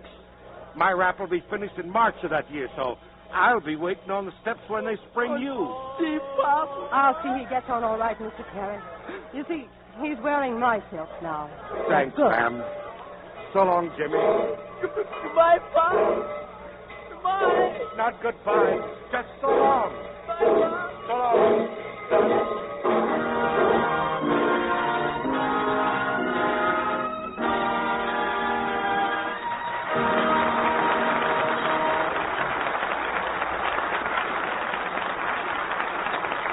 Jimmy and the Doc seem to have the future fixed up pretty well, as the curtain falls on stablemate. Now, Wallace Beery, Fay Ray, and Mickey Rooney are coming back to the microphone. Thank you, CB. You know, we all had a great time here this week, didn't we, Mickey? You bet, Mr. Barry. You're too big to argue with anyway. How do you like that, Fay? I bring this kid up from a pup, and now I can't even get a little argument with him. Oh, go ahead, Mickey. Make him happy. Argue with him. Not me. How can I argue with a fellow that's been in pictures 25 years? He must be right. Why, Mr. Barry has been an electrician, a cameraman, and a director besides being an actor. And I want to learn a lot about directing myself. Take my advice and stick to acting, Mickey. You'll have fewer headaches. Speaking of director's headaches, Mr. DeMille, when are you going to decide on a cast for Reap the Wild Wind? Now, I decided on a leading man this afternoon, Faye. And it's Ray Milland. He joins John Wayne, Bob Preston, and Lynn Overman in the cast. Now all I need is 2 leading ladies and about 400 other people, and we'll be all set. Oh, look, Mr. DeMille, if you'd rather be an actor yourself, I'll give you a part in the first picture they let me direct. That's a bargain. I don't want a part. Just give me a seat on the sidelines. Don't let him kill the deal, Mickey. I'll take direction without a word. Besides, Wally's no man to talk about that. I had to tie him down once. Oh, listen, CB. Why must you bring that up? Well, now, I'd like to hear about that. Well, something over 20 years ago, I had Wally in a picture. And in one close-up, I couldn't keep him in range of the camera, so we just tied his feet to the floor. It worked fine. I was a little nervous, that's all. I think it scared me. You were scared, Mr. Beery? Well, I guess I can go home now. I've seen everything. It's been swell working with you again, Mr. Beery, and I hope we can do it again real soon. Now, just a minute, Mickey. Before we go home, there's something I'd like to say about the products behind this theater. Lux Soap. It may not be news, Mr. DeMille, because, well, I think I've told you before that Lux Soap has been my regular complexion care for a long time. I haven't changed a bit, except that I think I like it better than ever. Just keep right on liking it, Faye. And that shouldn't be hard where Lux Soap is concerned. What play are you going to have here next week, CB? A story about Hollywood, Wally. Oh. The play is called Stand-In. And our stars are Warner Baxter and Joan Bennett. Walter Wanger made the motion picture from a story by Clarence Buddington Kelland. And next Monday night, you'll hear Warner Baxter as the banker who tries his hand at producing motion pictures, and Joan Bennett as the stand-in who stands out and becomes more important than the star. It's a play right out of our own front yard with plenty of thrills and excitement. Well, I think you must have picked that one out for me, Mr. DeMille. I think it'll be a great, great show. Good night. Good night. Good night, Mr. DeMille. Good night. Good night. If wishes were actors, producers would all have casts like you. Ladies and gentlemen, the President of the United States has proclaimed the month of April Cancer Control Month. Hundreds of lives are saved annually by knowledge of the facts about cancer. You may enlist in this battle, a vital part of the national health defense, by writing to the American Society for the Control of Cancer, 350 Madison Avenue, New York City. Free information is available there, or from a unit of this society in your local community.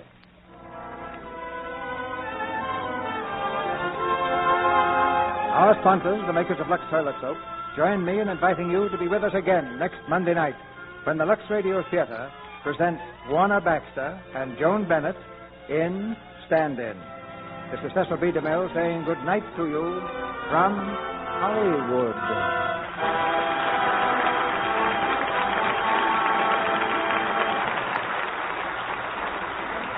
Fay Ray is appearing in the Columbia picture Adam Had Four Sons.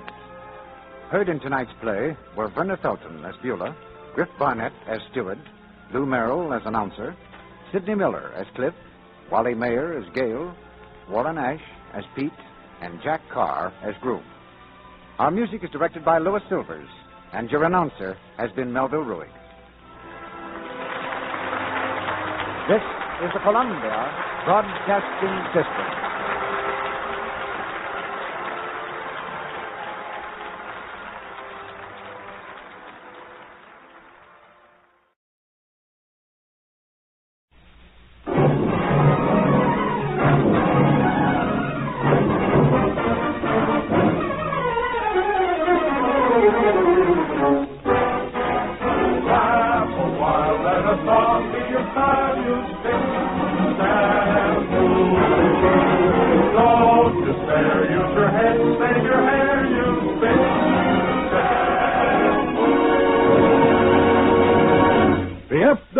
Company presents the Fitz Bandwagon, starring Alice Faye.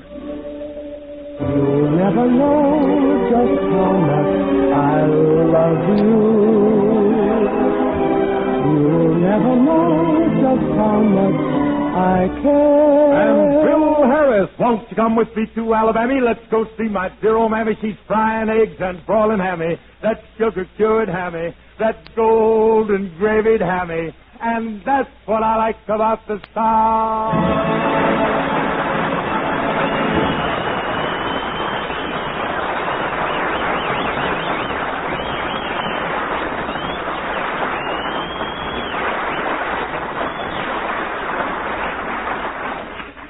Last week at the University of Southern California, the usual decorum of this venerable institution was somewhat shaken by the enrollment of one Phil Harris.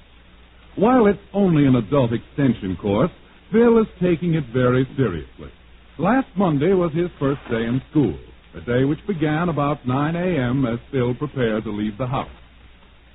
Are you sure you have everything, Phil? Yeah, I think so, Alice. Well, let's check them over again. Book? Book. Fountain pen? Fountain pen. Briefcase? Briefcase. Bubble gum? Yeah, 27 pieces. And then I got a piece all broke in under the desk, too. And here's the putty knife to scrape it off my face. Hey, where's the button USC gave me to wear on my beanie? Oh, here. Say, this is quite a slogan they have on here for next week's game. We'll murder UCLA.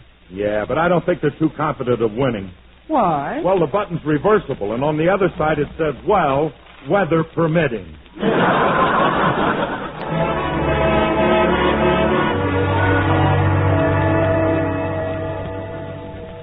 Phil's first week in college was a rather difficult one, as demonstrated by an incident which took place in class last Thursday.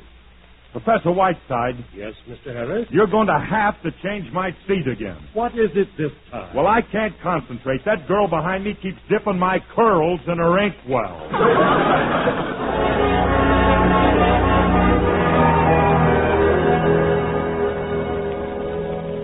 A series of such incidents, coupled with an inherent allergy to learning, left our hero by Friday in a somewhat puzzled frame of mind.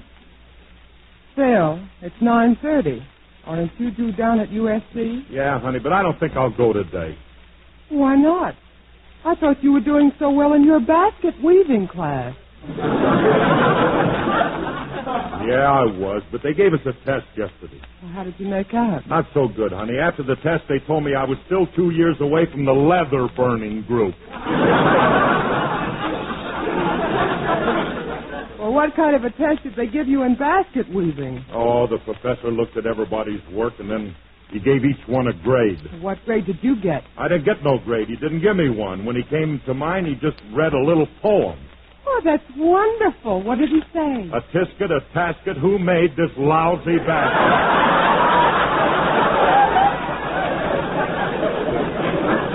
Oh, honey, if you're having so much trouble in school, my brother said he'd be glad to help you. Your brother? Oh, yeah, Pinhead Incorporated. Brother. Don't be silly. My brother was a brilliant student at CCNY. Why, he's got an MA, a PhD, and an LLD. Yeah, well, when's the bum going to get a JOB?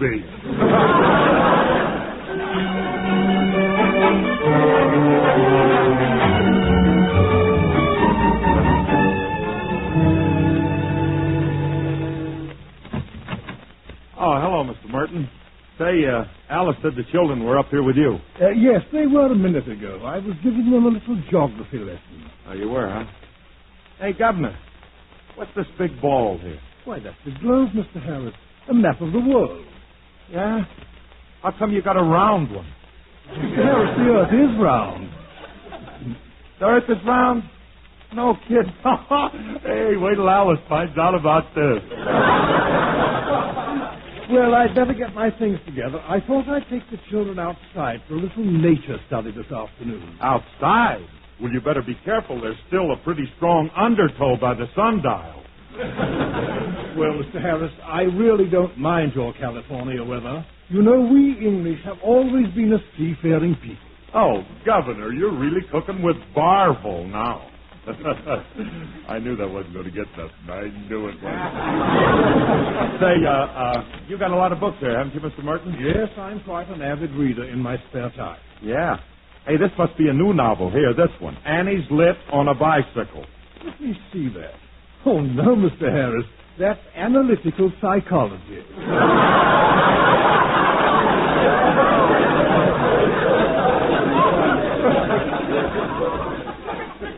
What is it? Well, it's a method used in psychiatry. As you know, a psychiatrist can often change a man's whole personality. Is that right? Oh, yes.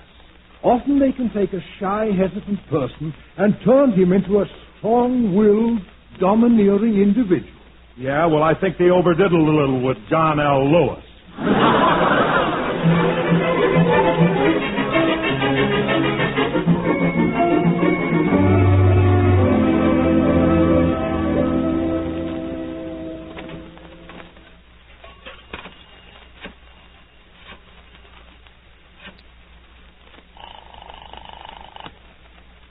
Hello? Hello, Alice, it's me. Phil, where are you? I thought you were staying home today, and then Sissy told me you went off in the car. Yeah, I know. I'm down here on Wilshire Boulevard. But, Phil, you had your hair done last week. No. I'm in the professional building. I'm going to see one of them psychiatrist fellas. A psychiatrist? Yeah, Mr. Merton told me that they can change a guy's whole personality. Phil, I don't want you to change. All this nonsense about college and education was your idea. But, honey, I need something like this. After all, I've got to have something to fall back on when my youth and beauty are gone. Phil, it's ridiculous you're going to a psychiatrist. Well, I don't know. Now, it might not be a bad idea. This guy may be able to bring out my personality. Bring out your personality? Look, Phil, if they brought it out any farther, nobody could stand you.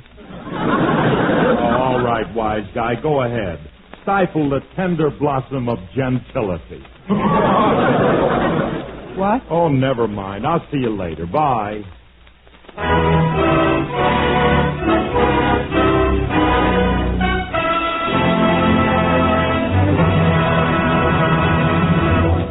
An old proverb says, the beauty of the heavens is the stars. The beauty of women is their hair.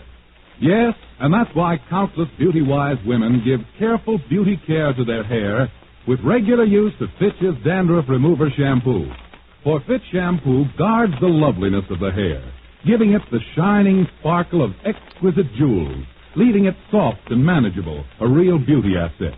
Whether you have blonde, red, brunette, or gray hair, Fitch is the shampoo for you. For Fitch Shampoo is good for all colors and textures of hair. And this shampoo is so gentle, it will not harm even a baby's tender scalp. Discriminating women like Fitch Shampoo because Fitch is completely soluble in water and only an ordinary water rinse is necessary. Fitch Dandruff Remover Shampoo rinses out thoroughly and quickly in either hard or soft water, revealing natural highlights in your hair.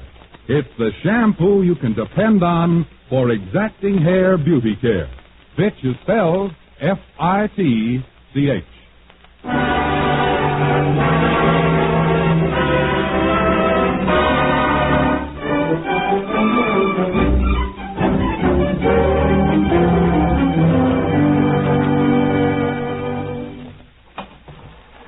Third floor, mister. Okay. Dr. Lineback's office is right down the hall. Thank you. Stars fell on Alabama. We kissed in a field of white, and stars fell on Alabama. All right, now get your head out of me muff bucket. Here, I'll give it a tug. Bammy last night.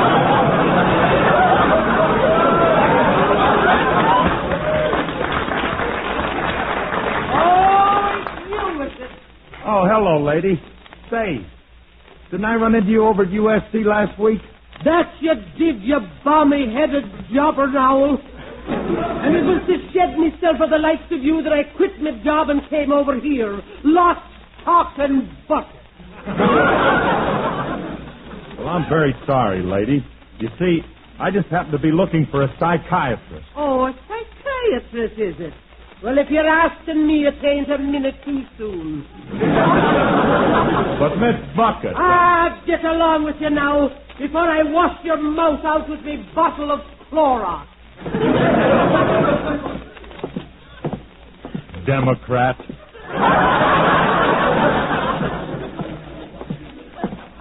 Oh, here's Dr. Leinbach's office right here.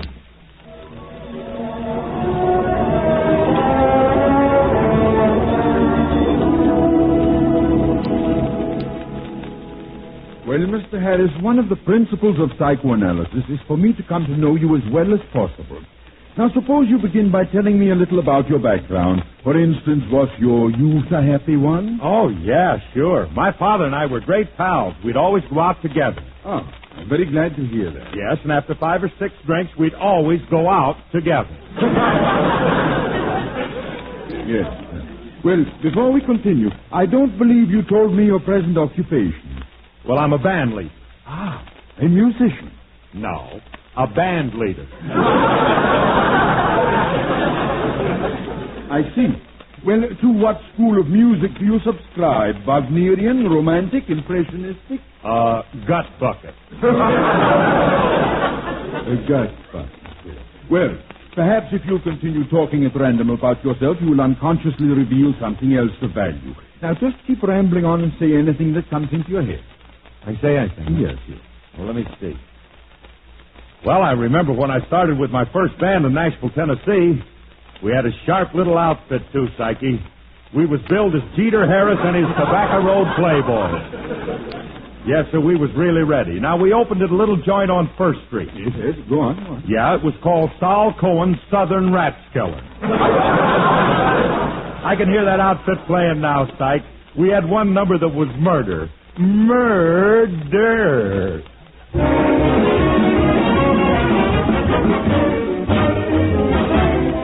And I sing with delight as I spend most the night neath that billowy ocean with you.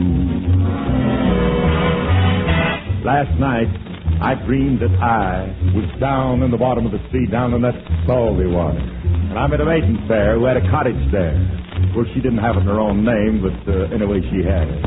And she had a tale of a fish for a train, but whoa, now, whoa, how that gal could entertain.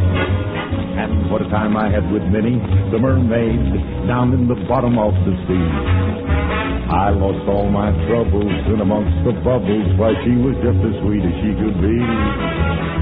And every night when the starfish came out, I hugged and kissed her so. Whoa, whoa, what a time I had with Minnie, the mermaid, down in her seaweed bungalow. Low, down in her seaweed bungalow. Whoa, what a time I had with Minnie, the mermaid, down in the bottom of the sea. I lost all my troubles in amongst those bubbles, why she was just as cute as she could be. And every night when the starfish came out, I hugged and kissed her so. Oh, what a time I had with Minnie, the mermaid, down in her seaweed bungalow. Low, down in her seaweed bungalow. Many brave hearts are asleep in the deep, so beware. Beware.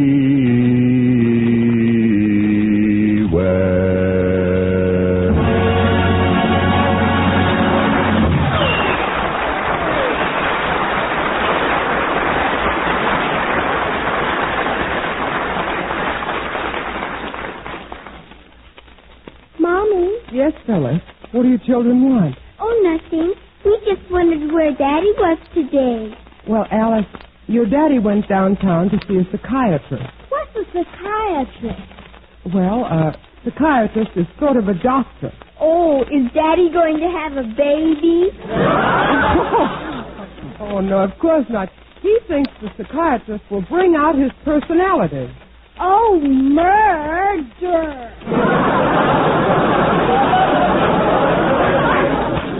Phyllis, you stop that. Mommy, is Daddy still going to go to college? Well, I don't know, Alice. Why couldn't he take lessons from our tutor, Mr. Merton? Well, honey, a grown man like your daddy couldn't study the same lessons as you children. Yes, he could, Mommy.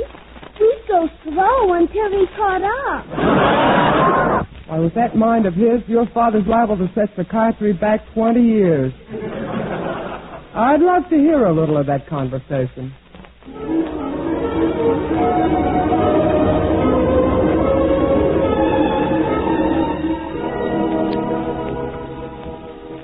Well, Mr. Harris, listening to you talk about your past life and delving into your subconscious have made this a most, shall I say, unusual half hour. In fact, I've learned a few things about human behavior that I never even suspected.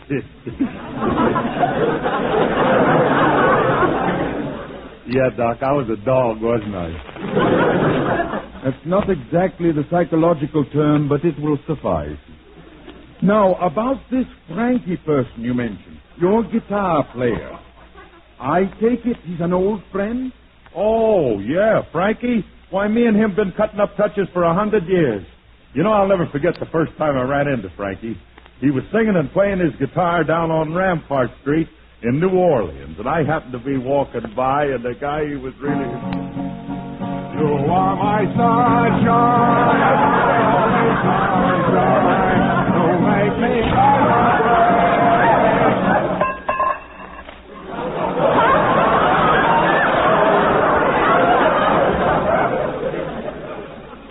Thank you, lady. You'll never know how much I... Bless you, sir. Love you. Please don't take my sunshine away. You are my sunshine, my only... Here, bud. Thank you, sir. Oh, that's all right. That's all right, buddy. You know, you play a pretty good guitar there. How come a guy like you is playing in the streets for nickels? I was desperate, pal. It was either this or Lombardo.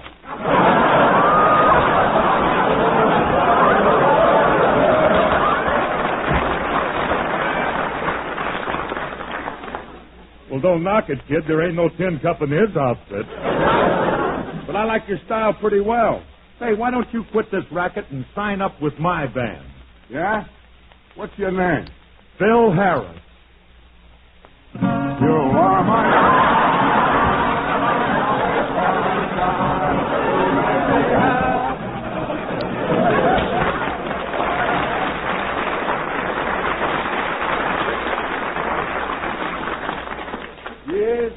Yes, Mr. Harris, a most significant episode.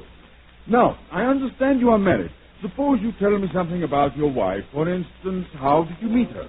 Well, she was in the great big show in New York. And I thought she was the most beautiful girl that I'd ever seen. And for 3 weeks, I stood outside the stage door every night just to watch her come out. I see. And finally, I prepared a beautiful speech to say to her. Then one night, my dreams come true. She spoke to me. Excuse me, Sonny.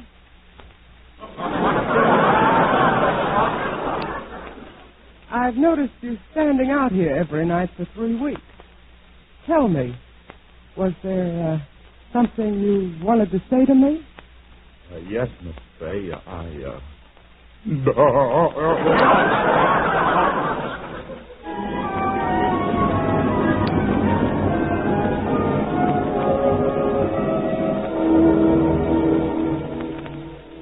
Well, this is all very interesting, Mr. Harris. But when did you actually propose to Miss Fay? Oh, well, that was a few years ago. You see, we were parked down by the ocean at Malibu, and I reached over and I took her hand. Oh, it's a lovely night, isn't it, Phil? Yeah, sure is, gorgeous. Phil, have you ever parked out here with any other girl? No.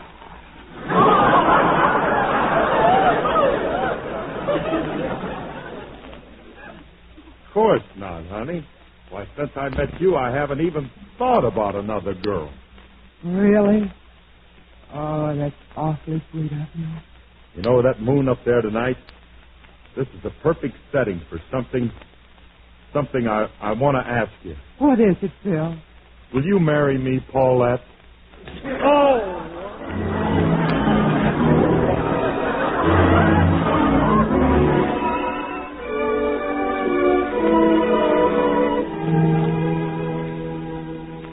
This has all been very helpful, Mr. Harris. Now, as you know, we psychiatrists attach great importance to dreams. Do you ever have any unusual dreams? Yes, sir. Yes, I do, Doctor. You know, I keep dreaming I'm on a gold bandstand in Carnegie Hall with a diamond baton.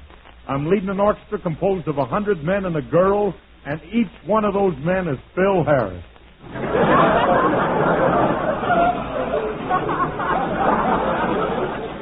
I see. A nightmare. Now tell me, when they play, do you enjoy the music? I don't know. It's always so loud, see, it wakes me up. That's very interesting. But tell me, in your dream, who is this girl? That's the awful part of it. She's Petrillo. Well, Mr. Harris, you've been very helpful in this little interview. Of course, I shall consult my colleagues on your case, but offhand, I'd say that your mental processes reveal to me what is known as a mid-moment.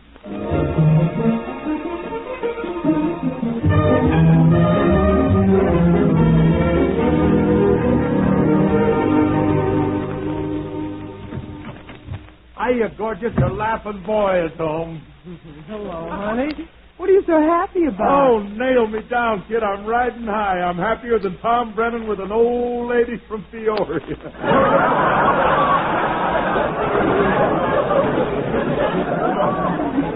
Say, you must have done all right with that psychiatrist. All right, man. I was dynamite. Well, tell me about it. Oh, I really laid it on him, kid. First he talked to me for a while, and then he gave me a lot of tests. And then you know what he said? What? He said that I had strong leanings towards megalomania coupled with a powerful narcissus complex.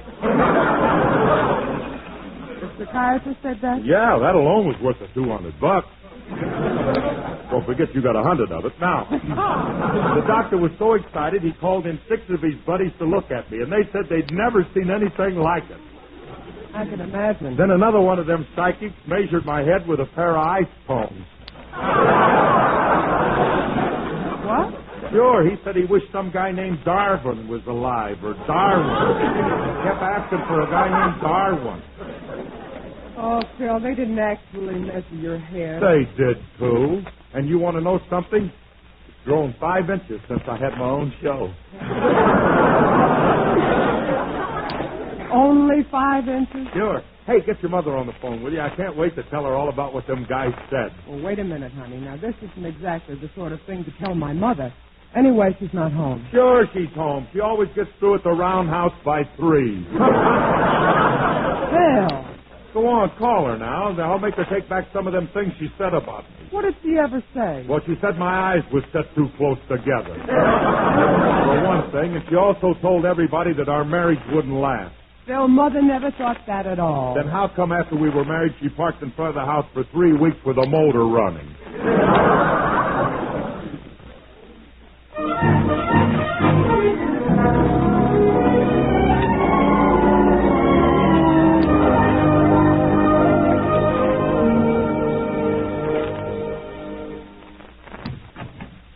Phil, what are you doing in here by yourself with the lights out? Oh, honey, leave me alone, will you? What's the matter? Mr. Merton just translated what all them psychiatrists said about me. Phil, stop banging your head against the wall. Well, I can't help it. He told me all that stuff the psychiatrist said means that I'm conceited. Now, you know that ain't true. Well, you'll have to admit you are rather fond of yourself. No more than any other beautiful creature.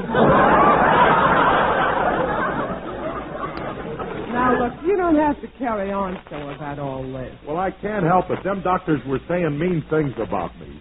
Well, I don't care what they say, Phil. I think you're pretty wonderful just the way you are. Do you, honey? Of course. I consider myself the luckiest one finding a boy like you. What did I do to deserve a break like this?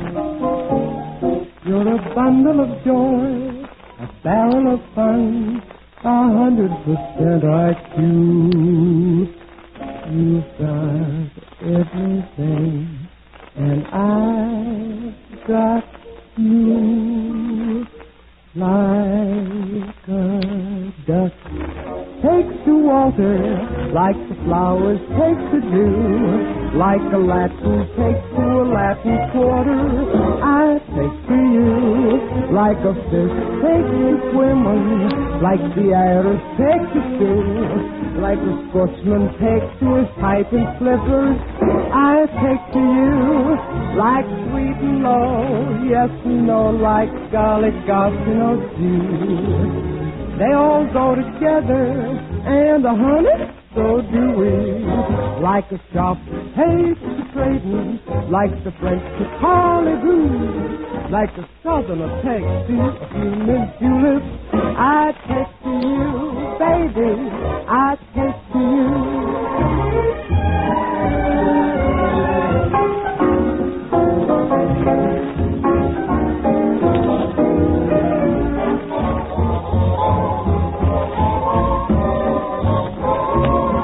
Like moon, June, distant bliss, heart to bench in the breeze.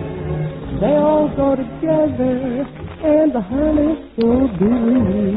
Like a star takes to gleaming, like a moonbeam to the blue, like a lover takes to a night of dreaming. I take to you, baby, I take to you.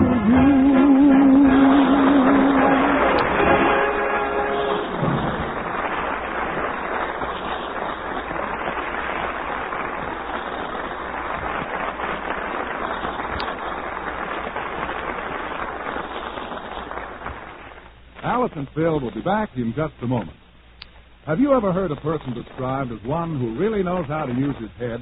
That could well apply to anyone who uses Fitch Dandruff Remover Shampoo to keep his or her hair dandruff-free, refreshingly clean. If you use your head and use Fitch Shampoo, you'll be sure your appearance is not marred by embarrassing dandruff. For Fitch Shampoo actually removes dandruff the very first time you use it. Fitch is the only shampoo made whose guarantee to remove dandruff is backed by one of the world's largest insurance firms. This famous shampoo has a special dissolving action that reconditions your hair as it penetrates and cleanses the thousands of tiny hair openings on the scalp. All traces of dandruff on the hair and scalp are dissolved by this special action. Then, when you add water gradually, a wonderfully rich lather forms to carry away the dissolved dandruff. So use your head. Buy an economical bottle of Fitch Dandruff Remover Shampoo at your drug or toilet goods counter, or have professional applications at your beauty or barber shop.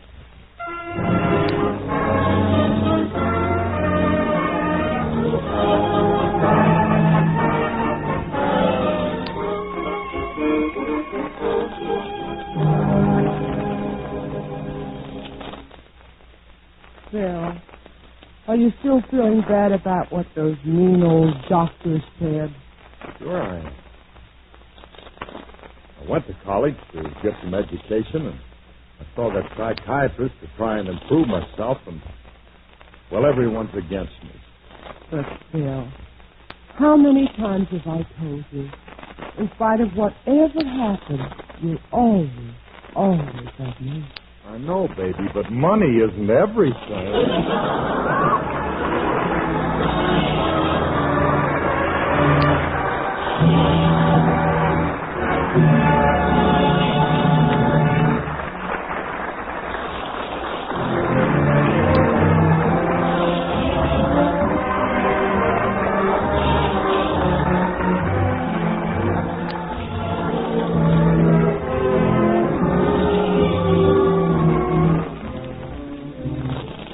Tune in next week when the F.W. Fitch Company again brings you the Fitch Bandwagon with Alice Faye and Phil Harris. This program is written by Joe Connolly and Bob Moses, directed by Paul Phillips, with original music composed and conducted by Walter Sharp. Included in the cast were Janine Roos, Ann Whitfield, and Elliott Lewis. Alice Faye appears to the courtesy of 20th Century Fox.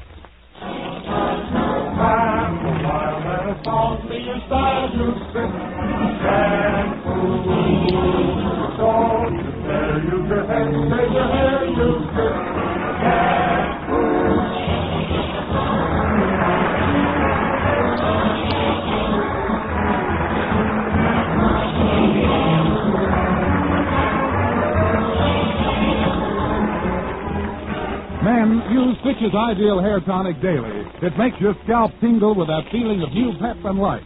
Fitch's Ideal is not sticky or greasy, so pep up your scalp and give your hair that well-groomed look with Fitch's Ideal Hair Tonic. Bill Foreman speaking.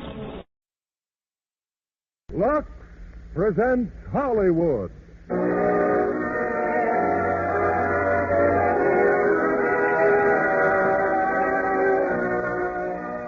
Lever Brothers Company, the makers of Lux Flakes, bring you the Lux Radio Theater, starring George Raft and June Havoc in Intrigue. Ladies and gentlemen, your producer, Mr. William Keeley.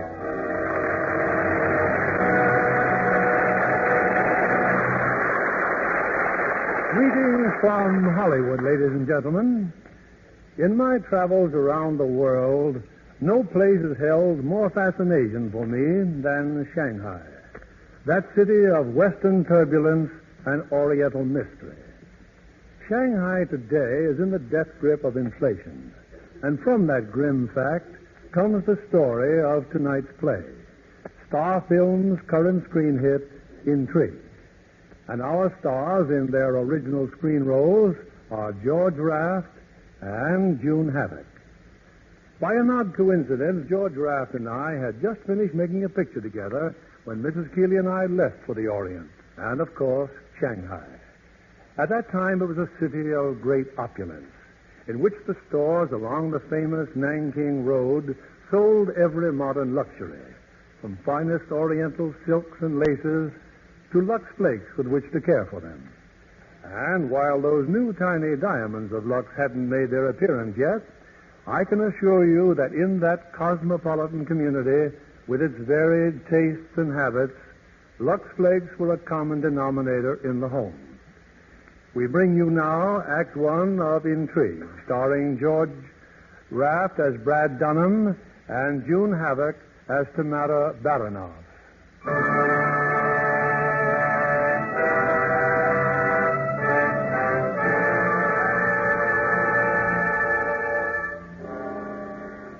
China, 1947.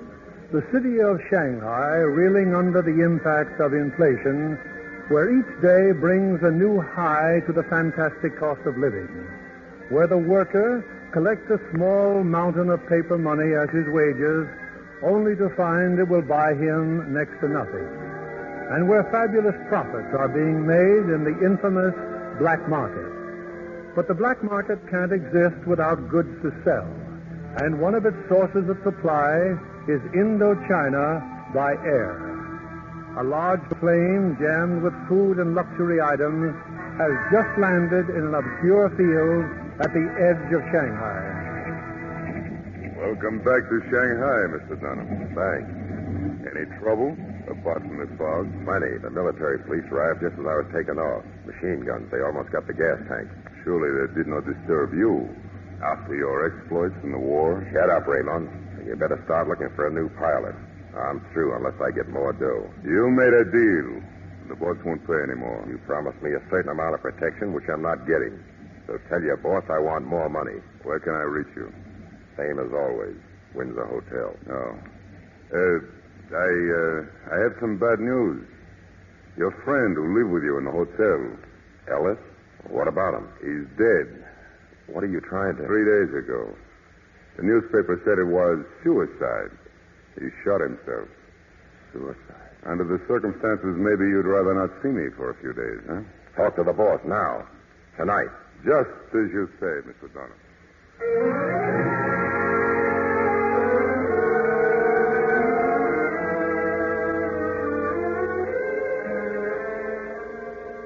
And naturally, Mr. Dunham, the manager wanted to notify you at once. If you had left a forwarding address with us... His body. Where is it? The hotel took the liberty of engaging a funeral director. He's awaiting your instructions. Here's his card, Mr. Dunham. Thanks. If anybody asks for me, I'll be at the bar.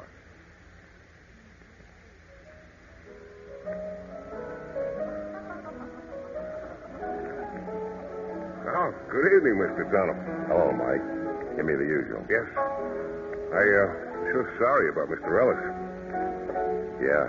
I remember during the war, you and Mr. Ellis and the other two I never seen four fellas such good friends as you were. That was the swellest crew in the Air Force. Now you're all that's left. Fill it up, Mike.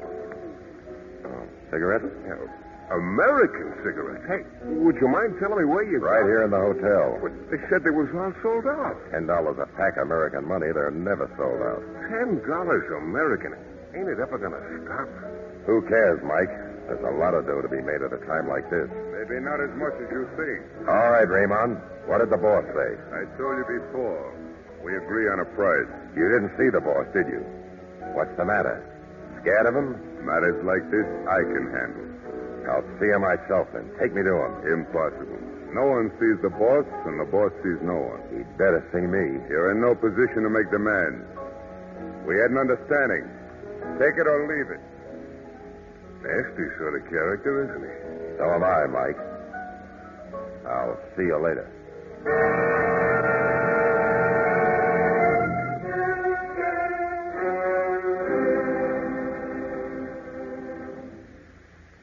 Hey, Louie. Louie. Mr. Dunham.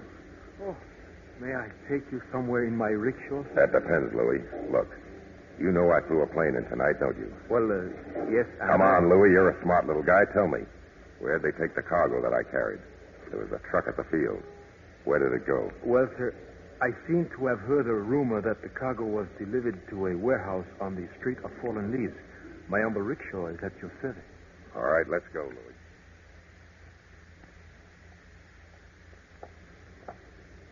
That is the warehouse, Mr. Dunham, over there.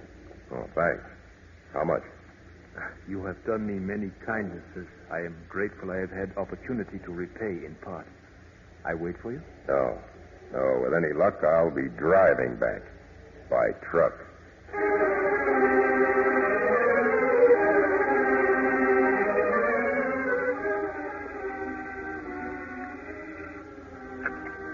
Hello? Raymond, Saxon at the warehouse. Well? Dunham was just here. Dunham? How did he know where I to... didn't have a chance to ask him. He slugged LaCroix and stole one of the trucks. The one loaded with whiskey, nylon, and cigarettes. Mr. Dunham's a fool. Mr. Dunham's a fool.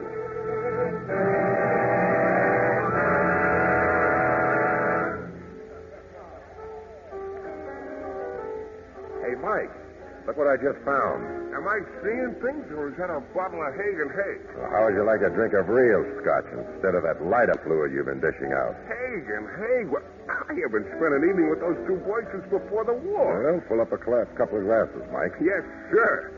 Is that real? That it is. It looks like home. It tastes like home, too.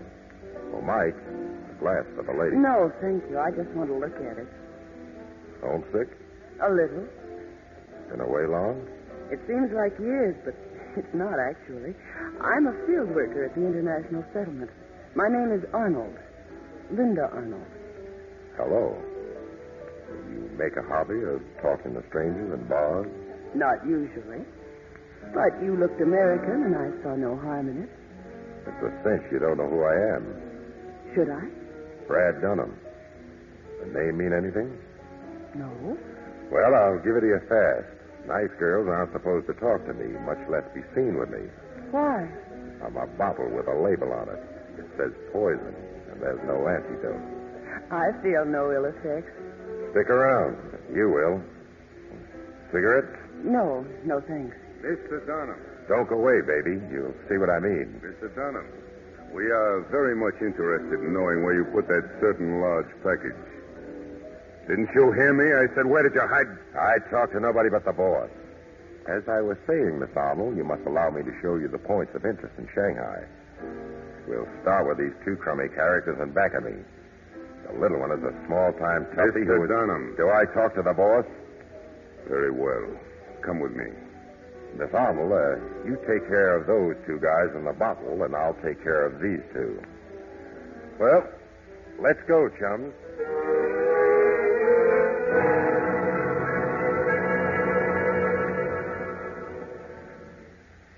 Well, hello.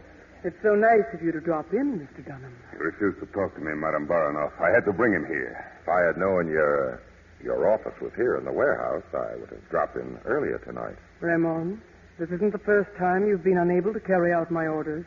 Never send a boy to do a man's work. What's your rotten mouth? Raymond. Now, Mr. Dunham, shall we get down to business? I made a deal to talk to the boss. Alone. Oh, Raymond, you may go. Close the door. Yes, madame. I'll go. The black market sure pays off. This is quite a layout. I must say your methods are a little flamboyant, Mr. Dunham. You mean stealing the truck? It got results. I'm talking to the boss. Yes, but you might have been killed. Not by the guys you got working for you now. Well, how do you know you're safe with me? How do you know I haven't got a gun? Because your clothes fit you much too well. Plain to see you haven't got a gun either. Oh, this is very charming, Mr. Dunham. But it doesn't get me back my truck. It's yours. Well, just like that. No, I want a cut. Oh, and how much of a cut do you expect to get for one truck? Half. Partner.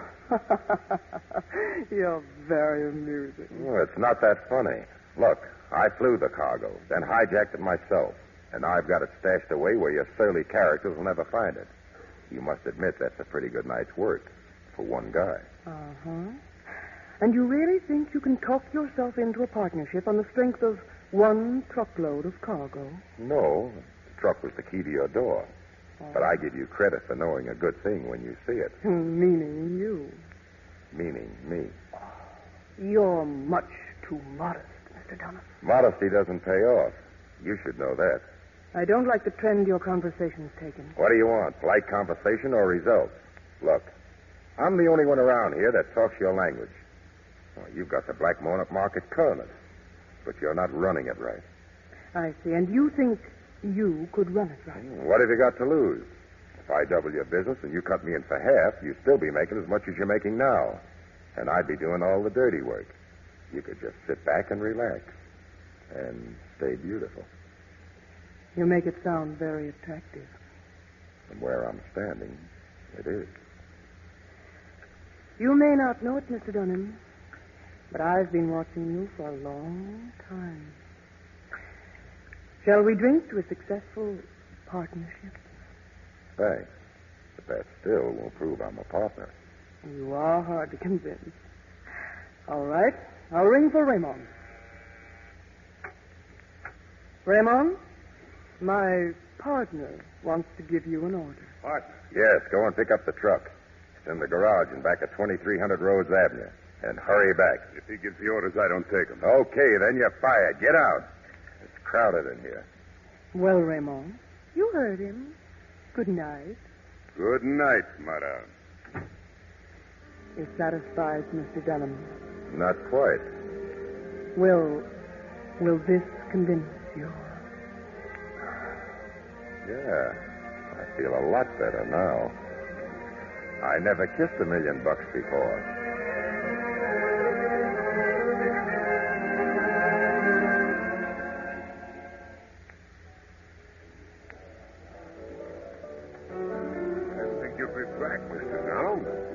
Drink?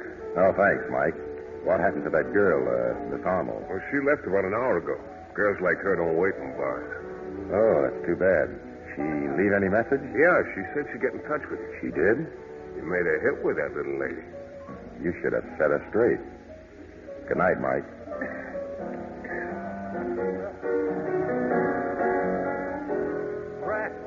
Brad! You son of a gun! Mark! Gee, Brad, 4 long years. Hey, you know, I really shouldn't talk to you. Why? Why? I wrote you over 12 letters. Didn't get them. Well, I didn't know what happened to you. The last one came back addressed unknown. What are you saying? Right here. Here? Why, I just tried to get a room and they told me there wasn't Well, one. you got yourself a room now, with me. Come on, get your luggage, Mark, and come on upstairs.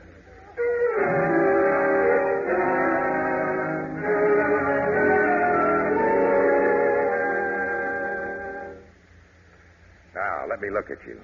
Yeah, the same old Mark.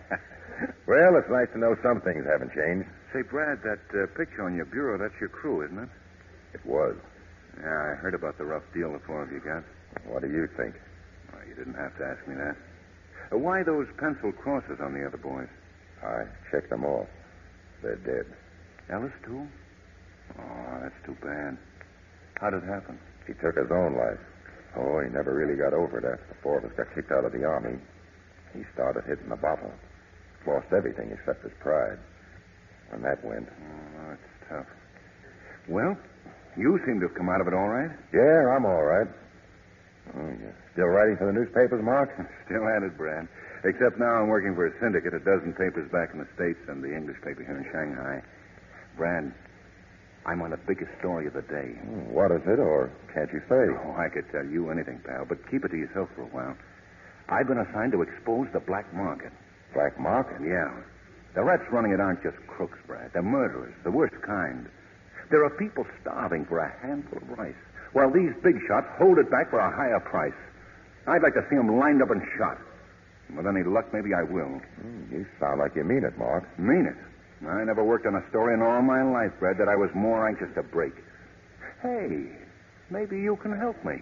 You got connections in this town. Yeah, I've got connections. Oh, let's hit the sack, huh? Oh, that's for me. A real bed with sheets. Good night, pal. Mark, about this assignment of yours. Yeah? Skip it. Good night, Mark.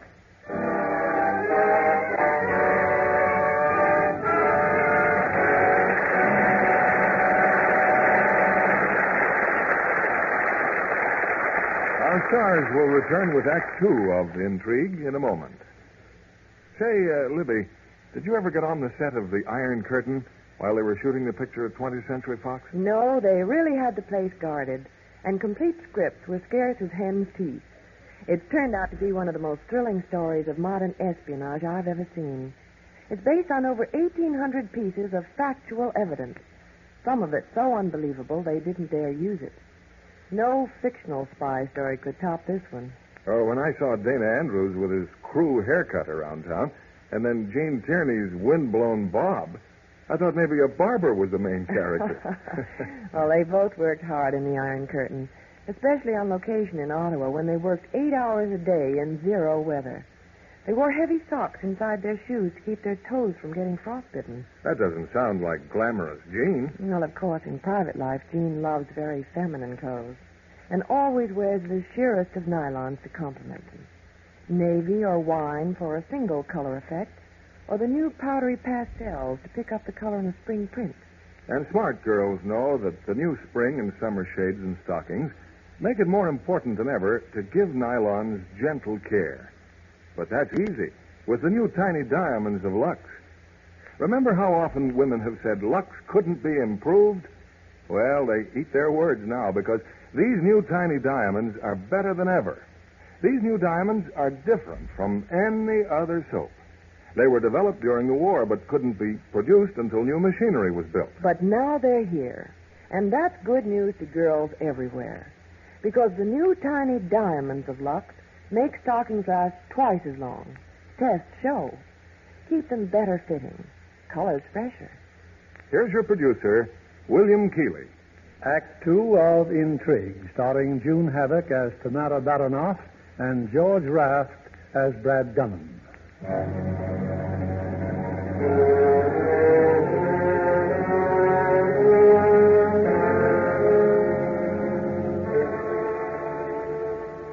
Several days have passed, and Mark Andrews, the crusading newspaper reporter, has started his series of articles aimed to smash the notorious black market in Shanghai. Now, in the newspaper office, he's dictating to a secretary.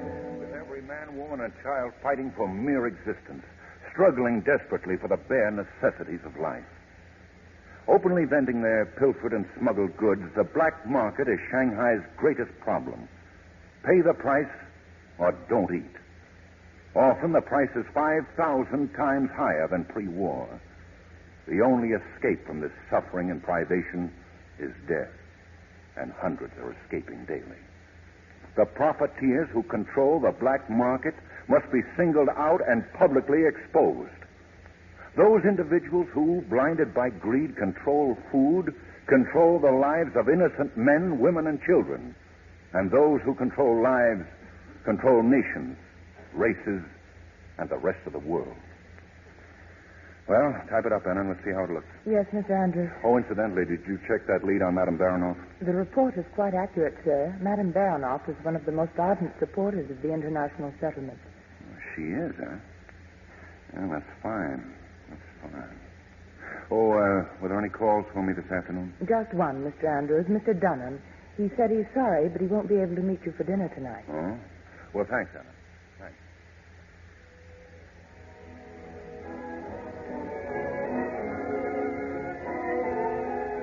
Enjoy your dinner, Miss Armour? It was wonderful. I love Chinese food. Well, this is the one place in Shanghai where you can get the kind of Chinese dishes you only get back in the States. Would you like to dance? What? I said, would you like to dance? Oh, I'd love to.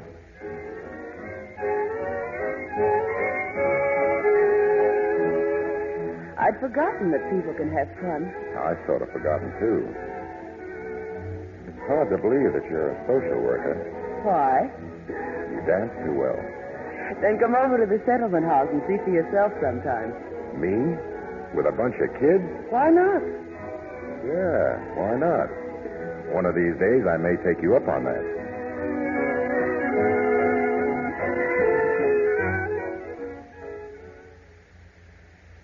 The plain truth is that I simply don't know what that settlement house would do without you, Madame Baranoff. Well, I only wish I were able to do more, Miss Carr. Come in.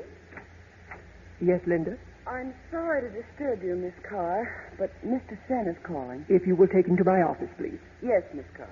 Please come with me, Madame Baranoff. Mr. Sen owns the newspaper. I want you to hear what he has to say. Of course, Miss Those are the facts, Miss Carr. If you could possibly see your way to accepting a few more children here. I wish we could, Mr. Sen, but I simply don't see how we could manage. Mr. Sen, how many children are there in this group? 22. Their parents died of starvation in the Sanchi province. Oh. If something is not done, they will die too. Yes. Well, something must be done. What does your assistant have to say, Miss Carr? Well, Linda? I think we can manage. If we cut the rations again. Bring the children, Mr. Sen. We'll do what we can. Thank you. Thank you very much. And keep printing those articles in your newspaper. Yes, those articles. Very interesting. Since Mr. Andrews started writing them, the authorities are making arrests every day, aren't they? Yes, madam, but nobody big. Oh. Nobody important. The black market continues, controlled by a few who place the love of money above the lives of children. Oh, excuse me. It's time to serve our elaborate one-course lunch.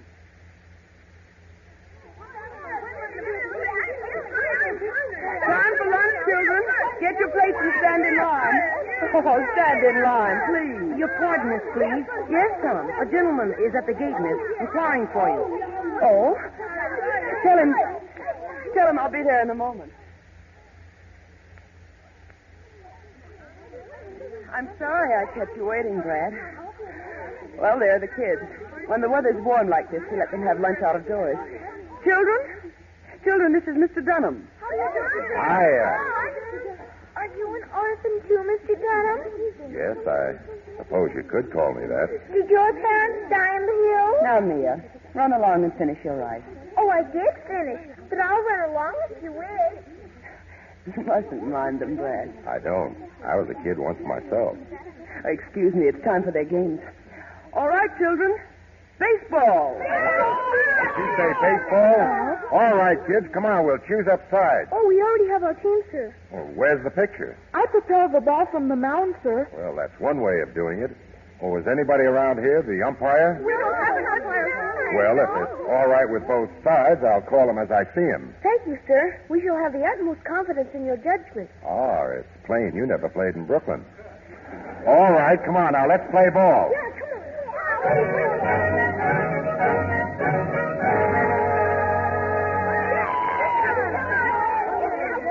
Strike two. Strike two, sir? Right over the plate. Begging your pardon, sir. It seemed to me that the ball was rather wide. I'll I'll watch it, Shorty. Thank you, sir. All right, picture. Give me another one. Yes, sir.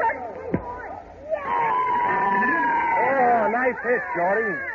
Hey, what's the matter with Shorty? Look, he's on the ground. Shorty, what happened? Shorty!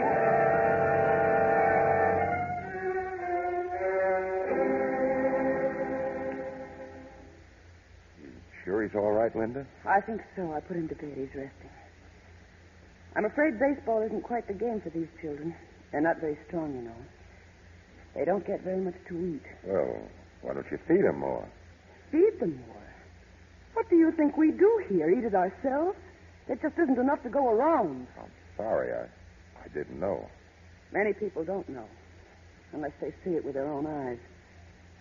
The black market doesn't touch their lives, but it touches these lives very deeply. Yeah, well, I guess I'll be shoving off, Linda. Thanks for coming. Thanks for letting me. Are you coming back again, Mr. Dunham? Try and keep me away.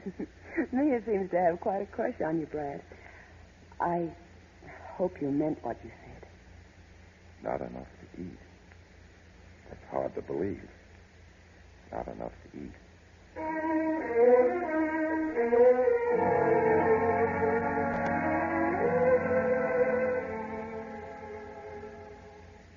Brad. Oh, do come in. Sit down. Louis said you were looking for me. Where were you just going? One of our boats are doing this morning. I thought I'd go down to the harbor. That's what I wanted to see you about. Master's just phoned me. Oh, then they've docked already. Oh, I'll get the trucks down there right away. That'll be a waste of your time. Our ship was in the outer harbor last night, Brad, when they got machine gunned. Killed one and wounded Masters. Whoever it was, they got away with 8 tons of rice. Is Masters all right? So he says. Better see him and get the details. I'll see Masters later. Right now, I'm calling on one of our competitors, Mr. Caridian. You think Mr. Caridian raided our boat? Well, who else? Very well, Brad. But be careful.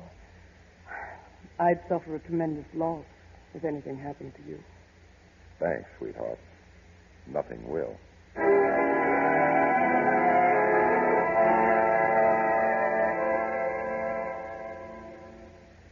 Hello, Mr. Caridian. Oh, Mr. Dunham. I didn't hear you knock. I didn't hear you say come in. So that makes us even. Forgive me if I do not shake hands. Custom of my country, you know. Stay away from my boats. Custom of my country, you know. Boats?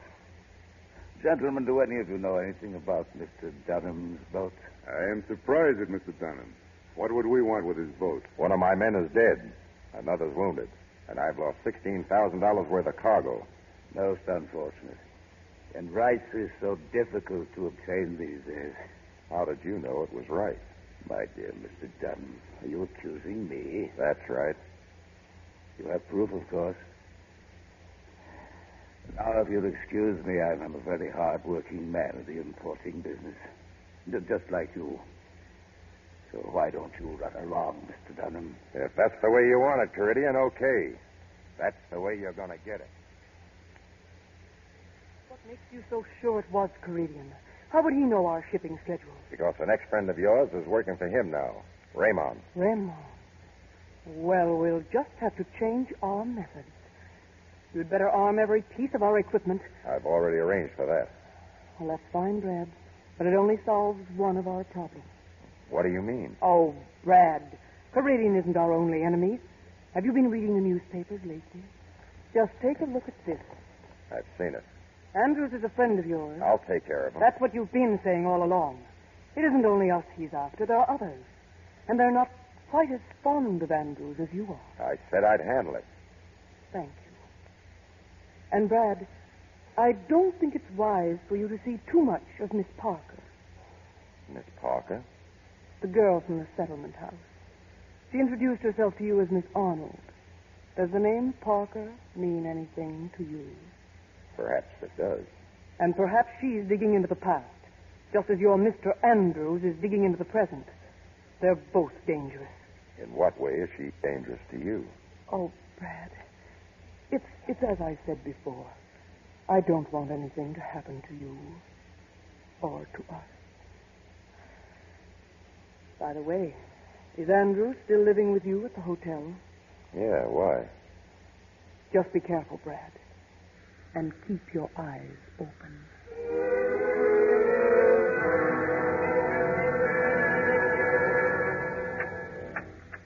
Oh, hiya, Brad. Hiya, Mark. Just been looking over my copy. Say, there was a phone call for you. Louis? Miss Arnold. Lovely voice. She say what she wanted? Oh, nothing. Except she'd be delighted to join a couple of young blades. What are you talking about? Well, she sounded so nice, I asked her to have dinner with us. For an old St. Bernard, you're doing all right. Wait till she sees me. Say, Mark, you're pretty hot on this assignment, aren't you? I sure am. This is no penny ante racket, Brad. It covers the whole world, every country that's trying to get back on its feet. This is a lot worse than the old days of Prohibition. Not everybody drank, but everybody eats. Well, I better shave if we're going out for dinner. Yeah, and hurry up. Mustn't keep our girl waiting.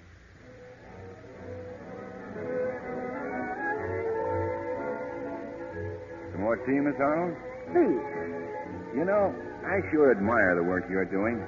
Do you get any help from the local people? Oh, some of them have been very kind. Like Madame Baronoff. What does she do? She contributes food and clothing.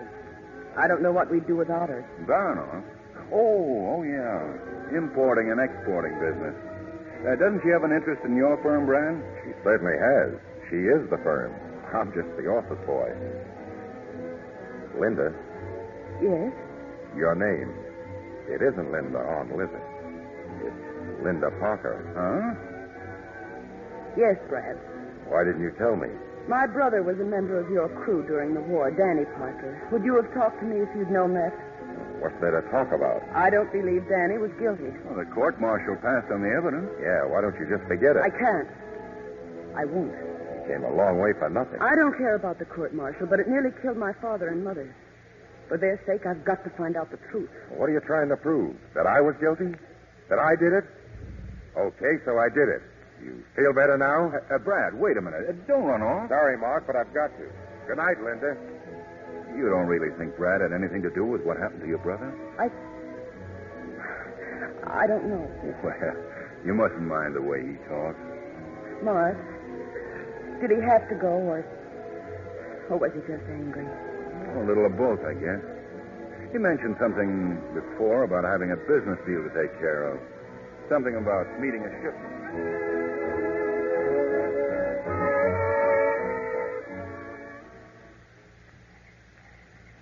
You sure you got your facts straight, Louis? It's after 11. Just be patient, Mr. Dunham. Mr. Caridian's truck has to pass this little bridge. There is no other way to get back to the city. When it slows down for the bridge, we jump on the back. Leave the rest to me. That part will be a pleasure, sir. How much rice are they carrying? My cousin in the country indicated 6 tons. Mr. Caridian will still owe us 2 tons. Oh, quiet, sir, please. I believe I hear the truck. Okay. Get down in the ditch.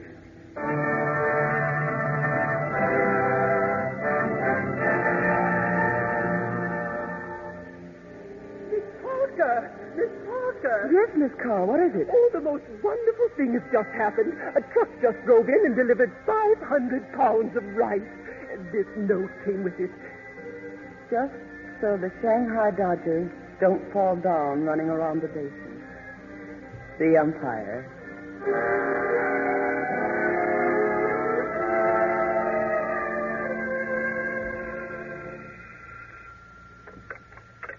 Hello. This is Anna, Mr. Andrews. A cable just came for you from Washington. Shall I send it to the hotel, sir? No, just read it to me. Yes, sir. War Department records of Brad Dunham court-martial show syndicate handled smuggled contraband. No mention to Mara Baronoff. If your facts warrant, we'll back to limit investigation to clear any former Army flyers. Thanks, Anna. Any reply, sir? Maybe later. First, I'm going to call on Madame Baronoff.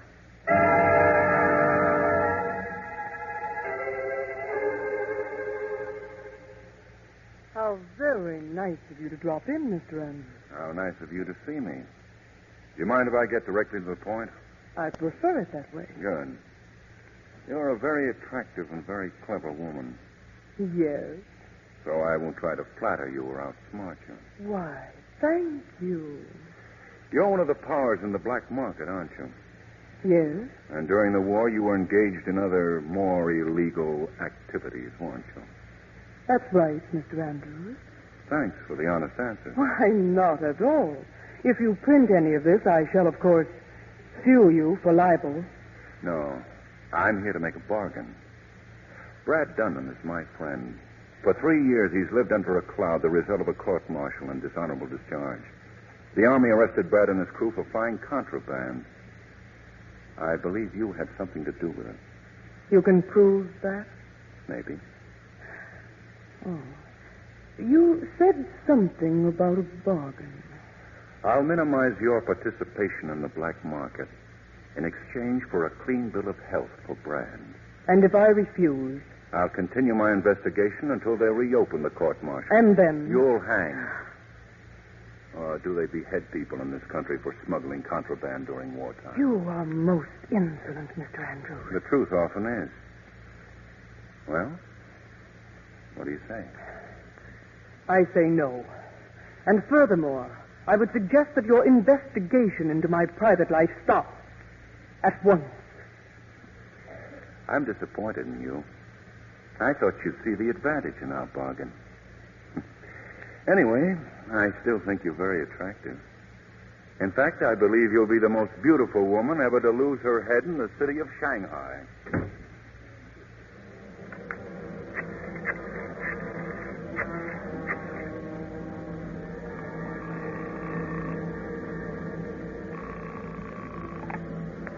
Hello? I wish to speak with Mr. Caridian. Tell him Madame Baranoff is calling.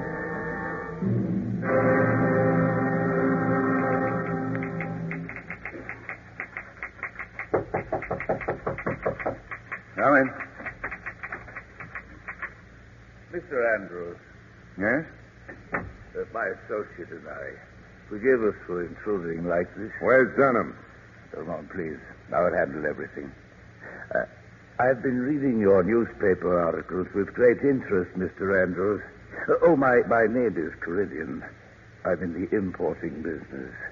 Get a good price for the rice you imported off Mr. Dunham's boat? Oh, yes, excellent, yes. But I'm here to discuss your business, not mine. You have a very great talent, Mr. Andrews.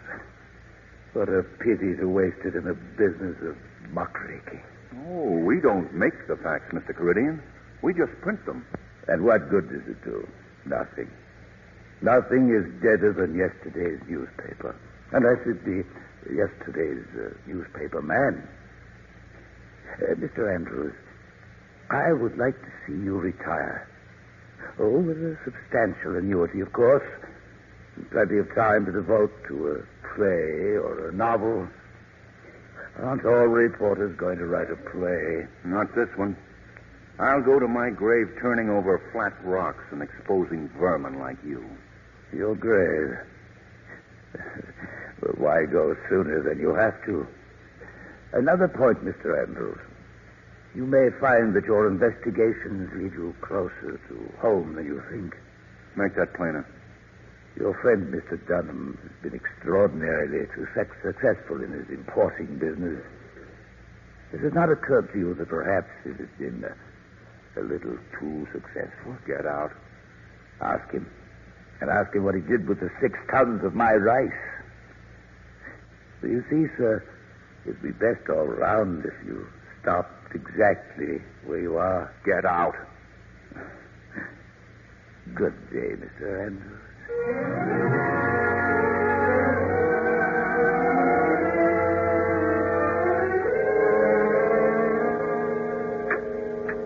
Hiya, Mark. Hello, Brent. Oh, am I busting in on an inspiration? Oh, no. I was just sitting here trying to figure something out. You just have some visitors? Yeah. So Louis told me. What did those rats want? Well, they think I'm working too hard. Want me to retire. They get rough? Only verbally. How about a drink? Oh, thanks. What did they say?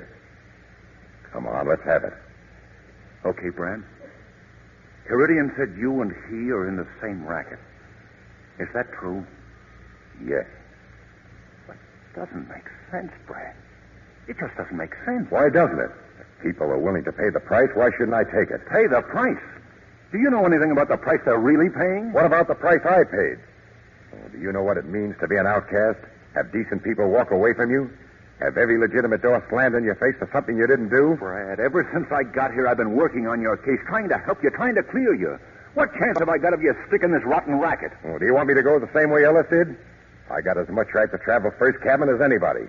And if the black market's my ticket, why, I'm buying it. Get out of it. Get out of it, Brad.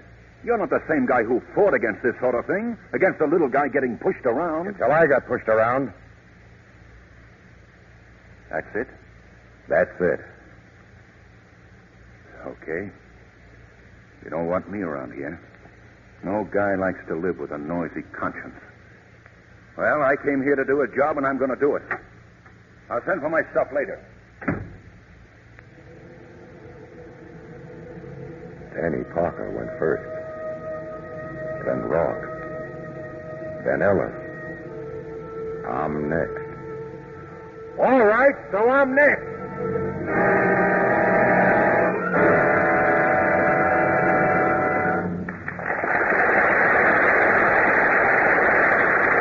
We pause now for station identification. This is CBS, the Columbia Broadcasting System.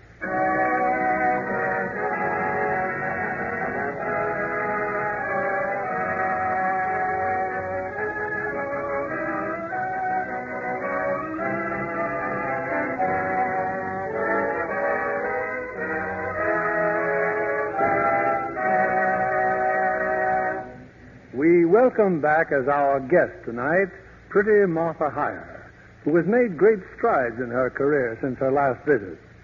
How does it feel, Martha, to be a leading lady? I love it, Mr. Keeley, and I'm especially happy to be at RKO. They've been making some great pictures over there, especially the Lasky McEwen adaptation of The Miracle of the Bells. Have you seen it? Yes, I have. The cast really brings Russell Janney's book to life. That's right, Martha.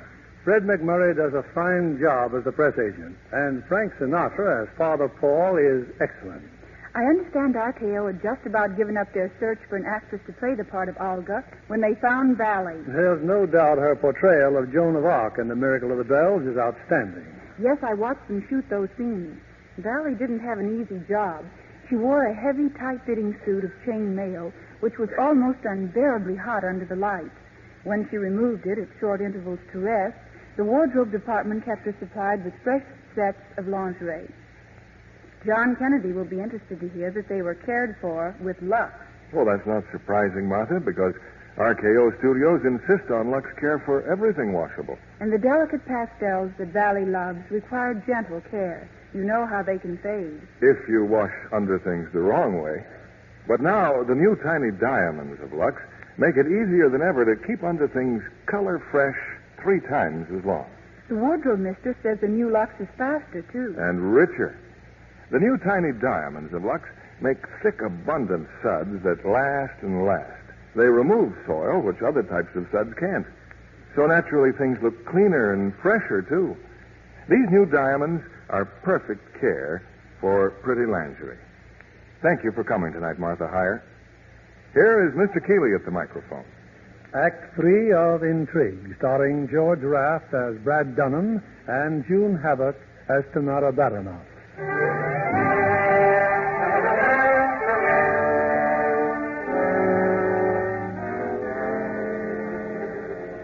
In the week that's gone by, Mark Andrews has worked day and night, piling up fact upon fact into an overwhelming indictment against the black market. The article is finished now. And in the office of the Shanghai newspaper, Mr. Sen, the publisher, has just finished reading it. Well, Mr. Sen, what do you think? You're sure you can substantiate these facts? I can. All of them. It will blow this town wide open. I hope it does.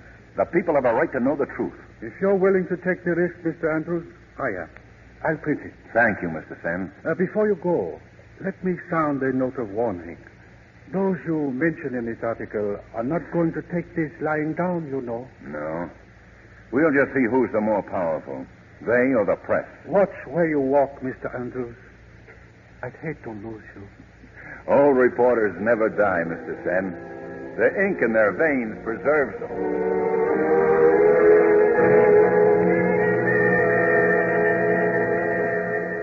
You don't seem to realize what this means, Mr. Caridian. Andrews wrote this article. The newspaper was going to publish it tomorrow. How did you know about it, Ramon? I have a man planted in the editorial department. He borrowed the article from Sen's desk. A remarkable man, Mr. Andrews. I dislike harming him, really. But he leaves us no alternative. I would like that job. Very much. It is yours. But first, get Madame Baranoff on the telephone. We'll talk it over with her. Who is it? Brad. Oh. I'm sorry, Brad. I'm attending to some personal business at the moment. So I heard. Oh, what are these rats doing here? Caridian, Raymond. Ramon, please. Put your gun away. You left me no choice, Brad. I've warned you Mr. Andrews would become dangerous. You said you'd handle it. Well, you didn't. And somebody has to. The black market certainly makes strange bedfellows. Just good business, Mr. Dunham. Mark Andrews is our common enemy. Stay away from him. Brad, we've got to work together. And you'll die together. Just remember that. You? How dare you speak to me like that? You were nothing when I took you into the firm and gave you the chance to get the things you said you wanted. Money, self-respect. Well, you got them. But nobody hands you those things on a silver platter, Brad. They've got to be paid for. But Mark isn't paying for it. And if anything happens to him, you'll answer to me. Each one of you. It would seem we have quite a problem, Madame Baranoff. Two problems.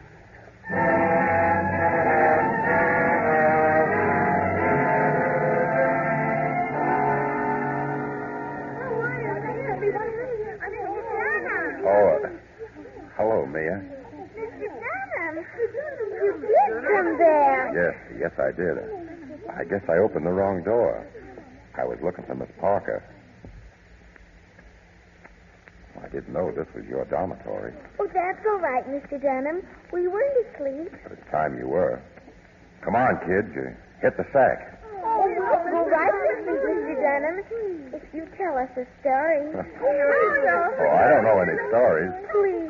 Please, Mr. Dunham. Okay. Well, once upon a time, there was a flyer. was he a dragon? Some people thought he was. Dragons don't fly. Well, this one did. Besides, who's telling this story? I'll keep quiet. Go on. Well, this flyer, this dragon, I mean, got into a lot of trouble for something he didn't do. And it changed his whole life. Then he got mixed up with a lady dragon. And the flyer went to work for the lady dragon because he had to eat and have a place to live. Did he do wrong things? Some. Then he met a girl. Was the girl a dragon, too? No, she was very pretty and very sweet. Like a princess? Yes, like a princess. But she thought the flyer had done something bad to her brother. Did he? No, the flyer was innocent. And he wanted her to believe that Because he loved the princess. And did she love him? I don't know that part of the story yet, sweetheart. Now, look. Get back in bed, huh? But Mr. Dunham, does the story have a happy ending? I don't know, honey. Someday, if I find out, I'll tell you how it ended. If I can. Well, good night, Mr. Dunham. Good night. Oh, I'm sorry, kids. One thing I'm not is a storyteller.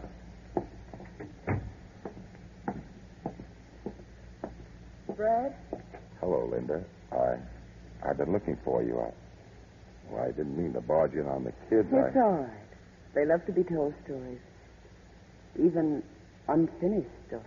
You heard me just now? Yes. I'm sorry, Brad. I'm sorry I misjudged you. In my heart, I didn't want to believe it. You're the first fine thing that came into my life since the day I thought it was over.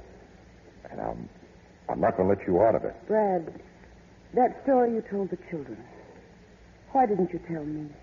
There's only my word that it's true. Then why did you come here?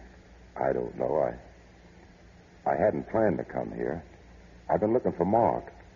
Well, I can't find him anywhere. He's in trouble, Linda. And I've got to find him. Can I help you? No, this is something I got to do myself. Thanks, anyway.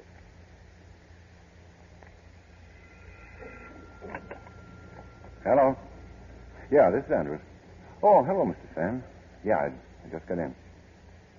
What's that about my article? Stolen? Well, no, look, don't worry. I've got a carbon copy. No, I'll bring it down myself. Who? Dunham. Been looking for me, huh? Well, if Dunham wants to see me, tell him I'm on my way down.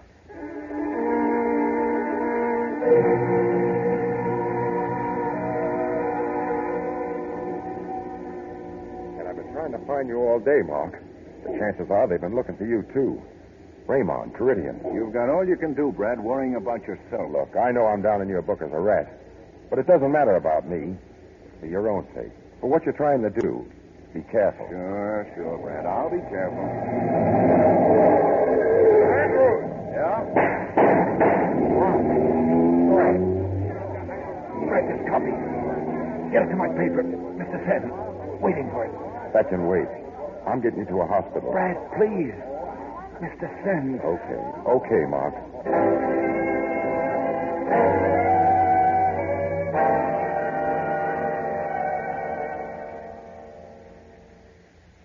You can see Mr. Andrews now, Mr. Dunham. Give it to me straight, Doc. What are his chances? Well, not so good. He suffered a great loss of blood.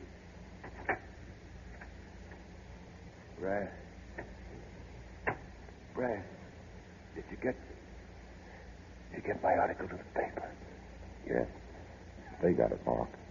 Oh, thanks, pal. Oh, come on, Brad. Don't let this get you down. How do you expect me to feel? If I had gotten out of it when you asked me to, maybe this wouldn't have happened. Brad, listen. Madame Baranoff was behind the smuggling in your plane. And the guilty member of your crew was wronged. It's all in the article. But I wanted you to hear it from me. Mark, you can't check out on me again. You can't. Old reporters never die. Did I do all right for an old St. Bernard? Mark. Yeah. You did all right. Doc. Yes? He's dead, Doc.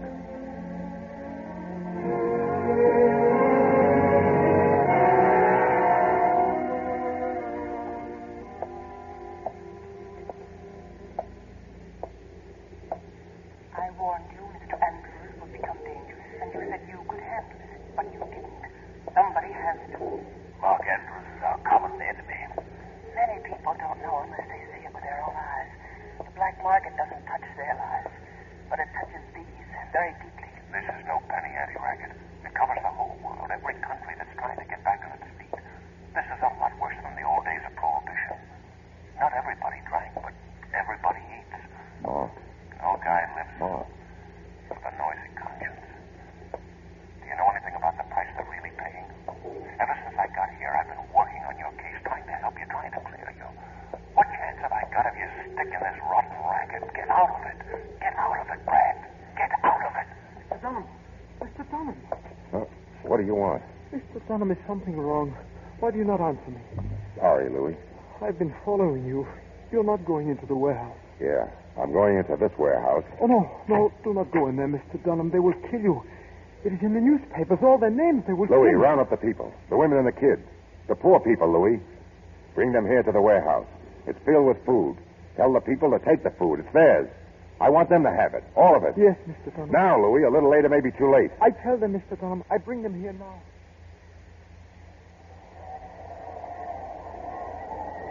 Raymond, where are you phoning from? Oh, good. You can be here in 5 minutes. What? The police got Caridian. No, don't worry. They won't get us. The plane's all ready. Oh, yes, darling, just you and I. Now hurry. Brad. Oh, Brad, darling, I knew I could count on you. Just you and I, darling. I can explain that, Brad. You see, Raymond... Shut up. Oh. You You're going to write a confession that's going to clear me. Oh, Brad, don't dig up the past. It's over. It's over. You heard what I said. Where's Raymond? Where was he phoning from? Brad, listen, I've got money. All the money we'll ever need. We can go away together somewhere. You're going to sit down and write what I tell you to write. Brad, don't... There's the pen and there's the paper. Now start writing. I, Tamara Baranoff, hereby confess.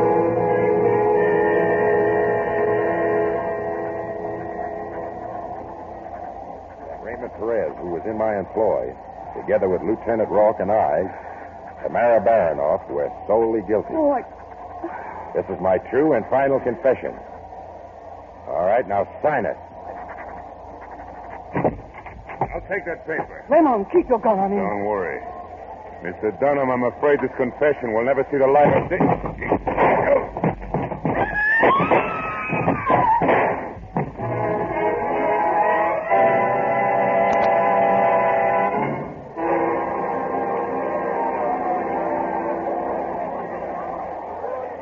Mr. Dunham, where is he?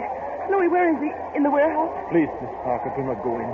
Please do not The police go in. are here. What's happening? I sent for the police. I am afraid it is too late. Done those shots before. He wanted it this way. I could not... Linda. Oh, Brad. It's all right, Linda. Louis, take this to Mr. Sen. This paper. It's a confession from Madame Baranoff. Oh, yes, Mr. Dunham. We're cleared now, Linda. Your brother and I. You didn't come all this way to Shanghai for nothing, after all. You can go back now, Linda. Back home. Home. But not alone, Brad. Please, not alone. No, baby. Not alone.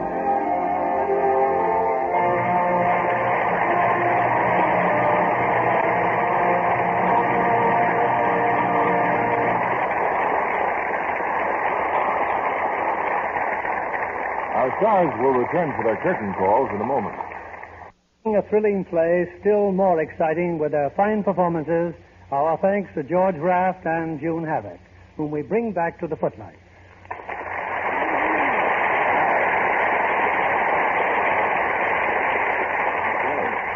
George, it's not often we have a star who comes from darkest Africa to play a role on Lux, but we're certainly grateful that you made it. Well, that's a wonder I did, Bill. The going was pretty rough getting in and out of Africa. You were shooting your picture, Outpost in Morocco, George. Yes, and we had to drive 650 miles south of Casablanca for the right location. Well, what did you do for roads? We didn't pay much attention to the roads. We just kept on going. Oh, like we do here in California. Did you find the natives friendly, George? Friendly, but puzzled. When we arrived with an army of Legionnaires in uniform, they must have thought we would come to take the country over. Were they pretty hospitable when they found out you were actors? Except when they said they'd happy to have us for dinner. I didn't know quite how to take it. I was afraid that maybe they were fond of boiled ham. Don't tell us they were cannibals. Well, maybe not, but we were sure careful to stay on the right side of them. And by the right side, you mean, of course, the outside. Yep, that was one time I didn't want to be in the gravy. But what are you cooking up for next week, Bill? Next Monday night from 20th Century Fox, we bring our audience an exciting drama of romance against the colorful background of the racetrack. It's The Home Stretch, starring Cornell Wilde and Maureen O'Hara. Well, you couldn't do better than that, Bill. The Home Stretch is a thrilling story. Good night. Good night. Good night, and thanks to both of you. Lever Brothers Company, the makers of Lux Flakes, join me in inviting you to be with us again next Monday evening when the Lux Radio Theater presents Cornell Wilde and Maureen O'Hara in The Home Stretch. This is William Keeley saying good night to you from Hollywood.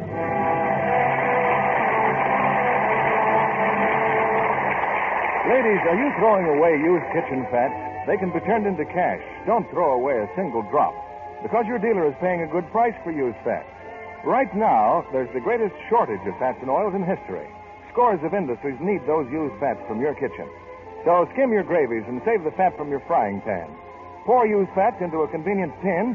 Turn them into cash as soon as the tin is full. June Havoc appeared by arrangement with 20th Century Fox, producers of Fury at Furnace Creek. Heard in our cast tonight were William Johnstone as Mark and Joan Banks as Linda. Our music was directed by Louis Silvers. And this is your announcer, John Milton Kennedy, reminding you to join us again next Monday night to hear The Home Stretch with Cornell Wilde and Maureen O'Hara. The Chevrolet program starring Jack Benny and Frank Black's orchestra.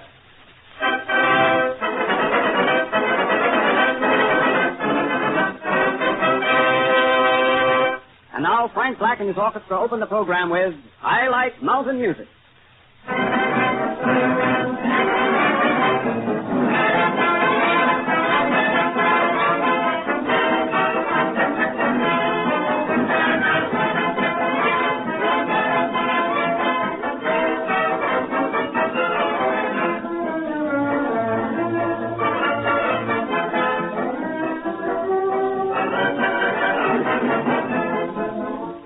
Wouldn't you like to receive absolutely free a brand new Chevrolet 6, any model you want? All right, listen to this. Starting tomorrow is a feature of National Drive a Chevrolet Month. One of those big, fine-looking Chevrolet 6s will be given away every day, absolutely free.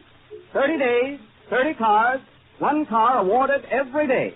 All you have to do is to visit any Chevrolet dealer, drive or ride in a Chevrolet car, then write down on the entry blank, which the dealer will furnish, the reasons why you like the new Chevrolet 6. Remember, in order to enter the contest, you must visit a Chevrolet dealer, get a demonstration, and obtain an entry blank from him. It doesn't matter how many or how few words you use or what kind of writer you are. The best reasons for liking the new Chevrolet, the best in the opinions of the judges, win the free Chevrolet cars. This opportunity is open to any person in the United States over 18 years of age. And one entry makes you eligible for any of the cars given away from the day you enter throughout the balance of the month. So plan now to go to your Chevrolet dealer tomorrow and enter this contest. Your name may be announced over the radio next Friday night as one of the winners of a new Chevrolet 6.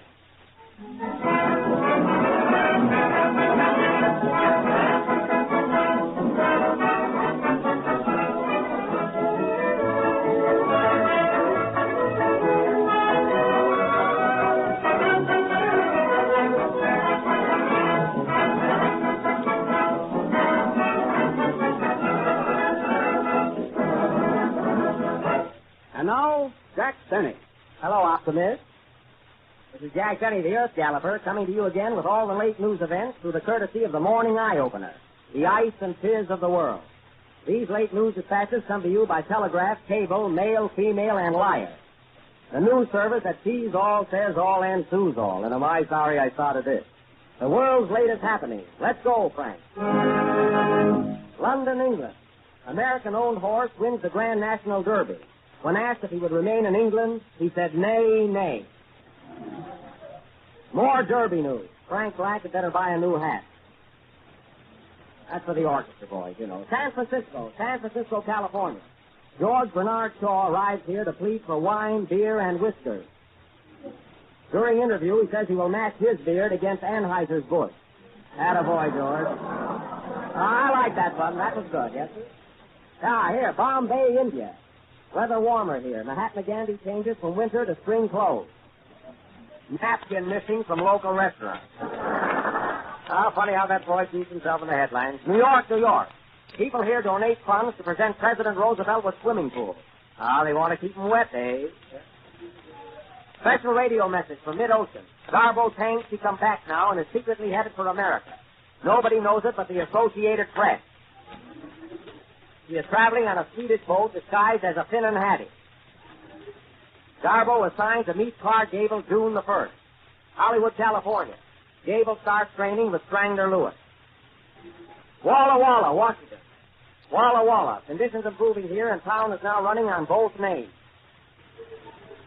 Jack, can I read one? Yeah, Mary, go ahead. Shanghai, China. Jigsaw is very popular here. Everybody is riding around in them. You mean rickshaws. What's that? Okay. Winnipeg, Canada. Spring season starts here with 8 feet of snow. Robins seen flying around wearing earmuffs. New York. Groundhog comes out of hole on first day of spring. Listens to our program and goes back in again. Oh, well, you can't please everybody. King Kong, Africa. Missionaries arrive here and find cannibals wilder than ever. Howard, what are they wild about? They're wild about the new Chevrolet at $445, the only low-price car with a feature no-draft ventilation. You said it. NBC Studio, New York. Frank Black and his orchestra will play 2 tickets to Georgia. Okay, Frank.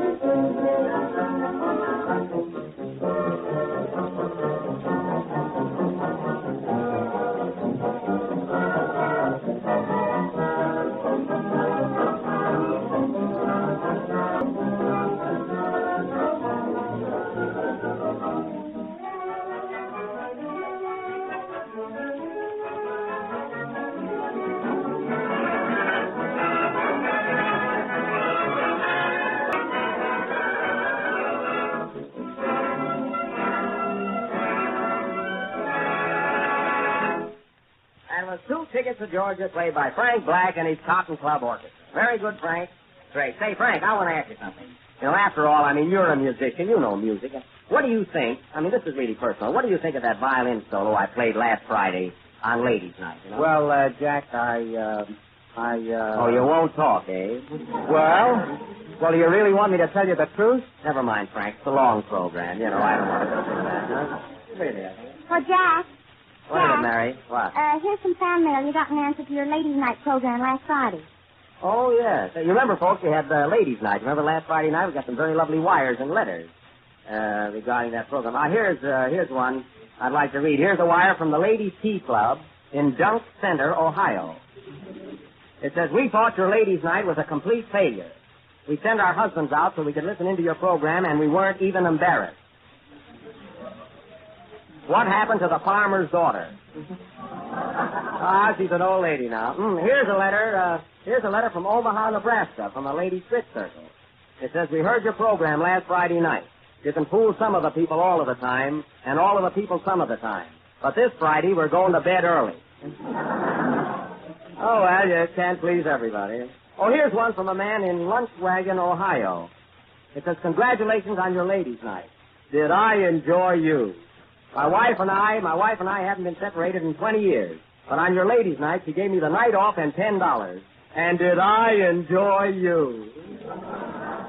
Oh, well, you can't please everybody. Thanks, boys. You just heard from the Chevrolet Sextet. And now James Melton, our own Jimmy, 6'2", bless his little heart, will add a little class to this program by singing a popular Irish ballad, Maybe. Thank you, Jack. You're welcome, Jimmy. Say, Jimmy, before you sing... Jimmy, let me ask you one thing. What did you really think? No, I mean, what did you really think of my violin solo last Friday? You know, I can't get anything out of Frank Black. I mean, tell me the truth, Jimmy. What did you really think of it? Well, now, Jack, if you must know, I think you're a swell fellow. Thanks, but I mean my violin solo, Jimmy. You know. I think you're a gentleman. Scholar. I think you're one of the finest chaps I know, ever met. Jimmy. I mean my You're music, a fine though. comedian with a good gift of gas. But, Jimmy, I mean, what did you think of my violin? That's what I'm coming to. You've got personality, magnetism, and a fit. But if you can play that fiddle, and my name is Albert Einstein. Thanks, Albert. Sing, Einstein. What do they know about music? It's not appreciated. Play, Frank.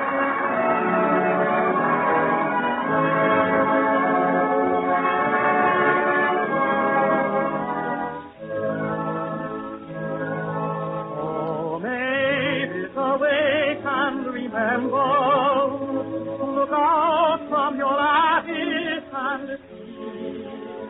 The world is awaiting your bridal.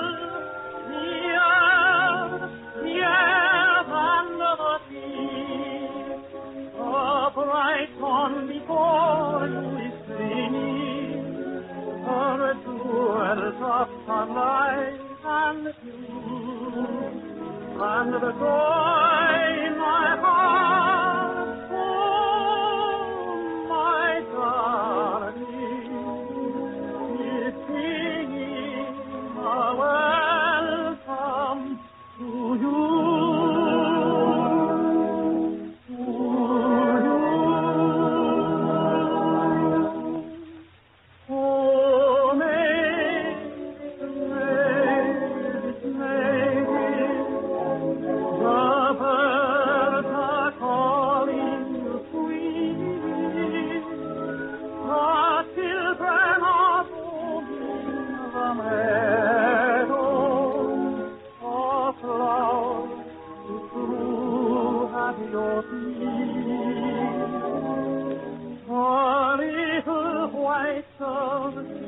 The valley is white with blossoms of May, and true is the heart of your love.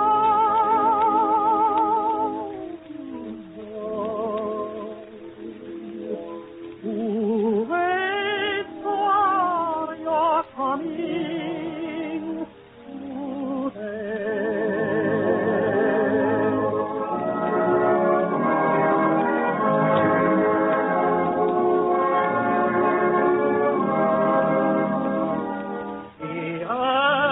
Her deep heart has sent you, pouring on your hand tide. Your beat of ocean has brought you from lands abhorrent and fine.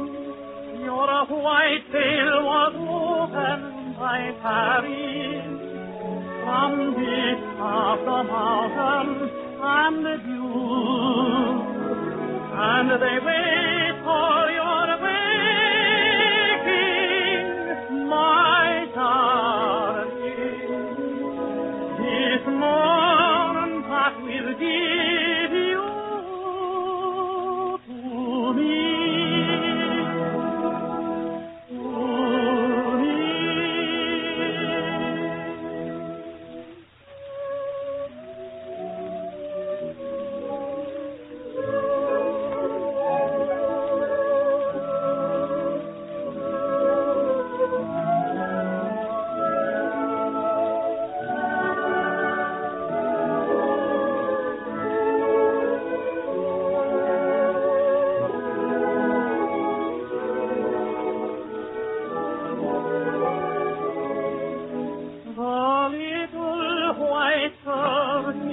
The body is white with blossoms of May, and true is the heart of your love.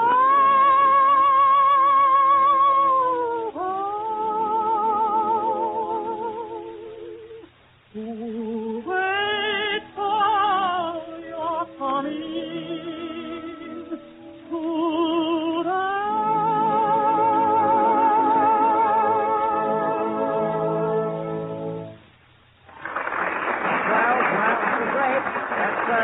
Ladies and gentlemen, That was Albert Einstein singing, or Jimmy Milton singing Maybe. The next week he will give you his theory on his relatives. And now tonight, folks, just as we forgot to promise you last week, we are going to offer for the big feature of our program a dramatic play. A play of the gay 90s, not the roaring 40s or the Bowery 50s, but the gay 90s, when men wore celluloid collars and girls wore five-piece bathing suits. Yes, ladies and gentlemen, we are going to give you our version of that famous Mae West picture, He Done 'Em Wrong. He done 'em wrong, and we're going to do 'em right. Now, the action takes place on the Bowery in New York. The Bowery in those days was equivalent to a punch in the nose, a stolen watch, or both. You have no doubt seen this picture in which Mae West plays the part of a lady known as Lou. Lou was a nice girl, and every man who fell in love with her gave her a diamond. She had 13 sweethearts, which gave her a grand slam in diamonds. Now, the members of our program will play the parts in this show, and Howard Claney will play the parts of a Chevrolet. That you can be sure of. Mary Livingston will take the part of Lou, while I, Jack Denny, the daddy-more of the air, will play the part of Cummings, the mission worker. Our supporting cast includes Mr. Ralph Ashe, who will assume the role of Spider, the bartender. Mr. Ashe has had many years of stage experience, having been 20 years with the old homestead, 30 years with Abe's Irish Rose, and he will be back in the old homestead after tonight's performance. Our little play will go on immediately after the next number, so pick out a good seat close to your radio. First come, first served. And now Frank Black will play a brand new number called The Grass is Getting Greener All the Time. And who do you think is going to sing the chorus? Give up? Mary Livingston. Are you nervous, Mary? Uh-huh. Really? This is the first time you know she'll ever be heard in song over the air, if she ever was heard, rather. Mary, what gives you the courage to sing? Huh? I heard you play the violin last week. Yes. What repartee? Play, Frank.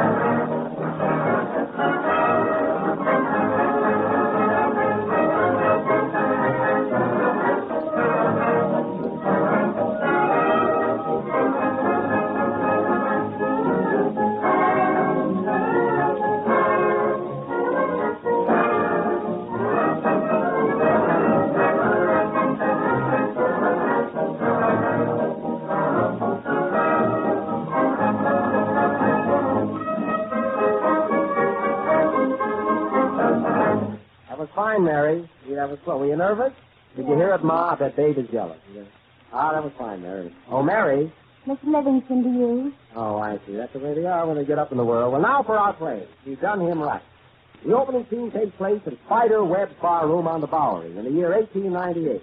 You ready, boys? Everything set? All right, Frank. A little twist. Hey, wait a minute, Frank. Wait, it's the May West play. Wait a minute. Oh, take it again.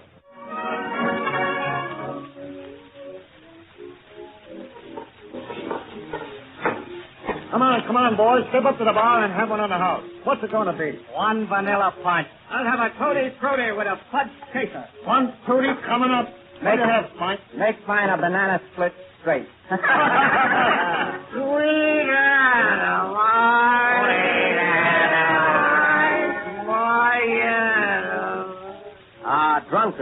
Drunkards, all of them. Yea and verily. Just a lot of forgotten souls. But they can be saved. I never did like that number. The less I see of them around this joint, the better I like it. Who's he, Spider? Why, that's Cummings, the guy that runs the mission next door. Oh, yeah, well, give me another pineapple crust. And make mine a beer. Not till April 7th.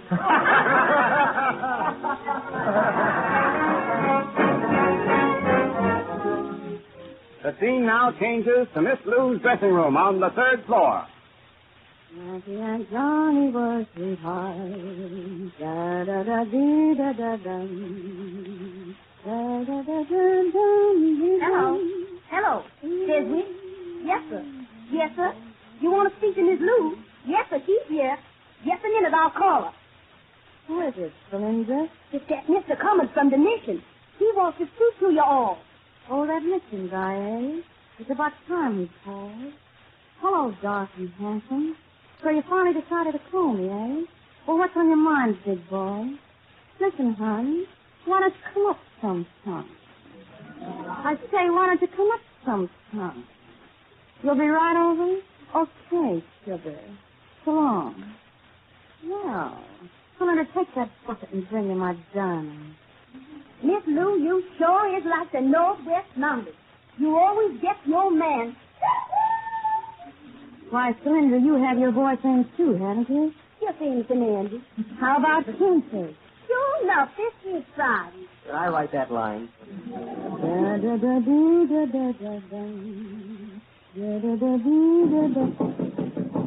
Who is it? I think it's Spider, Miss Lou. I must act right. Out. That was me, folks. Mary, stick to your carriage. Hello, Lou. Oh, it's you, Spider. Listen, Lou, I just heard some bad news. Phyllis. Your old sweetheart, Chick Anderson, just broke out of the pen, and he's coming here to get you. Oh, yeah? Yeah, and he's plenty sore. You should have gone up to see him, Lou.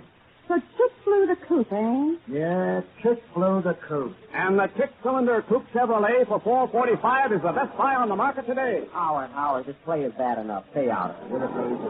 I'm just tipping you off to be careful, Lou. Now, let me tell you another thing. There's something screwy about that missionary guy Cummings. What do you mean? I mean this. He ain't no missionary guy at all. He's a new chick around here they call the Hawk. The Hawk? How do you know? Huh.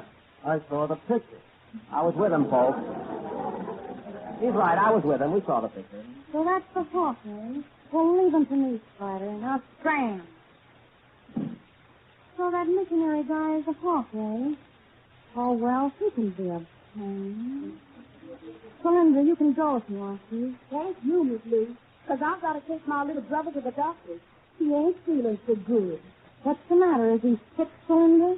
Yes, and the Chevrolet is the best six-cylinder car in the low-price field. Thanks, Linda. Here's your $1. Hey, if you need me next week, I can do wireless, too. Beat it, will you, please? I wonder what's keeping that guy coming. What can it be? I'm coming. My head am bended low. Come in. Wait till I knock on the door. Oh. Come in. Hello, dark and handsome. Hello, sweet and careless. Sit down, big boy. I was afraid you weren't coming up. How'd you get away from the mission? I was missing you, Lou. I tried to stay away, but I couldn't. Oh, yeah? It's the truth, Lou. I can't sleep. I don't eat. I can't think. I keep trying to forget you, Lou, but I can't. Oh, yeah? Yeah, you're beautiful, Lou. Your hair is like the golden sunshine. Your eyes shine like the diamonds on your wrist. And your teeth are like pearls. Of course, pearl teeth are no bargain either, you know what I mean? Kiss me, Lou. Kiss me. Take it easy, Blackfoot. Now get this and get this straight. You ain't putting nothing over on me. You ain't bringing me bracelets. You're bringing me handcuffs. And they ain't no good to me because I sing with gestures. Well, I'm just your gigolo. Just your gigolo. Me singing, folks. I'm wise to you, big boy. You're the hawk. Yes, I'm the hawk. Well, then hawk these down. I gotta get out of town before Chick gets here. Who is that? Lou. Chick is on his way up here and he's toting a gun. You better beat it. You better get out of here, Clemens, because Chick hates you, too. He'll kill both of us. No, Lou, no, I can't leave you alone. I'm going to stay here and protect you. Don't worry about me. I can handle him. Quit hiding that closet. All right. Goodbye, Lou. So long, handsome. Come up again. I'm in Lou's closet now, folks. Oh, hello, Jack. Frank Black, what are you doing here? Well, believe it or not, Chick hates me, too. Oh, Mavis, the birds are calling. Jimmy Melton, what are you doing here? I'm Lou's singing teacher, and Chick hates me, too. My goodness, Chick hates all of us. But he can't hate the Chevrolet 6, the most dependable car on the road. Howard Slaney,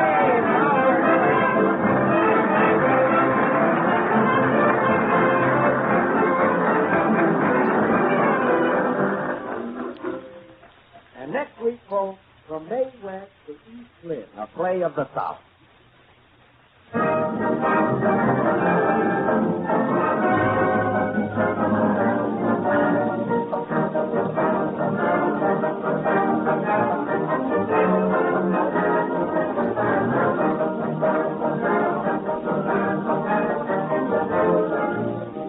For the benefit of those who have tuned in late, let me repeat. Starting tomorrow and continuing throughout the month of April as a feature of National Drive a Chevrolet Month, a brand new Chevrolet 6, America's largest selling motor car, will be given away every day absolutely free. 30 days, 30 cars.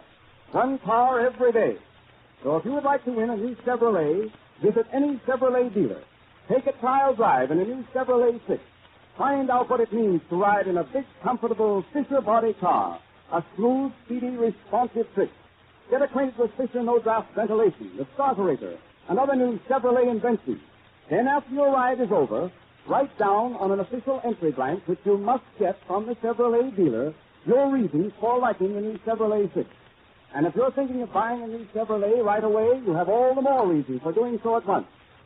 For if you do buy a Chevrolet between now and the end of the contest, and then win a free car, you have the option of accepting either a free car or cash equivalent to the free car's retail delivered price. So be sure to see your Chevrolet dealer right away and find out how easy it is to win a new Chevrolet 6, absolutely free. Good night, folks. Good night.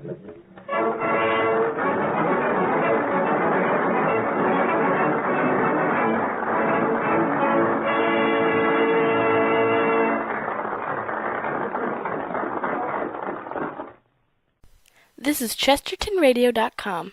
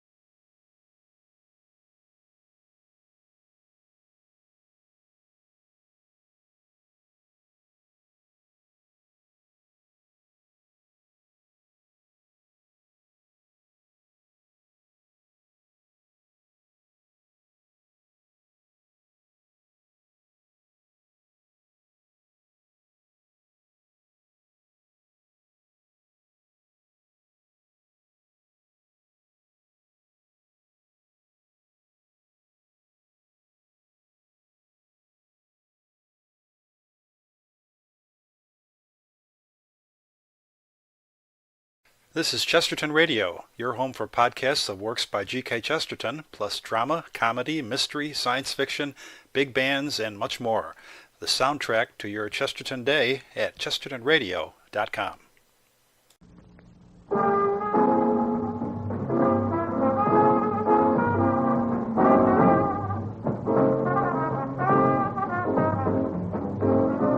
Evening, neighbor. You're invited to the broadcast of a new series of informal visits with America's popular young humorist, Steve Allen. On hand tonight, as usual, are Bobby Sherwood and his trio, and surprise guests you'll want to hear. So stick around and spend the eve with Steve. It might be laughs. And now, here's the star of our show, Steve Allen.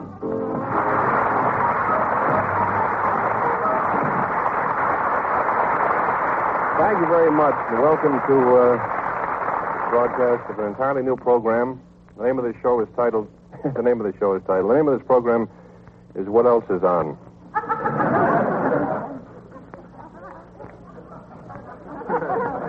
How are you? So let me see. Before we start, we have a few wires here. One says, "Dear Steve, congratulations on your new radio show. We feel that you definitely belong in radio. Signed, the Society for the Advancement of Television." Well, let's see here. I want to get to meet quite a few of you folks, but first I'd like you to meet the orchestra.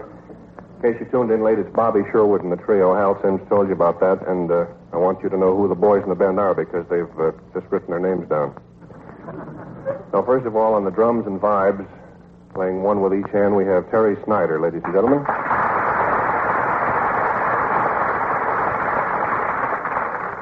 And then playing bass and trombone, which is even tougher, Bob Hackman.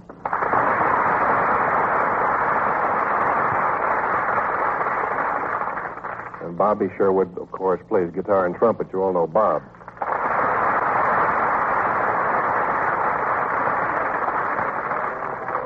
That's the flavor we need. Bob, how are you making it tonight? Wonderful, Steve. This is the first go-around, huh? Yes, and if we play our cards right... I'll see you after the show. Mm-hmm. How are you, Tony? I keep forgetting we're not on television. Nobody knows who I'm talking to. Tom Mix's horse, ladies and gentlemen. Ladies and gentlemen, I'm sure if you give us a nice round of applause, he'll stand and take a bow. Peter Lorre. Let's hear it.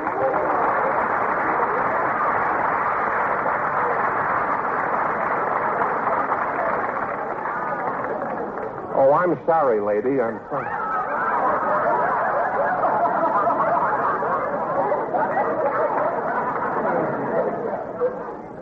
That's awful. I'm terribly sorry. All these crazy new hairdos and everything. Now, let's see here. We'll talk to a few of the strangers and maybe introduce them to a few of the celebrities. What is your name, sir? George Hollis, Grand Rapids, Michigan. That's a rather long name. Where are you from, Mr. Michigan? George Hollis. From George Hollis. I know it well. Uh-huh. It's about 4 miles outside of, unless they've moved it in since I was there last time. What do you do, sir? Postal clerk. Hey, just the man I want to see. Don't go away. Somebody sent us a letter to songs for sale, and it came back. As often happens, the lady didn't live there anymore or something bad happened to her. It said, Nixied by Council Bluffs, Iowa. N-I-X-I-E-D. Nixied by Council Bluffs, Iowa. Now, you, sir, are a postal clerk. Postal jerk, what did you say? I'll get the last. Now then, you're a postal clerk. What the heck does Nixied mean? Oh, Nixied means that they don't live there anymore, and they send it back. But isn't that a little playful for the post office? I mean, it sounds like baby talk or slang. Is it? Oh, literally. Well, now let's keep it nice. You know what I mean? No, seriously, is it from the word nix? Yeah, that's right. Who's the lady with you here? My wife. Your wife, I see. How long have you been married? We're going on 6 years this year. I wish I could say that. I'm going on 6 weeks, and I hope I last. Well, that's really wonderful. Any little postal cards around the house yet? No, there isn't. Have you seen many of the sights here? Oh, we've been here for a week. I came for the National Catholic Library Convention last week. Oh, that's very interesting. What sights or points of interest have you seen? Well, we've taken a cruise around New York in a boat, and we've taken the upper and lower Manhattan. We've been to quite a few television programs and several radio programs. Oh, that's swell. Have you seen the Empire State Building? Not yet, but we intend to. Oh, well, it doesn't matter. I mean, you see one Empire State Building, you've seen them all, you know? How about a hand for the Hollises? They were very cute.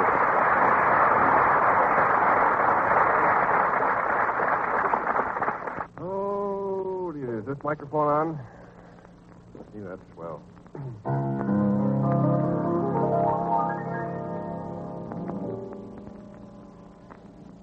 I always get a kick out of playing the old song. And here's a real fine ballad. I think it's a Burke and Van Heusen song from somewhere around 1937. I'm not sure where it is.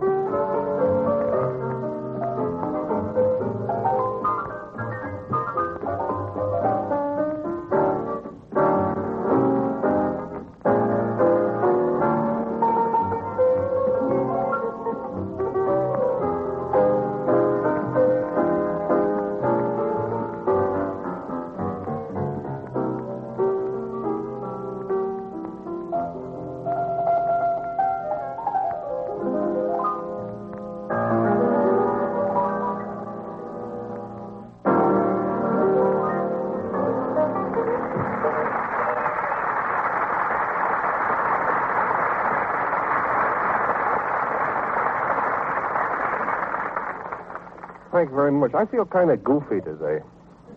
No, there's a reason. Well, I left myself wide open. I was out in the sun all day. Ever affect you like that, Kay, if you're out in the sun? I was out in the island all day. Not Long Island, the traffic island in Times Square. Reflection from the pavement there. No, I really was out in the island. I got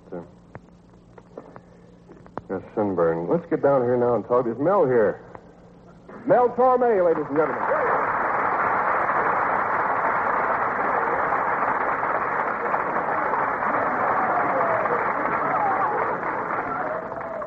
Say, there's one of your fans down there. Yeah, down, Robert. Nice to see you, Stephen.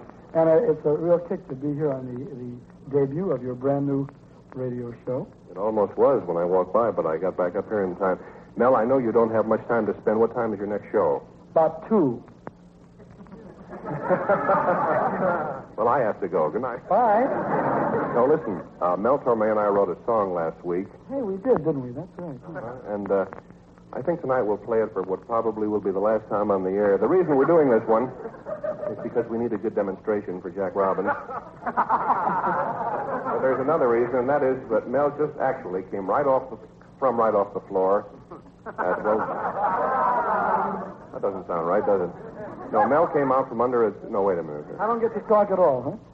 Sure, but not on this program. No, Mel came from right over at the floor at Olivia and Rose, and he really doesn't have much time, and we had done this at his house. Now you talk. Yeah. Well, Steve, what's new? Well, Bobby Sherwood is new, and I'm sure he's not new to you. He worked with you in the afternoon, didn't he? My boy. You betcha.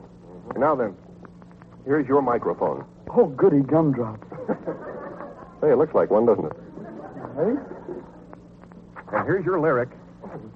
Hey, you got a copy of it. Yep. Where's my billing? It says, by Steve Allen and... Oh, here it is. And what's his name? Mel Torn, yeah. What else would you like to do? Let's do this first. All right, and see how it I works think out. E flat is good, isn't it? E flat, yeah.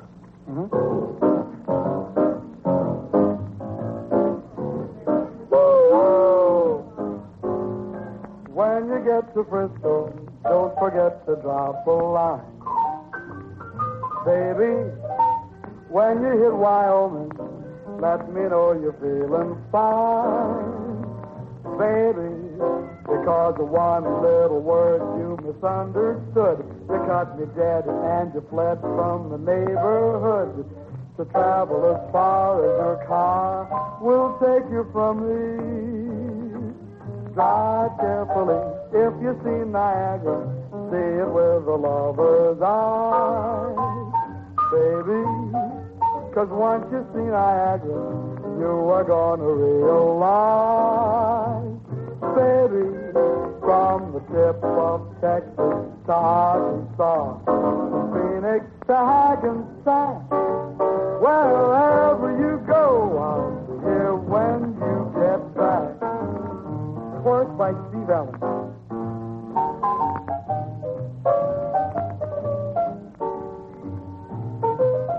Thank you, Liberace.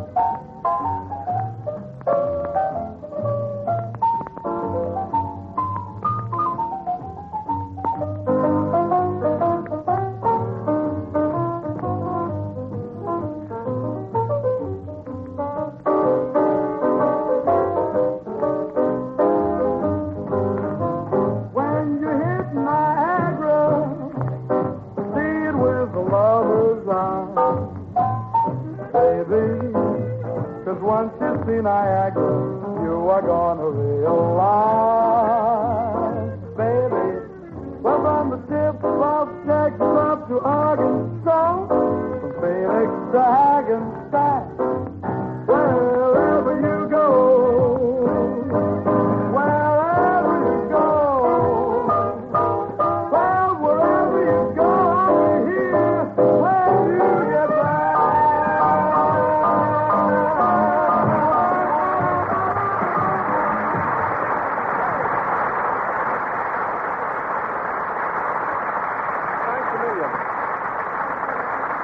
Ladies and gentlemen.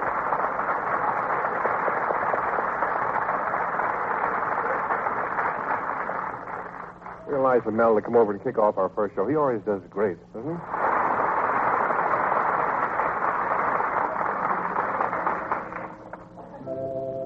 That's the way it is, huh? That about wraps it up. But we'll be back again if you care to join us. Bobby Sherwood and the group and some more surprise guests. You were a very wonderful audience here tonight. Give yourselves a nice round of applause, will you?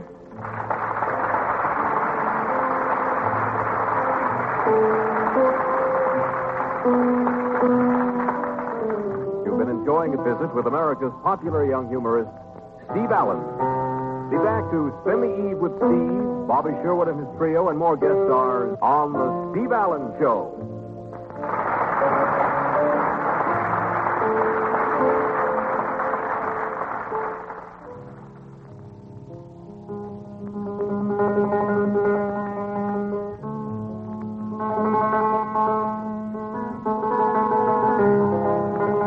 The Allen program came to you through the facilities of the United States Armed Forces Radio Service.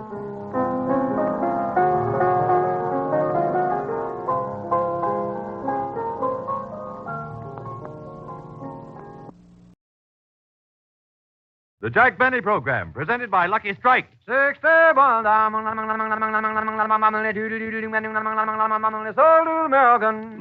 pay more. Yes, at the tobacco auctions, Lucky's pay more. Millions of dollars more than official parity prices for fine, light, naturally mild tobacco. No doubt about it. LSMFT. LSMFT. Lucky Strike means fine tobacco. Imagine you're at a tobacco auction. The buyers crowd around the baskets of ripe, fine-flavored leaf. The auctioneer chants, and the bidding begins. As a basket of extra fine, light, mild leaf is offered for sale, as the price climbs higher and higher, at the peak bid, time and again, you hear... And another basket of truly fine tobacco is bought by the makers of Lucky Strike. Yes, Lucky's pay more, millions of dollars more than official parity prices for fine tobacco. So for more real, deep-down smoking enjoyment from every puff, every pack, smoke that smoke of fine tobacco, Lucky Strike. Prove to yourself how much finer, milder, more enjoyable Lucky's really are. You'll agree, in all the world, there's no finer cigarette than Lucky Strike. The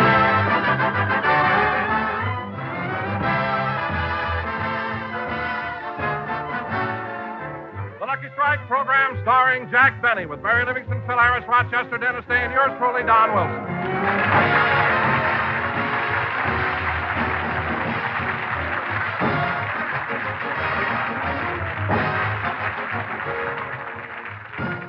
And now, ladies and gentlemen, let's go back an hour. Jack and Mary are on their way to the studio, and Rochester is driving.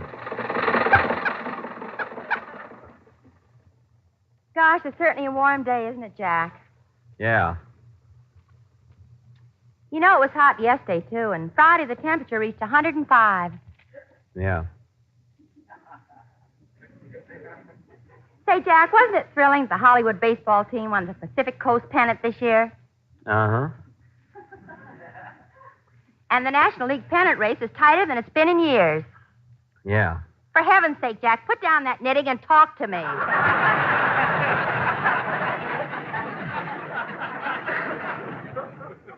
I'm sorry, Mary. I'm trying to finish these socks for Phil. It's only 90 days till Christmas, you know. Jack, Phil has been with you 12 years, and you're giving him socks for a present? There ain't no present. Mr. Harris ordered them. That's right. You know, Mary, it is warm today. I wonder if we could try... Rochester, how'd you know I wanted the top down? I didn't. We just went under a low tree. What? Who needs push buttons? Well, leave it. It's nice this way. And, Rochester, you better slow down. I can't, boss. We haven't got any brakes. No brakes? What do you do when you come to a railroad crossing? We get out and pick up coal.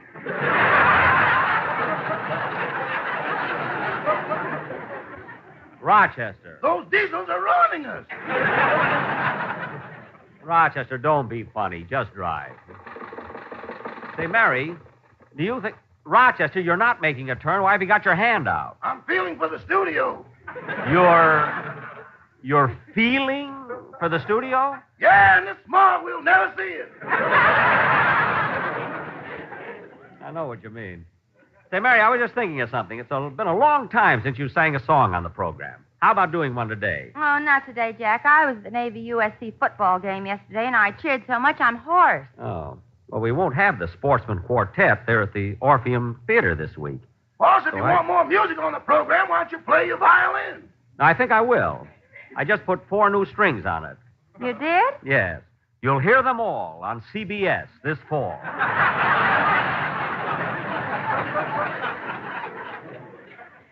I can hardly wait. Thanks. Oh, Rochester.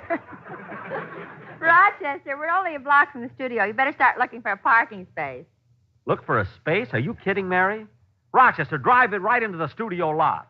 Mr. Paley, the head of CBS, assigned a reserved parking space especially for me. Gee, they sure treat you nice, don't they, Jack? Mary, all the networks are nice. And it's about time people realize that there's no animosity between them. There isn't? Of course not. Now, take CBS. They even put Johnson's wax on the floors. Jack, CBS didn't put it there. So many stars have come over, they've tracked it in on their heads. On their heads? On their shoes?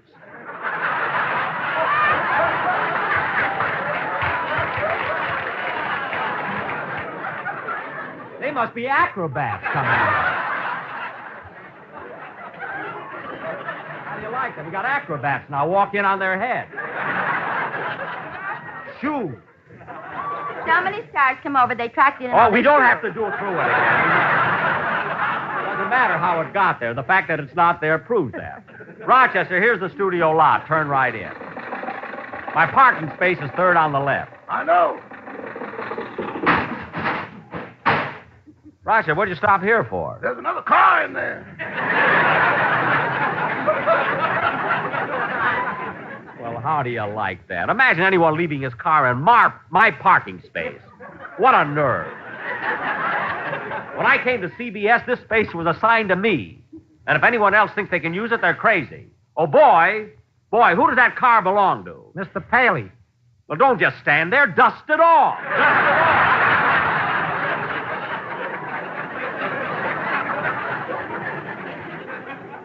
Here. Come on, Jack. Just a minute. He's using Phil's socks. Rochester, you don't have to wait for me. You can have the rest of the day off. Thanks. Say, boys, I'm going out tonight. Would you mind giving me my salary today instead of tomorrow? Yes, I can do that. As a matter of fact, Rochester, I have your pay already. Here's your envelope. Thanks. Now, come on, Mary. Let's hurry into the... Say, boy. What is it, Rochester? You always pay me in dollars. How come it's pounds this week?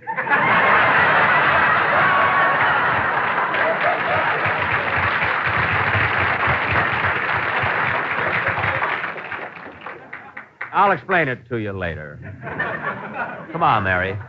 Oh, brother, you don't miss a trick, do you? Never mind. Just walk in on your head.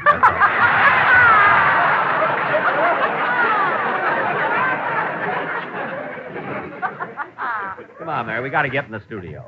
I feel good today. Again, this couldn't happen again. Da-da-da-da. Oh, darn it. I forgot to get my violin out of my car. Again. I hope it happens again. Yeah. It's not funny. Now, let's go in. Hello, Mr. Benny. I've been waiting for you. Oh, Mel Blanc, waiting for me? Yeah, you got a part that I can do on your show today? Mel, I gave you a part on my show last week. Yeah, but I didn't get a chance to do my imitations. I imitate Mickey Rooney, Lionel Barrymore, and Al Jolson.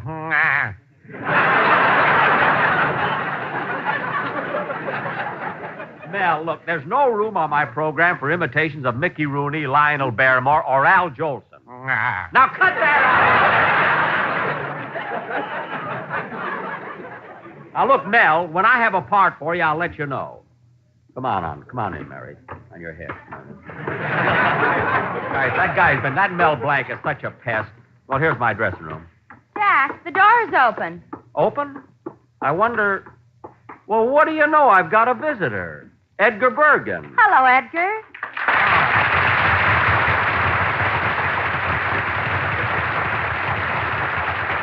Hello, Mary. Hello, Jack. Well, Edgar, welcome to CBS. Well, thank you. You know, I don't do my first program until next Sunday night. Oh, still rehearsing, eh?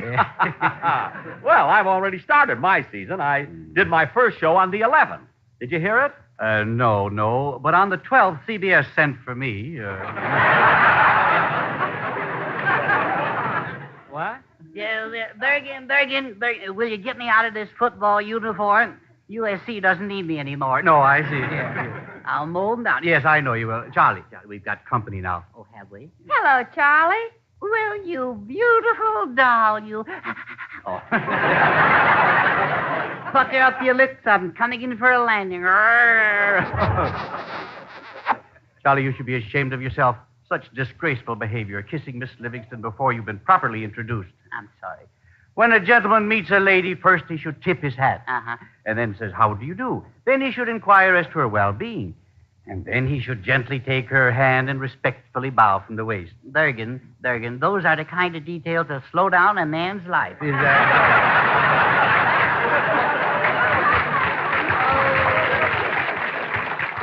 Come to my arms, you luscious little hungry... All right, Charlie, please. Now, don't be so rude. There's someone else here. Yeah? Yes, that's Mr. Benny. Hello, Charlie. Welcome to CBS. Shake. Put it away, Bub. I'll pick my friends. What? Now, you can stop.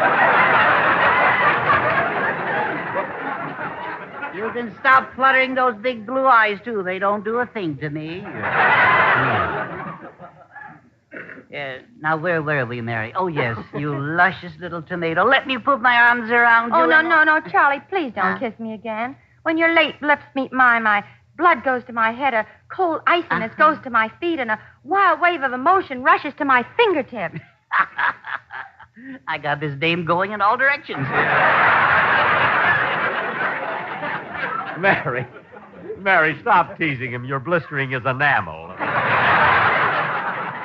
Well, Edgar, if you don't mind, I got a lot of things to do now. Well, thanks, Jack, for dropping into my dressing room. No, Edgar, this is my dressing room. No, this was your dressing room. What do you mean, was? This is my dressing room. When I came over here, Mr. Paley gave it to me. I'm sorry, Jack, but they've switched you to dressing room 4. All my things are here, and they're going to stay here. Well, I'll throw them out. You lay one hand on those clothes. Oh, yeah? Put up your two. Boys. Let them fight, Livy. Let them fight. The most they can do is lean on each other.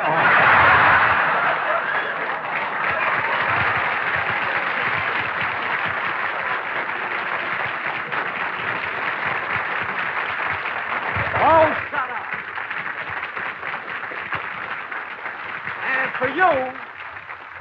As for you, Edgar Bergen, if you think you're going to use this dressing room, there's only one thing I can say to you. I'll dress somewhere else. Goodbye.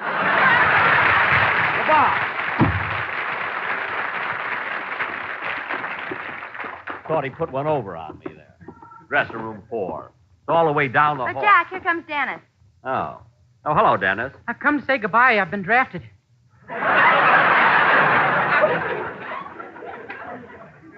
Drafted? Don't stand there. Salute me. What? Dennis, do you mean No, that... Mary, you stay out of this. Let me handle him. Now, Dennis, look at me. I just want to ask you one thing. The war has been over 4 years now. How come you got a draft notice? I won it on a quiz program. A quiz program? Yeah, I got a bicycle, a refrigerator, and 2 glorious years in the Army. Mary, I begged you to stay out of it. Now, Dennis, forget this silly talk and get into the studio. Oh, I can't. I got to report to my regiment. We're being sent overseas. You mean Mary, you won't listen to me, will you? Now, for your own good, let me ask him. I'm gray anyway. You and your regiment are going to be sent overseas, Dennis? Uh-huh. To Germany to take over supplies? No, to Stromboli to bring back Ingrid. Do me a favor, will you? Now, stop talking and rehearse your song. Okay. Come on, Mary. Oh, Mr. Benny. What is it? Good Yontif. Oh, well, thank you. Thank you very much.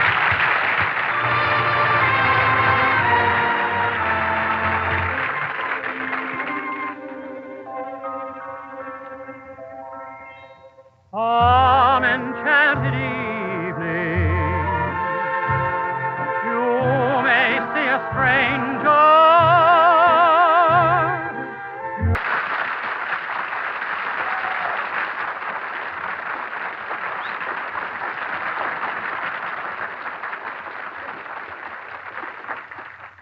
Now, let's see. Where's that dressing room they changed me to? Oh, here it is, Jack, right here. Number 4. Oh, yes. Say, look at that, Mary. Look, they put 2 stars on the door. I guess they're trying to make me feel good. Let's go in. Hello there, Mr. Benny. Well, hello, Miss Benny. Amos and Andy.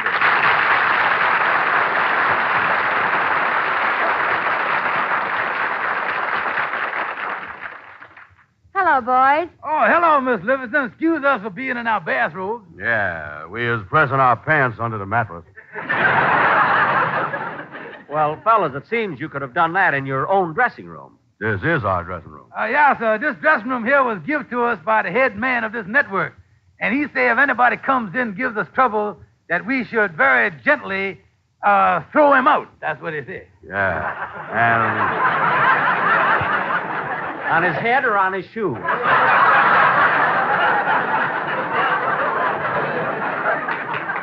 Well, he told us one thing. He requested that we keep the bounces down to a minimum, anyway. Well, fellas, nobody's going to start any trouble. Obviously, there's been a mistake. Anyway, you don't do your opening program till next Sunday.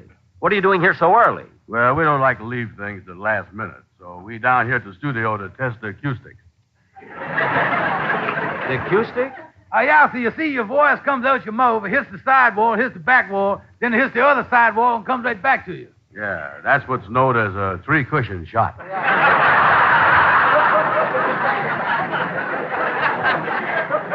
Well, I still can't understand them giving you my dressing room. Anyway, I'll take it up with Mr. Paley. Come on, Mary.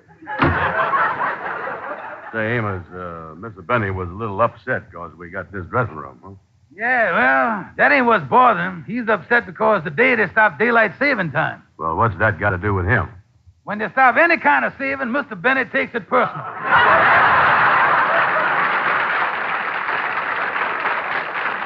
Yeah, you're right. That man is closer than the pupils on a cross-eyed flea.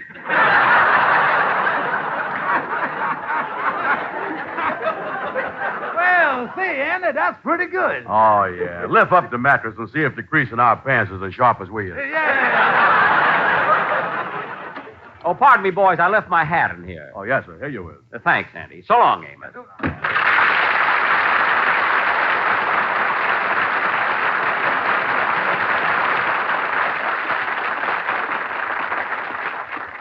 I can't understand why I'm being pushed around here. They take my parking space, my dressing room.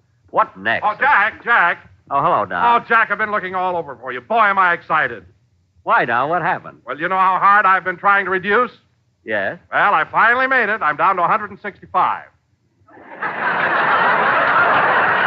Down to 165?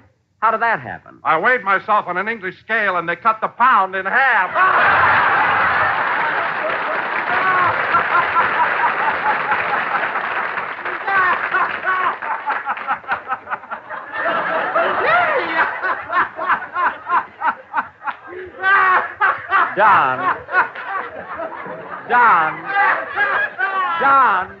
Don, bubbling brook. Look at me, Don, if you're going to tell jokes, why don't you get one that we can use on the program? Jack, I thought it was very funny. Don, I'm not questioning the value of that little gem. It has its points. I mean, it's not only topical, but it stinks. Believe me. Well, then listen, Jack, I've got another joke that'll kill the audience. It's so funny that... No, I'm afraid it's a trifle daring. Daring? You mean a little risque? What is it, Don? What is it? You can tell me. We're out here anyway. What is it, huh? Well, come on, let's get away from this crowd. Don, that's you.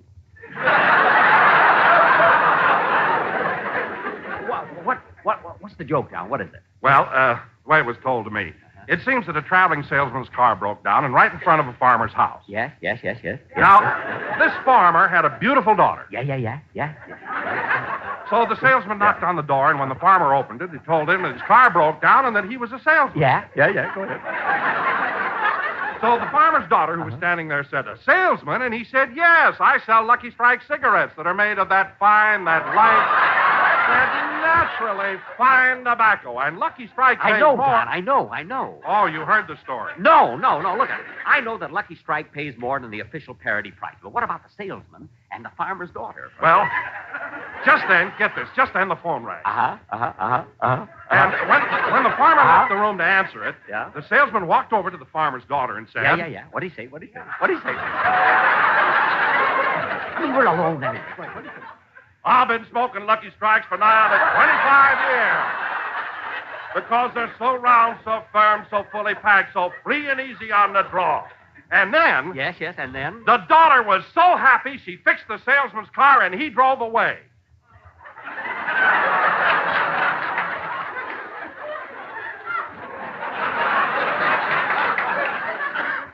Don, that's the story? Well, that's not the original version. I told it to the sponsor, and he switched it all around. Oh. Jack, I thought you didn't like the story. I just remembered the original one. No wonder the sponsor changed it. It was about lifesavers. See you later, Donzie. I'd tear up his contract if it wasn't tattooed on his back. Jack, where have you been? I just left Don Wilson. He told me a wonderful story. What was it? Oh, I couldn't tell it to you, Mary. but it's so good it would be worth your marrying me just to hear it. Come on, let's go. Mary, look at when we... Hey, how about it, Mr. Benny? Can't you find a part for me on your program? Mel, will you stop following me around and go home? Some home. My wife is never there. She's always out playing bridge. Bridge? Yeah, she plays with Mrs. Bob Hope, Mrs. Ray Milan, and Mrs. Al Jolson. Say, Mel, will you please go away and leave me alone? Come on, Mary, let's get into our studio. I wish Mel would stop bothering me. Well, look who's here. Hi, Jack. Red Skelton.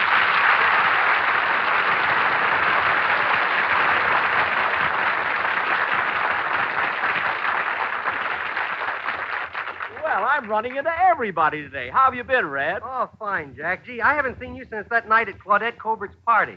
Oh, yes, what a party. You know, Red, I haven't danced that much in all my life. Yeah, imagine Claudette trying to cut in on it. Well, I waltzed into that one. Look, Red, I know you have to rehearse for your opening program next Sunday, but don't use Oh, much... Jack, wait a minute. Red, aren't you going to say hello to me? Well, Look,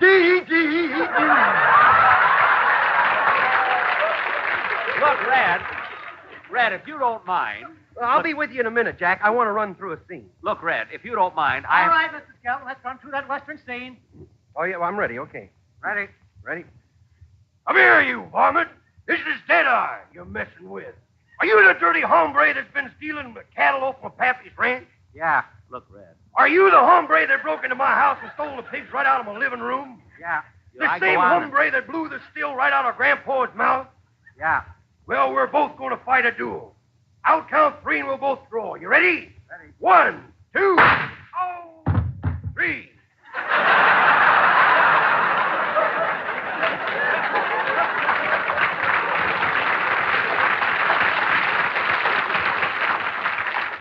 How do you like that? They fall for it on this network, too. That's pretty good, eh, Jack? Yeah. I thought it was very exciting. Say, wait a minute, Red. Yeah? Red, that actor you shot, why doesn't he get up? Oh, well, we use real bullets. we don't believe in fooling the audience, you know. Okay, Joe, sweep them out, will you? Red, you really shoot the actor? Well, you see, once I didn't, I had to pay him. Oh. Say, Joe, should we run through that scene again? Well, we ain't got no more actors. You shot 4 of them already. Red, you mean every time you go through that scene, you shoot an actor? Sure. Oh, Mel!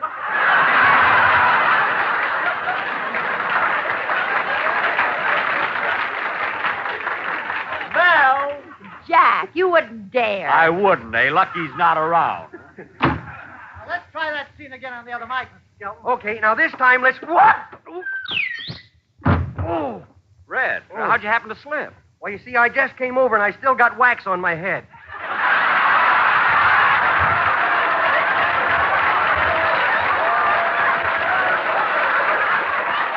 On your shoes! On your shoes! Oh, yeah.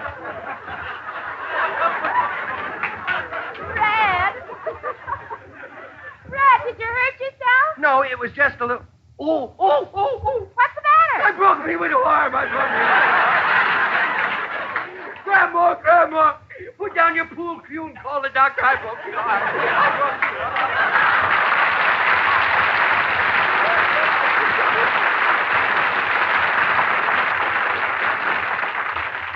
All right, Red, you've rehearsed all your characters. Now, how about getting out of my studio so I can do my broadcast? Your studio? Didn't they tell you? Tell me what? Well, you've been moved to the widow studio down the hall. The Whittle studio? How do you like that? First they take my parking space, then my dressing room, now my studio. If they think they can kick me around, they got another thing Well, coming. Jack, don't stand around here grumbling. You better hurry to the Willow Studio. It's time for your show to go on the air. Oh, it is, eh? Time for me to go on the air. Well, I'll fix them. Let them start the show. Jack, look what time it is. I know what time it is, but I'm going to teach them a lesson. Mary, there's a radio. Turn on. Let's see how they're going to get along without me. Okay. And now here he is, the star of the Lucky Strike program, Mel Blanc. Mel Blanc?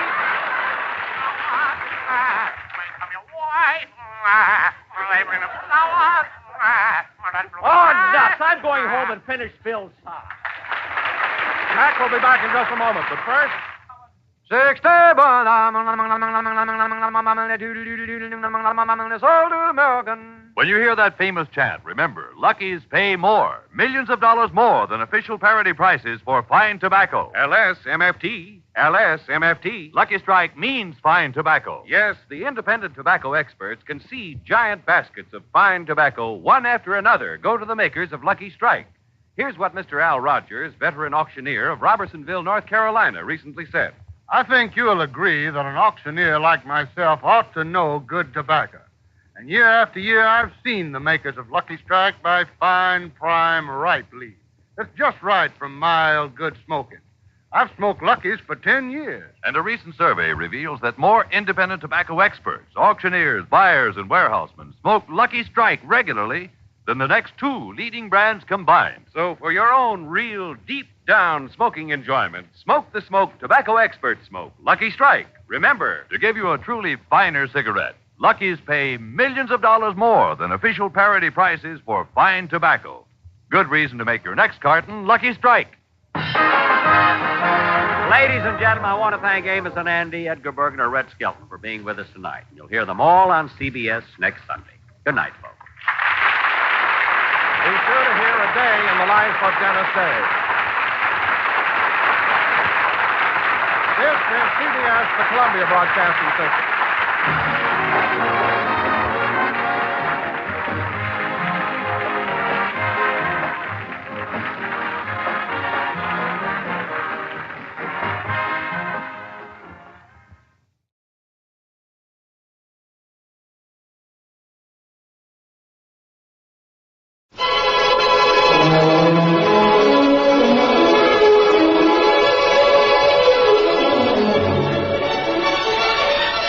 Good evening. This is Peter Tobin introducing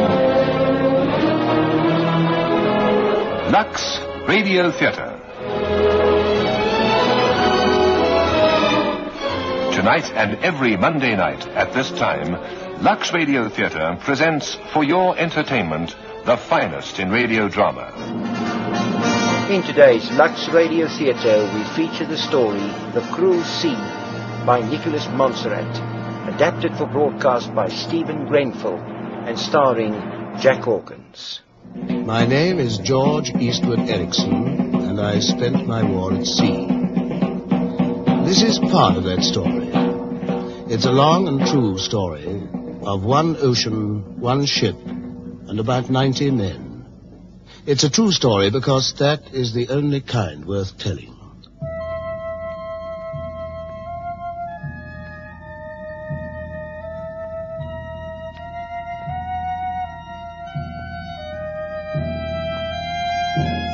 First, the ocean, the steep Atlantic stream. The map will tell you what it looks like. What the map will not tell you is the strength and fury of that ocean, its moods, its violence, its treachery. Next, the ship, the doomed ship.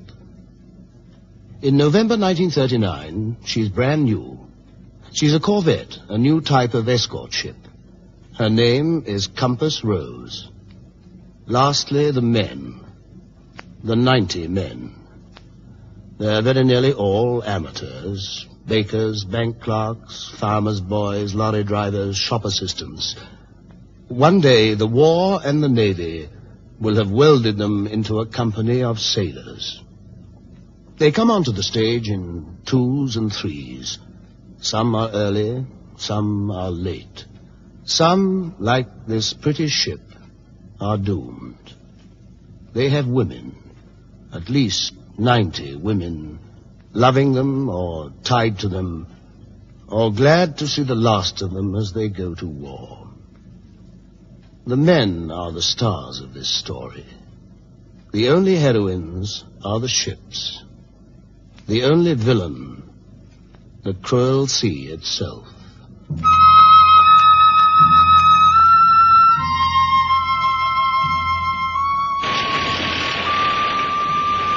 Job number 2891, moving the stores. Oh, heavens, I'm out of practice. Come in and shut the door very firmly. Reporting for Compass Row, sir, to Lieutenant Commander Erickson. I'm Erickson. You're Lockhart? Yes, sir. And you're Fibber? Yes, sir. First trip? Yes, sir. We've just come up from King Alfred. And how long were you training there? 5 weeks, sir. Oh, and now you know it all. No, sir. Well, that's something anyway. What was your job in peacetime? Journalist, sir. And what about you, Fibber? I worked in a bank, sir. Ever been to sea? Only across to France, sir. Oh, well, you might find that useful. You two subs know what you're in for? No, sir. Well, gentlemen, the particular war you've elected to join isn't a very pretty one, and the place has been hot. Yes, sir. And it'll get a damn sight hotter before we're all very much older. The Germans hang about off the coasts of Scotland and Ireland and in the Bay of Biscay on the lookout for stray ships that they can pick off at their leisure. Rather like jackals, sir. Yes, some rather like jackals. We weren't looking for a cushy war, sir. Good. All right. I'll take a look at the ship and report to the first lieutenant. His name's Bennett. He's somewhere aboard. Aye, aye, sir. Yes, sir.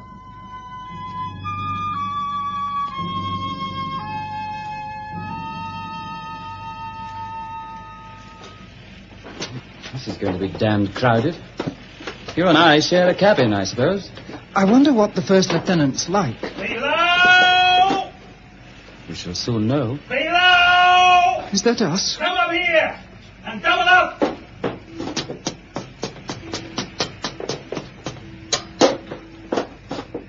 Names? Lockhart. Ferriby. Sir. Sir.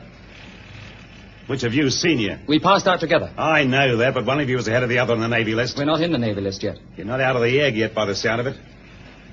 Well, we'd better find out what you can do. You ever been around the ship? Yes. How many fire hose points are there? 14. Very clever. You, Ferriby. Yes? What sort of guns have we got? 4-inch. 4-inch what? Breech loading, quick firing, Mark 4, Mark 6, fixed ammunition? 4-inch. I don't know. Find out. I want to know next time I see you. I got work to do. You two subs get back to the hut and start checking CBs.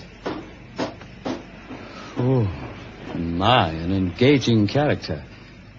Come in here. He's, not really what I expected. Gold dust baffles brains, my lad. And CBs happen to be confidential books. See what I mean? How on earth did you know there were 14 fire hose points? I didn't. And I was damned sure our Antipodean mastermind didn't either. I liked the captain. He loved you. Yes, he's all right. The good R&Rs are really good. By the way, Lockhart, which one of us is senior? I think I'd better be. Lockhart? What is it? I wonder if I could get my wife up here. I don't ask about it. Who? Bennett, I suppose, or the captain. Bennett would say no. Probably. You know, I was just getting used to being married. Must be very satisfactory. Oh, it's more than that. It's meant everything to me the last few weeks. I don't know how I could have got through otherwise. Mavis she's someone you can tell everything to without feeling ashamed. She's someone who's the other half of yourself.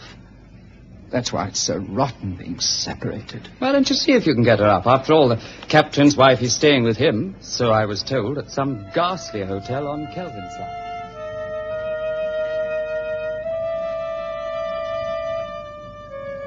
She'll not be a happy ship. Or my name isn't Chief Engine Room Artificer Watts. Oh, she'd be lovely, you know. And she's not got the makings of a happy ship. I'm not saying the skipper's not okay, and you as coxswain will make a great difference, Bob. But that Jimmy the one's a proper Aussie bar steward. He was round my engine room tonight, blathering about a watch-keeping bill. And me with the ruddy main shaft still opened up. Makes you wonder what sort of country Australia is, doesn't it? The sooner I get my ticket and settle down on pension, the better. Well, there'll be no tickets in this war, mate. If you won, you're in, for the duration. That's what I'm afraid of. Yeah, you could hoist the old outfit aboard me old ship repulse and not feel the difference. I hope your repulse will be handy if we run into trouble. Well, what have we got in the way of armament? One perishing little 4-inch pop gun and a couple of rows of depth charges. They make rings round us. What gets me is the accommodation. There's stokers messing alongside seamen, and you know they don't like that. There's no canteen, no refrigeration, no forced draft. And the galley's right aft so that everything will be stone cold by the time we eat it. Whoever designed that ship must have been blind drunk. Wish the bus get up to sailing, eh? We won't be able to do that. I have a feeling we're going to move soon.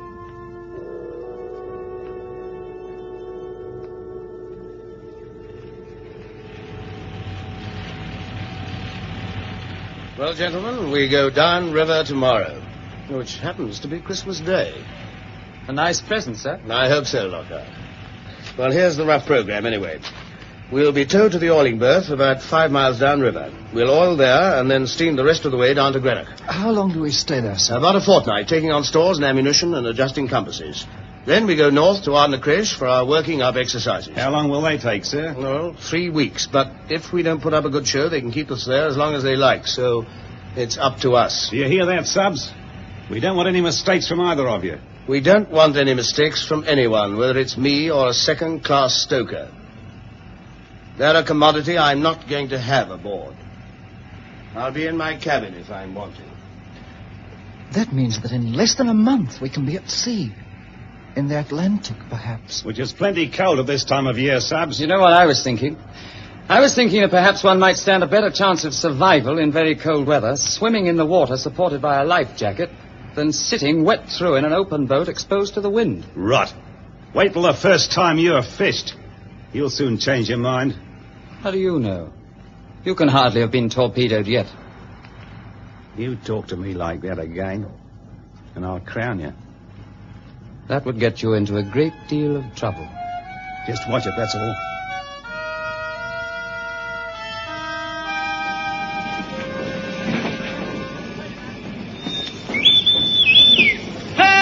Station!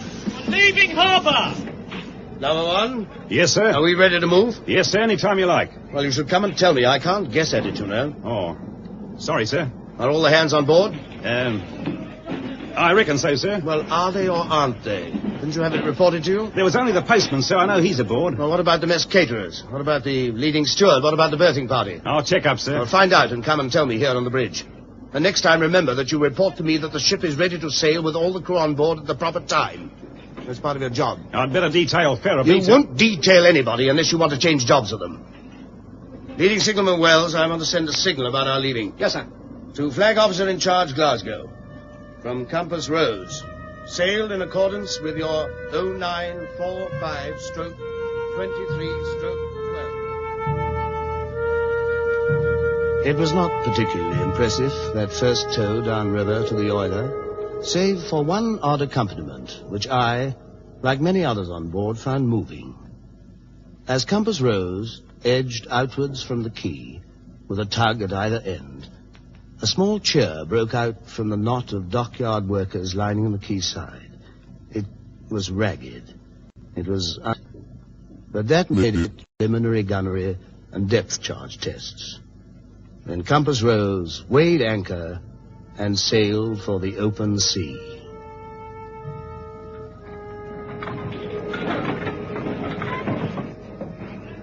Shortened into 2 shackles, sir. Way! Aye, aye, sir. Wheelhouse, stand by engines.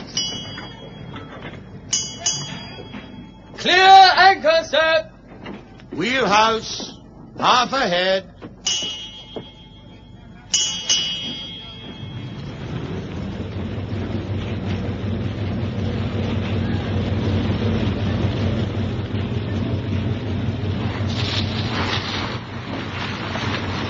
Port 20. Steer 348.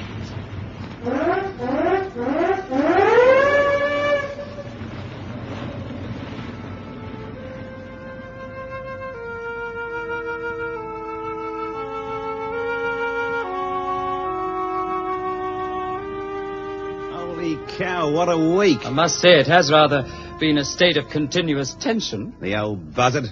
When his signal came this morning, half the crew were ashore on some mad scheme of his. And I found myself hauling on a rope like any ordinary matalow. I'll be cleaning out the lavatories next. Signal from the Admiral, sir. Oh, hell, what is it this time? Here, sir. Compass Rose from Flag Officer in Charge. You are being bombed by... Holy cow! Captain, sir. What is it, number one? Signal from the Admiral, sir. You're being bombed by long-range heavy bombers. And German parachutists have been landed on the beach 2 miles north of Ardnacrace. All right, I'll be up in a tick. Sound off action stations and detail Lockhart and the forecastle party to stand by as an armed landing force. Aye, sir. Lockhart. Sir. Get your forecastle party to stand by Port Whaler. Aye, sir. Fellaby, sound off action stations. Aye, sir.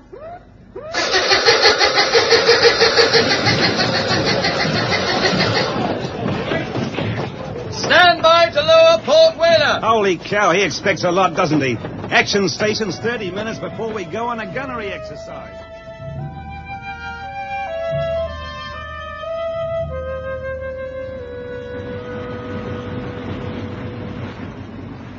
There's the tug, sir. Red 80. Calling us up, sir. Take it down, Harris. Compass rose from Basher. My course and speed 270. 7 knots. Length of tow 750 yards. Ready for you. Right. Wells, make. On our first run, we will close in from 4,000 yards and fire 3 rounds. Please signal hits. Aye, sir. Basher. Singular name for a target towing tug, sir. No, well, it gives you fair warning. Reply from Basher, sir. If any. No, the humorous. Bridge wheelhouse. Starboard 20. Steer north. Lockhart. Sir. Sound off action stations. We'll start this from the beginning. Aye, sir.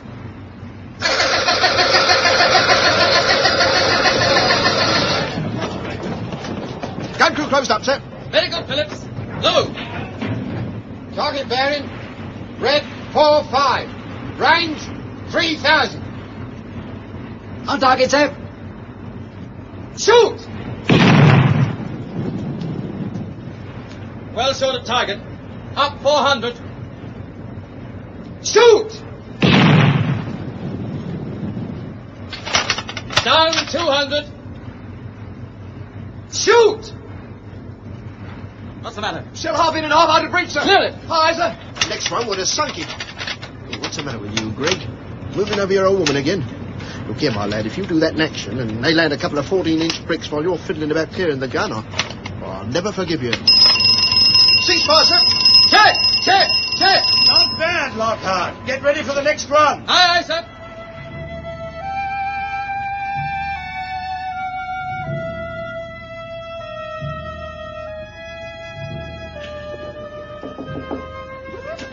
Captain, sir. What is it, Wells? Secret signal, sir. Signal boat just brought it aboard, sir. All right, thank you.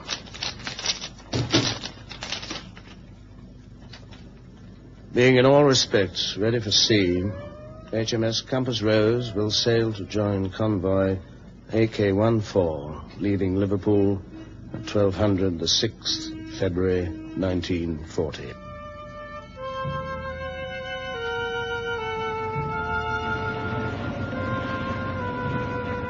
What do you think of your first convoy, sub? I never realized it would be so big, sir. 46 ships. Yes, and our job is to shepherd them through the most treacherous waters in the world with a 15-year-old destroyer Viperus, 2 corvettes, a trawler, and a rescue tug that bounces about like a pea on a drum. Still, as they're never tired of telling us, there is a war on, and we shall have to do the best we can. Lockhart. Sir. Have you loud hailed all ships regarding that alteration of course? All except one, sir. I'm just calling up number 32 now. Hello, number 32. Hello, number 32. I have a message for you. Take it down, please. Hello, number 32. I have a message for you. Take it down, please. You'd think they wanted to get lost. Try again, sir. Can we use the siren, sir? They don't seem to hear the human voice. We'll use the gun in a minute.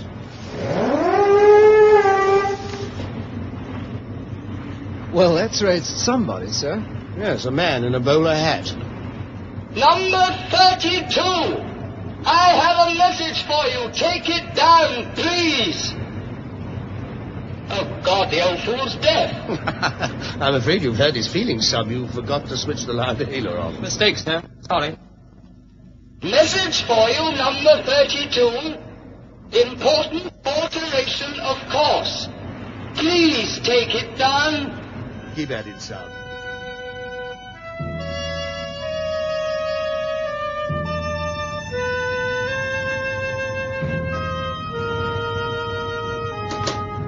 Well, well, well. The officer of the day, if you can call him that. The captain's taken over for a bit. Evening round's correct, sir. I'll bet. Have you been up to the bridge? Yes. Did you check the position of the nearest ship? The nearest? I'm afraid I forgot that. Oh, you forgot, did you? What do you think we're doing on this convoy, Ferriby? Mucking about all over the Atlantic Ocean just for the fun of it? We're supposed to protect the convoy. Anyway, we're supposed to know where the goddamn thing is. And you forgot to check whether there was any convoy there. You know what your trouble is, don't you, Ferriby? If you stop drooling over that picture of your wife and thinking about her 24 hours a day, you might make a sailor. I'm sorry. I'll go and make the check now. Oh, get out of my sight. You make me sick. Why don't you leave him alone? What did you say, Lockhart? I said, why don't you leave him alone? He's only a kid. He's doing his best. It's not good enough. Would be if you gave him a chance. That's enough. You keep out of it. I don't have to argue with you. You don't have to argue with anybody. Can't you see it's no good going on at Ferriby like that? Only makes him worse instead of better. He's that sort of chap. Then you better change pretty quickly. He's doing his best. He's not. He's been no use ever since I stopped him having his wife up in Glasgow. That's been the trouble all along. What a horrible man you are. One more crack like that and I'll report you to the captain. Try it. Captain's not a fool. He knows how you treat Ferriby. Now I will report you. Get your cap and come along.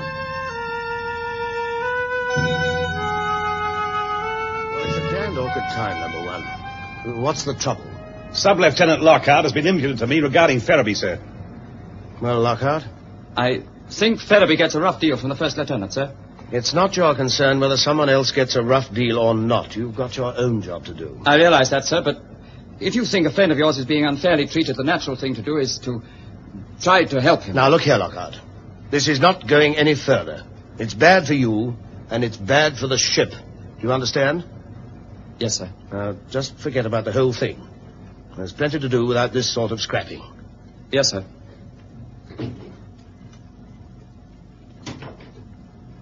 May I have a word with you, sir? All right, number one. Now, what's the trouble? Sir? I think Lockhart got away with it. You've got to make allowances, number one. He's a very new officer, and we've all been working pretty hard. I don't think it'll happen again. I've had a lot of trouble with Lockhart. I hoped you'd pull him up, sir. He needs stamping on good and hard. I want to avoid having to stamp on people as far as possible, number one. There are other ways of getting them to work properly. All right, number one, that's all. The first convoy was a bloodless affair. We met no U-boats, only because they were probably thankful to stay submerged and escape the fury of the weather. And the weather turned out to be the most violent enemy of them all.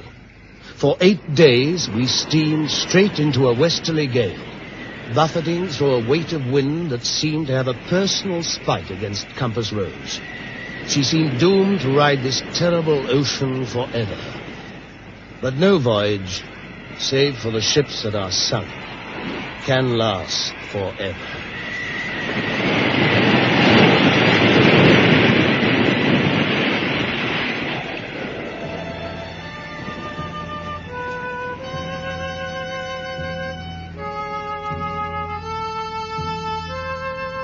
As soon as we got in after our first trip, I applied for another officer.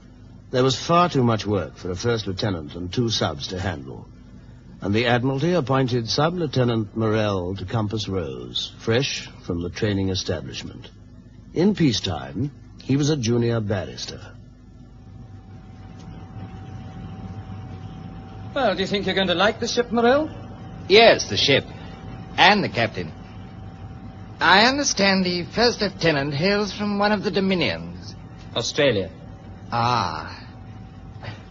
Do we often have tin sausages for dinner, by the way? Very often. In that case, whether this war is long or short, it's going to seem long. You know, the first lieutenant used an expression which is novel to me. I wish you'd explain what it means. What was it? He said, don't you come the acid with me. Come the acid. I must confess that even as a barrister, I've not heard that before. What are we talking about? We were discussing the best way of dismantling the firing bar on the Aztec set. It's not too technical for you. No, but it may have been too technical for Bennett. He's been trained in a rougher school. Well, that may well be the case. So, coming the acid... It means that you probably corrected him without wrapping it up enough. I could hardly have been more diplomatic. Well, then you must have overdone it. How strange to meet Scylla and Charybdis in Atlantic waters. Perhaps I should explain the allusion. They were... Don't come the acid with me. Ah, now I understand. He really is a monstrous man. Well, of course he is, unique. Very few Aussies are like him. Oh, God, how can we get rid of him? I have an idea he might get rid of himself. He didn't like the convoy at all. I shouldn't be surprised if he gave this job up. How could he do that? Oh, there are ways. If I were him, I think I should get a duodenal ulcer. For some inscrutable reason, the Navy takes him very seriously. If they suspect anything like that, they put you ashore straight away in case something blows up while you're at sea. One of us had better tell him. I wouldn't like him to be in any doubt as to how to go about it, just for want of a word of advice. The first few convoys followed the pattern of our initiation. The cruel sea was our only enemy, but this was not to last. Captain, sir. What is it, Fibber? Burst of tracer bullets from the far side of the convoy, sir. I'll come up. Sound off action stations. Aye, aye, sir.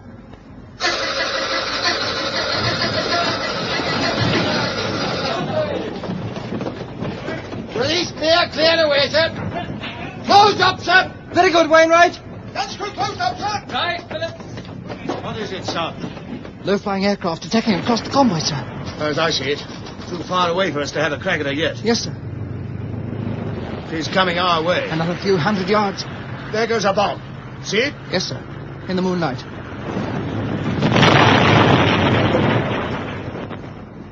Oh, God. It must have been a tanker. Poor devils. Will we pick them up, sir? Yes, we're their escort. If there are any, that is. Bridge, wheelhouse. Wheelhouse, sir. Coxswain on the wheels. Starboard 20, steer 145. Starboard 20, steer 145, sir. Full ahead. Full ahead, sir.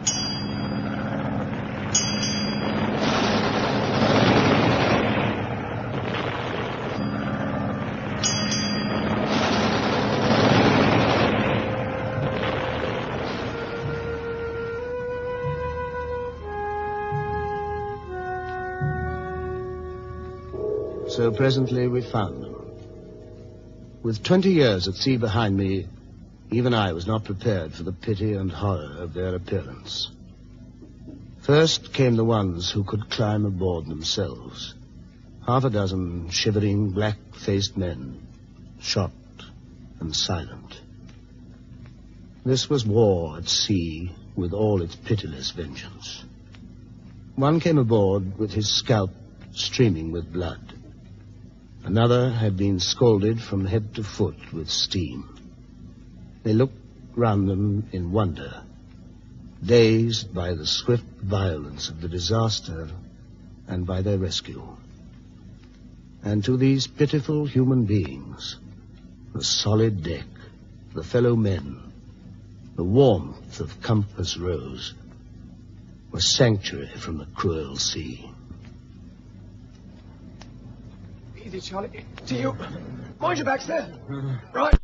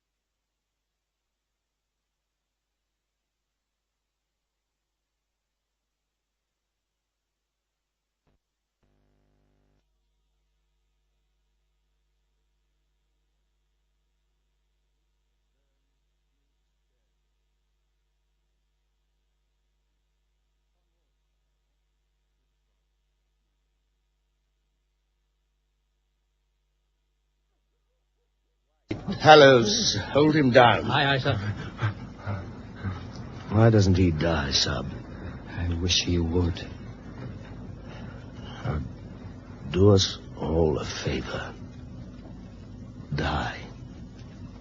Please, die.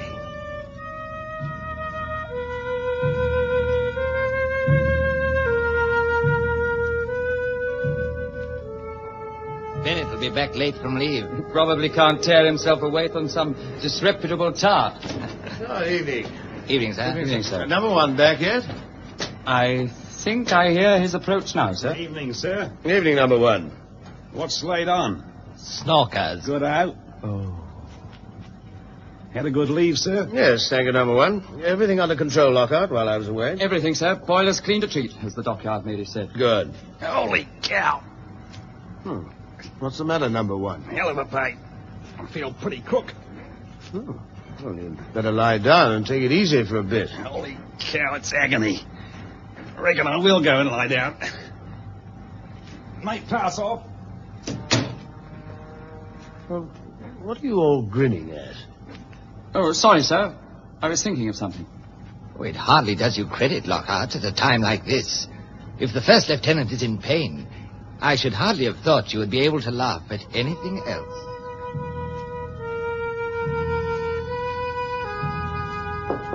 Go in. Oh, come in, Lockhart. Sab, here are two signals. Yes, sir. The first is our sailing orders for 4 o'clock. Yes, sir. The second concerns Bennett. The first lieutenant won't be back for some time. Suspected duodenal ulcer. Oh. He's left to sail without him, and there's no chance of getting relief by 4 o'clock either. I see, sir. You'll have to take over as number one and organize the watches on that basis. Yes, sir. I'll help you with it. You should be able to carry on until a relief arrives. I can carry on anyway, sir. Can you? I know I can, sir. All right, then. I'll see. Do your best this time anyway. You can count on that, sir. I think I can. Now, off you go and get those watches sorted out. So Compass Rose sailed on through 1940. Sometimes to Iceland, sometimes to Gibraltar. Sometimes to a pinpoint in mid-Atlantic that was our rendezvous with the incoming ships. Another, and what was obviously to be a longer year, was born. And it began in port with a piece of domestic drama.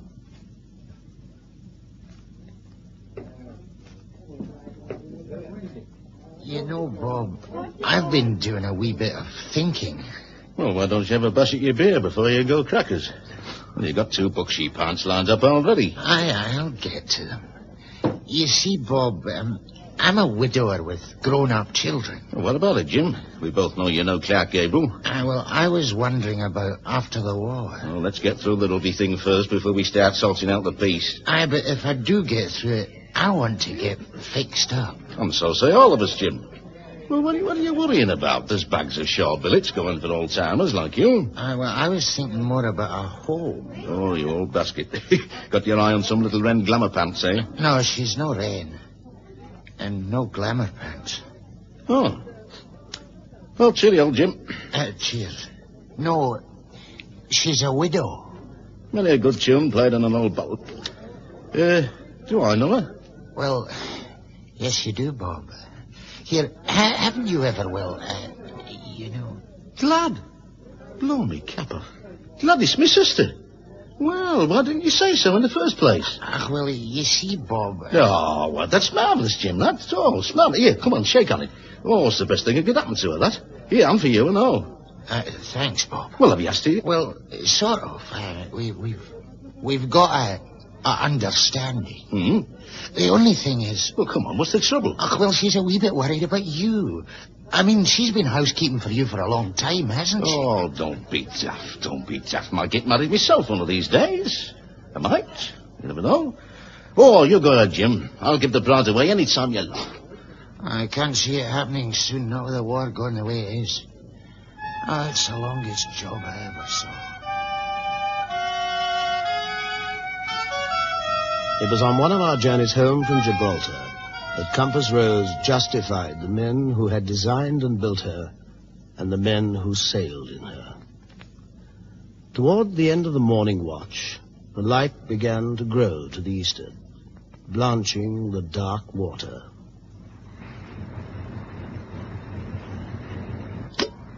Bridge. Captain, sir. Captain, yes? Lockhart, sir. I think we've got a submarine on the radar screen.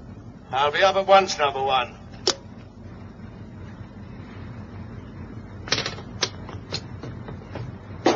Sure it's not a straggler? I don't think so, sir. This thing's at least 10 miles behind the convoy. Have you had an echo like this before? Not exactly, sir. It's about the size we'd get from a buoy or a small boat. A trawler or a drifter? Oh, it's smaller than that, sir. Right. Sound off action stations. Bridge, House. Full ahead. Steer 10 degrees to starboard. Left charge crew closed up. Guns crew closed up. Two by the gun closed up. Action steaming stations. Oxen on the wheels, sir. Action stations closed up, sir. My God, number one, I think that this time... There it is. See it? That black speck on the horizon. Yes, I got it, sir. On the surface, too. Something I thought perhaps we'd never see. The conning tower of a U-boat. Captain must be blind. Morrell! A U-boat on the surface, dead ahead. It's far out of range at the moment, but be ready. We want to get a couple of shots in before she dies, if we can get near enough. Aye, sir. I can see it, sir, dead ahead. Shall we send a sighting report, sir? Yes, Wells. WT signal, warn the office. Take this down. Admiralty repeated Viperus. Submarine on surface 10 miles astern of convoy TG-104. Course 345. Speed 5 knots. Am engaging. Number one? I kind of overheard, sir. Too far away from me at the moment. We'll need that Azdic box of tricks before long. You can stand by for the quickest crash dive in history as soon as they see us. Let's make the most of it while their trousers are down, sir. Ferriby, stand by for immediate action. Crack it on, Chief. We haven't much time to play with. Aye, aye, sir. I think I can reach him now, sir. That German in the conning tower must turn round. He'll say God in Himmel or Donnerwetter and crash and she'll be gone. Right, Morrell. Fire! Damn! 30 yards over. Fire! Blast! Sure! She's crash diving, sir. Nearly down. Fire! She's down, Lockhart! In Aztec contact, sir.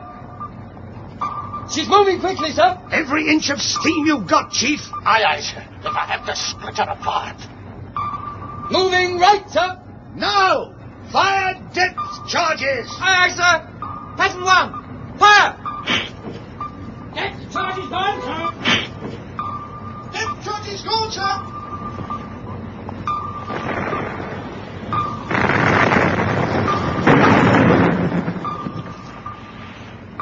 But we must have got her. The damn thing was there. Get back on that search. We haven't finished yet. Sorry, sir.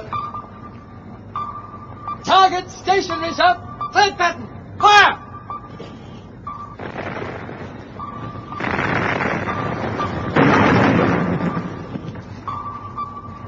Any minute now.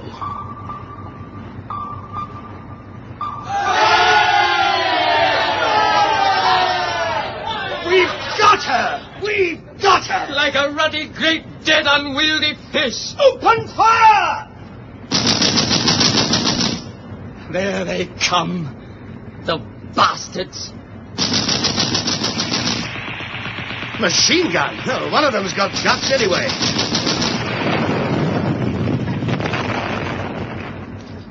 Well, that's that. Cease fire. Wheel amidships. Stop engines. And stand by with those scrambling nets. See how they swim. The staunch apostles of total war. This is my favorite kind of survivor. They invented the whole idea themselves. I want to see how they perform. That was our moment of triumph. How soon it was to be tarnished. Even far down the Mersey, at the Crosby light vessel, we knew that something was wrong. And as we sailed upstream, we began to smell the acrid tang of smoke. Get out the mooring wires. Aye, aye, sir. Can you train your glasses on the city, sir? It looks funny. Huh? There's an hell of a lot of smoke about. I can see the liver buildings. There's a ruddy great piece missing out of the skyline, though. Oh, it's copped up packet. What's it like, sir? Not too good, I'm afraid. Looks as though they've been raided several times. Look at those houses. Hope to heaven they didn't get our oiler. She'd go up like a Roman candle. I was just getting to like some of those rather rugged types. Stop talking and get on with those wires. Aye, sir. Ship secure, sir. Number 1. Sir.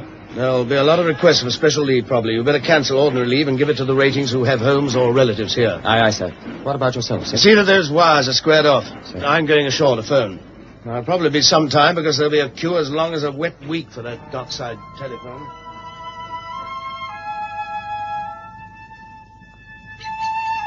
I couldn't get through, Bob. But then they might just have damaged the telephone wires. Yeah, I know. It might be that, Jim.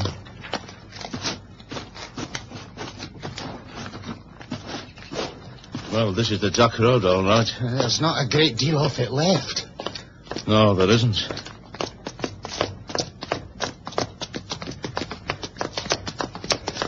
Number 33.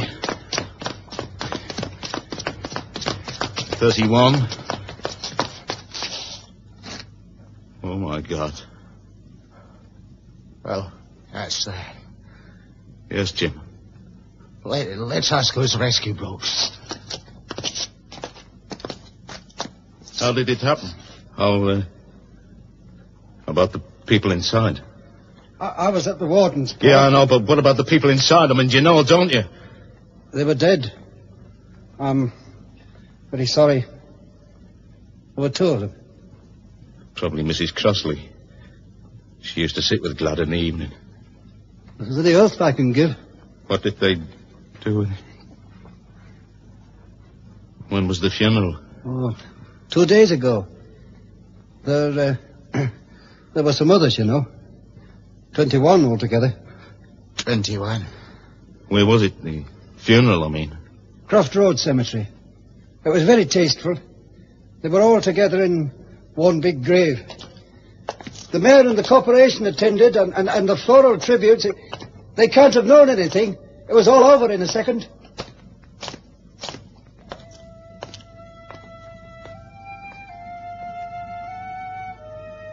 That voyage was a tough one. 6 ships in 2 days, including Sorrow, our sister ship. We asked permission to search for survivors. We didn't get that permission till dawn. We found them without difficulty towards the end of the morning watch. 15 out of a ship's company of 90. The men on the rafts were stiff and cold and soaked with oil. Some alive, some dead. Sorrel's captain, Ramsay, my friend for many years, was holding in his arms the dead body of a young sailor. The whole story, the lost ship, the lost crew, the pain and the exhaustion, all these were written on Ramsay's grey face. It was a true captain's face, a captain in defeat, who mourned his ship and who bore alone the monstrous burden of its loss. But the enemy hadn't finished with us, that convoy.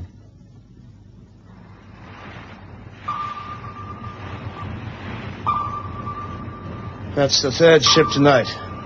She's settling down. None of her boats away yet, sir? You've got the best eyes in the ship, Wells. Aztec Echo bearing 225. Moving left. Increase revolutions. Aye, aye, sir. What's it look like, number 1? Submarine, sir. Can't be anything else. Ferriby? Sir? I'll take over here. Get down to your depth charges. Aye, aye, sir. I'll take her in at attacking speed and drop a pattern of depth charges on the way. Very good, sir. Starboard 10. Starboard 10, sir. Steer 135. Steer 135, sir. Captain, sir? Yes, Wells? Survivors in the water ahead, sir? I can see them. Sorry, sir. What's it look like now, number 1? The same, sir. Solid Echo, exactly the right size. Must be a U-boat. Is it moving? Very slowly. There are some men in the water just about there. 600 yards from those men swimming in the water. What's it look like now? Just the same. Seems to be stationary. It's the strongest contact we've ever had. There are some chaps in the water. There's a U-boat just underneath them. All right, then. Attack at all costs. That's what it says in the book. We'll go for it. Depth charge positions aft. Attacking. Stand by.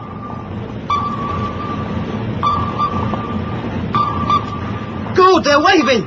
The bloke's in the water. You can't do it, so you can't. Do you think I'm enjoying myself, Wells? But those blokes! Drop first pattern. Aye, aye, sir.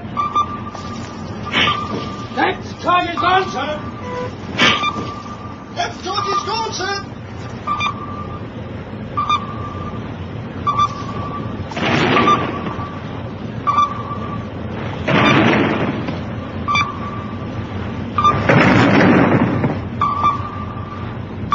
Oh, God.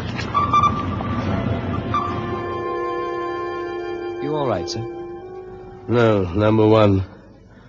I don't mind telling you. I don't mind telling you I'm not. You've got to forget all about it. No good worrying about it now. You can't change anything. There was a submarine. I'm sure of it. It's all in the report. It was all my fault anyway. I identified it as a submarine. If anyone killed those men, I killed them. No one killed them. It's the war. We've just got to do these things and say our prayers at the end. Have you been drinking, number one? Yes, sir. Quite a lot. So have I. First time since we commissioned. Good night.